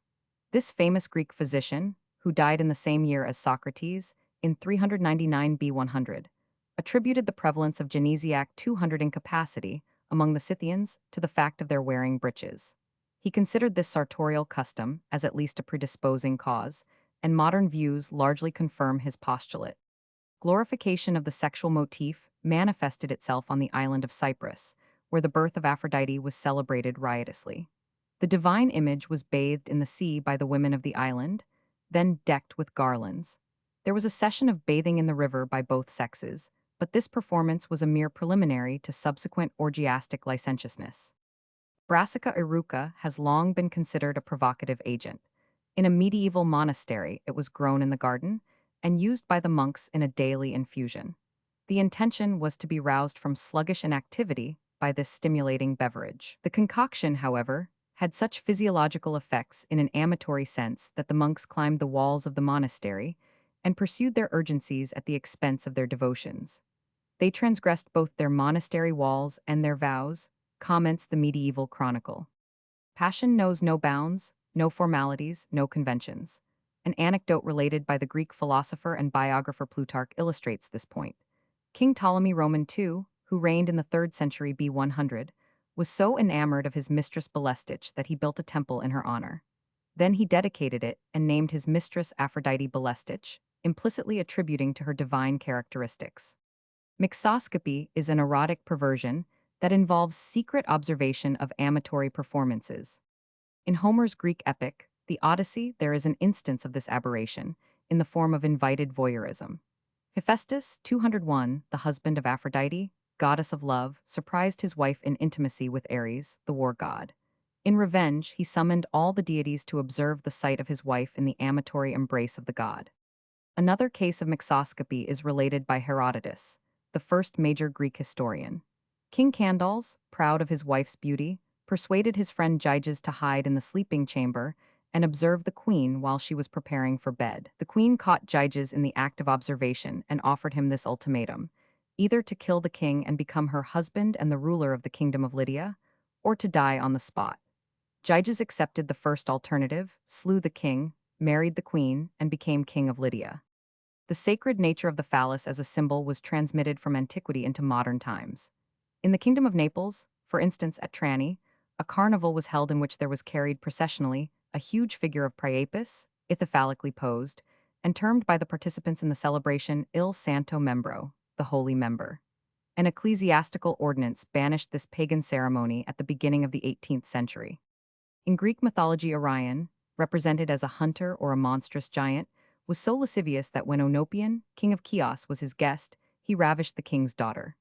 Orion's passion drove him to attack the goddess Artemis, who punished him by sending a scorpion that stung Orion to death.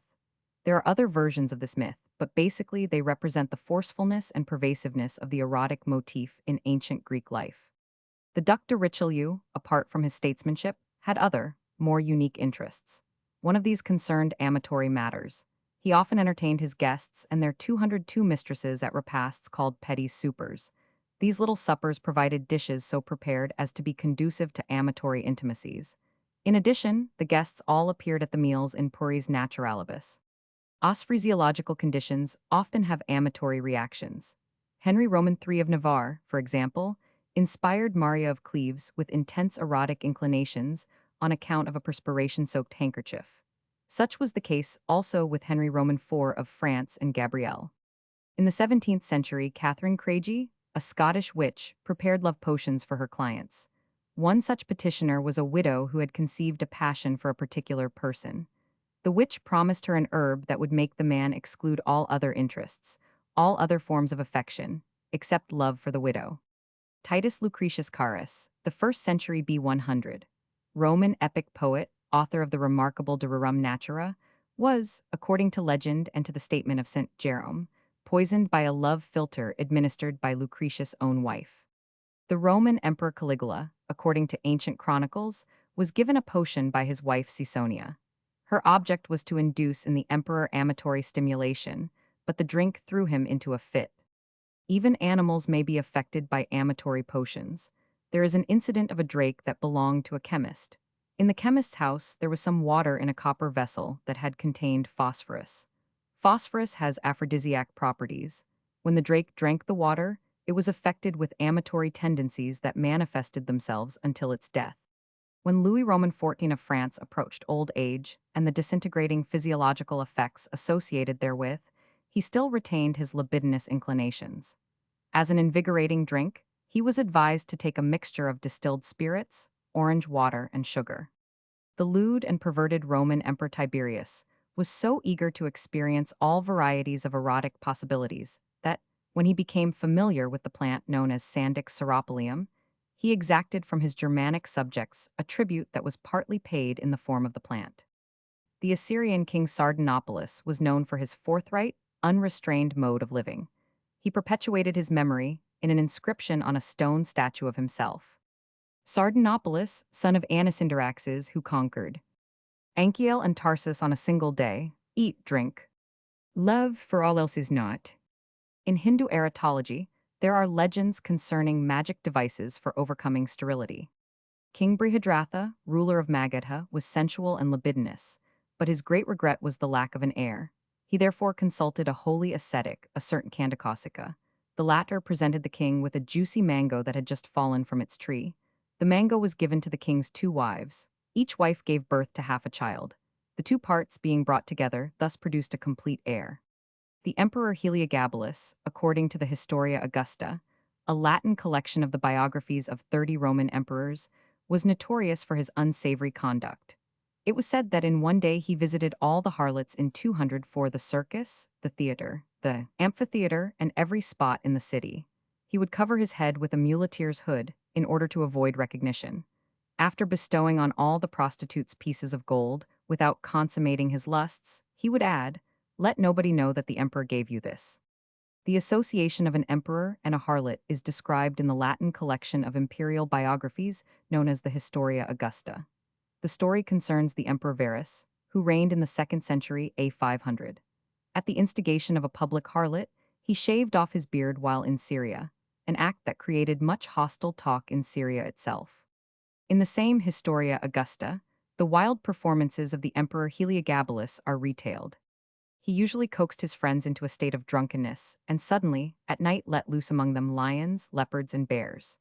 When they woke up in the same chamber as the animals, and found lions, bears, and leopards around them, in the morning, or, what was worse, at night, they died of fright.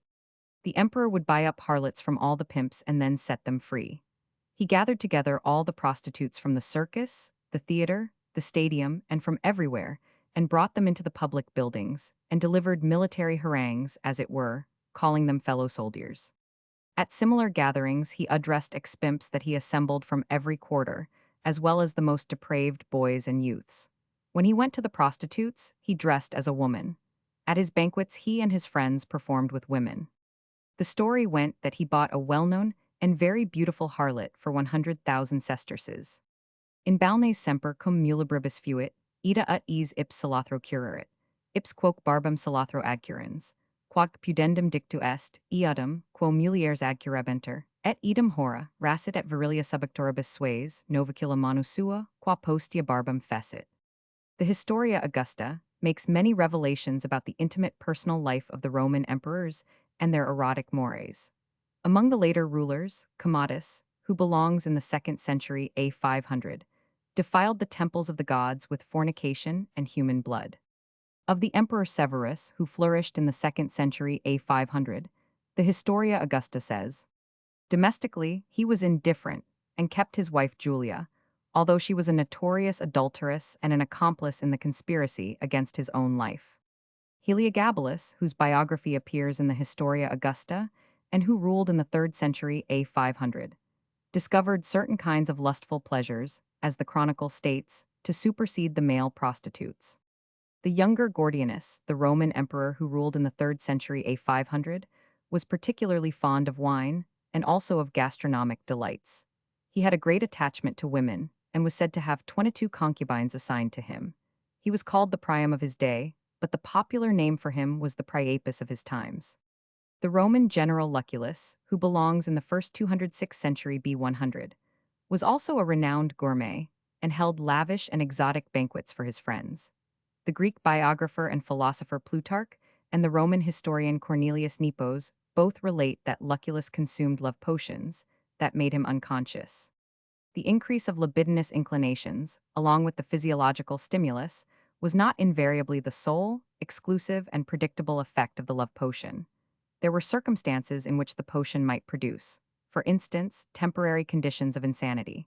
Such was the case, according to historical records, of the notable Roman administrator Gallus, who belongs in the 1st century B100. He was driven mad through the excessive use of aphrodisiac philters. Again, there is a tradition that Titus Lucretius Carus, the Roman poet who produced the remarkable epic entitled The Nature of Things, was the occasional victim of a potion administered by his wife with the intention of producing temporary insanity. So, too, with Lucullus, the Roman general and noted gourmet, who dates in the 1st century B100. He succumbed to a poison that was contained as an ingredient in a love philter. In the Orient, the almond becomes an amatory agent, either eaten whole, or ground into a powder, or mixed with other ingredients. Powdered almonds with cream and egg yolks and chicken stock act presumably as a stimulant, so with honey taken with almonds and pine tree grains. Minerals, precious stones have been constituents in exciting preparations. The medieval centuries in particular placed profound credence in their virtues. The agate was thus reputed to promote genesiac activity. So with molten gold taken in an infusion. All sorts of brews are known and experimented with in 207 the East. A stimulant that, although credited with amatory effects, produced at the same time violent reactions, was a Chinese concoction of opium and other ingredients, called a fian. Herbs were always a contribution in love drinks. An aromatic herb that was called by the Romans Venus plant was known in the Middle Ages as sweet flag and was considered an erotic excitation. Animal flesh and organs have immemorially formed part of the amatory apparatus. In the 2nd century, A 500, a physician of Alexandria recommended the flesh of lizard as a genesiac agent. Cheese and cherries, dried shrimp and scallops, fried spinach and noodles, chestnuts boiled with pistachio nuts, pine kernels, sugar, rocket seed, and cinnamon, chicken gizzard, a compound of juice of powdered onion and ghee, heated and then cooled and mixed with chickpeas and water, a cider drink, cinchona, bark, a liqueur distilled from cinnamon, sife perfumed candy, cod liver and cod roe, cockles, all these disparate items some centuries ago, others in our own contemporary times, East and West, have been in use as generative provocations, sometimes traditionally and hopefully, at other times merely traditionally. In the Hindu manuals, there are enumerated and described such varied potions and unguents and drugs that masculine activity, according to legend, can be prolonged continuously to the extent of hundreds of individual and successive occasions. In the South Seas, a stimulating drink, consumed after wedding ceremonies and other notable occasions, is made from the roots of the plant Cava pipraceae. The root is 208 chewed, and then the juice extruded into a bowl. The liquid is then strained and served. In the Orient, from the bird known as king's crow, the extracted bile is compounded into an amatory filter. A certain perfume popular among Arabs for amatory stimulus is known as duffs. All sorts of drugs, both in their natural state and in synthetic preparations, dangerous in their application and fatal in their effects, have frantically been enlisted as erotic attendants. The venereal passion has thus frequently transcended health, sanity, and the continuance of life itself. Among such drugs, drafts, and preparations are demiana, absinthe, yohimbine, adrenaline, brucine, aphrodisine, amanita muscaria, belladonna, borax, hashish, cocaine, bang, mescaline, bufotenin, rauwolioid harmine. Among gruesome items used for libidinous purposes was human dried liver. The Romans were familiar with this ingredient, and Horace, the 1st century B100 poet, makes mention of it in describing the dark operations of a witch. Formerly used as a love charm was dragon's blood, a red resin extracted from the fruit of a palm tree called botanically Calamus draco. Cast into a fire, dragon's blood was believed, when accompanied by a binding spell in the form of a rhyming couplet, to induce an errant lover to return to the object of his passion. Dogstones, tubers of the orchis species, are shaped like the testiculi canis, and hence are so called. At one time, this plant was assumed to have an amatory virtue. In the case of women, darnel grass was considered an amatory provocation, when mixed with barley meal, myrrh, and frankincense. The comparatively innocuous cucumber, used domestically in salads, has sometimes been credited, mainly for its phallic shape, with venereal properties. In the Orient, the aromatic plant cumin, which is used as a condiment, is also considered aphrodisiacally. So with the pungent berry cubeb, native to Java, and used in cooking and medicinally. In the East, cubebs are chewed, sometimes powdered and mixed with honey, sometimes made into an infusion with cubeb leaves. The provocative virtues of cubeb peppers are widely known and esteemed, from Arabia to China, and have been used erotically since at least the 13th century.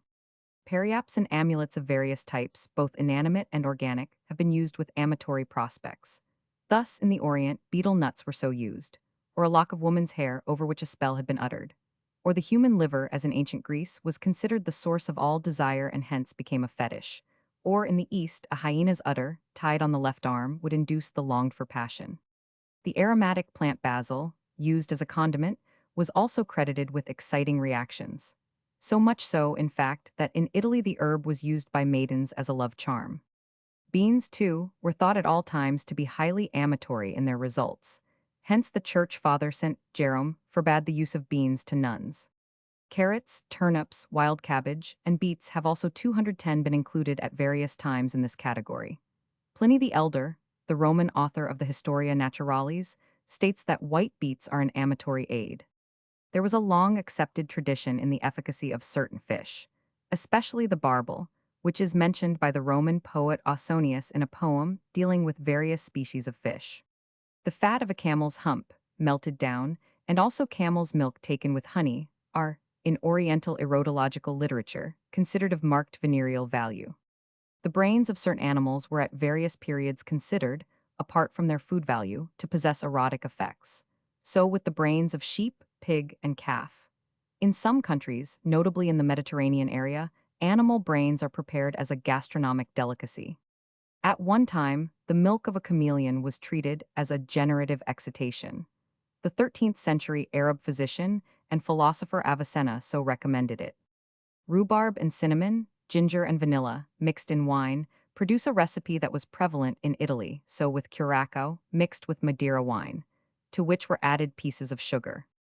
An old collection of unique recipes, entitled The Golden Cabinet of Secrets, was formerly but incorrectly included among the works of the Greek philosopher Aristotle. The collection itself was long popular for its putative authority. An amatory powder, described in the cabinet, is compounded thus. Flowers of seeds of elecampane, vervain, mistletoe berries are crushed together and dried thoroughly 211 in an oven. The powder is taken in a glass of wine, and the effects, it was urged, would be most gratifying. Usually, amatory concoctions were prepared individually, for each suppliant. In the 17th century, however, an Englishman by the name of Burton, an apothecary, established a factory in the town of Colchester. Here he produced on a large scale aphrodisiacs compounded of the roots of sea holly. They were for sale, in Rome, in the marketplace, in booths and emporia, and in quarters where people of all ranks and all ethnic origins congregated, filters and brews, and articles putatively endowed with provocative and generative properties. Dried human marrow, and the sucking fish, starfish, and intimate genital secretions, both male and female, were used in these concoctions. And over the preparations arose supplications and invocations and incantations directed to the divinities of the underworld, entreating efficacy in the purchased potions. Among plants that have both culinary uses and at least presumed amatory implications are the artichoke and asparagus. In France, artichokes were sold by vendors who, in their street cries, added forthrightly that artichokes aroused the genital areas. Similarly, in the Orient, asparagus, fried with egg yolks and sprinkled with spices, constituted a decidedly amatory dish. The eggplant, too, split and boiled with a flour paste, vanilla beans, pimentos, chives, and peppercorns, and a concoction known as boy's band or tightening wood, containing strychnine and hence highly dangerous, was commonly in use in the West Indies, where it was credited with excitant qualities. In China, again, bamboo shoots, usually an appetizing culinary ingredient, are believed to have an aphrodisiac value. A shrub that, since Roman times, was used for inciting desire was birthwort. In this respect, it was quite familiar to the Middle Ages. Bitter sweet, too, like many herbs, was at one time credited with erotic virtues. The berry of the caper plant, that is, caperberry, belongs in the same category. Its potency was reputedly so great that the plant is equated, in Ecclesiastes, with erotic desire itself. Paprika, which is Hungarian red pepper, is prepared from the plant Capsicum annuum, and is both a spice and a traditionally credited amatory aid. A plant similar to the artichoke, and equally prickly, is cardoon, considered a stimulating agent. In France, the fleshy parts of the inner leaves are consumed with this intent. Caraway seeds, in the East, are valued erotically. Stewed in milk sauce, carrots are endowed, in Oriental manuals, with stimulating characteristics. In ancient Greece, the carrot, used as a venereal medicine, was called a philtron. Rosemary, the aromatic shrub, has leaves that are used in perfumery, medicinally, and in cookery. Among the Romans, it has an amatory virtue. Some amatory doses are of such a nature that excess may prove fatal. An urgent young man, invited to a dinner prepared by a courtesan, ate too heartily. He died on the following day, as all the dishes had been spiced with a potent stimulus. Ferdinand of Castile, too, died from an administration of the same drug that had spiced the courses at the banquet. A medieval powder that was an energizing potential, rejuvenating and refreshing, is described by the English dramatist Ben Jonson 1637 in his comedy Volpone. Volpone himself offers the beautifying powder thus.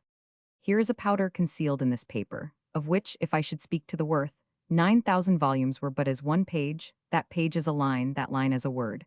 So short is this pilgrimage of man which some call life to the expressing of it. Would I reflect on the price?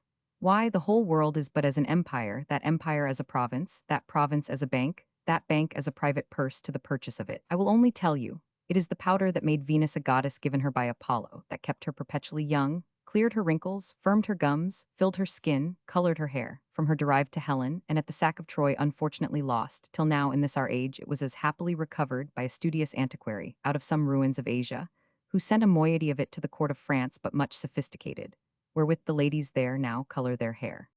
The innocuous cress, that is regularly used in salads, was formerly consumed, either raw or boiled or as a juice, for its invigorating value.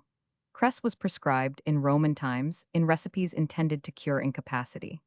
In the Orient, this property of cress as an aphrodisiac is stressed in the erotic manuals. Among many other herbs and plants that induce amatory conditions are valerian and coriander and violet. These are mentioned in this respect by Albertus Magnus, the medieval philosopher. Another plant, botanically known as Melamprium pratense and commonly called cow wheat, was given as fodder to cows. But it had also a reputation, according to Pliny the Elder and the Greek physician Dioscorides, as a rousing stimulus of passion. The dried seeds of the cola nitida, a nut indigenous to Africa, furnishes a drink called cola. This beverage is also known as bichi. The cola nut itself, which is chewed, is credited among the Africans with promoting vigor. A brew compounded of the Indian root called galanga, and cardamoms, laurel seeds, sparrowwort, nutmeg, cubebs, cloves in a fowl or pigeon broth, was held to be a powerful stimulant, especially among Arabs. Women esteemed, as an amatory incitement, the brains of the Mustela piscis. To a plant with a root shaped like a claw, called lycopodium, was formerly attributed the quality of inducing desire. In Eastern countries, the fruit of the mastic tree, pounded with oil and honey, makes a drink that is highly esteemed among Arabs as a venereal provocation. The Arab erotologist Umar ibn Muhammad al-Nafsawi, author of The Perfumed Garden, a survey in amatory practices, discusses the entire range of erotic experiences and procedures among men and women. He treats of genital conditions, medical problems, potions, sexual ceremonials, circumstances favorable to amatory consummations, manipulations and contrivances and preparations that affect amatory potentialities. With all this mass of detail and particularization, 215 of venereal topics. The author emphasizes that his work is not an exposition directed toward lewd and libidinous ends, but a virtual glorification of the gifts bestowed upon men by divine graciousness and indulgent beneficence. Plutarch, the Greek historian and philosopher, in his De Sanitate Tuenda Precepta, Advice on Keeping Well, tells of an amatory incident. When the young men described by Menander were, as they were drinking, insidiously beset by the pimp, who introduced some handsome and high-priced concubines, each one of them, as he says, bent down his head and munched his own dessert, being on his guard and afraid to look at them. The inventive genius of man has included in the preparation of love philters the most heterogeneous items, such as human fingers, hoopy brains, tobacco, human excrement, snake bones, toads, skulls, and intestinal fluids and organs. Horace and Catullus, Pliny the Elder and Apuleius among the Romans, have frequent occasion to refer to philters and their ingredients and effects. So too the medieval and later physicians and demonographers have much to say on the subject. Martin Delrio and Sprenger, Reginald Scott and Baudin, Johannes Muller and Sinibaldus. A Roman recipe, composed by a witch, runs as follows. Bring the eggs and plumage foul of a midnight shrieking owl. Be they well besmeared with blood. Of the blackest venomed toad. Bring the choicest drugs of Spain. Produce of the poisonous plain. Then into the charm be thrown. Snatched from famished bitch a bone. Burn them all with magic flame. Kindled first by Colchian dame. John Gay, the 18th-century playwright, in The Shepherd's Week, has one of the characters refer to a philter in a casual and incidental manner, implying that the practice of this usage was in common vogue. And in love powder all my money spent. Behap what will, next Sunday after prayers. When to the alehouse Lupperkin repairs. These golden flies into his mug ill throw. And soon the swain with fervent love shall glow. Shakespeare, too, in A Midsummer Night's Dream, alludes to the love philter. Yet marked I where the bolt of Cupid fell. It fell upon a little western flower. Before milk-white, now purple with love's wound. And maidens call it love in idleness. Fetch me that flower, the herb I showed thee once. The juice of it on sleeping eyelids laid will make or man or woman madly dote upon the next live creature that it sees. Again, ill watch Titania when she is asleep, and drop the liquor of it in her eyes. The next thing then she waking looks upon, be it on lion, bear, or wolf, or bull, on meddling monkey, or on busy ape, she shall pursue it with the soul of love. Perfumes of all kinds, used on the person, on the genitalia, on clothes, in beds, in foods, were considered arousing stimulants. This procedure was in vogue both among the ancient Greeks and Romans, in the Orient, and during the Middle Ages, and is, of course, far from obsolescent these days. The Greek playwright Aristophanes mentions perfumes in his comedy Lysistrata in connection with sexual enticements. Horace, the Roman lyric poet, tells of an old lecher scented with nard. Ambergris and civet were immensely popular. An ointment extracted from spikenard was known as foliatum, another as nice Rosciana. Cinnamon, sweet marjoram, myrrh were in use, so with aromatic oils. Perfumes, in fact, are regularly mentioned in erotic and sexual situations and contexts. The corpus of the Arabian Nights contains many episodes involving the use and impact of scents. The biblical Song of Songs, too, makes apposite reference to the subject. A bundle of myrrh is my well-beloved unto me. Ointment and perfumes rejoice the heart. Perfumes and sweet spices. Beds of aromatic spices. Ben Jonson, the English dramatist, has Volpone, in the comedy of that name, offer Celia perfumed baths. The milk of unicorns and panther's breath, gathered in bags and mixed with Cretan wines. Our drink shall be prepared gold and amber. Onions in particular have for centuries possessed an aphrodisiac reputation. Onion is recommended for such intentions by the Greek and Roman poets. Ovid and Martial, and the later bucolic poet Columella, urgently stressed the eating of plenty of onions as both a rejuvenating and an animating agent.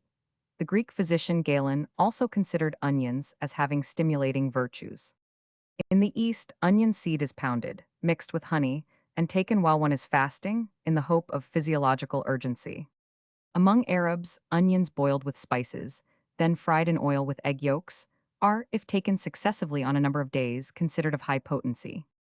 The seat of amorous passion was traditionally the liver. This concept is exemplified in The Faithful Shepherdess by John Fletcher. Amoret, dear friend, you must not blame me if I make a doubt of what the silent night may do, coupled with this day's heat to move your blood. Maids must be fearful, sure you have not been washed white enough, for yet I see a stain. Stick in your liver, go and purge again. Paragit, oh, do not wrong my honest simple truth.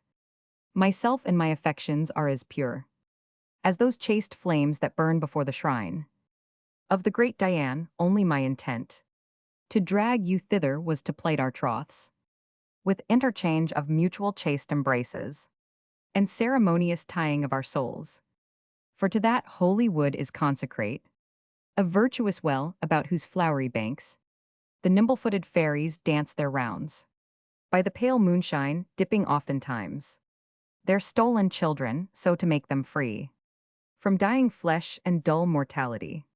By this fair fount hath many a shepherd sworn, and given away his freedom, many a troth, been plight which neither envy nor old time could ever break, with many a chaste kiss given, in hope of coming happiness. By this fresh fountain many a blushing maid hath crowned the head of her long-gloved shepherd with gaudy flowers, whilst he happy sung lays of his love and dear captivity. There grow all herbs fit to cool looser flames. Our sensual parts provoke, chiding our bloods, and quenching by their power those hidden sparks that else would break out and provoke our sense to open fires, so virtuous is that place. Then, gentle shepherdess, believe and grant. In troth, it fits not with that face to scant your faithful shepherd of those chaste desires he ever aimed at, and Amoret, thou hast prevailed. Farewell, this coming night shall crown thy chaste hopes with long-wished delight. Paragit, our great god Pan reward thee for that good thou hast given thy poor shepherd.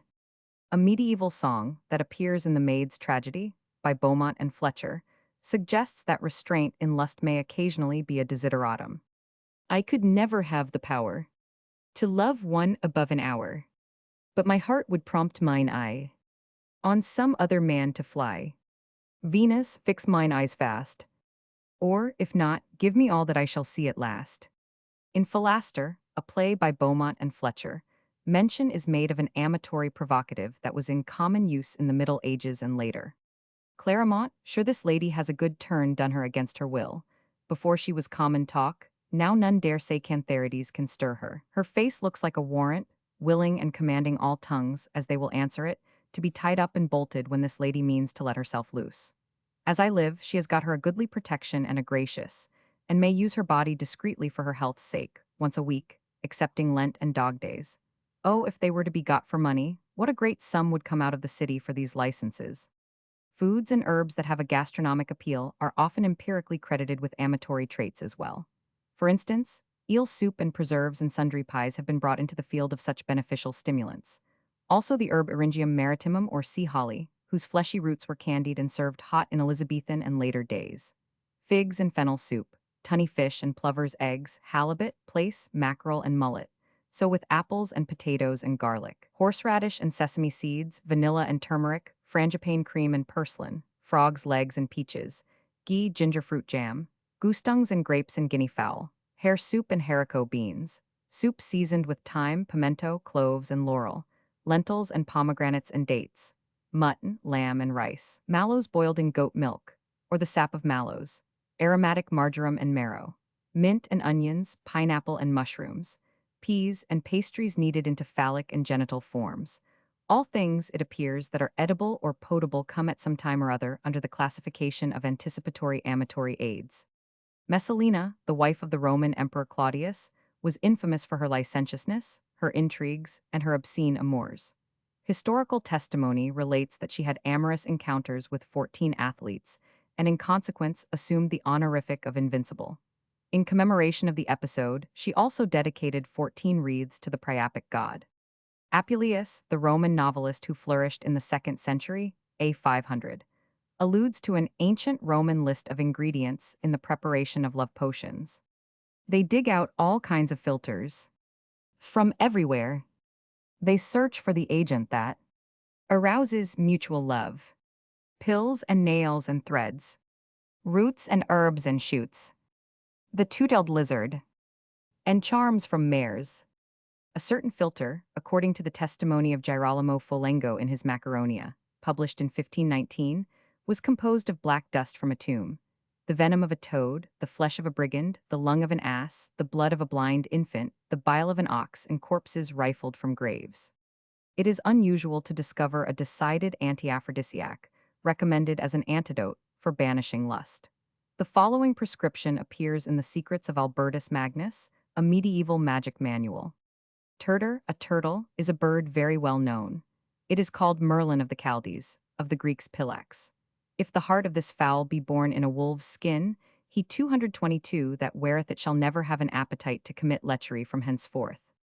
In the same magic manual, attributed to Albertus Magnus, the medieval philosopher, there is a description of a filter that has a number of properties, both medicinal and amatory.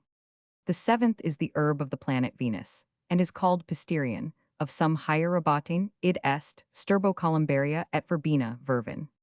The root of this herb put upon the neck healeth the swine pox, a posthumus behind the ears and botches of the neck, and such as cannot keep their water. It healeth cuts also, and swelling of the evil, or fundament, proceeding of an inflammation which groweth in the fundament. It is also of great strength in venereal pastimes. If any man put it into his house or vineyard, or in the ground, he shall have great store of increase. Another love charm, from Albertus Magnus' Book of the Marvels of the World, is designed to stabilize a woman's affection.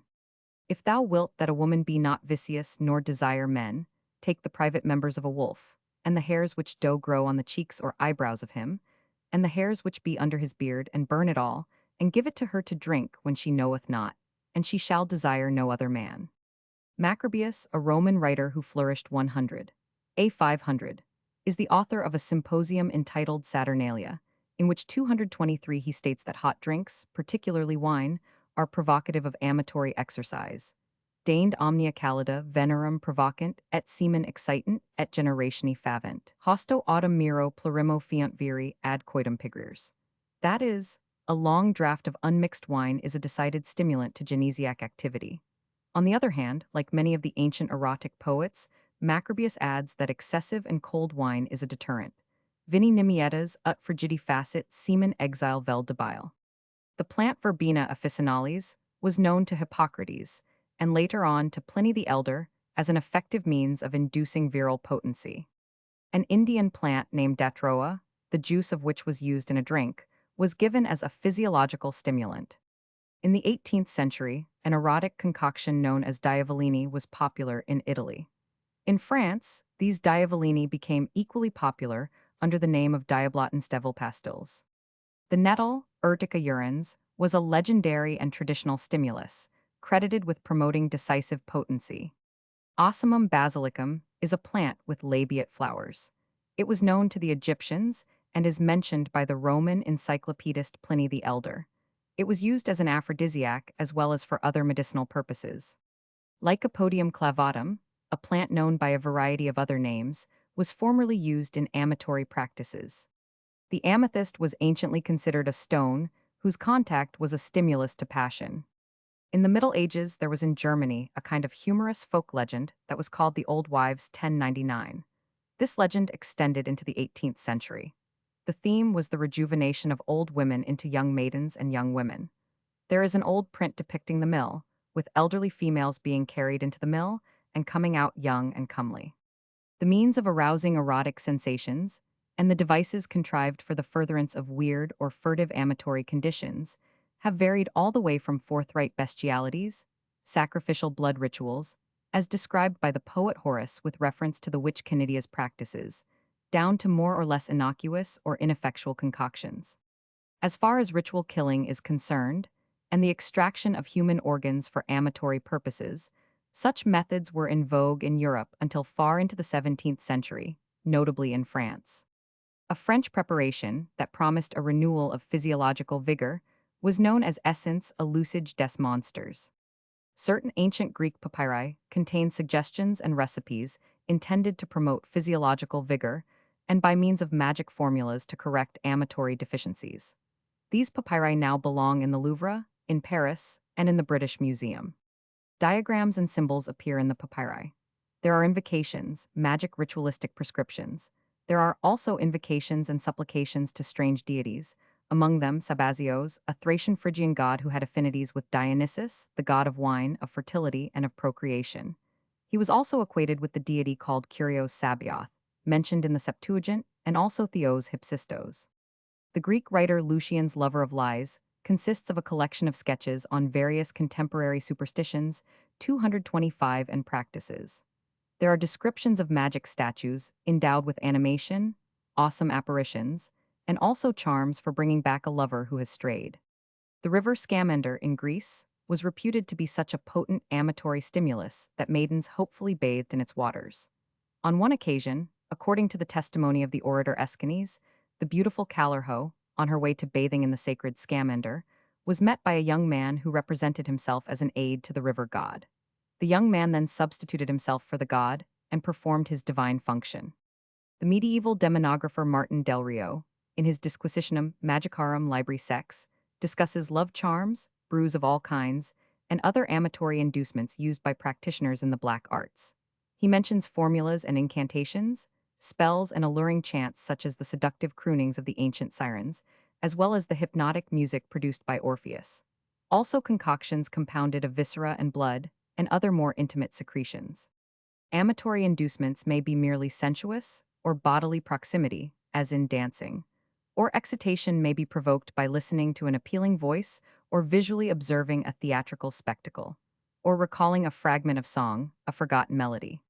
Particularly in the Orient, amatory preparations often run the gamut from oddities or puerilities to items that are monstrous in themselves, or so rare as to preclude the possibility of securing them, as the scale of a tortoise or the secretions of a stag or a corpse or a hyena's brains or whiskers. Yet in the East, these ingredients might well be furtively whispered to the lovesick suppliant by some aged 226 crone, who is the repository of legendary remedies, or by an obscure apothecary, whose pharmacopoeia is medieval, or by some wandering minstrel or trader. Certain plants are associated with erotic consequences and have been resorted to by those in restless quest of amatory contentments. Among these plants are the root of narcissus, vervain, water lilies, and bamboo. In one Hindu erotic manual, a kind of rake's progress entitled The Harlot's Guide, certain ingredients are enumerated as contributing to the potency of philters. Included in the items are fish soup, ghee, and indigenous herbs. In former times, in France, a dish of the testes of a kid or a bull or a fox or a hare would be set before a man who intended to embark on amatory ventures. Love stimulants may be both material and psychic. They may have physiological impacts that result in amatory capacity, or they may heighten and arouse the emotional awareness and sensitivity, with similar results. Among the medieval investigators, philosophers, and alchemists and occultists, Albertus Magnus held a dominant position. He had a perception of scientific method Yet he also dealt in unwarranted and legendary fantasies. He wrote on physiology and astronomy. He investigated plant and animal life. He equated the characteristics and properties of certain stones, certain metals, certain creatures, with corresponding human traits and faculties. He felt that such stones, or the extraction of certain animal organs, would be conducive to the realization of the virtues of these minerals or viscera in relation to the human being. The lion's bravery resides in the lion's heart. Hence, the eating of the heart, by a kind of sympathetic transference, will render 227, the human consumer, equally courageous. So the procedure extends throughout the entire amatory field. Certain animals and birds, as the pigeon and the ass and the goat and the bull, are known for their lubricity. The testes, therefore, and the genitalia of such animals will correspondingly endow the man who consumes them with equally intense capacity. Certain formulas, particular invocations, and ritualistic procedures, diagrams and symbols and periapts will all contribute to the efficacy of the rite. Thus, to stimulate desire in either sex, the genitalia of the animals of the opposite sex are consumed. In the nests of eagles are found stones called echates. Worn on the left arm, these stones promote erotic sensations. To ensure erotic continuance, the marrow of a wolf's left foot is advised.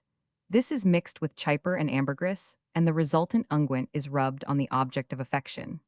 Like a culinary direction, but usually with less promptness or ease, one is enjoined to take the liver of a sparrow, a swallow's womb, a hare's kidney, a pigeon's heart. Dry and crush into a powder. Add equal weight of one's own blood. Dry and mix in soup as an infallible potion. For reinvigorating purposes, an ointment composed of ash of star lizard, civet oil, St. John's wort oil is prepared. This is smeared on the toe of the left foot and the loins. The fat of a young buck, together with civet and ambergris, is equally efficacious. Goose testes and the stomach of a hare, well seasoned with spices, are amatory aids. Also, a salad made of satyrion, rocket, and celery, soaked in oil and rose vinegar.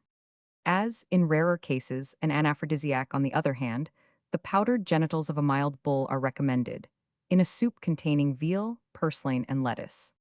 The medieval grimoires, those manuals dedicated to sorcery, also treated of philters and amatory brews.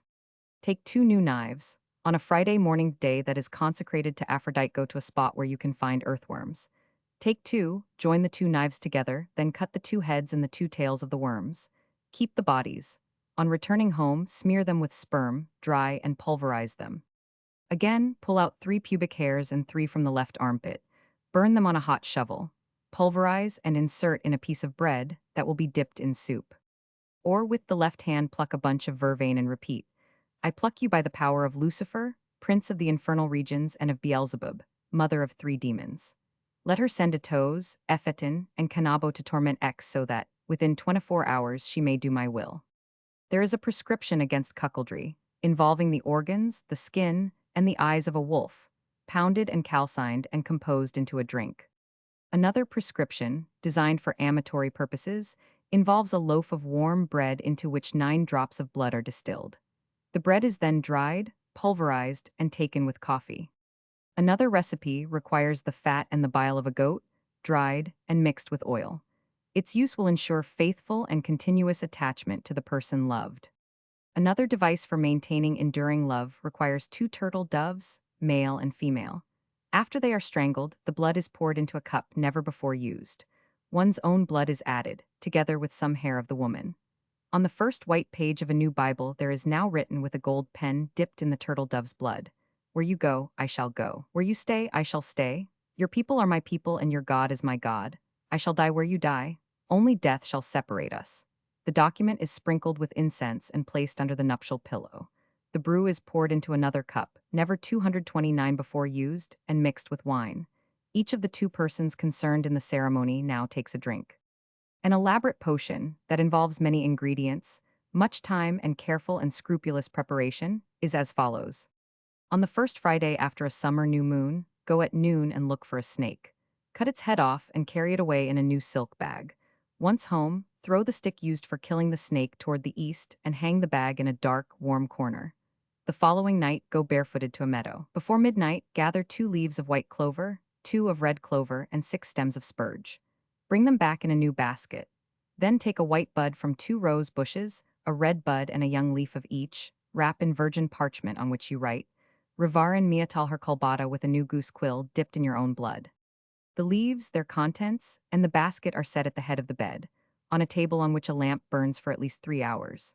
On waking up, spray the flowers and leaves with cold well water and set them in the place where the snake's head is drying. Wait until night.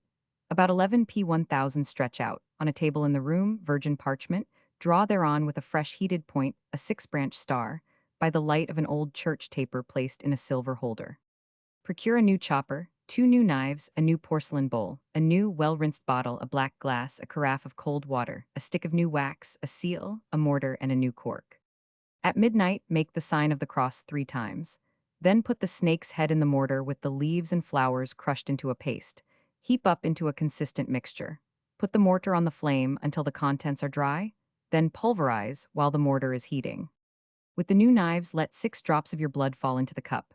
Add water, pour the contents of the mortar into the cup, stir and boil. Take 3 of your hairs, calcine them, and throw into the cup. Do likewise with the parchment and the bag. Pour into the bottle, add water until it overflows. Cork it and seal it, place it in the bed, put out the light, pray, and go to sleep. After 3 days, after leaving it in the dark, by the window, on the third midnight the brew will be ready.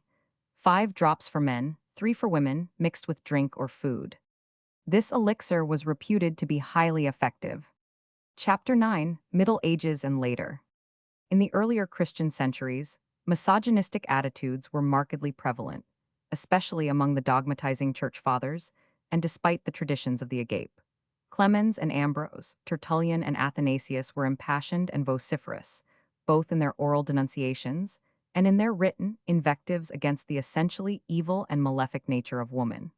Hence, sexual love was anathema to them, and even marriage, grudgingly conceded but rarely accepted, was an object of horrified scorn. In consequence, it was not surprising that sexual interests and activities should go underground, as it were, and that amatory aids and encouragements likewise developed their secretive hiding places, their esoteric emporia, their identifiable but undisclosed havens. The result was that, as the Middle Ages advanced, 2 basic views appeared to come into force: laws that governed the marriage ceremonial and its consequent domestic involvements and possessive obligations, and laws that related to love as such, to the amor naturalis, as defined by St. Thomas Aquinas, both in its romantic sense as a kind of 232 amatory but undefined ideal, and in its sexual implications that reached as far as adultery, under certain subdued, well-controlled, and unpublicized circumstances. All these occasions created a hungry, frantic demand for filters and phials and nostrums of all varieties, of all degrees of efficacy. They bloomed upon the markets and gave employment and a vast impetus to quacks and adventurers, to alchemists and beldams, in furnishing the tantalizing apparatus of love. One of the most dominant humanists during the Middle Ages was Albertus Magnus, 11,930–1280. Of Germanic birth, he was educated in Padua and Bologna. On account of his encyclopedic knowledge, he was generally known as the Doctor Universalis. Professor of theology, scientist, teacher, he achieved, both by his voluminous writings and his lectures, an almost legendary reputation. In one of his treatises, De Secretis Mulierum, he expounds on feminine matters and then proceeds to discuss, in his De Virtutibus Lapidum Quorundum Libellus, the virtues and properties of certain precious and semi-precious stones. In an amatory direction, Albertus Magnus gives suggestions, as if they were prescriptive and categorically assertive, on how to win the favor and affection of a person. Take the stone called chalcedony. It may be black or red, and is extracted from the stomach of swallows. Wrap the red stone in a linen cloth or in calf skin and place it under the left armpit. Although the philter that is intended to inspire erotic excitations is normally a drink, a fluid Albertus Magnus recipe is virtually, and in its ultimate sense, a potion.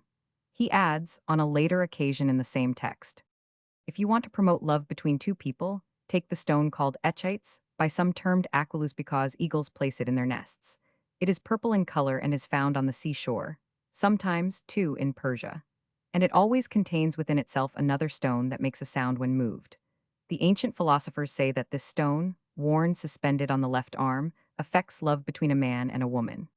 In the 13th century, a certain Arnold of Villanova, a physician who traveled widely throughout Europe and in Africa, was reputed to be a powerful carcist, believed to have occult contacts and interests. He dabbled also in alchemy and, as legend rumored, was proficient in actual transmutations. In his medical practice, he relied largely on herbal concoctions, on magic formulas, on amatory potions prepared according to traditional prescriptions. Potions and love philters pervaded all life, at all levels, throughout the Middle Centuries. Peasant and pilgrim resorted to aged creatures who were reputed to possess cryptic formulas, hidden resources transmitted to them orally by their forebears. Even in the Eucharistic rite, the poculum amatorium made its contorted intrusion. In the Eucharistic rite, the wafer often became an ingredient in love potions and acquired a particularly efficacious renown.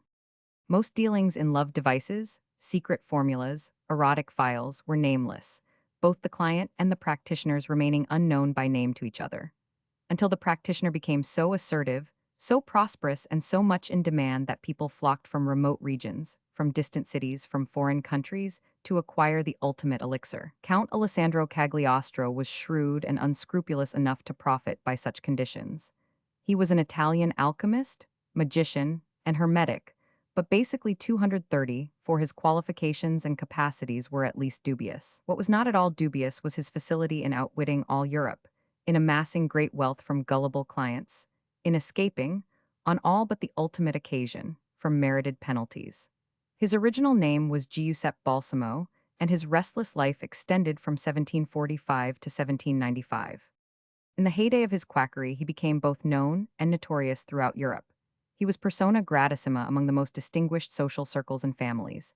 With the aid of his wife Lorenza Felicani, he amassed enormous wealth by the sale of alchemical compounds, magic elixirs, and love potions. Scandals followed his movements and implicated him in fantastic incidents, salacious episodes. Hence, for security or secrecy, he was constantly changing his abode. In his last years, he suffered imprisonment in the fortress of San Leo, and with his death, the legends proliferated and multiplied. Strange feats were recorded of him.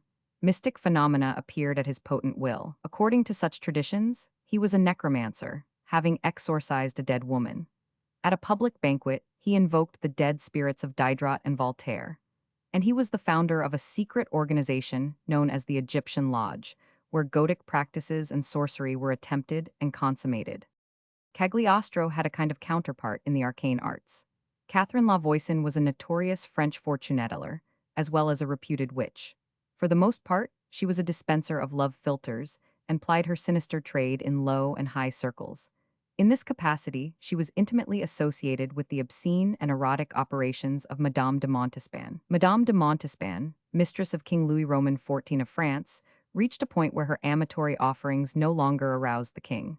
Steps had to be taken, urgently and effectively, to recover that affection. With the aid of Catherine Lavoisin, she concocted love philters. She participated in magical rites, in amatory 235 masses, and even in child sacrifice, to gain her passionate purpose. In this sinister machination, she enlisted the support of a notorious Abb Gutenberg. His scatological and lascivious activities in this respect brought about his arrest and his summary execution.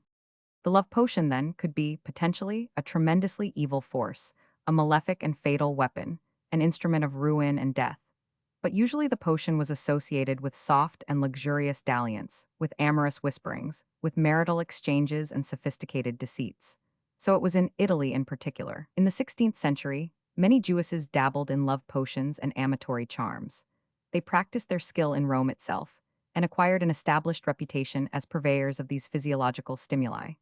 Ferdinand Gregorovius, who produced a monumental history of Rome, declares that Jewish women brewed love philters in the dark of the night, for their languishing customers, the ladies of Rome.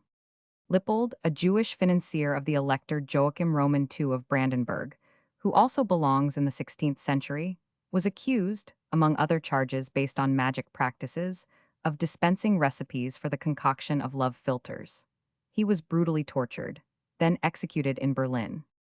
The medieval era was a period of absorption of the past, with occasional tentative gropings and some experimentation in new directions. In the erotic sphere, the Middle Ages adopted this antique heritage, at times molded and modified it, and sometimes made use of it in new contexts.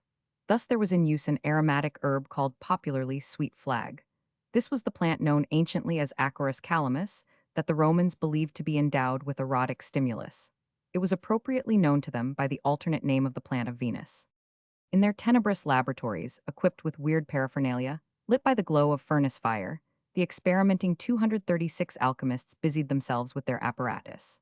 On tables and benches stood, in confused array, retorts of fantastic shape, flasks and tubes, alembics and phials containing strange viscous multicolored fluids, fungus growths, particles of obscene matter, unnameable secretions. Some liquids, under the influence of tiny flames, hissed and spluttered with cunning animation. All these brews were undergoing action by fire and intermingling of chemicals, were being forced into mutations and directions for horrendous ends. And dominantly among these objectives was the elusive mutation into gold, but also the discovery of the source of being, the elixir of life, the rejuvenating creative essence that would promote youthfulness and vigor, passion and potency. The medieval occultist and the alchemist did not always remain, as tradition believed, secluded in their own ivory tower, or rather in their laboratories. In many senses, they were decided realists, and they made profitable use of their knowledge and experimentations in the direction of astrological horoscopes, fortune-telling, and the preparation of philters. There was particularly a potion in great demand among amorous but disappointed swains of every degree and rank. It was, according to general hearsay, a beverage whose basic ingredient was gold. The preparation was consumed daily, over a space of time, as a kind of amatory potable gold. Many types of potions were resorted to in the Middle Ages.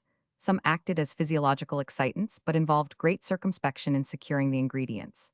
These ingredients were often organic fragments, hair of the beloved one obtained surreptitiously, or nail parings, or a shred torn from an intimately worn garment. Such items were then burned and, when reduced to ashes, mixed with wine and used as a filter.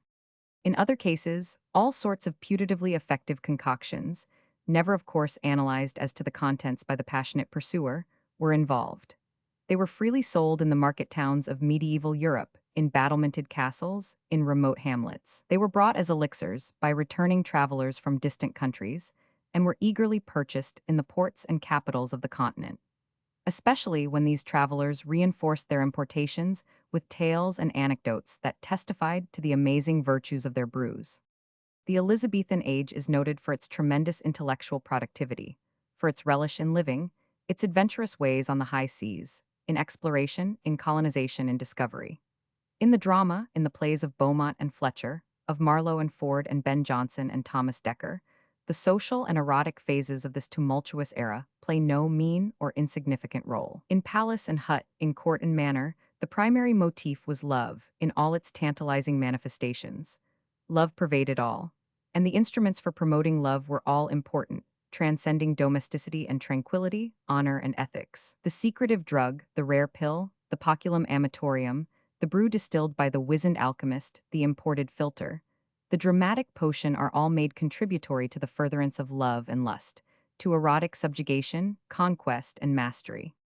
The corpus of Shakespearean plays, as an instance, contains a number of allusions to concoctions relating to amorous experiences. In A Midsummer Night's Dream, Act 3, Scene 2, Oberon, King of the Fairies, addresses Puck. "This falls out better than I could devise. But hast thou yet latched the Athenian's eyes with the love juice, as I did bid thee do?" Puck, I took him sleeping that is finished too, and the Athenian woman by his side, that when he waked, of force she must be eyed. Later, in the same play, another reference of the same kind appears. "Oberon, what hast thou done? Thou hast mistaken quite, and laid the love juice on some true love's sight. Of thy misprision must perforce ensue some true love turned, and not a false turned true." Further on in the same act, Lysander, in love with Hermia, addresses her thus: "Lysander, thy love, out tawny tartar out. Out loathed medicine, O hated potion hence." In The Winter's Tale, Act 1, Scene 2, Camillo, Lord of Sicilia, addresses Leonce, King of Sicilia. "Camillo, say my lord, I could do this and that with no rash potion, but with a lingering dram, that should not work. Maliciously like poison, but I cannot believe this crack to be in my dread mistress. So sovereignly being honorable. Stave loved the..."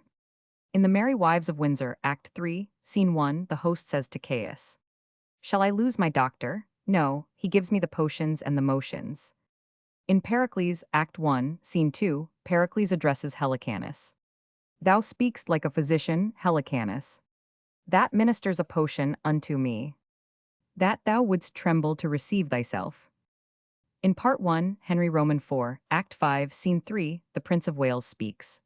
The insulting hand of Douglas over you, which would have been as speedy in your end as all the poisonous potions in the world. And again in Part 2, Act 1, Scene 1, Morton declares. And they did fight with queasiness, constrained, as men drink potions. In these previously cited instances, in the Shakespearean contexts, it is evident that the term potion had often a malefic connotation, implying venom and destruction in its use. But it was equally a term of amatory and sensual significance, associated largely with physiological refreshment. In Dr. Faustus, Christopher Marlowe's drama, the protagonist, passionately eager to embrace all knowledge that offers power, that is, the thaumaturgic and necromantic skills, exclaims, "'Tis magic, magic that hath ravished me." He then proceeds, after his pact with Mephistopheles, to demand the implementation of the conditions. He is aroused erotically and commands, "Let me have a wife, the fairest maid in Germany, for I am wanton and lascivious, and cannot live without a wife." Mephistopheles, virtually a pander, suggesting provocative amatory delights, promises, "Tut Faustus, marriage is but a ceremonial toy, and if thou lovest me, think no more of it. Ill cull thee out the fairest courtesans, and bring them every morning to thy bed. She whom thine eye shall like, thy heart shall have. Be she as chaste as was Penelope, and as wise as Saba, or as beautiful as was bright Lucifer before his fall." In a later scene, Robin the ostler appears with one of Dr. Faustus' grimoires. "Robin, oh, this is admirable. Here I ha stolen one of Dr. Faustus' conjuring books, and I faith I mean to search some circles for my own use. Now will I make all the maidens in our parish dance at my pleasure, stark naked before me, and so by that means I shall see more than e'er I felt or saw yet." Enter Rafe calling Robin. "Rafe, Robin, prithee, come away. There's a gentleman tarries to have his horse, and he would have his things rubbed and made clean. He keeps such a chafing with my mistress about it, and she has sent me to look thee out. Prithee, come away." Robin, keep out, or else you are blown up. You are dismembered, Rafe, keep out, for I am about a roaring piece of work. Rafe, come, what dost thou with that same book? Thou canst not read. Robin, yes, my master and mistress shall find that I can read, he for his forehead, she for her private study. She's born to bear with me, or else my art fails. Rafe, why, Robin, what book is that? Robin, what book? Why, the most intolerable book for conjuring that e'er was invented by any brimstone devil. Rafe, canst thou conjure with it? Robin, I can do all these things easily with it. First, I can make thee drunk with Hippocras at any tavern in Europe for nothing. That's one of my conjuring works. Rafe, our master parson says that's nothing. Robin, true, Rafe, and more, Rafe, if thou hast any mind to Nan Spit, our kitchen maid, then turn her and wind her to thy own use as often as thou wilt, and at midnight. Rafe, O brave Robin, shall I have Nan Spit, and to mine own use. Frequently consulted on erotic difficulties were the ubiquitous witches who flourished in the Middle Ages throughout the European continent. In the literature of these middle centuries, their amatory brews are used in a variety of passionate situations, to inspire love, to divert it into strange channels, and, sometimes, to crush it. On occasion, the repulsive and abhorrent ingredients, both animal and human, are noted with a land of macabre relish. But the urgent suppliant, bent on his lustful self-appointed mission, rarely hesitated on that account.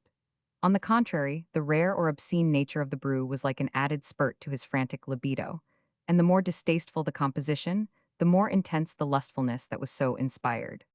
It was not unusual for the filters and preparations to contain animal testes, genitalia, human excremental matter, even fragments and shreds of human corpses, torn from graveyards and charnel houses. An extreme type of potion, administered in febrile cases, was actual blood, drunk by both man and woman. The Middle Ages, particularly the 11th century, was noted for its loose morality, its amorous diversions, its disregard 242 of the old rigid domestic or social prohibitions and restraints. Achievement followed on desire, and sensuous and sensual whims met with ready acquiescence. Returning warriors, home from the Crusades in Palestine or the campaigns in Spain, had, during the course of their embattled activities, come in contact with disturbing exotic women. So different in both physical appearance and temperament from the wives and women they had left in the chateaux and manors. These exotic women were brought back by the returning victors as captives. Once returned, the warriors looked back with something of nostalgia to their colorful days in foreign regions and in novel circumstances. Hence, the captive women became a kind of live substitute for such meditations. The women consoled the warriors with murmurous love songs of their own country, sorrowful and prideful and exotic. And often the wives of these lords of the manor were unpleasantly surprised when these strange women were invited to domesticity as concubines, so that the medieval nobility became, in the course of time, a complicated series of relationships, tainted with harlotries and illegitimacies. In these libidinous and licentious conditions, when exhaustion or age began to make perceptible appearance, amatory aids were sought, and filters and brews were hopefully measured out by the furtive creatures, male and female, peripatetic vendors, sorceresses, quacks, and occultists, who were always equipped, always prepared to supply the passionate clamor. The medieval passion for love aroused complications. Particularly, it aroused jealousy in the husband himself, however gallant or wayward he might be. Lovers or husbands, discovering the indiscretions and sportiveness of a mistress, a concubine, or a wife, exacted the utmost and not rarely the most barbaric penalties. A wife was compelled to eat her dead lover's heart. Another wife was forced to 243 congregate with lepers because her conduct enraged her lawful spouse. One husband served up the heart of the slain adulterer in the form of a stew for his wife. Yet the husband appeared to be exempt from any penalties inflicted for divergent amorous experiences in which he himself might be involved. For the man was dominant. The husband was equated with the ineluctable law, and the husband imposed that law upon his womankind. The male might consequently indulge with more than a fair chance of impunity in adultery, fornication, excessive lust. And when these excitements seemed ultimately to approach physiological impairment, there was always the nostrum, and the extended hand of the aged crone, offering her mystic potion, her amatory panacea. The permutations of amatory complications in the social frame of the Middle Ages, involving peasant and noble, troubadour and harlot, occasional damsels, poets, mistresses, and concubines, resulted sometimes in a frantic movement toward chastity. Renunciation of carnal delights of the amor naturalis that implied physical and sensual love only became a pose, then a principle, then a habit. However, at times, it might be infringed or dishonored. Chastity belts were devised by departing warriors to enforce continence upon their wives. Chastity tests, ingeniously contrived, became popular experiments in sexual restraints. It was the vogue, and the vogue became mores, just as Tristan and Iseult slept with a naked sword between them. And in excessive cases, there was the weird but apparently effective device, for propagation purposes only, of the chemise cajole. And always, in the wake of these temporary waves of contrition or repentance, there followed, as a consequence of plague, violence, political unrest, banditry, and war, a terrifying unleashing of all human inhibitions, a bacchanalian 244 orgy of prolonged lechery and debauchery, reminiscent of Thucydides' dramatic account of the Athenian plague during the Peloponnesian War. In the aftermath of these lecheries, there arose perplexities, complications in erotic directions, incapacity through perversions and excesses, and a consequent hungry, voracious quest for remedial measures. Drugs and drinks devised by itinerant traders, nostrums compounded by wily serfs and jongleurs, alchemical elixirs distilled in secret dens by putative adepts. Women, in an amatory sense, were far from neglected in the Middle Ages. Many handbooks appeared that offered hints and guidance on dress, deportment, osculation and its limitations, social behavior, cleanliness, bathing, and washing. And if the object of the woman's passion was preoccupied elsewhere, or hesitant, or indifferent to her insistence or her personal charms, there was always recourse to the potion, by means of which she could have her way. In France, in the Middle Ages, prostitution was so rampant and seeped into the life of the people and the nobility to such an alarming extent that the pious King Saint Louis, who flourished in the 13th century, promulgated a series of stringent decrees against prostitutes. Yet Paris was notoriously populated with prostitutes. They practiced their occupation day and night, except on sacred days, in the most obscure rendezvous, in inns and bath-houses and cellars. François Villon, the poet of the brothel, and one of the chief sources for these days, casts a lurid but realistic light on this phase of the medieval scene. Filters were a common commodity in these circumstances, in spite of the spread of disease. For Le Mal de 245 Naples, as it was virtuously called in France, but which the Italians as virtuously termed Le Mal franchise, was ravaging Europe. The disease, to give it its modern name, was syphilis. Although the Middle Ages were intimately familiar with love, and lust in all its lawful as well as its secretive phases, the amatory state itself occasioned such temperamental and physiological and characterial changes in the aspirant or the postulant that the question arose: was love itself worthwhile? This question was specifically asked by Andreas Capellanus, who belongs in the 13th century. He produced a handbook on the art of courtly love, in which he listed rules and gave directions in connection with the conduct of the lover who is involved in a spiritual passion for the knight's wife, the queen, or a mistress of a manor. Yet Andreas Capellanus also gives a sober, solemn warning against the ill effects of love, for of all disastrous results it makes men old with untimely rapidity. Women, then, the source of this malefic consequence, should be shunned. They are avaricious, they are ruthless, they are faithless, they are dishonorable. This invective recalls a remarkably similar assault on women and their ways, the thunderous, condemnatory, bitter satire on women by the Roman satirist Juvenal. In the Middle Ages, amatory broths were in such demand that the most obscure, the most nauseating, and sometimes actually venomous items were indiscriminately compounded into philters. Intimate human secretions, blood, animal semen, and other discharges formed the fluid basis for the incorporation of genitalia of animals, macerated sparrow brains, and analogous animal matter. Such concoctions were designed to correct physiological 246 disorders and natural weaknesses and defects in the person so affected. One of the most significant treatises on love, applicable in its essential features to every age, although produced in the Middle Ages, is Le Roman de la Rose. It is an erotic allegory, begun in 1240 by Guillaume de Loris and completed in 1280 by Jean de Meun, a remote partnership that was nevertheless so effective as to make the book continuously popular for several centuries. There are numberless precepts and suggestions regarding the material phases of love: personal appearance, social accomplishments, and in a more general way, the requisite mode of behavior for the amatory suppliant. Above all, insistence is on giving free rein to passion and on indulging in every conceivable variety of erotic voluptuousness and sensual pleasure. And women, the treatise reminds one, are essentially as free as men in this respect. So that, when the passions subside and require increased fuel, the potion could be sought equally by men and women.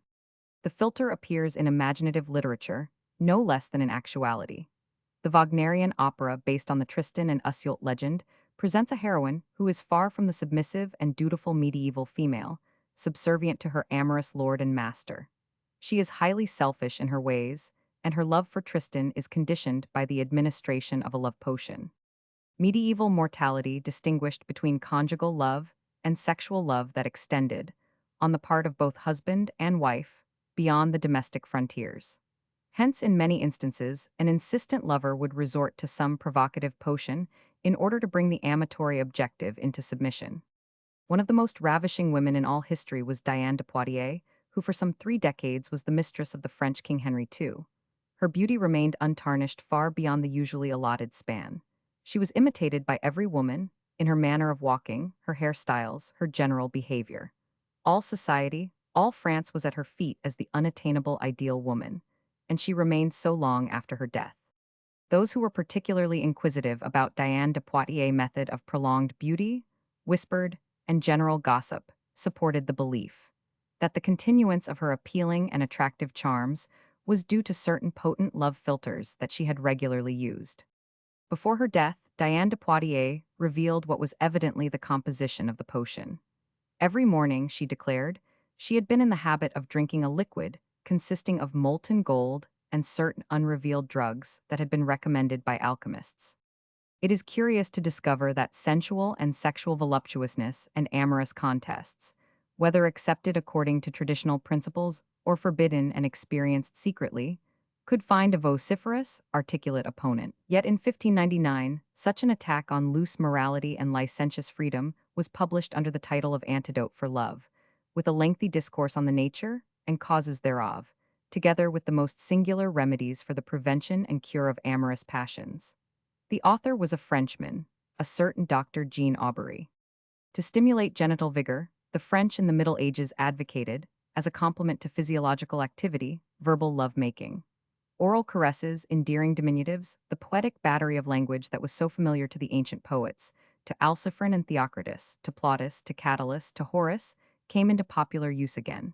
One 248 chronicler devotes himself to some extent to this phase of amorous conquest. He recommends erotic murmurings, whisperings, coaxings, endearments. And without question, such recommendations were generally reinforced with anatomical and sexual terms, obscene and scatological references, that strengthened the lascivious gestures and contortions of the participants. Similarly, in Spain and in Italy, perfumes began to acquire their amatory appeal and value, and added their subtle allurements and insinuations to a potion or to an erotic phial. Le Tableau de l'Amour Conjugal was a kind of amatory encyclopedia, first published in 1696. The author was a Frenchman, a Dr. Nicolas Venet. In addition to a great deal of matter on amatory subjects, the effects of excesses, the causes of the validity of marriage, continence, and debauchery, there were also discussions on physiological conditions, sexual relations, theories on the humors, on male and female temperaments and peculiarities. In respect of stimulants, Dr. Venet recommended, among other arousing potions, crocodile kidneys. These were to be dried, then pounded into a powder, to which was added sweet wine. The result, according to Dr. Venet, was amazingly effective. In 18th-century France, La Vie Galante had grown to such proportions socially that many clubs were established, devoted exclusively and fantastically to licentious erotic practices, to the dissemination of amatory gossip and tales of well-known personalities, prominent in contemporary life, who were addicted, orgiastically and with abandonment, to amorous mores. There were even publications that published spicy tidbits about such characters, without disguise of name or circumstance. Among such clubs were La Société Joyeuse, Les Sodomites, La Paris, and Les Aphrodites. One group, called Les Restauratrices, used the methods and manipulations and stimulating potions and drugs that are so vividly described in Petronius' Roman novel of the Satyricon. It was evident, then, that Les Restauratrices served men who had degenerated physiologically through age or extreme excesses. These clubs recognized no amatory restraints whatever. They indulged in invented, ingenious permutations of amorous exercises, both privately and publicly, and even held competitions to decide the superior potency of members. The frequenters were ranked, in regard to prestige and distinction, according to the numerical extent of their encounters. Birds and game were commonly used in amatory tonics. The medieval grimoires and manuals are packed with references to preparations that involve all parts of the bird as ingredients for erotic compounds.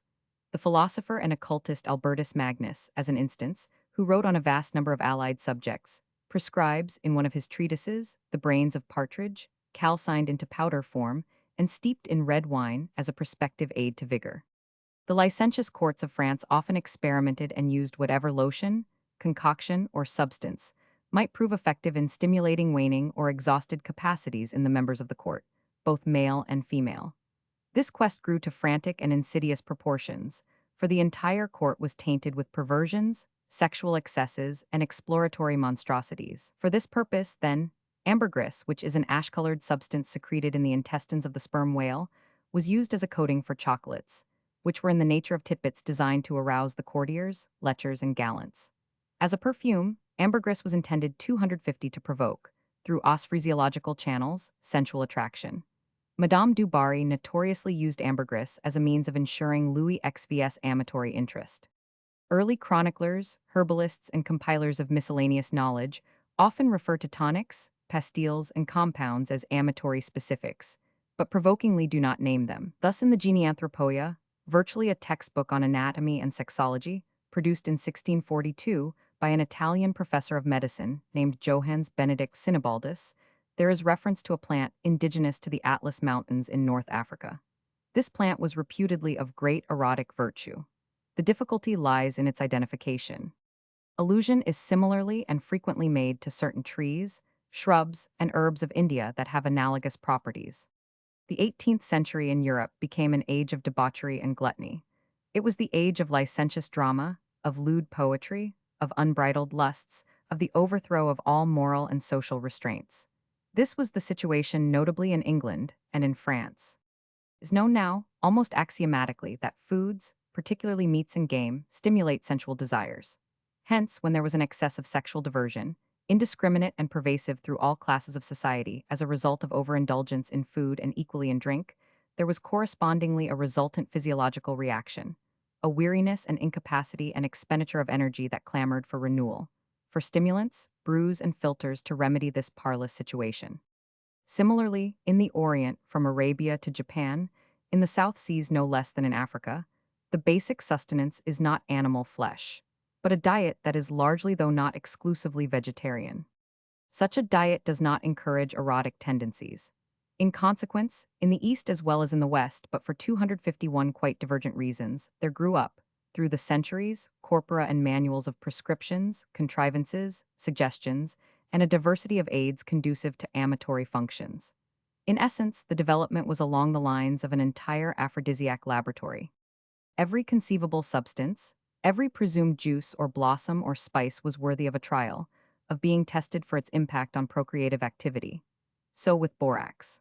Refined and compounded into a beverage, borax was, in the 17th century, reputed to pervade the entire organic frame and to produce highly favorable physiological reactions in the genital areas.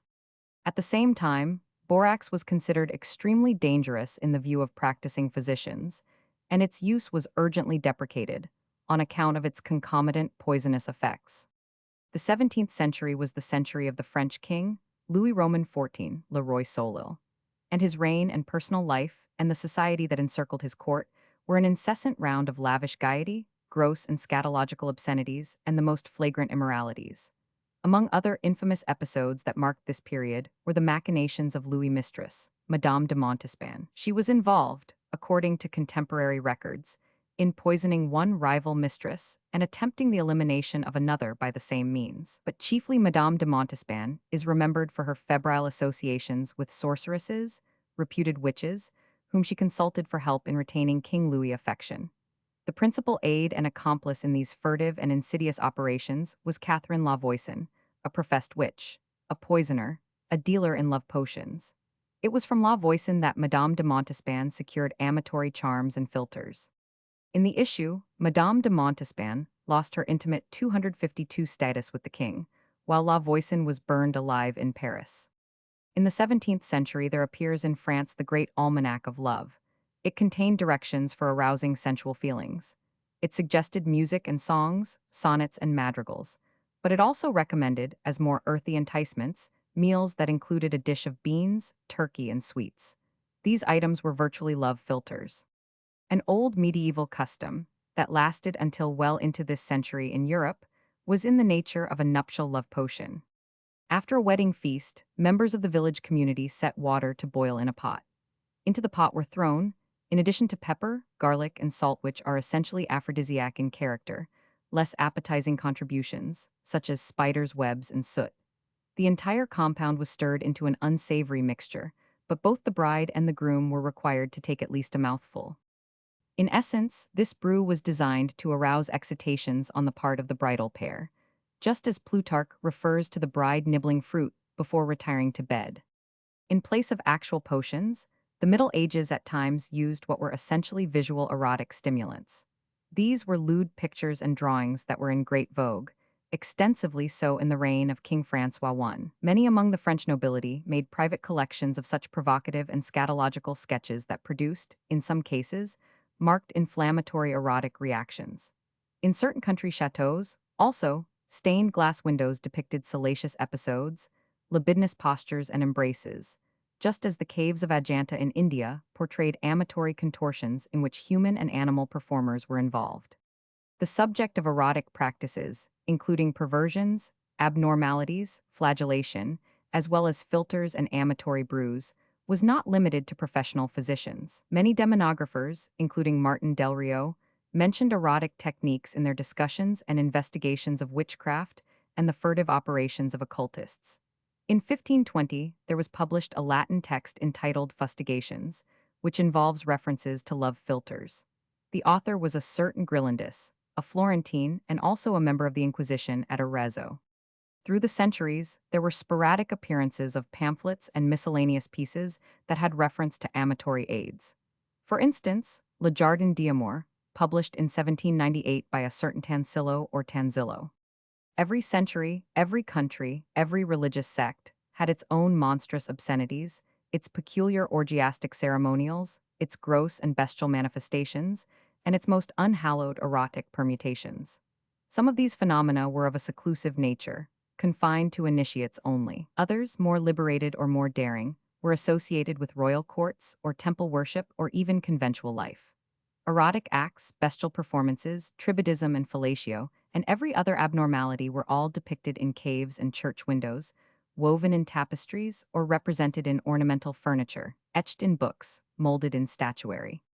The Middle Ages, in particular, were the milieu, but of course not exclusively so, of political cataclysms and internecine wars, of plagues and intrigues and famine, of splendor and tournaments, jousts and crusades, and also of servitude and witchcraft, gluttony and debauchery, monastic life and religious reforms, art and poetry and lewdness. All through the ages, notably during these middle eras, this dichotomy was prevalent and manifest. And pervading and transcending all civic conditions, all national issues, was the erotic life of the teeming, inarticulate populace and the highly literate and cultured minorities, wanton prelates and 254 easy princesses, libidinous serving maids and poetic gallants, romantic crusaders, lechers, perverts. The history of these times is packed with religious lusts, with worship of the genitalia, with female devotees of Priapus, with amatory flagellations and erotic feasts, with sexuality rampant in full public view, with chastity belts and barbarous contraptions. The Latin chronicles and the Latin satirical writings, the wandering scholars' songs, and the anecdotes and tales that amused these centuries are filled with abhorrent nudist practices, with adultery and incest, with prostitution and unholy commerce of holy devotees, with rape and sodomy. We hear of the most unbridled, the most shameless doings from the chronicles of Godefroy and of Froissart, of Benavente and Grecourt. We read of obscene banquets under kingly sponsorship, of brothels under royal patronage, of public gymnastic performances of harlots, of the debaucheries of monks and canons and students, adventurers and courtiers. We read of a monastery dedicated to prostitution, of parades of harlots, of foul sexual privileges exercised by the lords of the manor, of the ius primi noctis and the droit de quis, and, in short, of an array, colossal in bulk and unspeakable in content, of every conceivable erotic fact. Through the ages, the knowledge of sexual and amatory artifices, contraptions, inducements grew and multiplied in such variety. Through legend and experiment, through the accretions of poetic myths and hearsay, that a voluminous corpus was achieved. It comprehended incantations and fantasies, rare prescriptions, crude operative techniques, formulas and incisions, superstitions and alchemical products, astrological cryptograms and satanic supplications that were all assumed to be effective in guarding or in increasing amatory potency. Sexual procedures of all types and at varying levels were 255 particularly prevalent in the Middle Ages. In addition, the clergy, according to the testimony of contemporary songs and monastic chronicles and incidental references in drama and satire and history, were not altogether immune to such diversions. To promote asceticism, therefore, to diminish carnal lusts, various plants and drugs and other medicaments were employed in monasteries to produce the desired anaphrodisiac condition. Agnus castus, for example, which is now identified with the chastity or Abraham's balm, was credited with having decided cooling effects and eliminating physiological urgencies. An ingenious device that resulted in stifling the amatory advances of a king is related in Boccaccio's Decameron, the fifth story of the first day. King Philip of France, learning of the beauty of the Marchioness of Monferrato, journeys to her domain in the absence of the Marquis. He is invited to a banquet. The ordinance of the repast and of the viands she reserved to herself alone, and having forthright caused collect as many hens as were in the country, she bade her cooks dress various dishes of these alone for the royal table. The king came at the appointed time, and was received by the lady with great honor and rejoicing. When he beheld her, she seemed to him fair and noble and well-bred, beyond that which he had conceived from the courtier's words, whereat he marveled exceedingly and commended her amin, waxing so much the hotter in his desire, as he found the lady overpassing his foregone conceit of her. After he had taken somewhat of rest in chambers, adorned to the utmost with all that pertaineth to the entertainment of such a king, the dinner hour being come, the king and the marchioness seated themselves 256 at one table, whilst the rest, according to their quality, were honorably entertained at others. The king, being served with many dishes in succession, as well as with wines of the best and costliest, and to boot gazing with delight the while upon the lovely marchioness, was mightily pleased with his entertainment. But after a while, as the viands followed one upon another, he began somewhat to marvel, perceiving that, for all the diversity of the dishes, they were nevertheless of naught other than hens. And this although he knew the part where he was to be such as should abound in game of various kinds, and although he had, by advising the lady in advance of his coming, given her time to send a hunting. However much as he might marvel at this, he chose not to take occasion of engaging her in parley thereof, otherwise than in the matter of her hens, and accordingly, turning to her with a merry air, "Madam," quoth he, "are hens only born in these parts, without ever a cock?" The Marchioness, who understood the king's question excellent well, her seeming God had vouchsafed her, according to her wish, an opportune occasion of discovering her mind, turned to him and answered boldly, "Nay, my lord. But women, albeit in apparel and dignities they may differ somewhat from others, are nathless all of the same fashion here as elsewhere." The king, hearing this, right well apprehended the meaning of the banquet of hens, and the virtue hidden in her speech, and perceived that words would be wasted upon such a lady, and that violence was out of the question. Wherefore, even as he had advisedly taken fire for her, so now it behoved him sagely, for his own honor's sake, stifle his ill-conceived passion. The medieval love poem, usually sung to an accompaniment on the lyre or other musical instrument, was often, in spite of its superficially innocuous tone, full of amatory innuendos and erotic provocations. The love song, in fact, was virtually an amatory philter intended to set the listener afire, or to inspire the object of the implicit passion with an equal fervor, or to divert a passion in the direction of the songster. The concluding story of the fifth day, in Boccaccio's Decameron, contains a song of this nature. O love, the amorous light, that beameth from yon fair one's lovely eyes, hath made me thine, and hers in servant guise. The splendor of her lovely eyes it wrought, that first thy flames were kindled in my breast, passing thereto through mine. Yea, and thy virtue first unto my thought. Her visage fair it was made manifest, which picturing I twine, and lay before her shrine. All virtues that to her I sacrifice, become the new occasion of my sighs. Thus, dear my lord, thy vassal am I grown, and of thy might obediently await grace for my lowliness. Yet wot I not if wholly there be known the high desire that in my breast thou set, and my sheer faith no less, of her who doth possess my heart, so that from none beneath the skies, save her alone, peace would I take or prize. Wherefore I pray thee, sweet my lord and sire, discover it to her and cause her taste some scantling of thy heat. Tomeward, for thou seest that in the fire, loving, I languish and for torment waste. By inches at her feet, and eke in season meet, commend me to her favor on such wise, as I would plead for thee should need arise. A similar song, from the maiden's viewpoint, appears at the close of the last story on the sixth day. Then Pamphilo having, at his commandment, set up a dance, the king turned to Alyssa and said courteously to her, "Fair damsel, thou hast today done me the honor of the crown, and I purpose this evening to do thee that of the song. Wherefore look thou sing such an one as most liketh thee." Alyssa answered, smiling, that she would well, and with dulcet voice began on this wise. "Love, from thy clutches could I but win free. Hardly, methinks, again shall any other hook take hold on me. I entered in thy wars a youngling maid, thinking thy strife was utmost peace and sweet, and all my weapons on the ground I laid, as one secure, undoubting of defeat. But thou, false tyrant, with rapacious heat, didst fall on me Ammon, with all the grapnels of thine armory. Then, wound about and fettered with thy chains, to him who for my death in evil hour was born, thou gav'st me bounden full of pains, and bitter tears, and sign within his power. He hath me and his rules so harsh and dour. No sighs can move the swain, nor all my wasting plaints to set me free. My prayers, the wild winds bear them all away. He hearkeneth unto none, and none will hear. Wherefore each hour my torment waxeth I cannot die, albeit life irks me drear. Ah, Lord, have pity on my heavy cheer.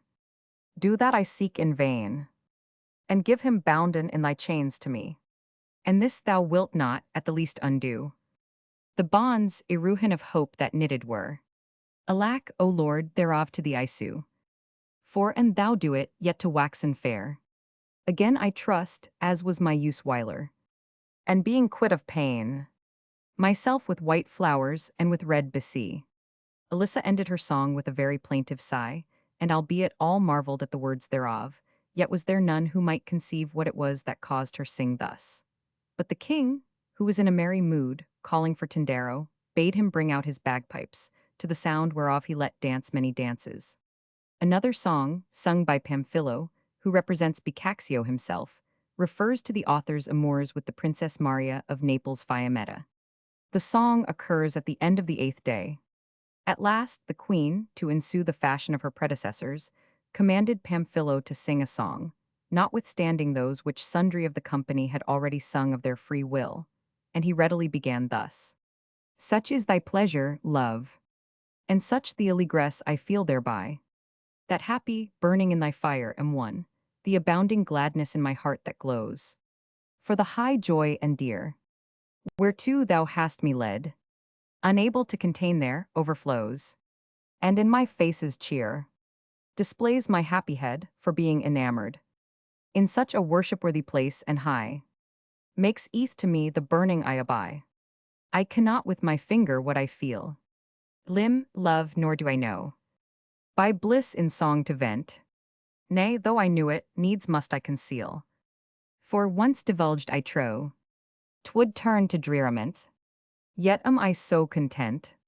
All speech were halt and feeble did I try, the least thereof with words to signify. Who might conceive it that these arms of mine should anywise attain, whereas I've held them I, or that my face should reach so fair a shrine, as that of favor fain, and grace I've won too, nay, such fortune near a day, believed me were, whence all afire am I, hiding the source of my lease thereby. This was the end of Pamphilo's song, whereto albeit it had been completely responded of all, there was none but noted the words thereof with more attent 262 solicitude than pertained unto him, studying to divine that which, as he sang, it behoved him to keep hidden from them. And although sundry went imagining various things, nevertheless none happened upon the truth of the case. At the end of the 9th day, Nephal sings. Supper at an end, they arose to the wonted dances, and after they had sung 1,000 canzonets, more diverting of words than masterly of music, the king bade Nephal sing one in her own name. Whereupon, with clear and blithesome voice, she cheerfully and without delay began thus. A youngling maid am I and full of glee. Am fain to carol in the new-blown May. Love and sweet thoughts a mercy, blithe and free. I go about the meads, considering the vermeil flowers and golden and the white, roses thornset and lilies snow-bright, and one and all I fair a likening unto his face who hath with love liking, teen and will hold me ever, having I none other wish than as his pleasures be, whereof when one I find me that doth show, unto my seeming likest him full fain, I cull and kiss and talk with it amain, and all my heart to it, as best I know, discover with its store of wish and woe. Then it with others in a wreath I lay, bound with my hair so golden bright of blee. I, and that pleasure which the eye doth prove, by nature of the flower's view like delight, doth give me as I saw the very white, who hath inflamed me of his dulcet love, and what it sent thereover and above, worketh in me, no words indeed can say, but sighs thereof bear witness true for me, the which from out my bosom day nor night, near, as with other ladies, fierce and wild, storm up, nay thence they issue warm and mild, and straight betake them to my loved one's sight, who, hearing, moveth of himself delight, to give me, I and when I am like to say, Ah come, lest I despair, still cometh he. Again, on the 10th day, Fiammetta sings, if love came but withouten jealousy, I know no lady born, so blithe as I were, whosoe'er she be.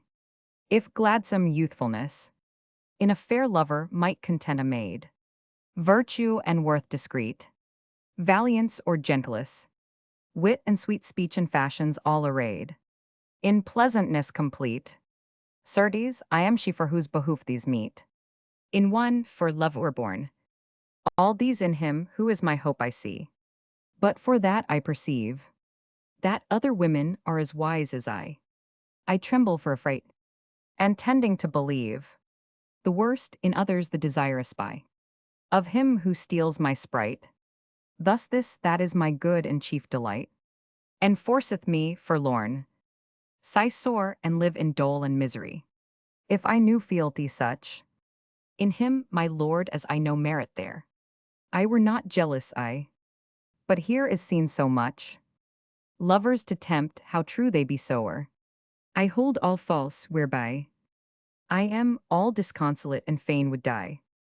Of each with doubting torn, who eyes him, lest she bear him off from me.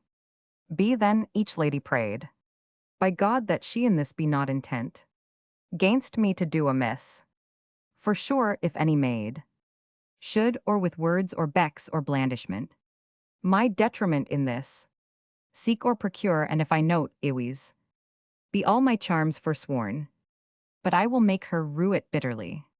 Scattered throughout the Decameron, there are other erotic songs too. At the end of the first day, Emilia amorously warbled the following song. I burn for mine own charms with such a fire. Methinketh that I near of other love shall wreck or have desire. Whene'er I mirror me, I see therein that good which still contenteth heart and sprite, nor fortune new, nor thought of old can win, to dispossess me of such dear delight. What other object then could fill my sight? Enough of pleasance ear, to kindle in my breast a new desire. This good flees not, what time soe'er I am fain, afresh to view it for my solacement. Nay, at my pleasure, ever and again. With such a grace it doth itself present.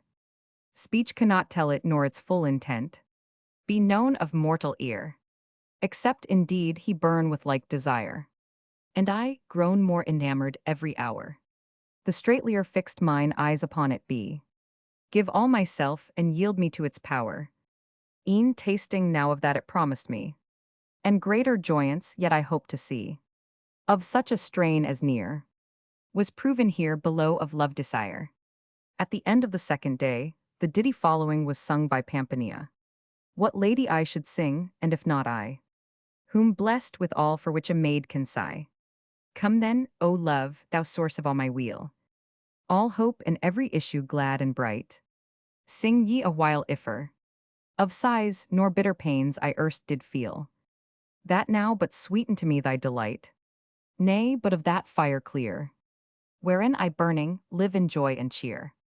And as my God, thy name do magnify. Thou saidst, love, before these eyes of mine. Weenas thy fire I entered the first day.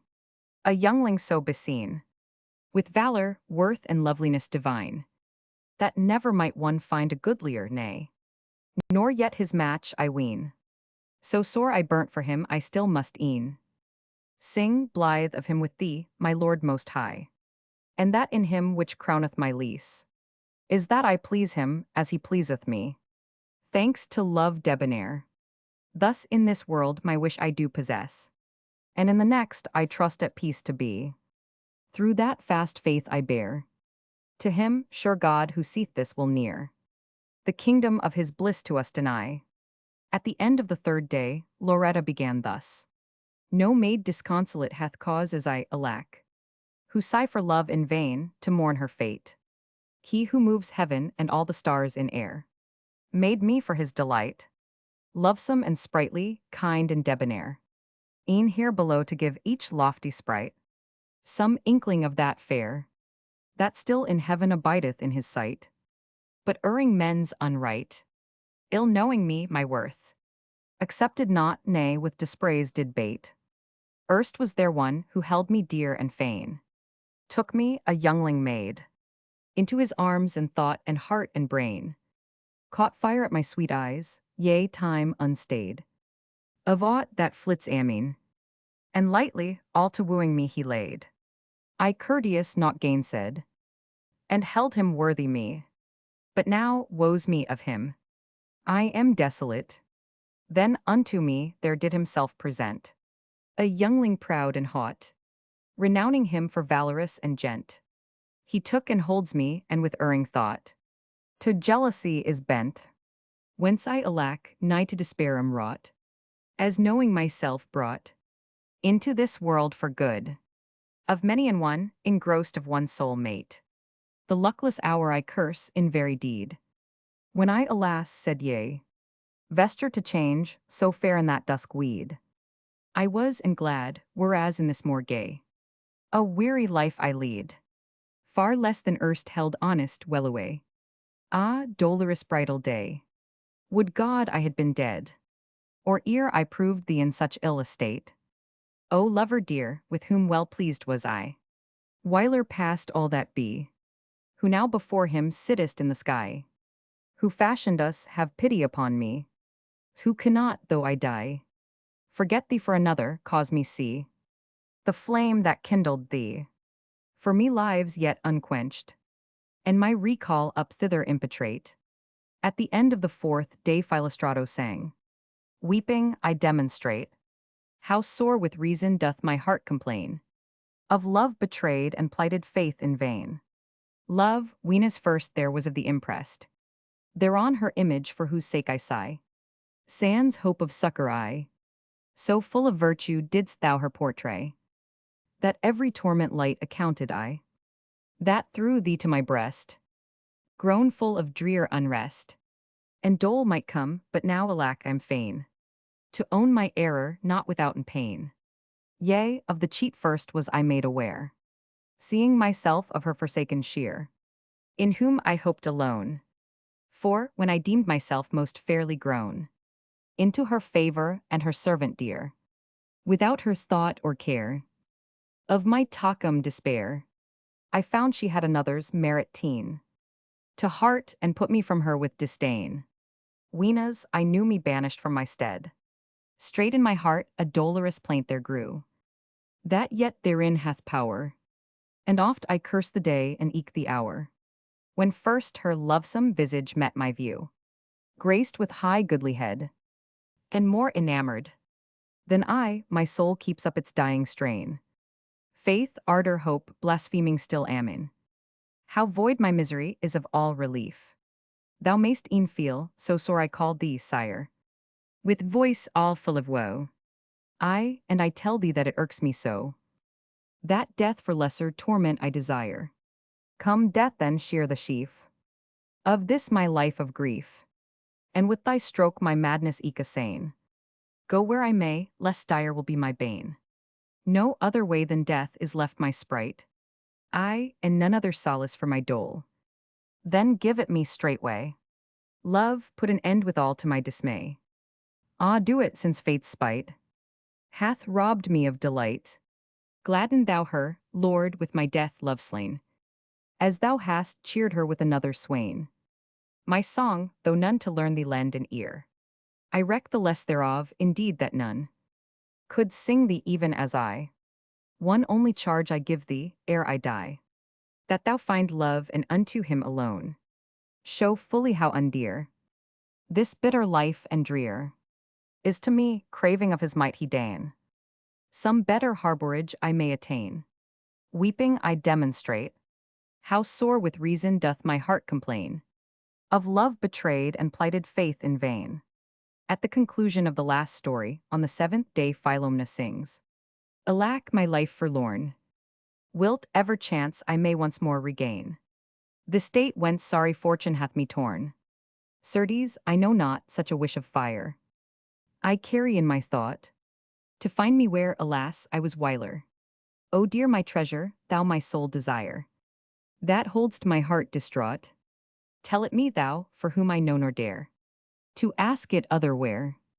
Ah, dear my lord, oh, cause me hope again, so I may comfort me my sprite wayworn. What was the charm, I cannot rightly tell, that kindled in me such a flame of love that rest nor day nor night? I find, for by some strong unwanted spell, hearing and touch, and seeing each new fires in me did light, wherein I burn outright. Nor other than thyself can soothe my pain, nor call my senses back, by love o'erborne. Oh, tell me if and when then it shall be, that I shall find the ear, whereas I kissed those eyes that did me slay. Oh dear my good my soul, ah tell it me, when thou wilt come back there, and saying quickly, comfort my dismay. Somedel short be the stay, until thou come, and long mayst thou remain. I am so love-struck, I reck not of men's scorn. If once again I chance to hold thee I will not be so fond, as erst I was to suffer thee to fly. Nay, fast ill hold thee, hap of it what may. And having thee in bond, of thy sweet mouth by lust ill satisfy. Now of naught else will I discourse, quick, to thy bosom come me strain. The sheer thought bids me sing like lark at morn. Rabelais 14,901,553, in his Gargantua and Pantagruel, incorporates into his fantastic and satirical novel contemporary views and personal attitudes on a large variety of subjects religious and cosmological, literary, metaphysical, 275, and theological. Among the topics and discussions propounded by some of his odd characters is the problem of amatory stimuli. When I say, quoth Rondabilles, that wine abateth lust, my meaning is wine immoderately taken. For by intemperance proceeding from the excessive drinking of strong liquor, there is brought upon the body of such a swilldown bowser, a chilliness in the blood, a slackening in the sinews, a dissipation of the generative seed, a numbness and habitation of the senses, with a perversive wryness and convulsion of the muscles, all of which are great lets and impediments to the act of generation. Hence it is that Bacchus, the god of bibbers, tipplers, and drunkards, is most commonly painted beardless and clad in a woman's habit, as a person altogether effeminate or like a libbed eunuch. Wine, nevertheless, taken moderately, worketh quite contrary effects, as is implied by the old proverb, which saith that Venus takes cold when not accompanied with Ceres and Bacchus. On another point in erotic investigations, Rabelais continues, the fervency of lust is abated by certain drugs, plants, herbs, and roots, which make the taker cold, maleficiated, unfit for, and unable to perform the act of generation. As hath been often experimented in the water lily, Heraclea, Agnus castus, willow twigs, hempstalks, woodbine, honeysuckle, tamarisk, chastetree, mandrake, bennet, kekbagloss, the skin of a hippopotamus, and many others such, which, by convenient doses proportioned to the peccant humor and constitution of the patient, being duly and seasonably received within the body, what by their elementary 276 virtues on the one side, and peculiar properties on the other, do either benumb, mortify, and beclumps with cold the prolific semence, or scatter and disperse the spirits, which ought to have gone along with, and conducted sperm to the places destinated and appointed for its reception, or lastly, shut up, stop, and obstruct the ways, passages, and conduits through which the seed should have been expelled, evacuated, and ejected. We have nevertheless of those ingredients, which, being of a contrary operation, heat the blood, bend the nerves, unite the spirits, quicken the senses, strengthen the muscles, and thereby rouse up, provoke, excite, and enable a man to the vigorous accomplishment of the feat of amorous dalliance. Obstructions to such dalliance are now discussed. The ardor of lechery is very much subdued and checked by frequent labor and continual toiling. For by painful exercises and laborious working, so great a dissolution is brought upon the whole body, that the blood, which runneth alongst the channels of the veins thereof, for the nourishment and alimentation of each of its members, hath neither time, leisure, nor power to afford the seminal resudation, or superfluity of the third concoction, which nature most carefully reserves for the conservation of the individual, whose preservation she more heedfully regardeth than the propagation of the species and the multiplication of human land. Metropolitan Museum of Art. Neve. By Rodin. Metropolitan Museum of Art. Eternal Springtime. By Rodin. On the other part, in opposition and repugnancy hereto, the philosophers say that idleness is the mother of luxury. When it was asked Ovid why Aegisthus became an adulterer, he made no other answer but this, because he was idle. Who were able to rid the world of loitering and laziness might easily frustrate and disappoint Cupid of all his designs, aims, engines, and devices, and so disable and appall him that his bow, quiver, and darts should from thenceforth be a mere needless load and burthen to him, for that it could not lie in his power to strike or wound any of either sex with all the arms he had. Again, the tickling pricks of incontinency are blunted by an eager study. For from thence proceedeth an incredible resolution of the spirits, that oftentimes there do not remain so many behind as may suffice to push and thrust forwards the generative resudation to the places thereto appropriated, and therewithal inflate the cavernous nerve, whose office is to ejaculate the moisture for the propagation of human progeny. The English herbalist John Gerard, who wrote a herbal that was published in 1633, suggests a stimulating drink composed of juniper berries steeped in water. The juniper shrub itself was used medicinally, in cordials, and as an element in philters. The medieval writer, Andreas Sizzlepinus states that the tree called gossypium produced a juice that aided amatory efforts. Emblica honey was, in the opinion of the 13th-century Arab philosopher Avicenna, endowed with venereal virtues. A plant that is native to both North and South Africa, 278 produces as an exudation a gum resin called euphorbium, which was considered in the 13th century an invigorating agent. The medieval philosopher Albertus Magnus mentions a stone called aquilius or echites that is found near the Mediterranean littoral and in Persia, in eagles' nests. This stone contains a smaller one that has an amatory character. Babio, a 12th century Latin comedy, presents the priest Babio himself apostrophizing women. "Oh, what a guilty thing is a woman, the worst thing on earth, a seducer. There is no guile in the world that is missing in her. There is no evil so wicked as a long sequence of evils. Nobody considers the perils of a snake that has long been kept crushed. My wife is a thief. My slave is my guard. It's a case of trouble and trickery. She is a she-wolf. He's a lion. She holds me while he fetters me. She casts me to the ground. He crushes me. She presses on me. He strikes me. She kills me. He crunches me." In the medieval centuries, the gum resin known as scammony, native to the Middle East, was suggested as a stimulus when mixed with honey. A medieval potion that had oriental ingredients was the following compound: amber, aloes, musk, powdered together and soaked in spirits of wine. Heated in sand, then filtered, distilled, and hermetically sealed. The prescription required from 3 to 5 drops taken in a broth. In a number of 12th century Latin comedies, particularly De Nuntio Sagaci, the wily messenger, nubile age is presented as in itself a strong amatory provocation. The messenger says, "Nuber tempus erat, iuveni tua forma placebit."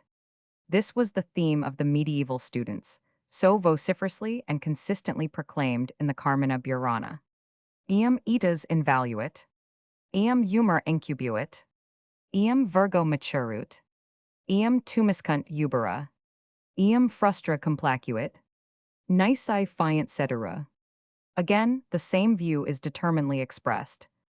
"Si puer cum pullula, moraretur in cellula, felix coniunctio, amore succrescent, parator et medio, avulso procul tidio, fit ludus ineffabilis, membris lacertes labiis."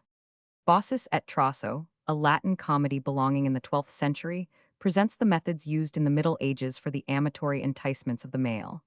These methods, however, have never differed in essence, whether in the 5th century in Athens, in the 2nd B100, in Rome, or in contemporary days. Baucis, who knows where her interests lie, urged by the hope of gain, acts as a counselor to the maiden Glycerium. She summons Glycerium, adorns her, pays her little attentions. She shapes the girl's lips, draws her cheeks down, skillfully refreshes her beauty, gives her a wide brow, spreads 280 out her hair in flowing tresses, makes her neck glow, makes shoulders narrow, lengthens her nails, makes her hands look shorter. With a needle, she shapes her arms, puts a girdle on her to produce an effect of slenderness.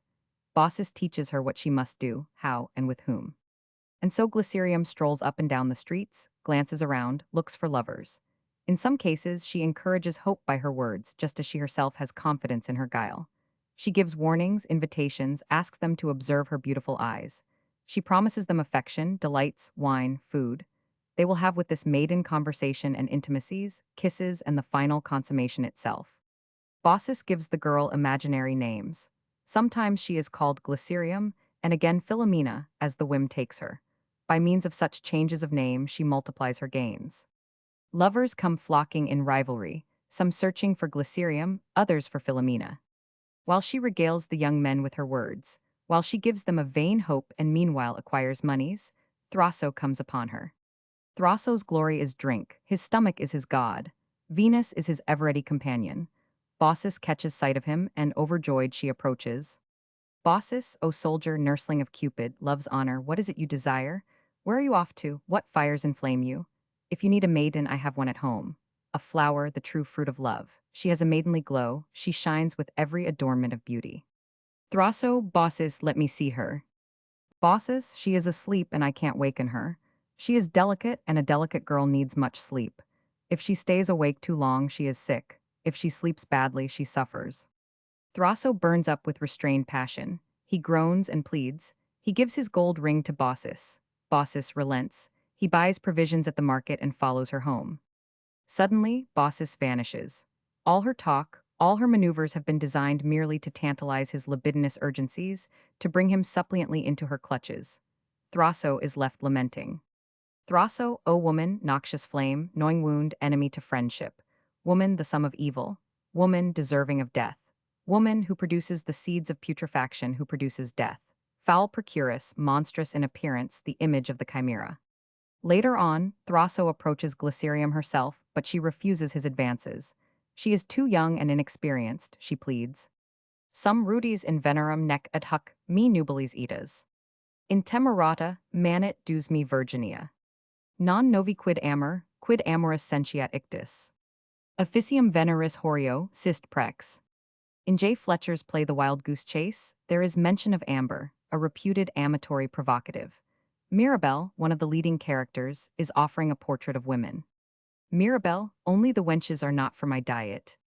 They are too lean and thin, their embraces brawn-fallen. Give me the plump Venetian, fat and lusty. That meets me soft and supple, smiles upon me. As if a cup of full wine leaped to kiss me. These slight things I affect not. Pinac, they are ill-built. Pinbuttect, like your dainty barbaries. And weak I the pasterns, they'll endure no hardness. Mirabelle, there's nothing good or handsome bred amongst us. Till we are travelled and live abroad, we are coxcombs. Ye talk of Francia slight, unseasoned country. Abundance of gross food, which makes us blockheads. We are fair set out indeed, and so are four horses. Men say we are great courtiers, men abuse us. We are wise and valiant too, non credo, signor. Are women the best linguists, they are parrots. Oh, this side the Alps they are nothing but mere drolleries.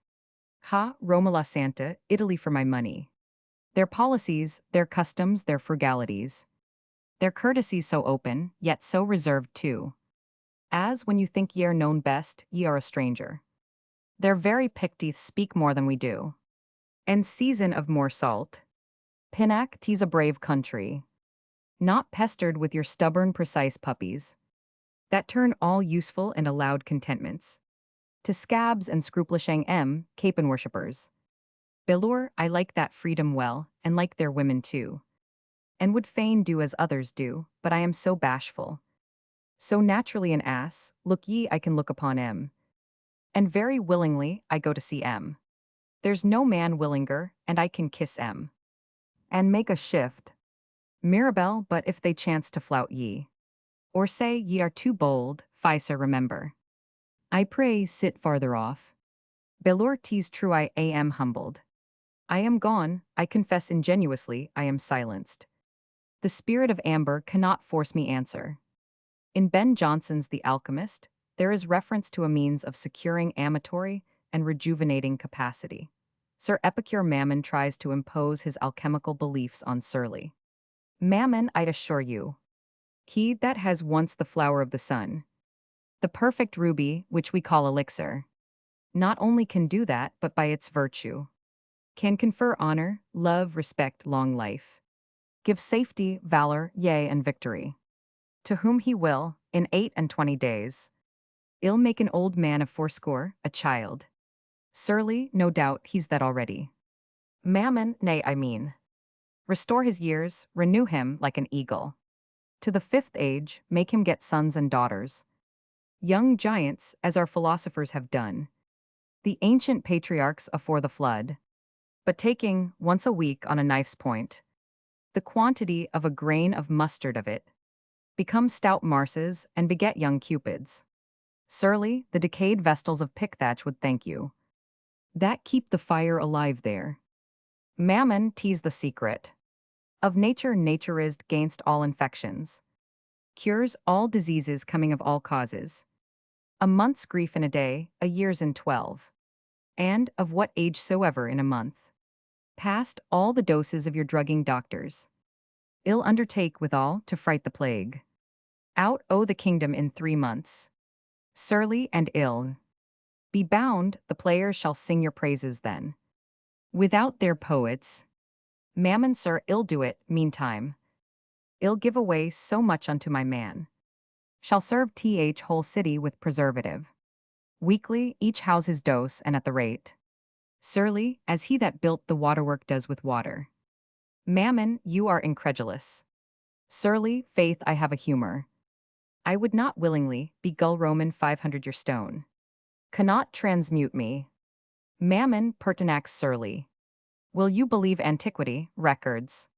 I'll show you a book where Moses and his sister and Solomon have written of the art. I, and a treatise penned by Adam. Surly how? Mammon, of the philosopher's stone, and in High Dutch. Surly, did Adam write, sir, in High Dutch? Mammon, he did. Which proves it was the primitive tongue. Surly, what paper? Mammon, on cedar board. Surly, oh that indeed they say. Will last gainst worms. Mammon, tease like your English would. Gainst cobwebs, I have a piece of Jason's fleece too. Which was no other than a book of alchemy. Writ in large sheepskin, a good fat vellum. Such was Pythagoras' thigh, Pandora's tub. And all that fable of Medea's charms. The manner of our work, the bulls our furnace. Still breathing fire, our argent five the dragon. The dragon's teeth, mercury sublimate. That keeps the whiteness, hardness, and the biting. And they are gathered into Jason's helm. Thalmbic, and then sowed in Mars his field. And then sublimed so often, that there a fix Roman 500 both this, Hesperian garden, Cadmus story. Jove's shower, the boom of Midas, Argus eyes. Bacchus his demogorgon, thousands more. All abstract riddles of our stone, how now?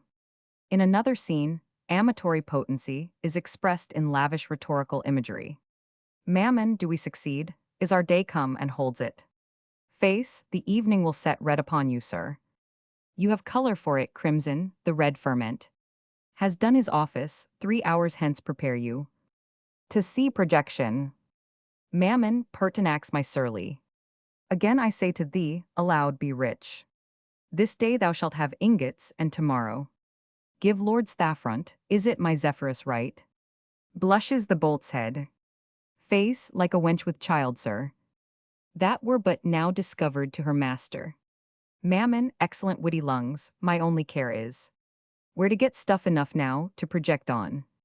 This town will not half serve me. Face, no, sir, buy the covering off o' churches. Mammon, that's true. Face, yes. Let 'em stand bare, as do their auditory. Or cap 'em new with shingles. Mammon, no good thatch. Thatch will lie upo the rafters, lungs. Lungs, I will manumit thee from the furnace. I will restore thee thy complexion, puff. Lost in the embers, and repair this brain. Hurt why the fumes o' the metals. Face I have blown, sir. Hard for your worship, thrown by many a coal. When 'twas not beach, weighed those I put in just. To keep your heat still even, these bleared eyes. Have whacked to read your several colors, sir. Of the pale citron, the green lion, the crow.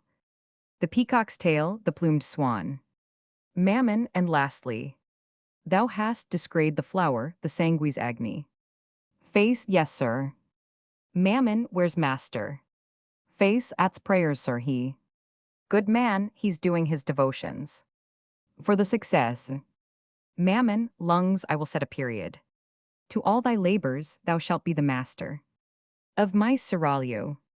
Face, good sir. Mammon, but do you hear? I'll geld you, lungs. Face, yes, sir. Mammon, for I do mean. To have a list of wives and concubines. Equal with Solomon, who had the stone. Alike with me, and I will make me a back. With the elixir, that shall be as tough. As Hercules, to encounter 50 a night. Thou'rt sure thou saw'st it blood. Face, both blood and spirit, sir. Mammon, I will have all my beds blown up, not stuffed. Down is too hard, and then mine oval room, filled with such pictures as Tiberius took, from Elephantes and dull Aretine, but coldly imitated, then my glasses, cut in more subtle angles to disperse, and multiply the figures as I walk, named between my succubi, my mists, ill have of perfume, vapored about the room, to lose ourselves in, and my baths like pits, to fall into, from whence we will come forth, and roll us dry in gossamer and roses. Is it arrived at Ruby, where I spy a wealthy citizen or a rich lawyer? Have a sublimity pure wife unto that fellow. Ill send 1,000 pound to be my cuckold.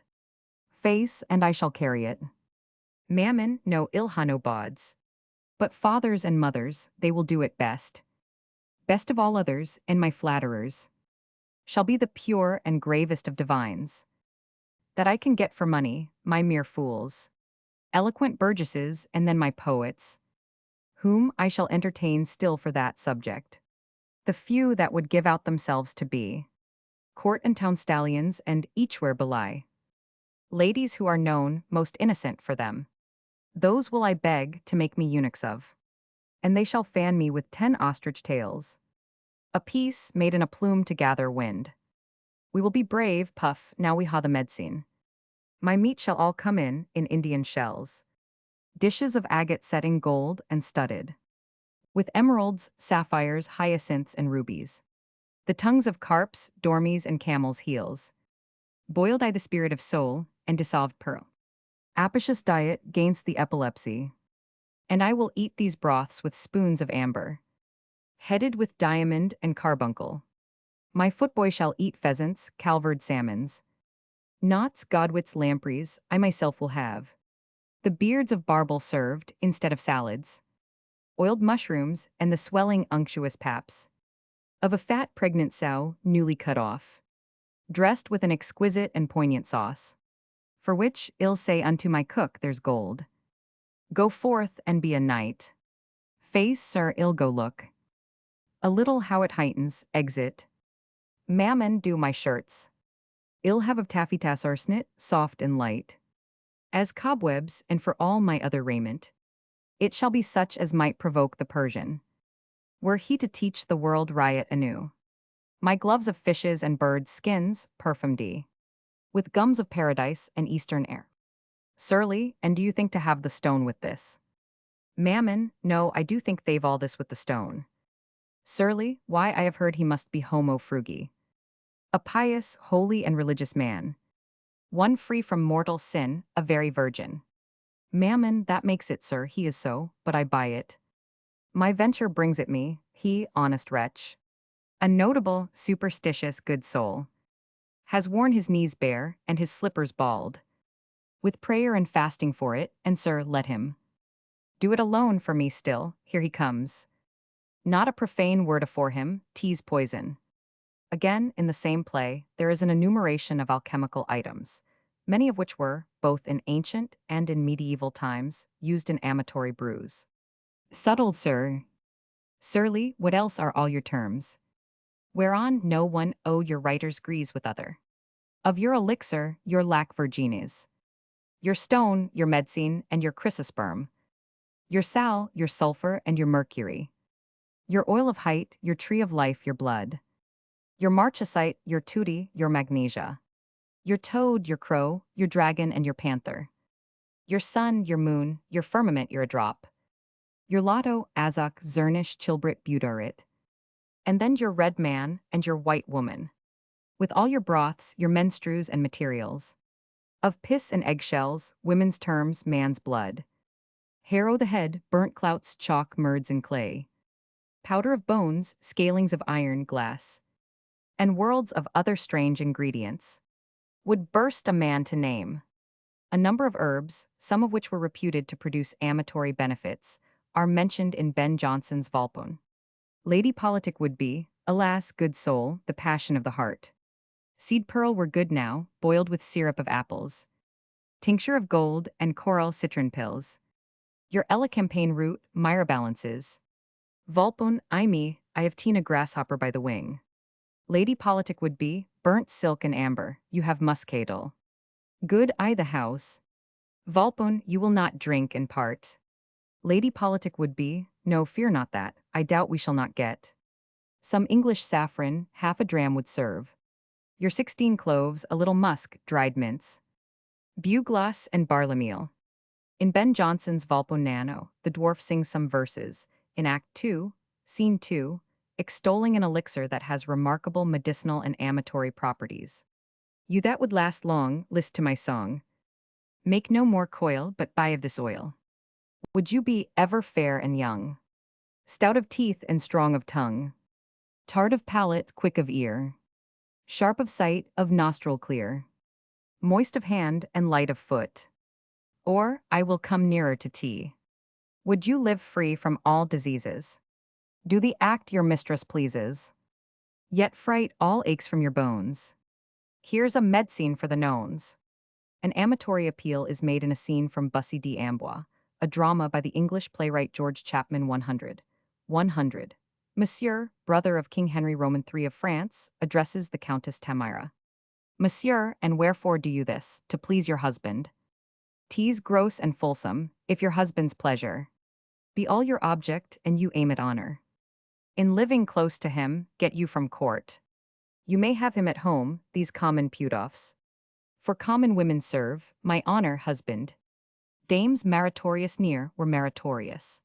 Speak plain and say, I do not like you, sir. Y'are an ill-favored fellow in my eye.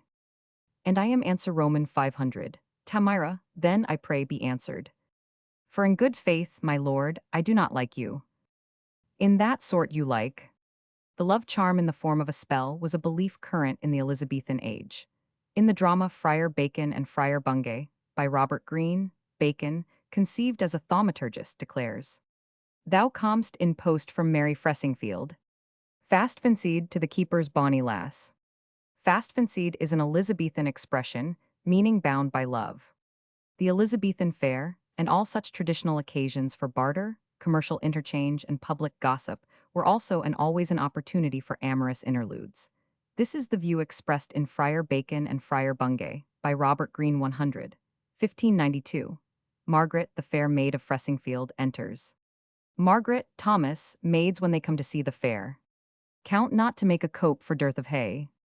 When we have turned our butter to the salt, and set our cheese safely upon the racks, then let our fathers price it as they please. We country sluts of merry Fressingfield, come to buy needless naughts to make us fine. And look that young men should be frank this day, and court us with such fairings as they can. Phoebus is blithe, and frolic looks from heaven. In a scene from the Elizabethan dramatist George Peele's The Old Wives' Tale, Xanthippe is in search of a husband. She and her ugly sister Celanta go to a well for water. A head, speaking from the well, promises her a love charm, some cockle bread. Xanthippe, now for a husband, house, and home. God send a good one or none, I pray God. My father hath sent me to the well for the water of life, and tells me, if I give fair words, I shall have a husband. But here comes Celanta, my sweet sister. I'll stand by and hear what she says. Enter Celanta, the foul wench, to the well for water with a pot in her hand. Celanta, my father hath sent me to the well for water, and he tells me, if I speak fair, I shall have a husband and none of the worst. Well, though I am black, I am sure all the world will not forsake me, and, as the old proverb is, though I am black, I am not the devil. Xanthippe, marrig up with a murrain. I know wherefore thou speakest that, but go thy ways home as wise as thou camest, or ill set thee home with a wanion.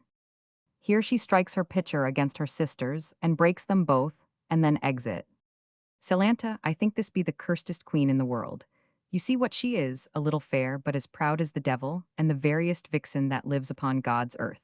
Well, I'll let her alone and go home and get another pitcher, and for all this, get me to the well for water. Exit.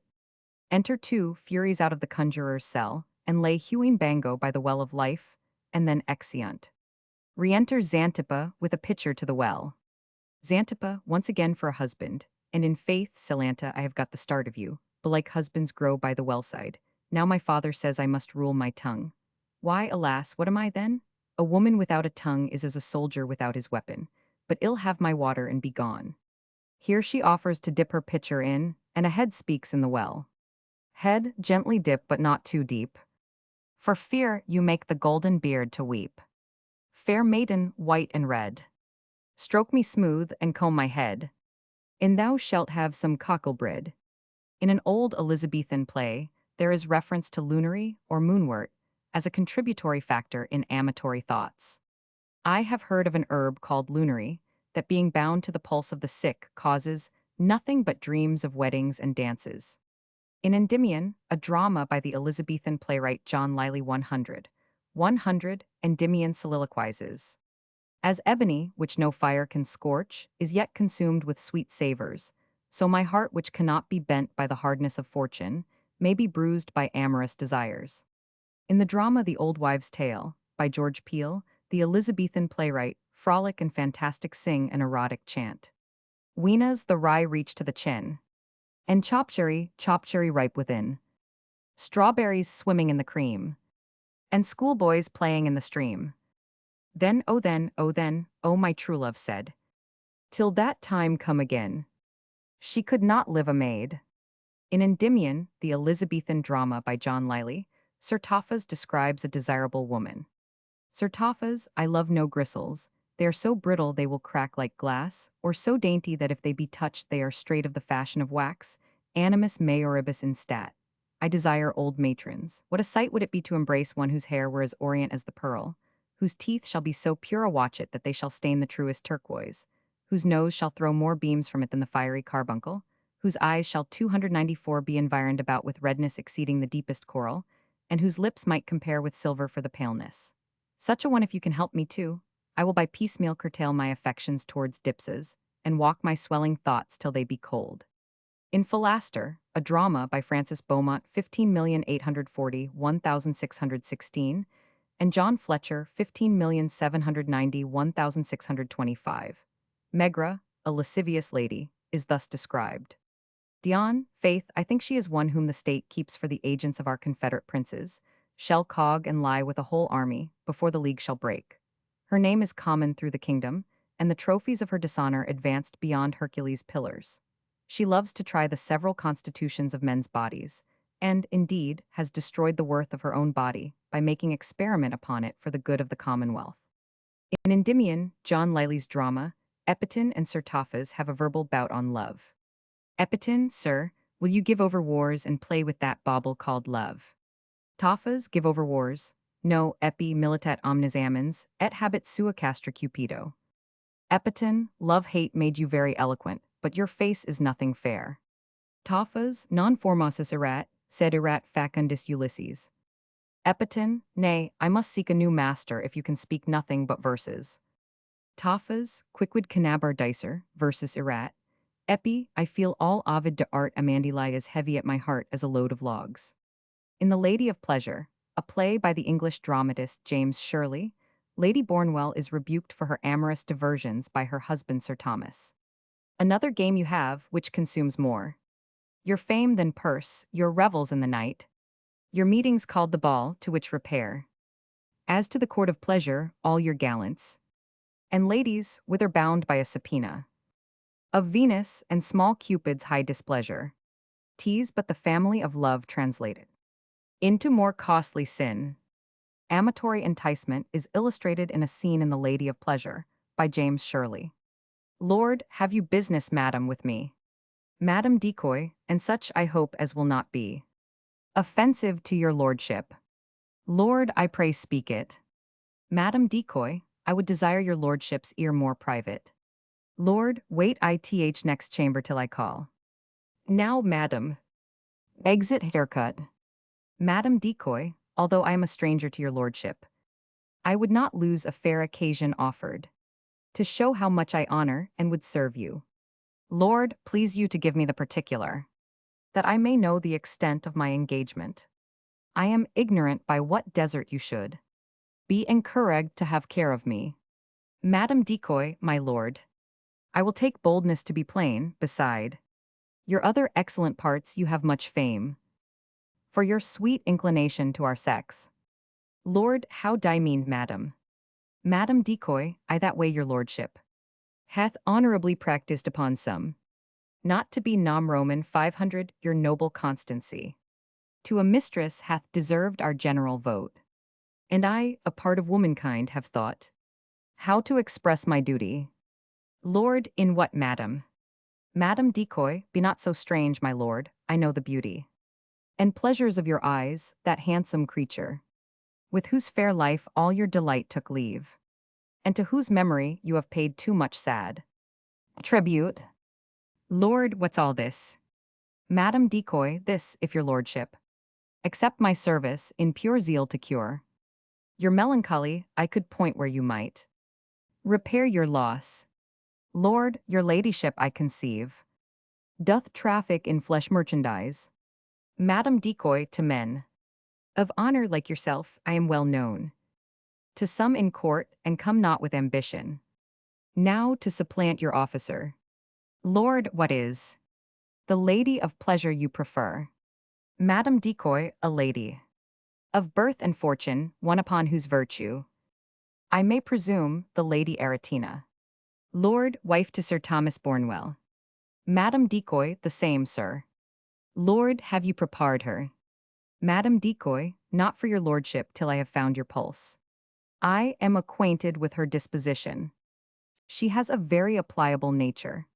Lord and madam, when expect you to be whipped for doing these fine favors. Madam decoy, how, my lord? Your lordship does but jest, I hope, you make a difference between a lady that does honorable offices and one they call a bawd. Your lordship was not wont to have such coarse opinion of our practice. Lord, the Lady Aratina is my kinswoman.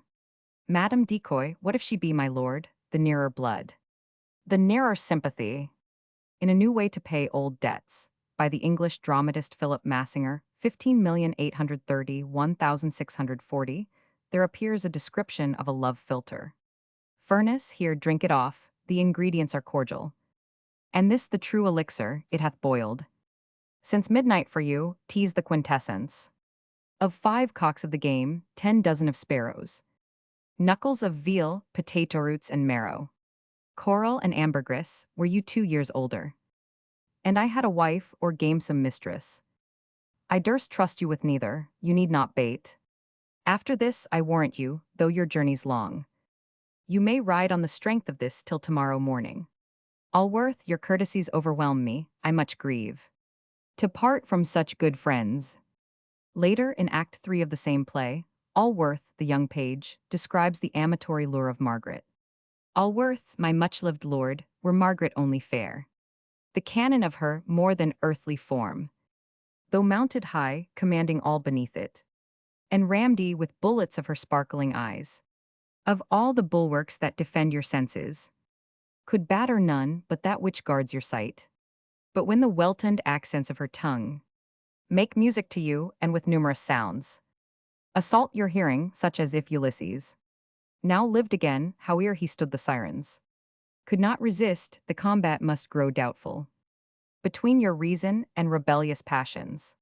And this too, when you feel her touch and breath, like a swift western wind when it glides o'er Arabia, creating gums and spices, and, in the van, the nectar of her lips, which you must taste, bring the battalia on, well armed and strongly linned with her discourse, and knowing manners to give entertainment. Hippolytus himself would leave Diana to follow such a Venus. Lord Lovell, love hath made you poetical, Allworth. In another scene, between Sir Giles Overreach, an extortioner, and his daughter Margaret, the father gives his daughter Amatory but sinister advice that is tantamount to the prescriptions of the Kama Sutra and similar manuals.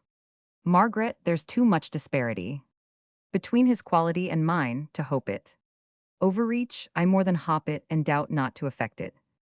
Be thou no enemy to thyself, my wealth shall weigh his titles down and make you equals. Now for the means to assure him thine, observe me.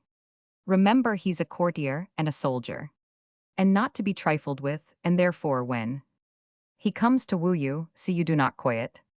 This mincing modesty has spoiled many a match. By a first refusal, in vain after hopped for. Margaret, y'all have me, sir, preserve the distance that confines a virgin. Overreach, virgin me no virgins. I must have you lose that name, or you lose me. I will have you privatestart, not I say, private. If thou art my true daughter, not a bastard, thou wilt venture alone with one man, though he came, like Jupiter to Semele, and come off too. And therefore, when he kisses you, kiss close. Margaret, I have heard this is the strumpet's fashion, sir, which I must never learn. Overreach, learn anything, and from any creature that may make thee great. From the devil himself. Margaret aside, this is but devilish doctrine. Overreach, or if his blood grows hot, suppose he offer.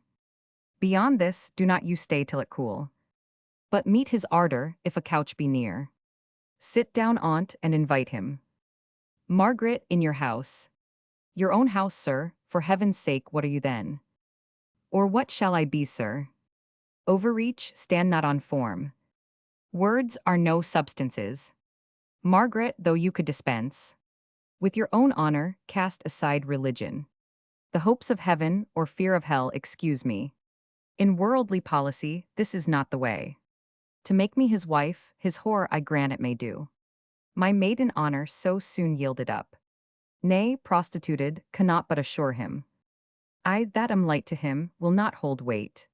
Whene'er tempted by others, so, in judgment, when to his lust I have given up my honor, he must and will forsake me. Overreach, how I forsake thee. Do I wear a sword for fashion, or is this arm shrunk up or withered, does there live a man?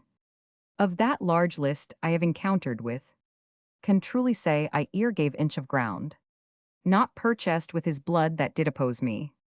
Forsake thee when the thing is done, he dares not. Give me but proof he has enjoyed thy person. Though all his captains, echoes to his will, stood armed by his side to justify the wrong, and he himself in the head of his bold troop, spite of his lordship and his colonelship, or the judge's favor, I will make him render a bloody and a strict account and force him, by marrying thee, to cure thy wounded honor. I have said it.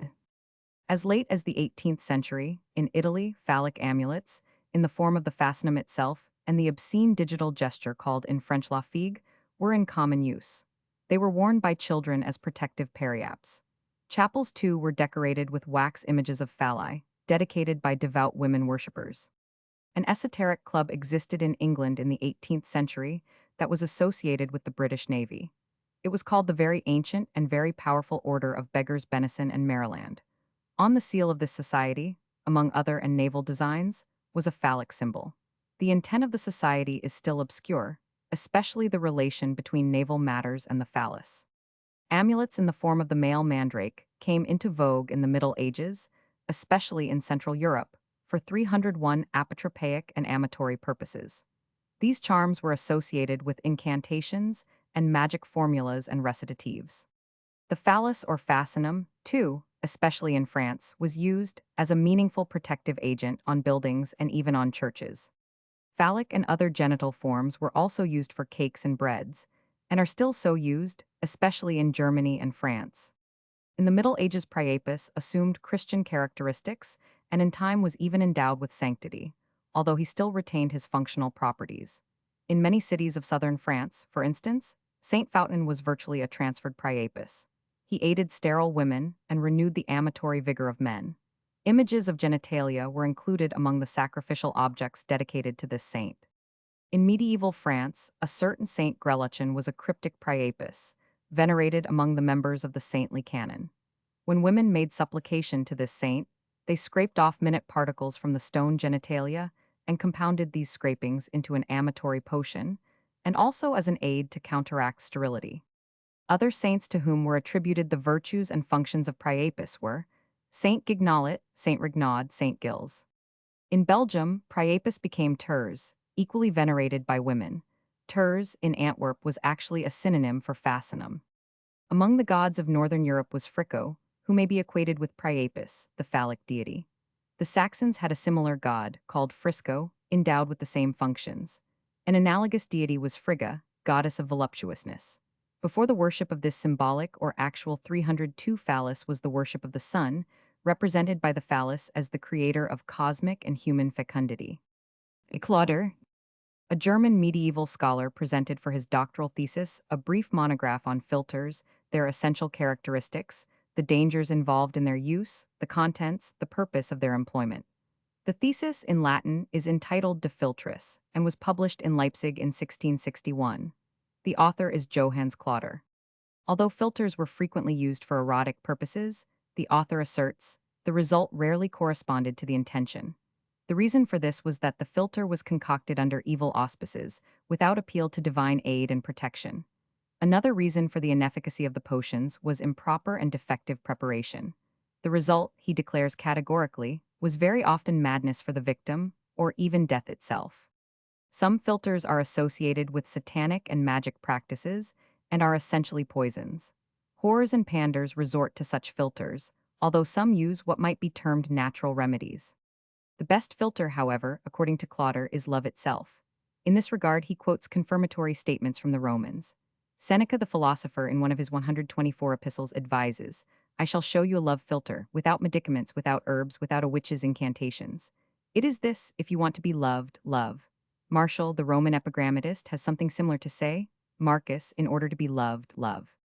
And Ovid had already advised, banish every evil, be lovable in order to be loved.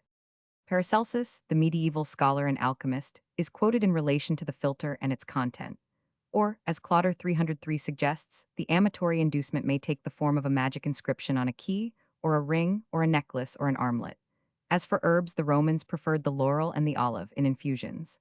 Vegetable and mineral and organic matter is also in use. Perspiration, urine, spittle. But there is a sinister and hazardous element in such practices. Prostitutes in particular, Clotter threatens, use filters that rob the victim of mind and soul and leave him a shallow husk. So corroborates Paracelsus. There is one potion, however, called charysia, that may be innocuous. It has not been identified, but possibly the name may have been invented etymologically on the basis of the Greek charis, which means grace or gratitude, and hence the nomenclature is wishfully proleptic in significance. With respect to a variety of lustful and amatory circumstances, the Middle Ages were marked by strange social mores, by monstrous obscenities and erotic barbarities. There were practices designed primarily to preserve chastity and marital and domestic purity, but they actually resulted in greater indecencies than the circumstances that induced these inventive prophylaxes. There was, first of all, the girdle of chastity, a mechanical device to prevent indiscriminate and unlawful lustful consummations in the absence of the husband. The putative inventor of the device was Francesco de Carrara, provost of Padua, who belongs in the latter part of the 14th century. He himself, it was said, met with a miserable death, being strangled on the scaffold for his many cruelties, in 1405, by order of the Senate of Venice. There was, too, the Congress, a kind of judicial body that determined marital questions, quarrels, incompatibility, by viewing the two participants in actu sexuali. Men and women taken in adultery were compelled to march through the public streets naked, sometimes mounted on an ass, for centuries the bestial symbol of lust. There was the libidinous ius primi noctis, the droit de 304 quis, exercised by the lord of the manor, and on occasion by monks and prelates, in the case of a newly wedded couple. In France, in the city of Toulouse, there was a notorious brothel called the Great Abbey. There were, dispersed through France, many such pseudo-abbeys, the madame of which, in each case, was called abbess. Such terms and such practices, of course, heightened the lewd obscenity. There was a similar type of dissolute haven that had an infamous reputation in England. This perversion, in which devout elements are linked with the extremes of lust, to heighten the amatory impulse, is described in abundant and salacious detail in the novels of the Marquis de Sade and in other instances of erotic literature. Prostitution reached such a social importance, and the practitioners acquired such influence in various directions, that, in Paris, a kind of trade union was formed, to which the practicing prostitutes prescribed. They established their own procedures, their working hours, and similar regulations. At many royal banquets, public entertainments, and processional ceremonials, in Italy and in France, prostitutes were prominent participants, some half-naked, often entirely so. There were, of course, fulminations against such and similar indecencies, but without much immediate or effective results. Preachers thundered, to no avail, against the erotic provocations to adultery and fornication engendered by the sight of women who, by the subtlety of their dress, exposed various parts of their person. There was public debauchery. There were genesiac performances in the presence of the children in a household. There were poems and tales, called fabliaux, that, reflecting the mores of the age, dealt with nothing but cuckoldry and fornication, adultery, sodomy, bestiality, and all the multiple varieties of physiological perversions. Furthermore, houses, manors, large estates were decorated with tapestries, paintings, sculpture, all depicting the greatest obscenities. Even churches and chapels and abbeys contained scenes, figures, statues of the utmost lewdness in posture, presentation, and implication. Among the barbarities of the medieval centuries, many performances, processions, and rites contained an amazing mingling of ecclesiastical elements and dissolute blasphemies and libertinage. Just as the Greek satyr plays and the comedies of 5th century Athens were composites of functional representations by human actors of the libidinous and irreverent actions of the deities themselves. The medieval scene contained secular and monastic lubricity, and processions and rites in which the performers, under the guise of nuns and prelates, presented shameless and unspeakable obscenities.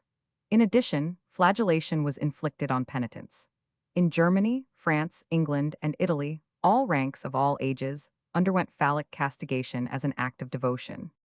In Girolamo Folengo's Macaronia, published in 1519, there is mention of manuals that provide magic instruction and prescriptions favorable in inducing or diverting erotic urges. He opens the manuals or reads all that are open. How to write arcane spells.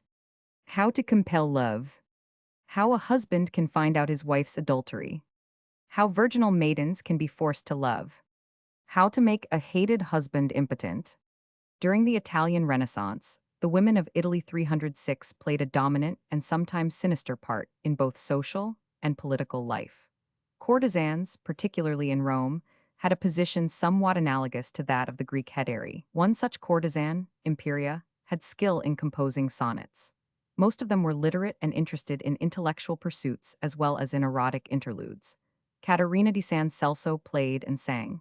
Many women of this type are described by Giraldi in the novels of the Hecatomythi and by Pietro Aretino in his Ragionamenti.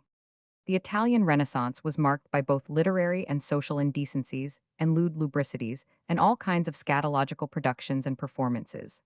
In the lavish public entertainments, in the carnivals and masques, apart from contests, reviews, pantomimic presentations, the emphasis was consistently on scandalous songs, with lascivious undertones, innuendos, suggestions. In literature, the moral atmosphere of this period is reflected in the depiction of the most common Renaissance featuresse adultery and cuckoldry, all kinds of illicit amours, lust resulting in secrecies, gallantries, murder. To satisfy her lusts, a woman poisons her husband. An adulteress has her lover kill her husband without hesitation, without compunction. Love and lust, poison and death, infidelities and vengeance followed each other in an abandoned, frenzied, amoral sequence. The Italian strega or witch was a powerful intermediary in amatory affairs of all sorts. With her preparations, her thaumaturgic skills, her secret concoctions, she aided men and women in consummating erotic urges, arousing lustful sensualities, securing the love of hesitant objects of passion, promoting vigor and virility, arranging furtive amatory assignations. Acting, in short, as an amatory midwife, an empirical guide in debauchery. By her magical skill, the strega was able to aid men and women bent on amatory consummations. Some of these skills were transferred to the prostitutes. Acquiring these 307 techniques and discovering the secrets of preparing potions, they were able to retain a lover, to lure a new admirer. For their concoctions and brews, they used human teeth and the eyes of dead men, skulls and ribs, scraps of the flesh of corpses, hair and nails boiled in oil. They made a fire of burning ashes in the form of a heart. Piercing the heart, they chanted their Goetic invocation, anticipating the surrender of the hesitant lover by this means of sympathetic magic. In this sphere, in fact, the Italian Renaissance had taken over, as it were, the entire corpus of ancient magic rites, love brews, and concomitant procedures in the art of erotic control. A solemn love conjuration appears in a medieval manual called the True Grimoire. The invocation itself is preceded by special preparations during the waxing or the waning of the moon. An inscription is written on virgin parchment by the light of a taper. The supplication runs, I salute thee and conjure thee, O beautiful moon, O most beautiful star, O brilliant light which I have in my hand. By the air that I breathe, by the breath within me, by the earth which I am touching, I conjure thee, by all the names of the spirit princes living in you, by the ineffable name on which created everything. By you, O resplendent angel Gabriel with the planet Mercury, Prince, Michael, and Melchidale. I conjure you again, by all the holy names of God, so that you may send down power to oppress, torture, and harass the body and soul, and the five senses of her whose name is written here, so that she shall come unto me, and agree to my desires, liking nobody in the world, for so long as she shall remain unmoved by me. Let her then be tortured, made to suffer. Go then at once. Go, Melchidale, 308 Bershes, Zazel, Ferial, Malcha, and all those who are with thee. I conjure you by the great living God to obey my will, and I promise to satisfy you. A technique involving the separation of husband and wife, the converse of a love potion, intended to attract or cement passion, appears in the following invocation from a magic grimoire called the Sword of Moses. I conjure you, luminaries of heaven and earth, as the heavens are separated from the earth, so separate and divide N from his wife N, and separate them from one another, as life is separated from death, and sea from dry land, and water from fire, and mountain from vale, and night from day, and light from darkness, and the sun from the moon.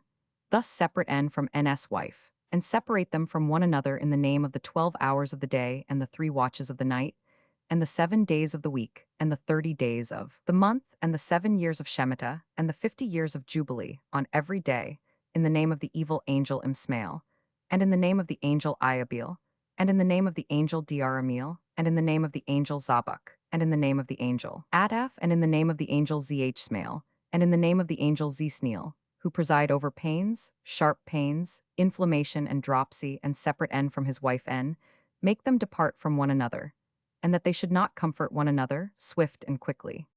National Gallery of Art. Diana. By Renoir. Metropolitan Museum of Art. Pygmalion and Galatea. By Rodin. In the Middle Centuries, prostitution as a civic institution had its distinction and its privileges. In Venice, all kinds of secondary favors were granted to these practitioners. They were favored with an indulgent and even eulogistic Latin testimonial, nostri benimerens meretrices. In France, there were orgiastic ceremonies in which the participants performed in the nude. These rituals were associated in a contorted sense with primal creation and were known as fêtes d'Adam. In one of Boccaccio's tales, there is an instance of a script intended as an erotic provocation.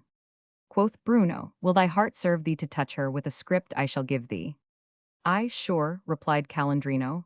"And the other, then do thou make shift to bring me a piece of virgin parchment and a live bat, together with 3 grains of frankincense, and a candle that hath been blessed by the priest, and leave me do." Accordingly, Calandrino lay in wait all the next night with his engines to catch a bat, and having at last taken one, carried it to Bruno, with the other things required. Whereupon the latter, withdrawing to chamber, scribbled divers toys of his fashion upon the parchment, in characters of his own devising, and brought it to him, saying, "Know, Calandrino, that if thou touch her with this script, she will incontinent follow thee, and do what thou wilt." In Turkey, under the Sultanate, and notably in the 16th century, erotic relations in the seraglio were stimulated by a preparation known as pastilles de céréales. In the 16th century, there was a religious erotic cult in Europe whose members were called loists. Their rituals were marked by sexual orgies and erotic aberrations. The corpus of Shakespearean plays contains numberless allusions and comments on sexual and amatory topics.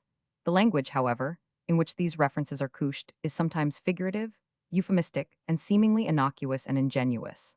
Sometimes, again, they are so expressed in the contemporary Elizabethan idiom as to have an immediate and illuminating impact on the contemporary audience. But on a cursory perusal, the context may not spontaneously reveal the underlying currency. There is, throughout the plays, mention of the functional processes and their media, of the organs of the human body, including what are usually termed pudenda. Shakespeare touches on the normal sexual functions and also on deviations, on tribadism and coprophilia, on lust and cuckoldry, on adultery and eunuchs, on all manner of erotic encounters, embraces, and circumstances. In Troilus and Cressida, to take an example, lust, libido, and potency are illustrated.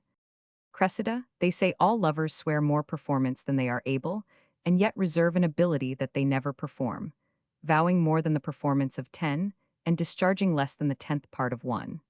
They that have the voice of lions and the act of hares, are they not monsters? Act 3. Again. Troilus, this is the monstrosity of love, lady that the will is infinite and the execution confined, that the desire is boundless and the act a slave to limit. Act 3. Troilus, what will it be? When that the watery palate tastes indeed. Love's thrice repured nectar, death I fear me. Swooning distraction, or some joy too fine. Too subtle potent, tuned too sharp in sweetness. For the capacity of my ruder powers. Act 3. There are similar references in The Merry Wives of Windsor, Twelfth Night, and A Midsummer Night's Dream. In Pericles' Priapus is mentioned as a symbol of virility. Pericles fie upon her. She's able to freeze the god Priapus.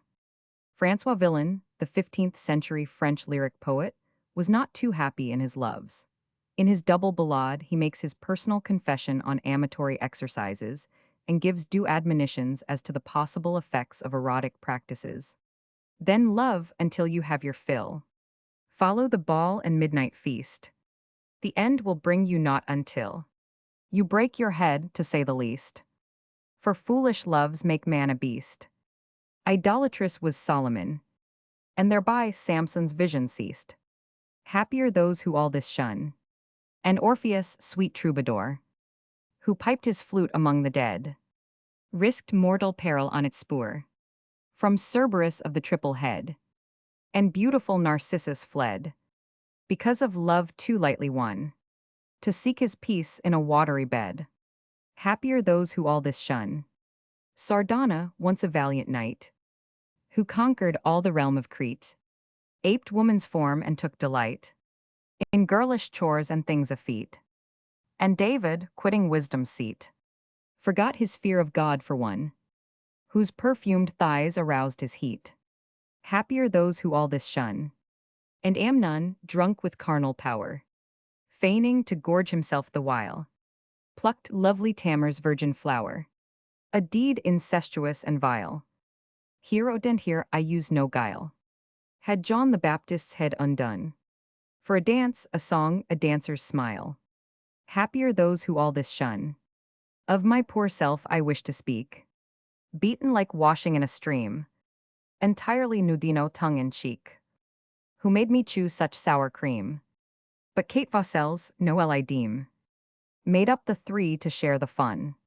Such wedding mittens costly seem. Happier those who all this shun. But is this hot, young blood to spurn their tender love and flee their sight? May God forbid such ought to burn, as witches do who ride the night. Sweeter than civets their delight, but not to put your trust upon. For be they brown or be they white, happier those who all this shun. As late as the 18th century, in Central Europe, there were secret cults that drew their basic tenets from ancient priapic rites. Some of these orders practiced nudism, but rejected marriage. Some encouraged promiscuities in their ritualistic assemblies. The Ebionites, for instance, were of this type. Also the Basilidians, a Gnostic sect that followed the principles of the founder Basilides, a Gnostic who flourished in Alexandria in the 2nd century A500. Also the Nicolaitans, an early Christian sect. In Italy, in the 11th century and the 12th, there was a similar sect known as the Padarini. They made obscene obeisance to a black cat, evidently of variant satanic form, then abandoned themselves to scenes of frantic lubricity. So too, in many regions of France that still recalled ancient pagan Gaul, similar orgiastic performances occurred under cover of darkness. Even the Knights Templars, the military religious members of the order that was founded early in the 12th century and was suppressed at the beginning of the 14th century, were reputed to have aligned themselves with foul obscenities that involved anal osculation, as in the case of the witch members of the Satanic Sabbat, and desecration of Christian ritual accompanied by erotic perversions. Sympathetic magic and the use of wax images were common means of securing amatory ardor compulsively. The ancients were intimately familiar with the procedures, and the grimoires current in medieval times were similarly repositories of dark and occult amatory techniques, and likewise recommended a variety of rituals. Involved in the ceremonials were of course darkness, the burning of incense, the construction of special pentagrams and magic circles, the shaping of the figurine, and the Latin invocation which gave final assurance to the erotic effects. Amatory intimacies, especially but not exclusively in the Middle Ages, were believed possible between human beings and disembodied creatures. Incubi and succubi, sylphs and undines or water spirits, salamanders, various types of satanic emissaries and subordinates in the infernal hierarchy, such as Ishith-Zemunin, who presided over prostitution. Some of these mystic, occult unions, on the other hand, were associated with beneficent spirits, with angelic embodiments, saints, and similar personalities. In the malefic traditions of the black arts and demoniac relationships, there was widespread credence in intercourse between witches and the members of the satanic legions, between sorceresses and Satan himself, and between the practitioners of magic and all kinds of bestial and obscene creatures. The medieval demonographers are soberly voluble in recounting many such instances. They chronicle, with precise supporting confirmatory testimony, tales that brought the participants, the old and the young women so accused of diabolic intimacies, to trial, to torture, and finally to the gallows. Ready and voluminous evidence comes from Guazzo and Johannes Anania and Jean Baudin, from Henry Boggett and Del Rio, from Tartarati, Stridbeck, Sinistrari and Ricardus, Molitor, de L. Anker, Illick, and Dogges. At the sabbats, the assemblies of witches and satanic forces, there were, according to the medieval chroniclers and the old European folk traditions, frantic performances of the most obscene nature, monstrous rituals, weird banquets, culminating in lewd orgies characterized, according to the grave testimonies of the demonographers, by copulation of witches and materialized demoniac spirits. The Aphroditic force and influence are all pervasive. Hence, in the field of astrological lore, Venus represents love in its most extended sense, normal, illicit, and aberrational. Certain symbols, creatures, forms are regularly 315 associated with her functions. The lubricities of the goat and the bull are under her sway, while botanically, many plants, among them vervain and myrtle, are endowed with aphrodisiac qualities. Chapter 10: Modern Times. Eros is triumphant in the 20th century, in every social frame, in every milieu, and in every country. Henry Bergson, the French philosopher who is associated with the concept of l'élan vital, the vital urge, or, as George Bernard Shaw termed it, the life force, declared that this 20th century has become aphrodisiac. The love potion is not a matter of academic history only. It is still flourishing. It still has its devotees. It is still encountered in obscure places, where furtive secrecy is of the essence of the amatory preparations. In the folk mind in particular, the love potion can still be efficacious, sometimes grim in its attendant effects, but unquestionably an accepted and often employed means of directing erotic feelings, imposing amatory impulses on a beloved victim, on the indifferent libertine, on the wayward and flighty girl. Ottokar Nemecek in his Die Wertschätzung der Jungfräulichkeit Verlag Asexual, Vienna, 1953, gives interesting instances of erotic practices, rituals, religious ceremonials, culled from many ethnic groups. In Fernando Po, for example, a prayer is offered. May the woman and the man 317 become as erotically entwined as the creepers in the forest entwine around the tree trunks. In Ethiopia, a phallic provocation was the wearing on the head of a band to which a horn was attached. Similarly, among many African tribes, where the chief wore a phallus crown with the same intention. As in Hellenic antiquity, in ancient India and in modern India also, the phallus is the symbol of might, of masculine sovereignty, of cosmic creativeness. Such customs and rites, such implicit amatory instigations, have not died out. They appear in many forms and guises, sometimes decorative, on other occasions in fanciful culinary shapes. Amulets and figures in phallic and genital form were sold, as late as 1894, in the shops of Tiflis in Caucasia, and in the United States migrants from the Central European countries still reproduce, in their bake shops, festive genital formations. Traditional potions, aphrodisiacs, and similar means of arousing genital impulses are in use even at the present time. Carrots, for instance, were long listed by the Arabs as a stimulant. In medieval Spain, they were commonly consumed for such a purpose. And in the United States, carrots are still reputed to have a marked erotic potency. Current magazines of the more popular sort, contemporary drugstores, have their amatory allurements. Some periodicals advertise exotic perfumes, sultry essences, seductive cosmetics and similar feminine accessories, or insidious unguents and lotions, whose avowed purpose is to attract men in an amorous direction. In the drugstores, hormones and gland extracts, transplantations, and rejuvenative manipulations and operations are publicized for similar purposes. Among some primitive tribal communities in New Guinea, powerful love charms take the form of genital secretions. 318 such secretions are then used in magic ceremonials, affecting both man and beast, the underlying intent being procreational encouragement. Virility and its concomitants have no frontiers, no temporal restrictions. In central India, in areas that have not yet been significantly affected by the encroachments of modern ways and procedures, virility has not become a tribal or personal problem. It is so normal, in fact, and sexual indulgence is so released from emotional or social inhibitions, and taboos that erotic encouragement in the shape of unguents, liquids, potions is rare. Although there is, as a prelude to erotic excitations, a preliminary mammillary exercise. In the Orient, especially in the islands off southeastern Asia, erotic frustrations may be solved by resorting to the tribal magician, who holds the communal secrets, the traditional ways of the society, within his memory and his jurisdiction. A maiden may be recalcitrant to the advances of her lover. He will then approach the magician, who will present him with an amulet, a disc, or token. The girl who has amatory intentions in the direction of a particular male will likewise be given a disc to wear, on which there is a design of a crescent moon, a moonkin as it is termed, fashioned, according to indigenous traditions, by the ancient gods themselves, indulgent to help mortals in their erotic perplexities. In extremely stubborn cases, love charms associated with magic incantations and formulas are brought into operation. Certain fruits, such as bananas or coconuts, or even a child's tears. The love potion, in respect of its ingredients, is often conditioned by geographical situation.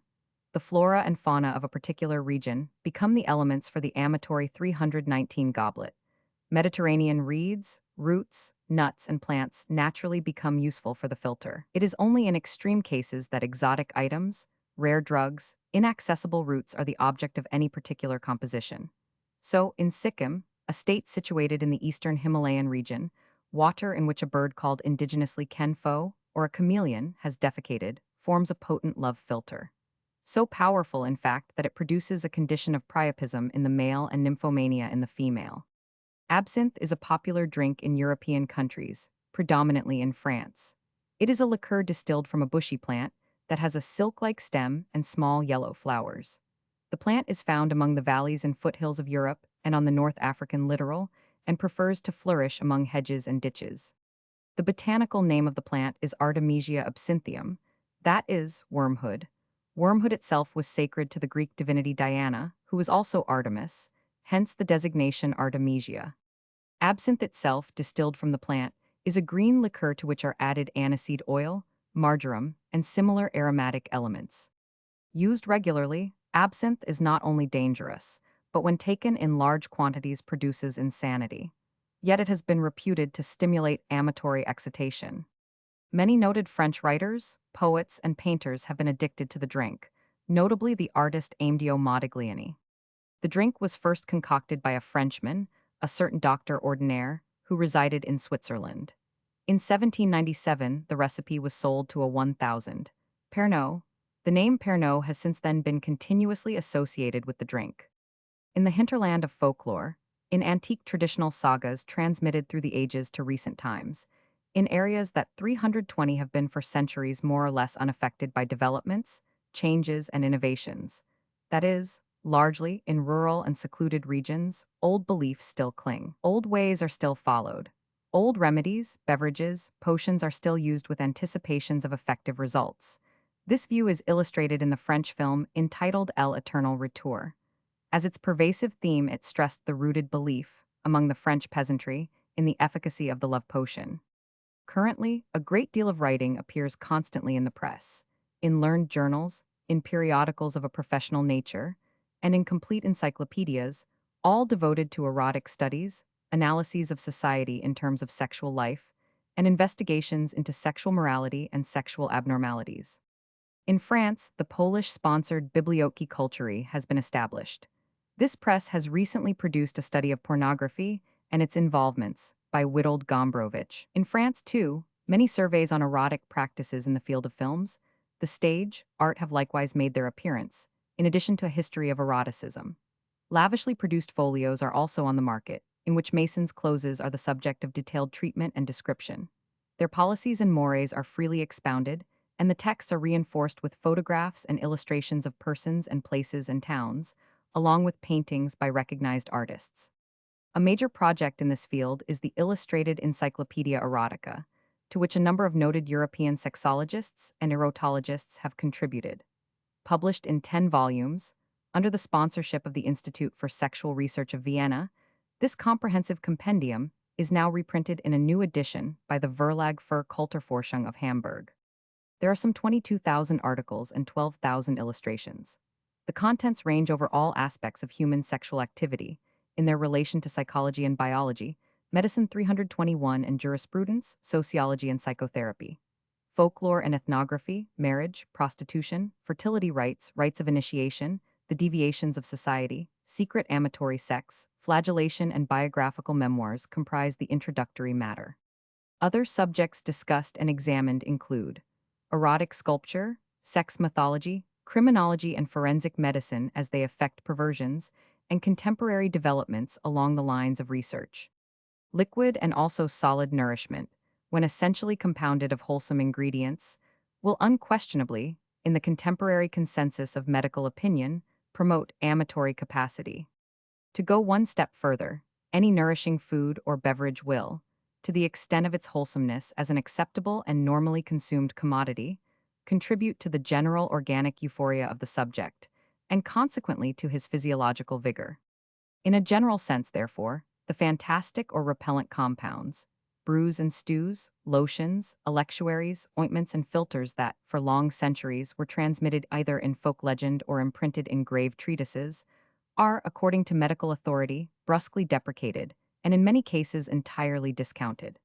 Yet, as is well known, legend and saga, folklore and tradition, often retain within themselves accumulated knowledge based on tested validities.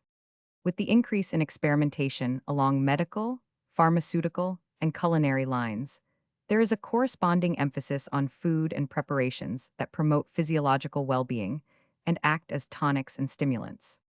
For these purposes, extracts of the gonads or sex glands and pituitary extracts are medically recommended in certain cases of physiological weakness. In a more gastronomic direction, there are wholesome broths and soups, such as mushroom soup, lentil soup, celery soup, as well as salads, lobster dishes, and curries, all of which contain elements that are traditionally reputed to aid in increasing vigor. In a novel by John Brophy, entitled Windfall, and published in London in 1951, the hero arrives in New York, where he is confronted with the fact that the drive for erotic aids is as urgent as ever. It was true, where Broadway converged on, before it crossed, the undeviating straightness of Sixth Avenue. The wide double roadway was surrounded by theaters, cinemas, hotels and restaurants and newspaper offices, indiscernible behind huge, colored, epileptically moving signs advocating, pictorially or by blunt-lettered exhortation, whiskeys and peanuts, cigarettes, motor cars, nightclubs, patent medicines, and proprietary brands of sexual stimulants. In the same novel, there is a description of a New York nightclub, the Freudian Frolics. Hero presented amatory stimulants and visual and palpable inducements in a contemporary setting, basically identical with the Aristophanic performances, the satires of Lucian, the sketches of Alciphron, and the more boisterous narratives of the Middle Ages, the Renaissance, and, dominantly, 18th-century France. The scene is introduced with a generalization that marks the activities of the place. Beyond the swing doors, almost every erotic taste, not utterly perverted, could be, if not gratified, at least stimulated, the majority made straight for the primary erotogenic zones. Again, there is a wildly farcical description of amatory reinforcements. The character concerned is a degenerate 323 multimillionaire, an American named Mirabelle Jones 18. His problem is to achieve an heir to his vast interests. For this purpose, he is undergoing a multiple variety of treatments at the hands of his physician and his psychiatrist. He is subjected to daily injections. He consumes all sorts of tablets. He is regulated by calisthenic exercises, by vitamin pills, by radiotherapy, by baths. All these various means are regimented methodically into prospective erotic channels. As a climax, he travels constantly from one country to another to secure a climate favorable to his condition, from South America to California to England. The possibilities of the love potion still intrude into modern times. In a series of light sketches of Scottish life, entitled Christina, the author, J. Bell, presents young Christina herself, who is living with an aunt who runs a small village store. To further a possible courtship between the aunt and the commercial traveler Mr. Baldwin, Christina conceives a plan to help the shy and hesitant Miss Purvis. The book itself was published about 40 years ago. Christina greatly enjoyed looking at the shops without supervision or restriction. She had made up her mind to purchase a gift for her aunt, whose birthday fell about a month later. Christina enters a barber's shop because she has seen the ideal gift. She moistened her lips and, in a tremulous whisper, said, "I want a potion." "A lotion, miss." "A potion." "A lotion for the hair?" He smiled dreadfulisso, it seemed to Christina. Once more she all but fled. Christina had been reading about potions in a periodical devoted to love stories. She tells her aunt, Miss Purvis, about it. It was a magic potion. A lass got it frae a sorcerer to gie to a young man that wasna heeding aboot her. She gied it to him, and it charmed him, and afore she could say Jack Robinson he was courting her like fun, and their nuptials was celebrated. Now Christina is ready to employ the same means in behalf of her aunt. To the barber then, Christina whispers, "A potion. What's the price o' your spirit, o love?" The barber, momentarily nonplussed, finally smiled with understanding. A moment later he was brushing a cobweb from a small bottle containing a yellowish fluid. A soiled and faded label of floral design was affixed to the bottle, and on it appeared, as in letters of fire, the words "Spirit of Love." "1 shilling, miss. Would it charm a lady?" "Certainly, I have sold hundreds of bottles of Spirit of Love to gentlemen for that very object. Charms them like magic." "Like magic." "Like nothing else, miss. Do you wish the bottle for a sick friend?" "Just so. In that case a few drops on the pillow will prove a real charm." Christina nearly dropped, it was too wonderful. "He must be a sorcerer." Christina administers the potion in her own way. While her aunt is asleep, she pours a few drops on the pillow, but, disturbed by the sudden squalling of a cat, lets the phial fall. It empties itself on the pillow. The aunt, a skeptic, throws the empty bottle into the fire, with the remark "Spirit of fiddlesticks." Experimentation and research in the direction of rejuvenating processes and invigorating vigor continue all the time, without cessation. Some procedures involve surgical operations, others are associated with the administration of various hormones and extracts and glandular compositions. Proprietary medicines are on the market, particularly in France and in England. An advertisement in a weekly magazine advocates the Royal Jelly Rejuvenating Food Supplement. In the early 19th century, in Edinburgh, there were on sale Luckenbooth brooches. They were in the nature of amatory periapts. These brooches were sometimes engraved with a lover's initials, or a plea or an amorous inducement might appear thereon, such as, "Let me and thee most happy be," or "My heart ye have in thur I creve. I fancy none but thee alone. Wrong not the heart whose joy thou art." Analogous to filters and similar amatory concoctions is the indirect stimulus derived from reading teacups. A popular Scottish weekly paper says, "It's fun, and there's a good deal in it too, if the signs are read aright." In relation to love and friendship, the column declares that a human figure seen in the form of the tea leaves, whether man or woman, or the outline of a letter of the 326 alphabet, indicates that the love and feeling of affection will concern the person whose name begins with the tea leaf letter. This is, in essence, an innocuous variation of an amatory inducement. Among contemporary proprietary preparations reputed to have amatory value is aphrodisine. This is a compound of yohimbine, a substance indigenous to Central Africa and derived from the bark of the yohimbe tree, along with extract of Meyura palma, erinacine, and other ingredients.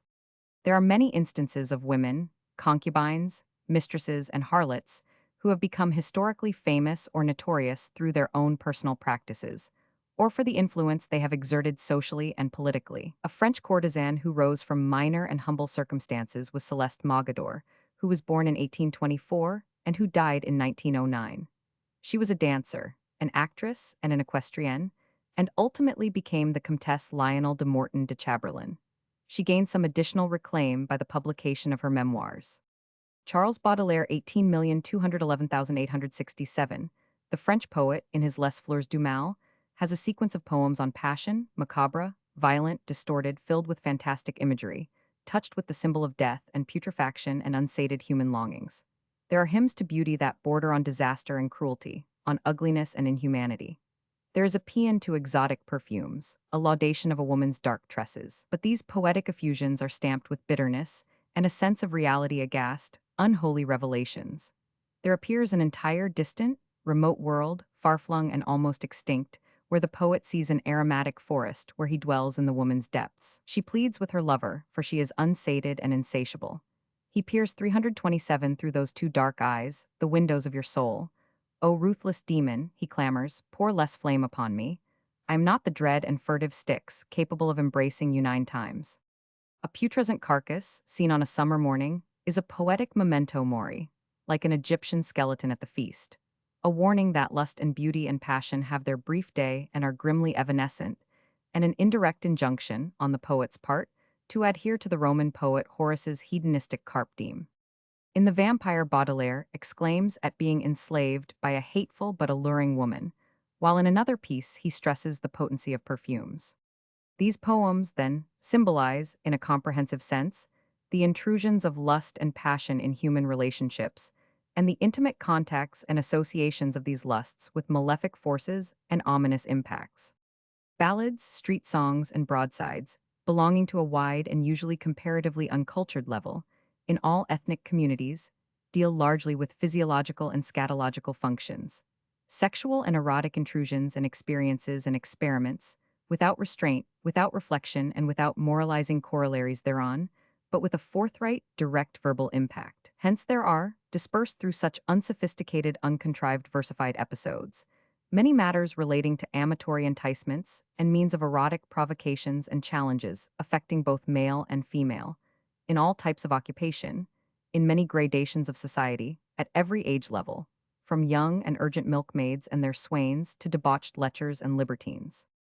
Pastoral pieces, soldiers' rollicking ditties, sailors' chanties, all the rhythmic, thonic, usually crude but outspoken exuberance of folk ways and currents, of peasantry and burgher, tinker and servant, tipplers, ploughmen, and innkeepers. That 328 is the colorful and various component of the popular muse. Sometimes the erotic impact is suggested by indirection, sometimes by an innocuous expression used in a double entendre context. Sometimes the idiom has the immediacy of the Greek functional and genital significance exemplified in the Aristophanic comedies. Rakes and panders rub shoulders with guileless innocence and feminine wiles, with lordly arrogance, authority, and wealth, with humility and beggarliness, with want and starvation, and pervasive through all the insinuating permutations of street life and marketplace, of court and manor, of fields and ocean, battle and stress, there runs the urgency of amatory attraction, lust and passion and allurement, and the means of satisfying and sating and continuing and maintaining such erotic capacities, such animal lustfulness and unbridled salaciousness and lewd ardor, prurience and perverted depravities. Yet there are instances, sudden outbursts, occasional spurts of deeper feelings, brusque awareness, some latent though possibly dishonored principle, a touch of wry humor, in which blatant reality and some remote consciousness of betterment peer through the vernacular crudities. In one collection of such ballads, entitled Drolleries, the amatory theme returns again and again, always lusty, always sensual. The burgess who is off to the fair while her good man is absent from home, the coy mistress, the country maid on a visit to the city, the old lecherous beau unrepentantly persistent, the lustful squire, the libidinous courtier, the wayward maid, widows and lords, fiddlers and coopers, cobblers and miners, merchants all conniving in adultery and incest, in concocting potions for reluctant lovers, in beseeching hesitant favors, in besmirching marriage and domesticity, and exultantly and indifferently glorifying all the varieties of amatory diversions and perversions. In Today, a popular British weekly magazine, an article appeared early in 1962 by a woman accusing the contemporary man of having lost his virility. She spoke of sexually moribund men, of man's failure, in consequence, as a marriage partner, and of his amatory deficiencies. A response to these challenges appeared in a later issue. It was written by a factory worker who, from his own experience and that of his acquaintances and fellow workers, refuted the first attack. He denied physical exhaustion.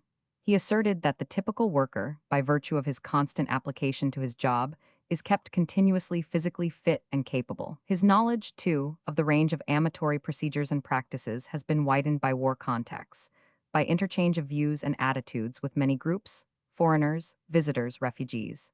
He added that the freedom of expression on such matters was an additional encouragement toward enlightenment. If anything, this typical worker concluded, it was the woman who was hesitant, indifferent, and uncooperative. In Gilbert and Sullivan's The Sorcerer, a farcical treatment of the black arts, there is a scene involving love philters and their effects. Mr. Wells, love filtru have quantities of it. Alexis, I have sent for you to consult you on a very important matter. I believe you advertise a patent oxyhydrogen love at first sight filter. Mr. Wells, sir, it is our leading article, producing a file. Alexis, now I want to know if you can confidently guarantee it, as possessing all the qualities you claim for it in your advertisement. Mr. Wells, sir, we are not in the habit of puffing our goods. Ours is an old established house with a large family connection, and every assurance held out in the advertisement is fully realized. Hurt. A line aside, oh, Alexis, don't offend him. He'll change us into something dreadful, I know he will. Alexis, I am anxious from purely philanthropical motives to distribute this filter, secretly, among the inhabitants of this village. I shall of course require a quantity. How do you sell it? Mr. Wells, in buying a quantity, sir, we should strongly advise you taking it in the wood, and drawing it off as you happen to want it. We have it in 4.5 and 9-gallon casks also in pipes and hogsheads for laying down, and we deduct 10% for prompt cash. Alexis, I should mention that I am a member of the Army and Navy stores. Mr. Wells, in that case we deduct 25%. Alexis, Aline, the villagers will assemble to carouse in a few minutes. Go and fetch the teapot. Aline, but Alexis. Alexis, my dear, you must obey me if you please. Go and fetch the teapot. Aline going, I am sure Dr. Dolly would disapprove of it. Exit Aline. Alexis, and how soon does it take effect?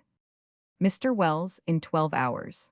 Whoever drinks of it loses consciousness for that period, and on waking falls in love, as a matter of course, with the first lady he meets who has also tasted it, and his affection is at once returned. One trial will prove the fact. Enter a line with large teapot. Alexis, good.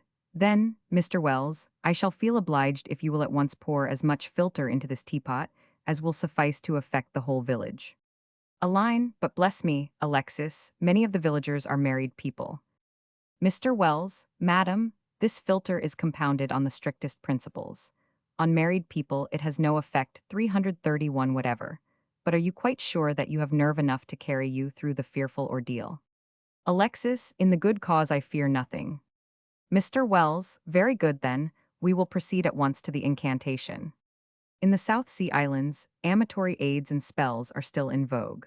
The following love incantation involves the lovesick girl Taratake. Mr. Hair of his head, Mr. Hair of his head. Go you to him, to Taratake. Whisper my name when he dreams. When he wakes. When he walks among the women. Draw him by the hand. Draw him by the foot. Draw him by the heart and entrails to me. He thinks only of me. He dies for love of me. There is no woman for him but me. No love but mine. No love-making but mine. He comes to me, he comes, he is here with me. With me, laughter off Wavesuo. As recently as 1956, in The Flute of Sand, Lawrence Morgan describes an experience among the Ould Nail dancers of North Africa. Interwoven into their lives were sorcery, black magic, and most common of all, the use of love philters with which they believed they could enslave any man. In the pot of mint tea in Yackert's room had been a 332 filter, intended to help the erring lover to make up his mind. The term bayadir is derived from the Portuguese baladera, associated with bailar, to dance. Originally, the expression was applied to a Hindu dancing girl, noted for erotic performances. The bayadir, in fact, like the nautch dancers, could be equated with prostitution. The European newspapers and magazines, notably in Germany, Austria, and France until quite recent times, advertised in the interests of readers all kinds of elixirs, remedies, filters, concoctions, and unguents to correct sexual deficiencies or to promote physiological capacity. There was a cream called Vigor. Dragi's des fakirs were scientific and immediate. a Parisian aphrodisiac powder announced itself as durable. It could be forwarded by mail from the scientific laboratories. Clients could be interviewed at specified hours. Renox was a concoction that was urged very persuasively. So too with the contrivance Heureka. There was another contrivance called Samson, implicitly suggesting a biblical valor. Sexane and Stimulol and Drages divinus were both harmless and effective, according to the laudatory testimony of the manufacturers themselves. There was a highly advertised preparation, called testogen, that implied stimulating amatory reactions. A contrivance under the name of Amber Star was formerly advertised in Europe as very effective, making the agent another Casanova. In Paris, a preparation called Mono promised rejuvenation for the male. Many European restaurants practiced a dual role. In 333 addition to their culinary purpose, they were in a basic sense amatory rendezvous. During the First World War, German eating places, variety halls, dance palaces, and cabarets advertised, with appropriately alluring illustrations. Wine Weibjessing. In other instances, Teutonic gaiety was eulogized as being highly imitative of Gallic ways. Leben et la Paris ran the posters. Damon Club. Maskenbell. Lustiger Abend. Café Dorian Gray.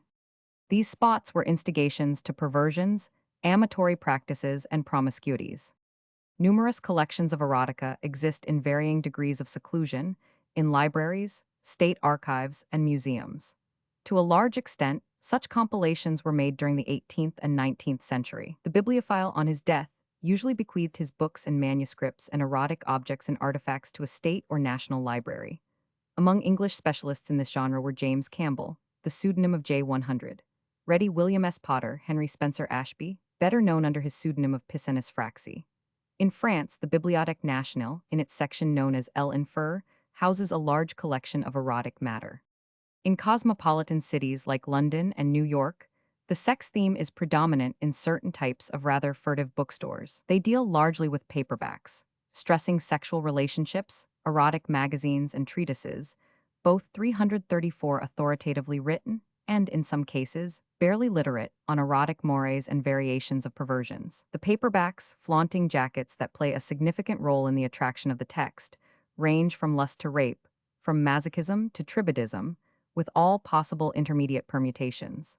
Such fictional productions not infrequently transcend the ingenuities of the Marquis de Sade. Contemporary witches, sorceresses, and spellbinders of varying degrees of reliability still use, as love potions, old, traditional ingredients. One of these is hippomanes. Hippomanes was well known among the ancients.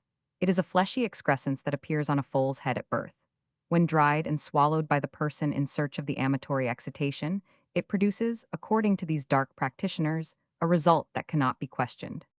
The erotic merit of this equine aposteme is confirmed by a number of authorities, from Virgil himself, the Roman epic poet, to Pausanias, the 2nd century A500. Greek geographer, and to the 16th century Neapolitan alchemist and occultist Gambitista della Porta.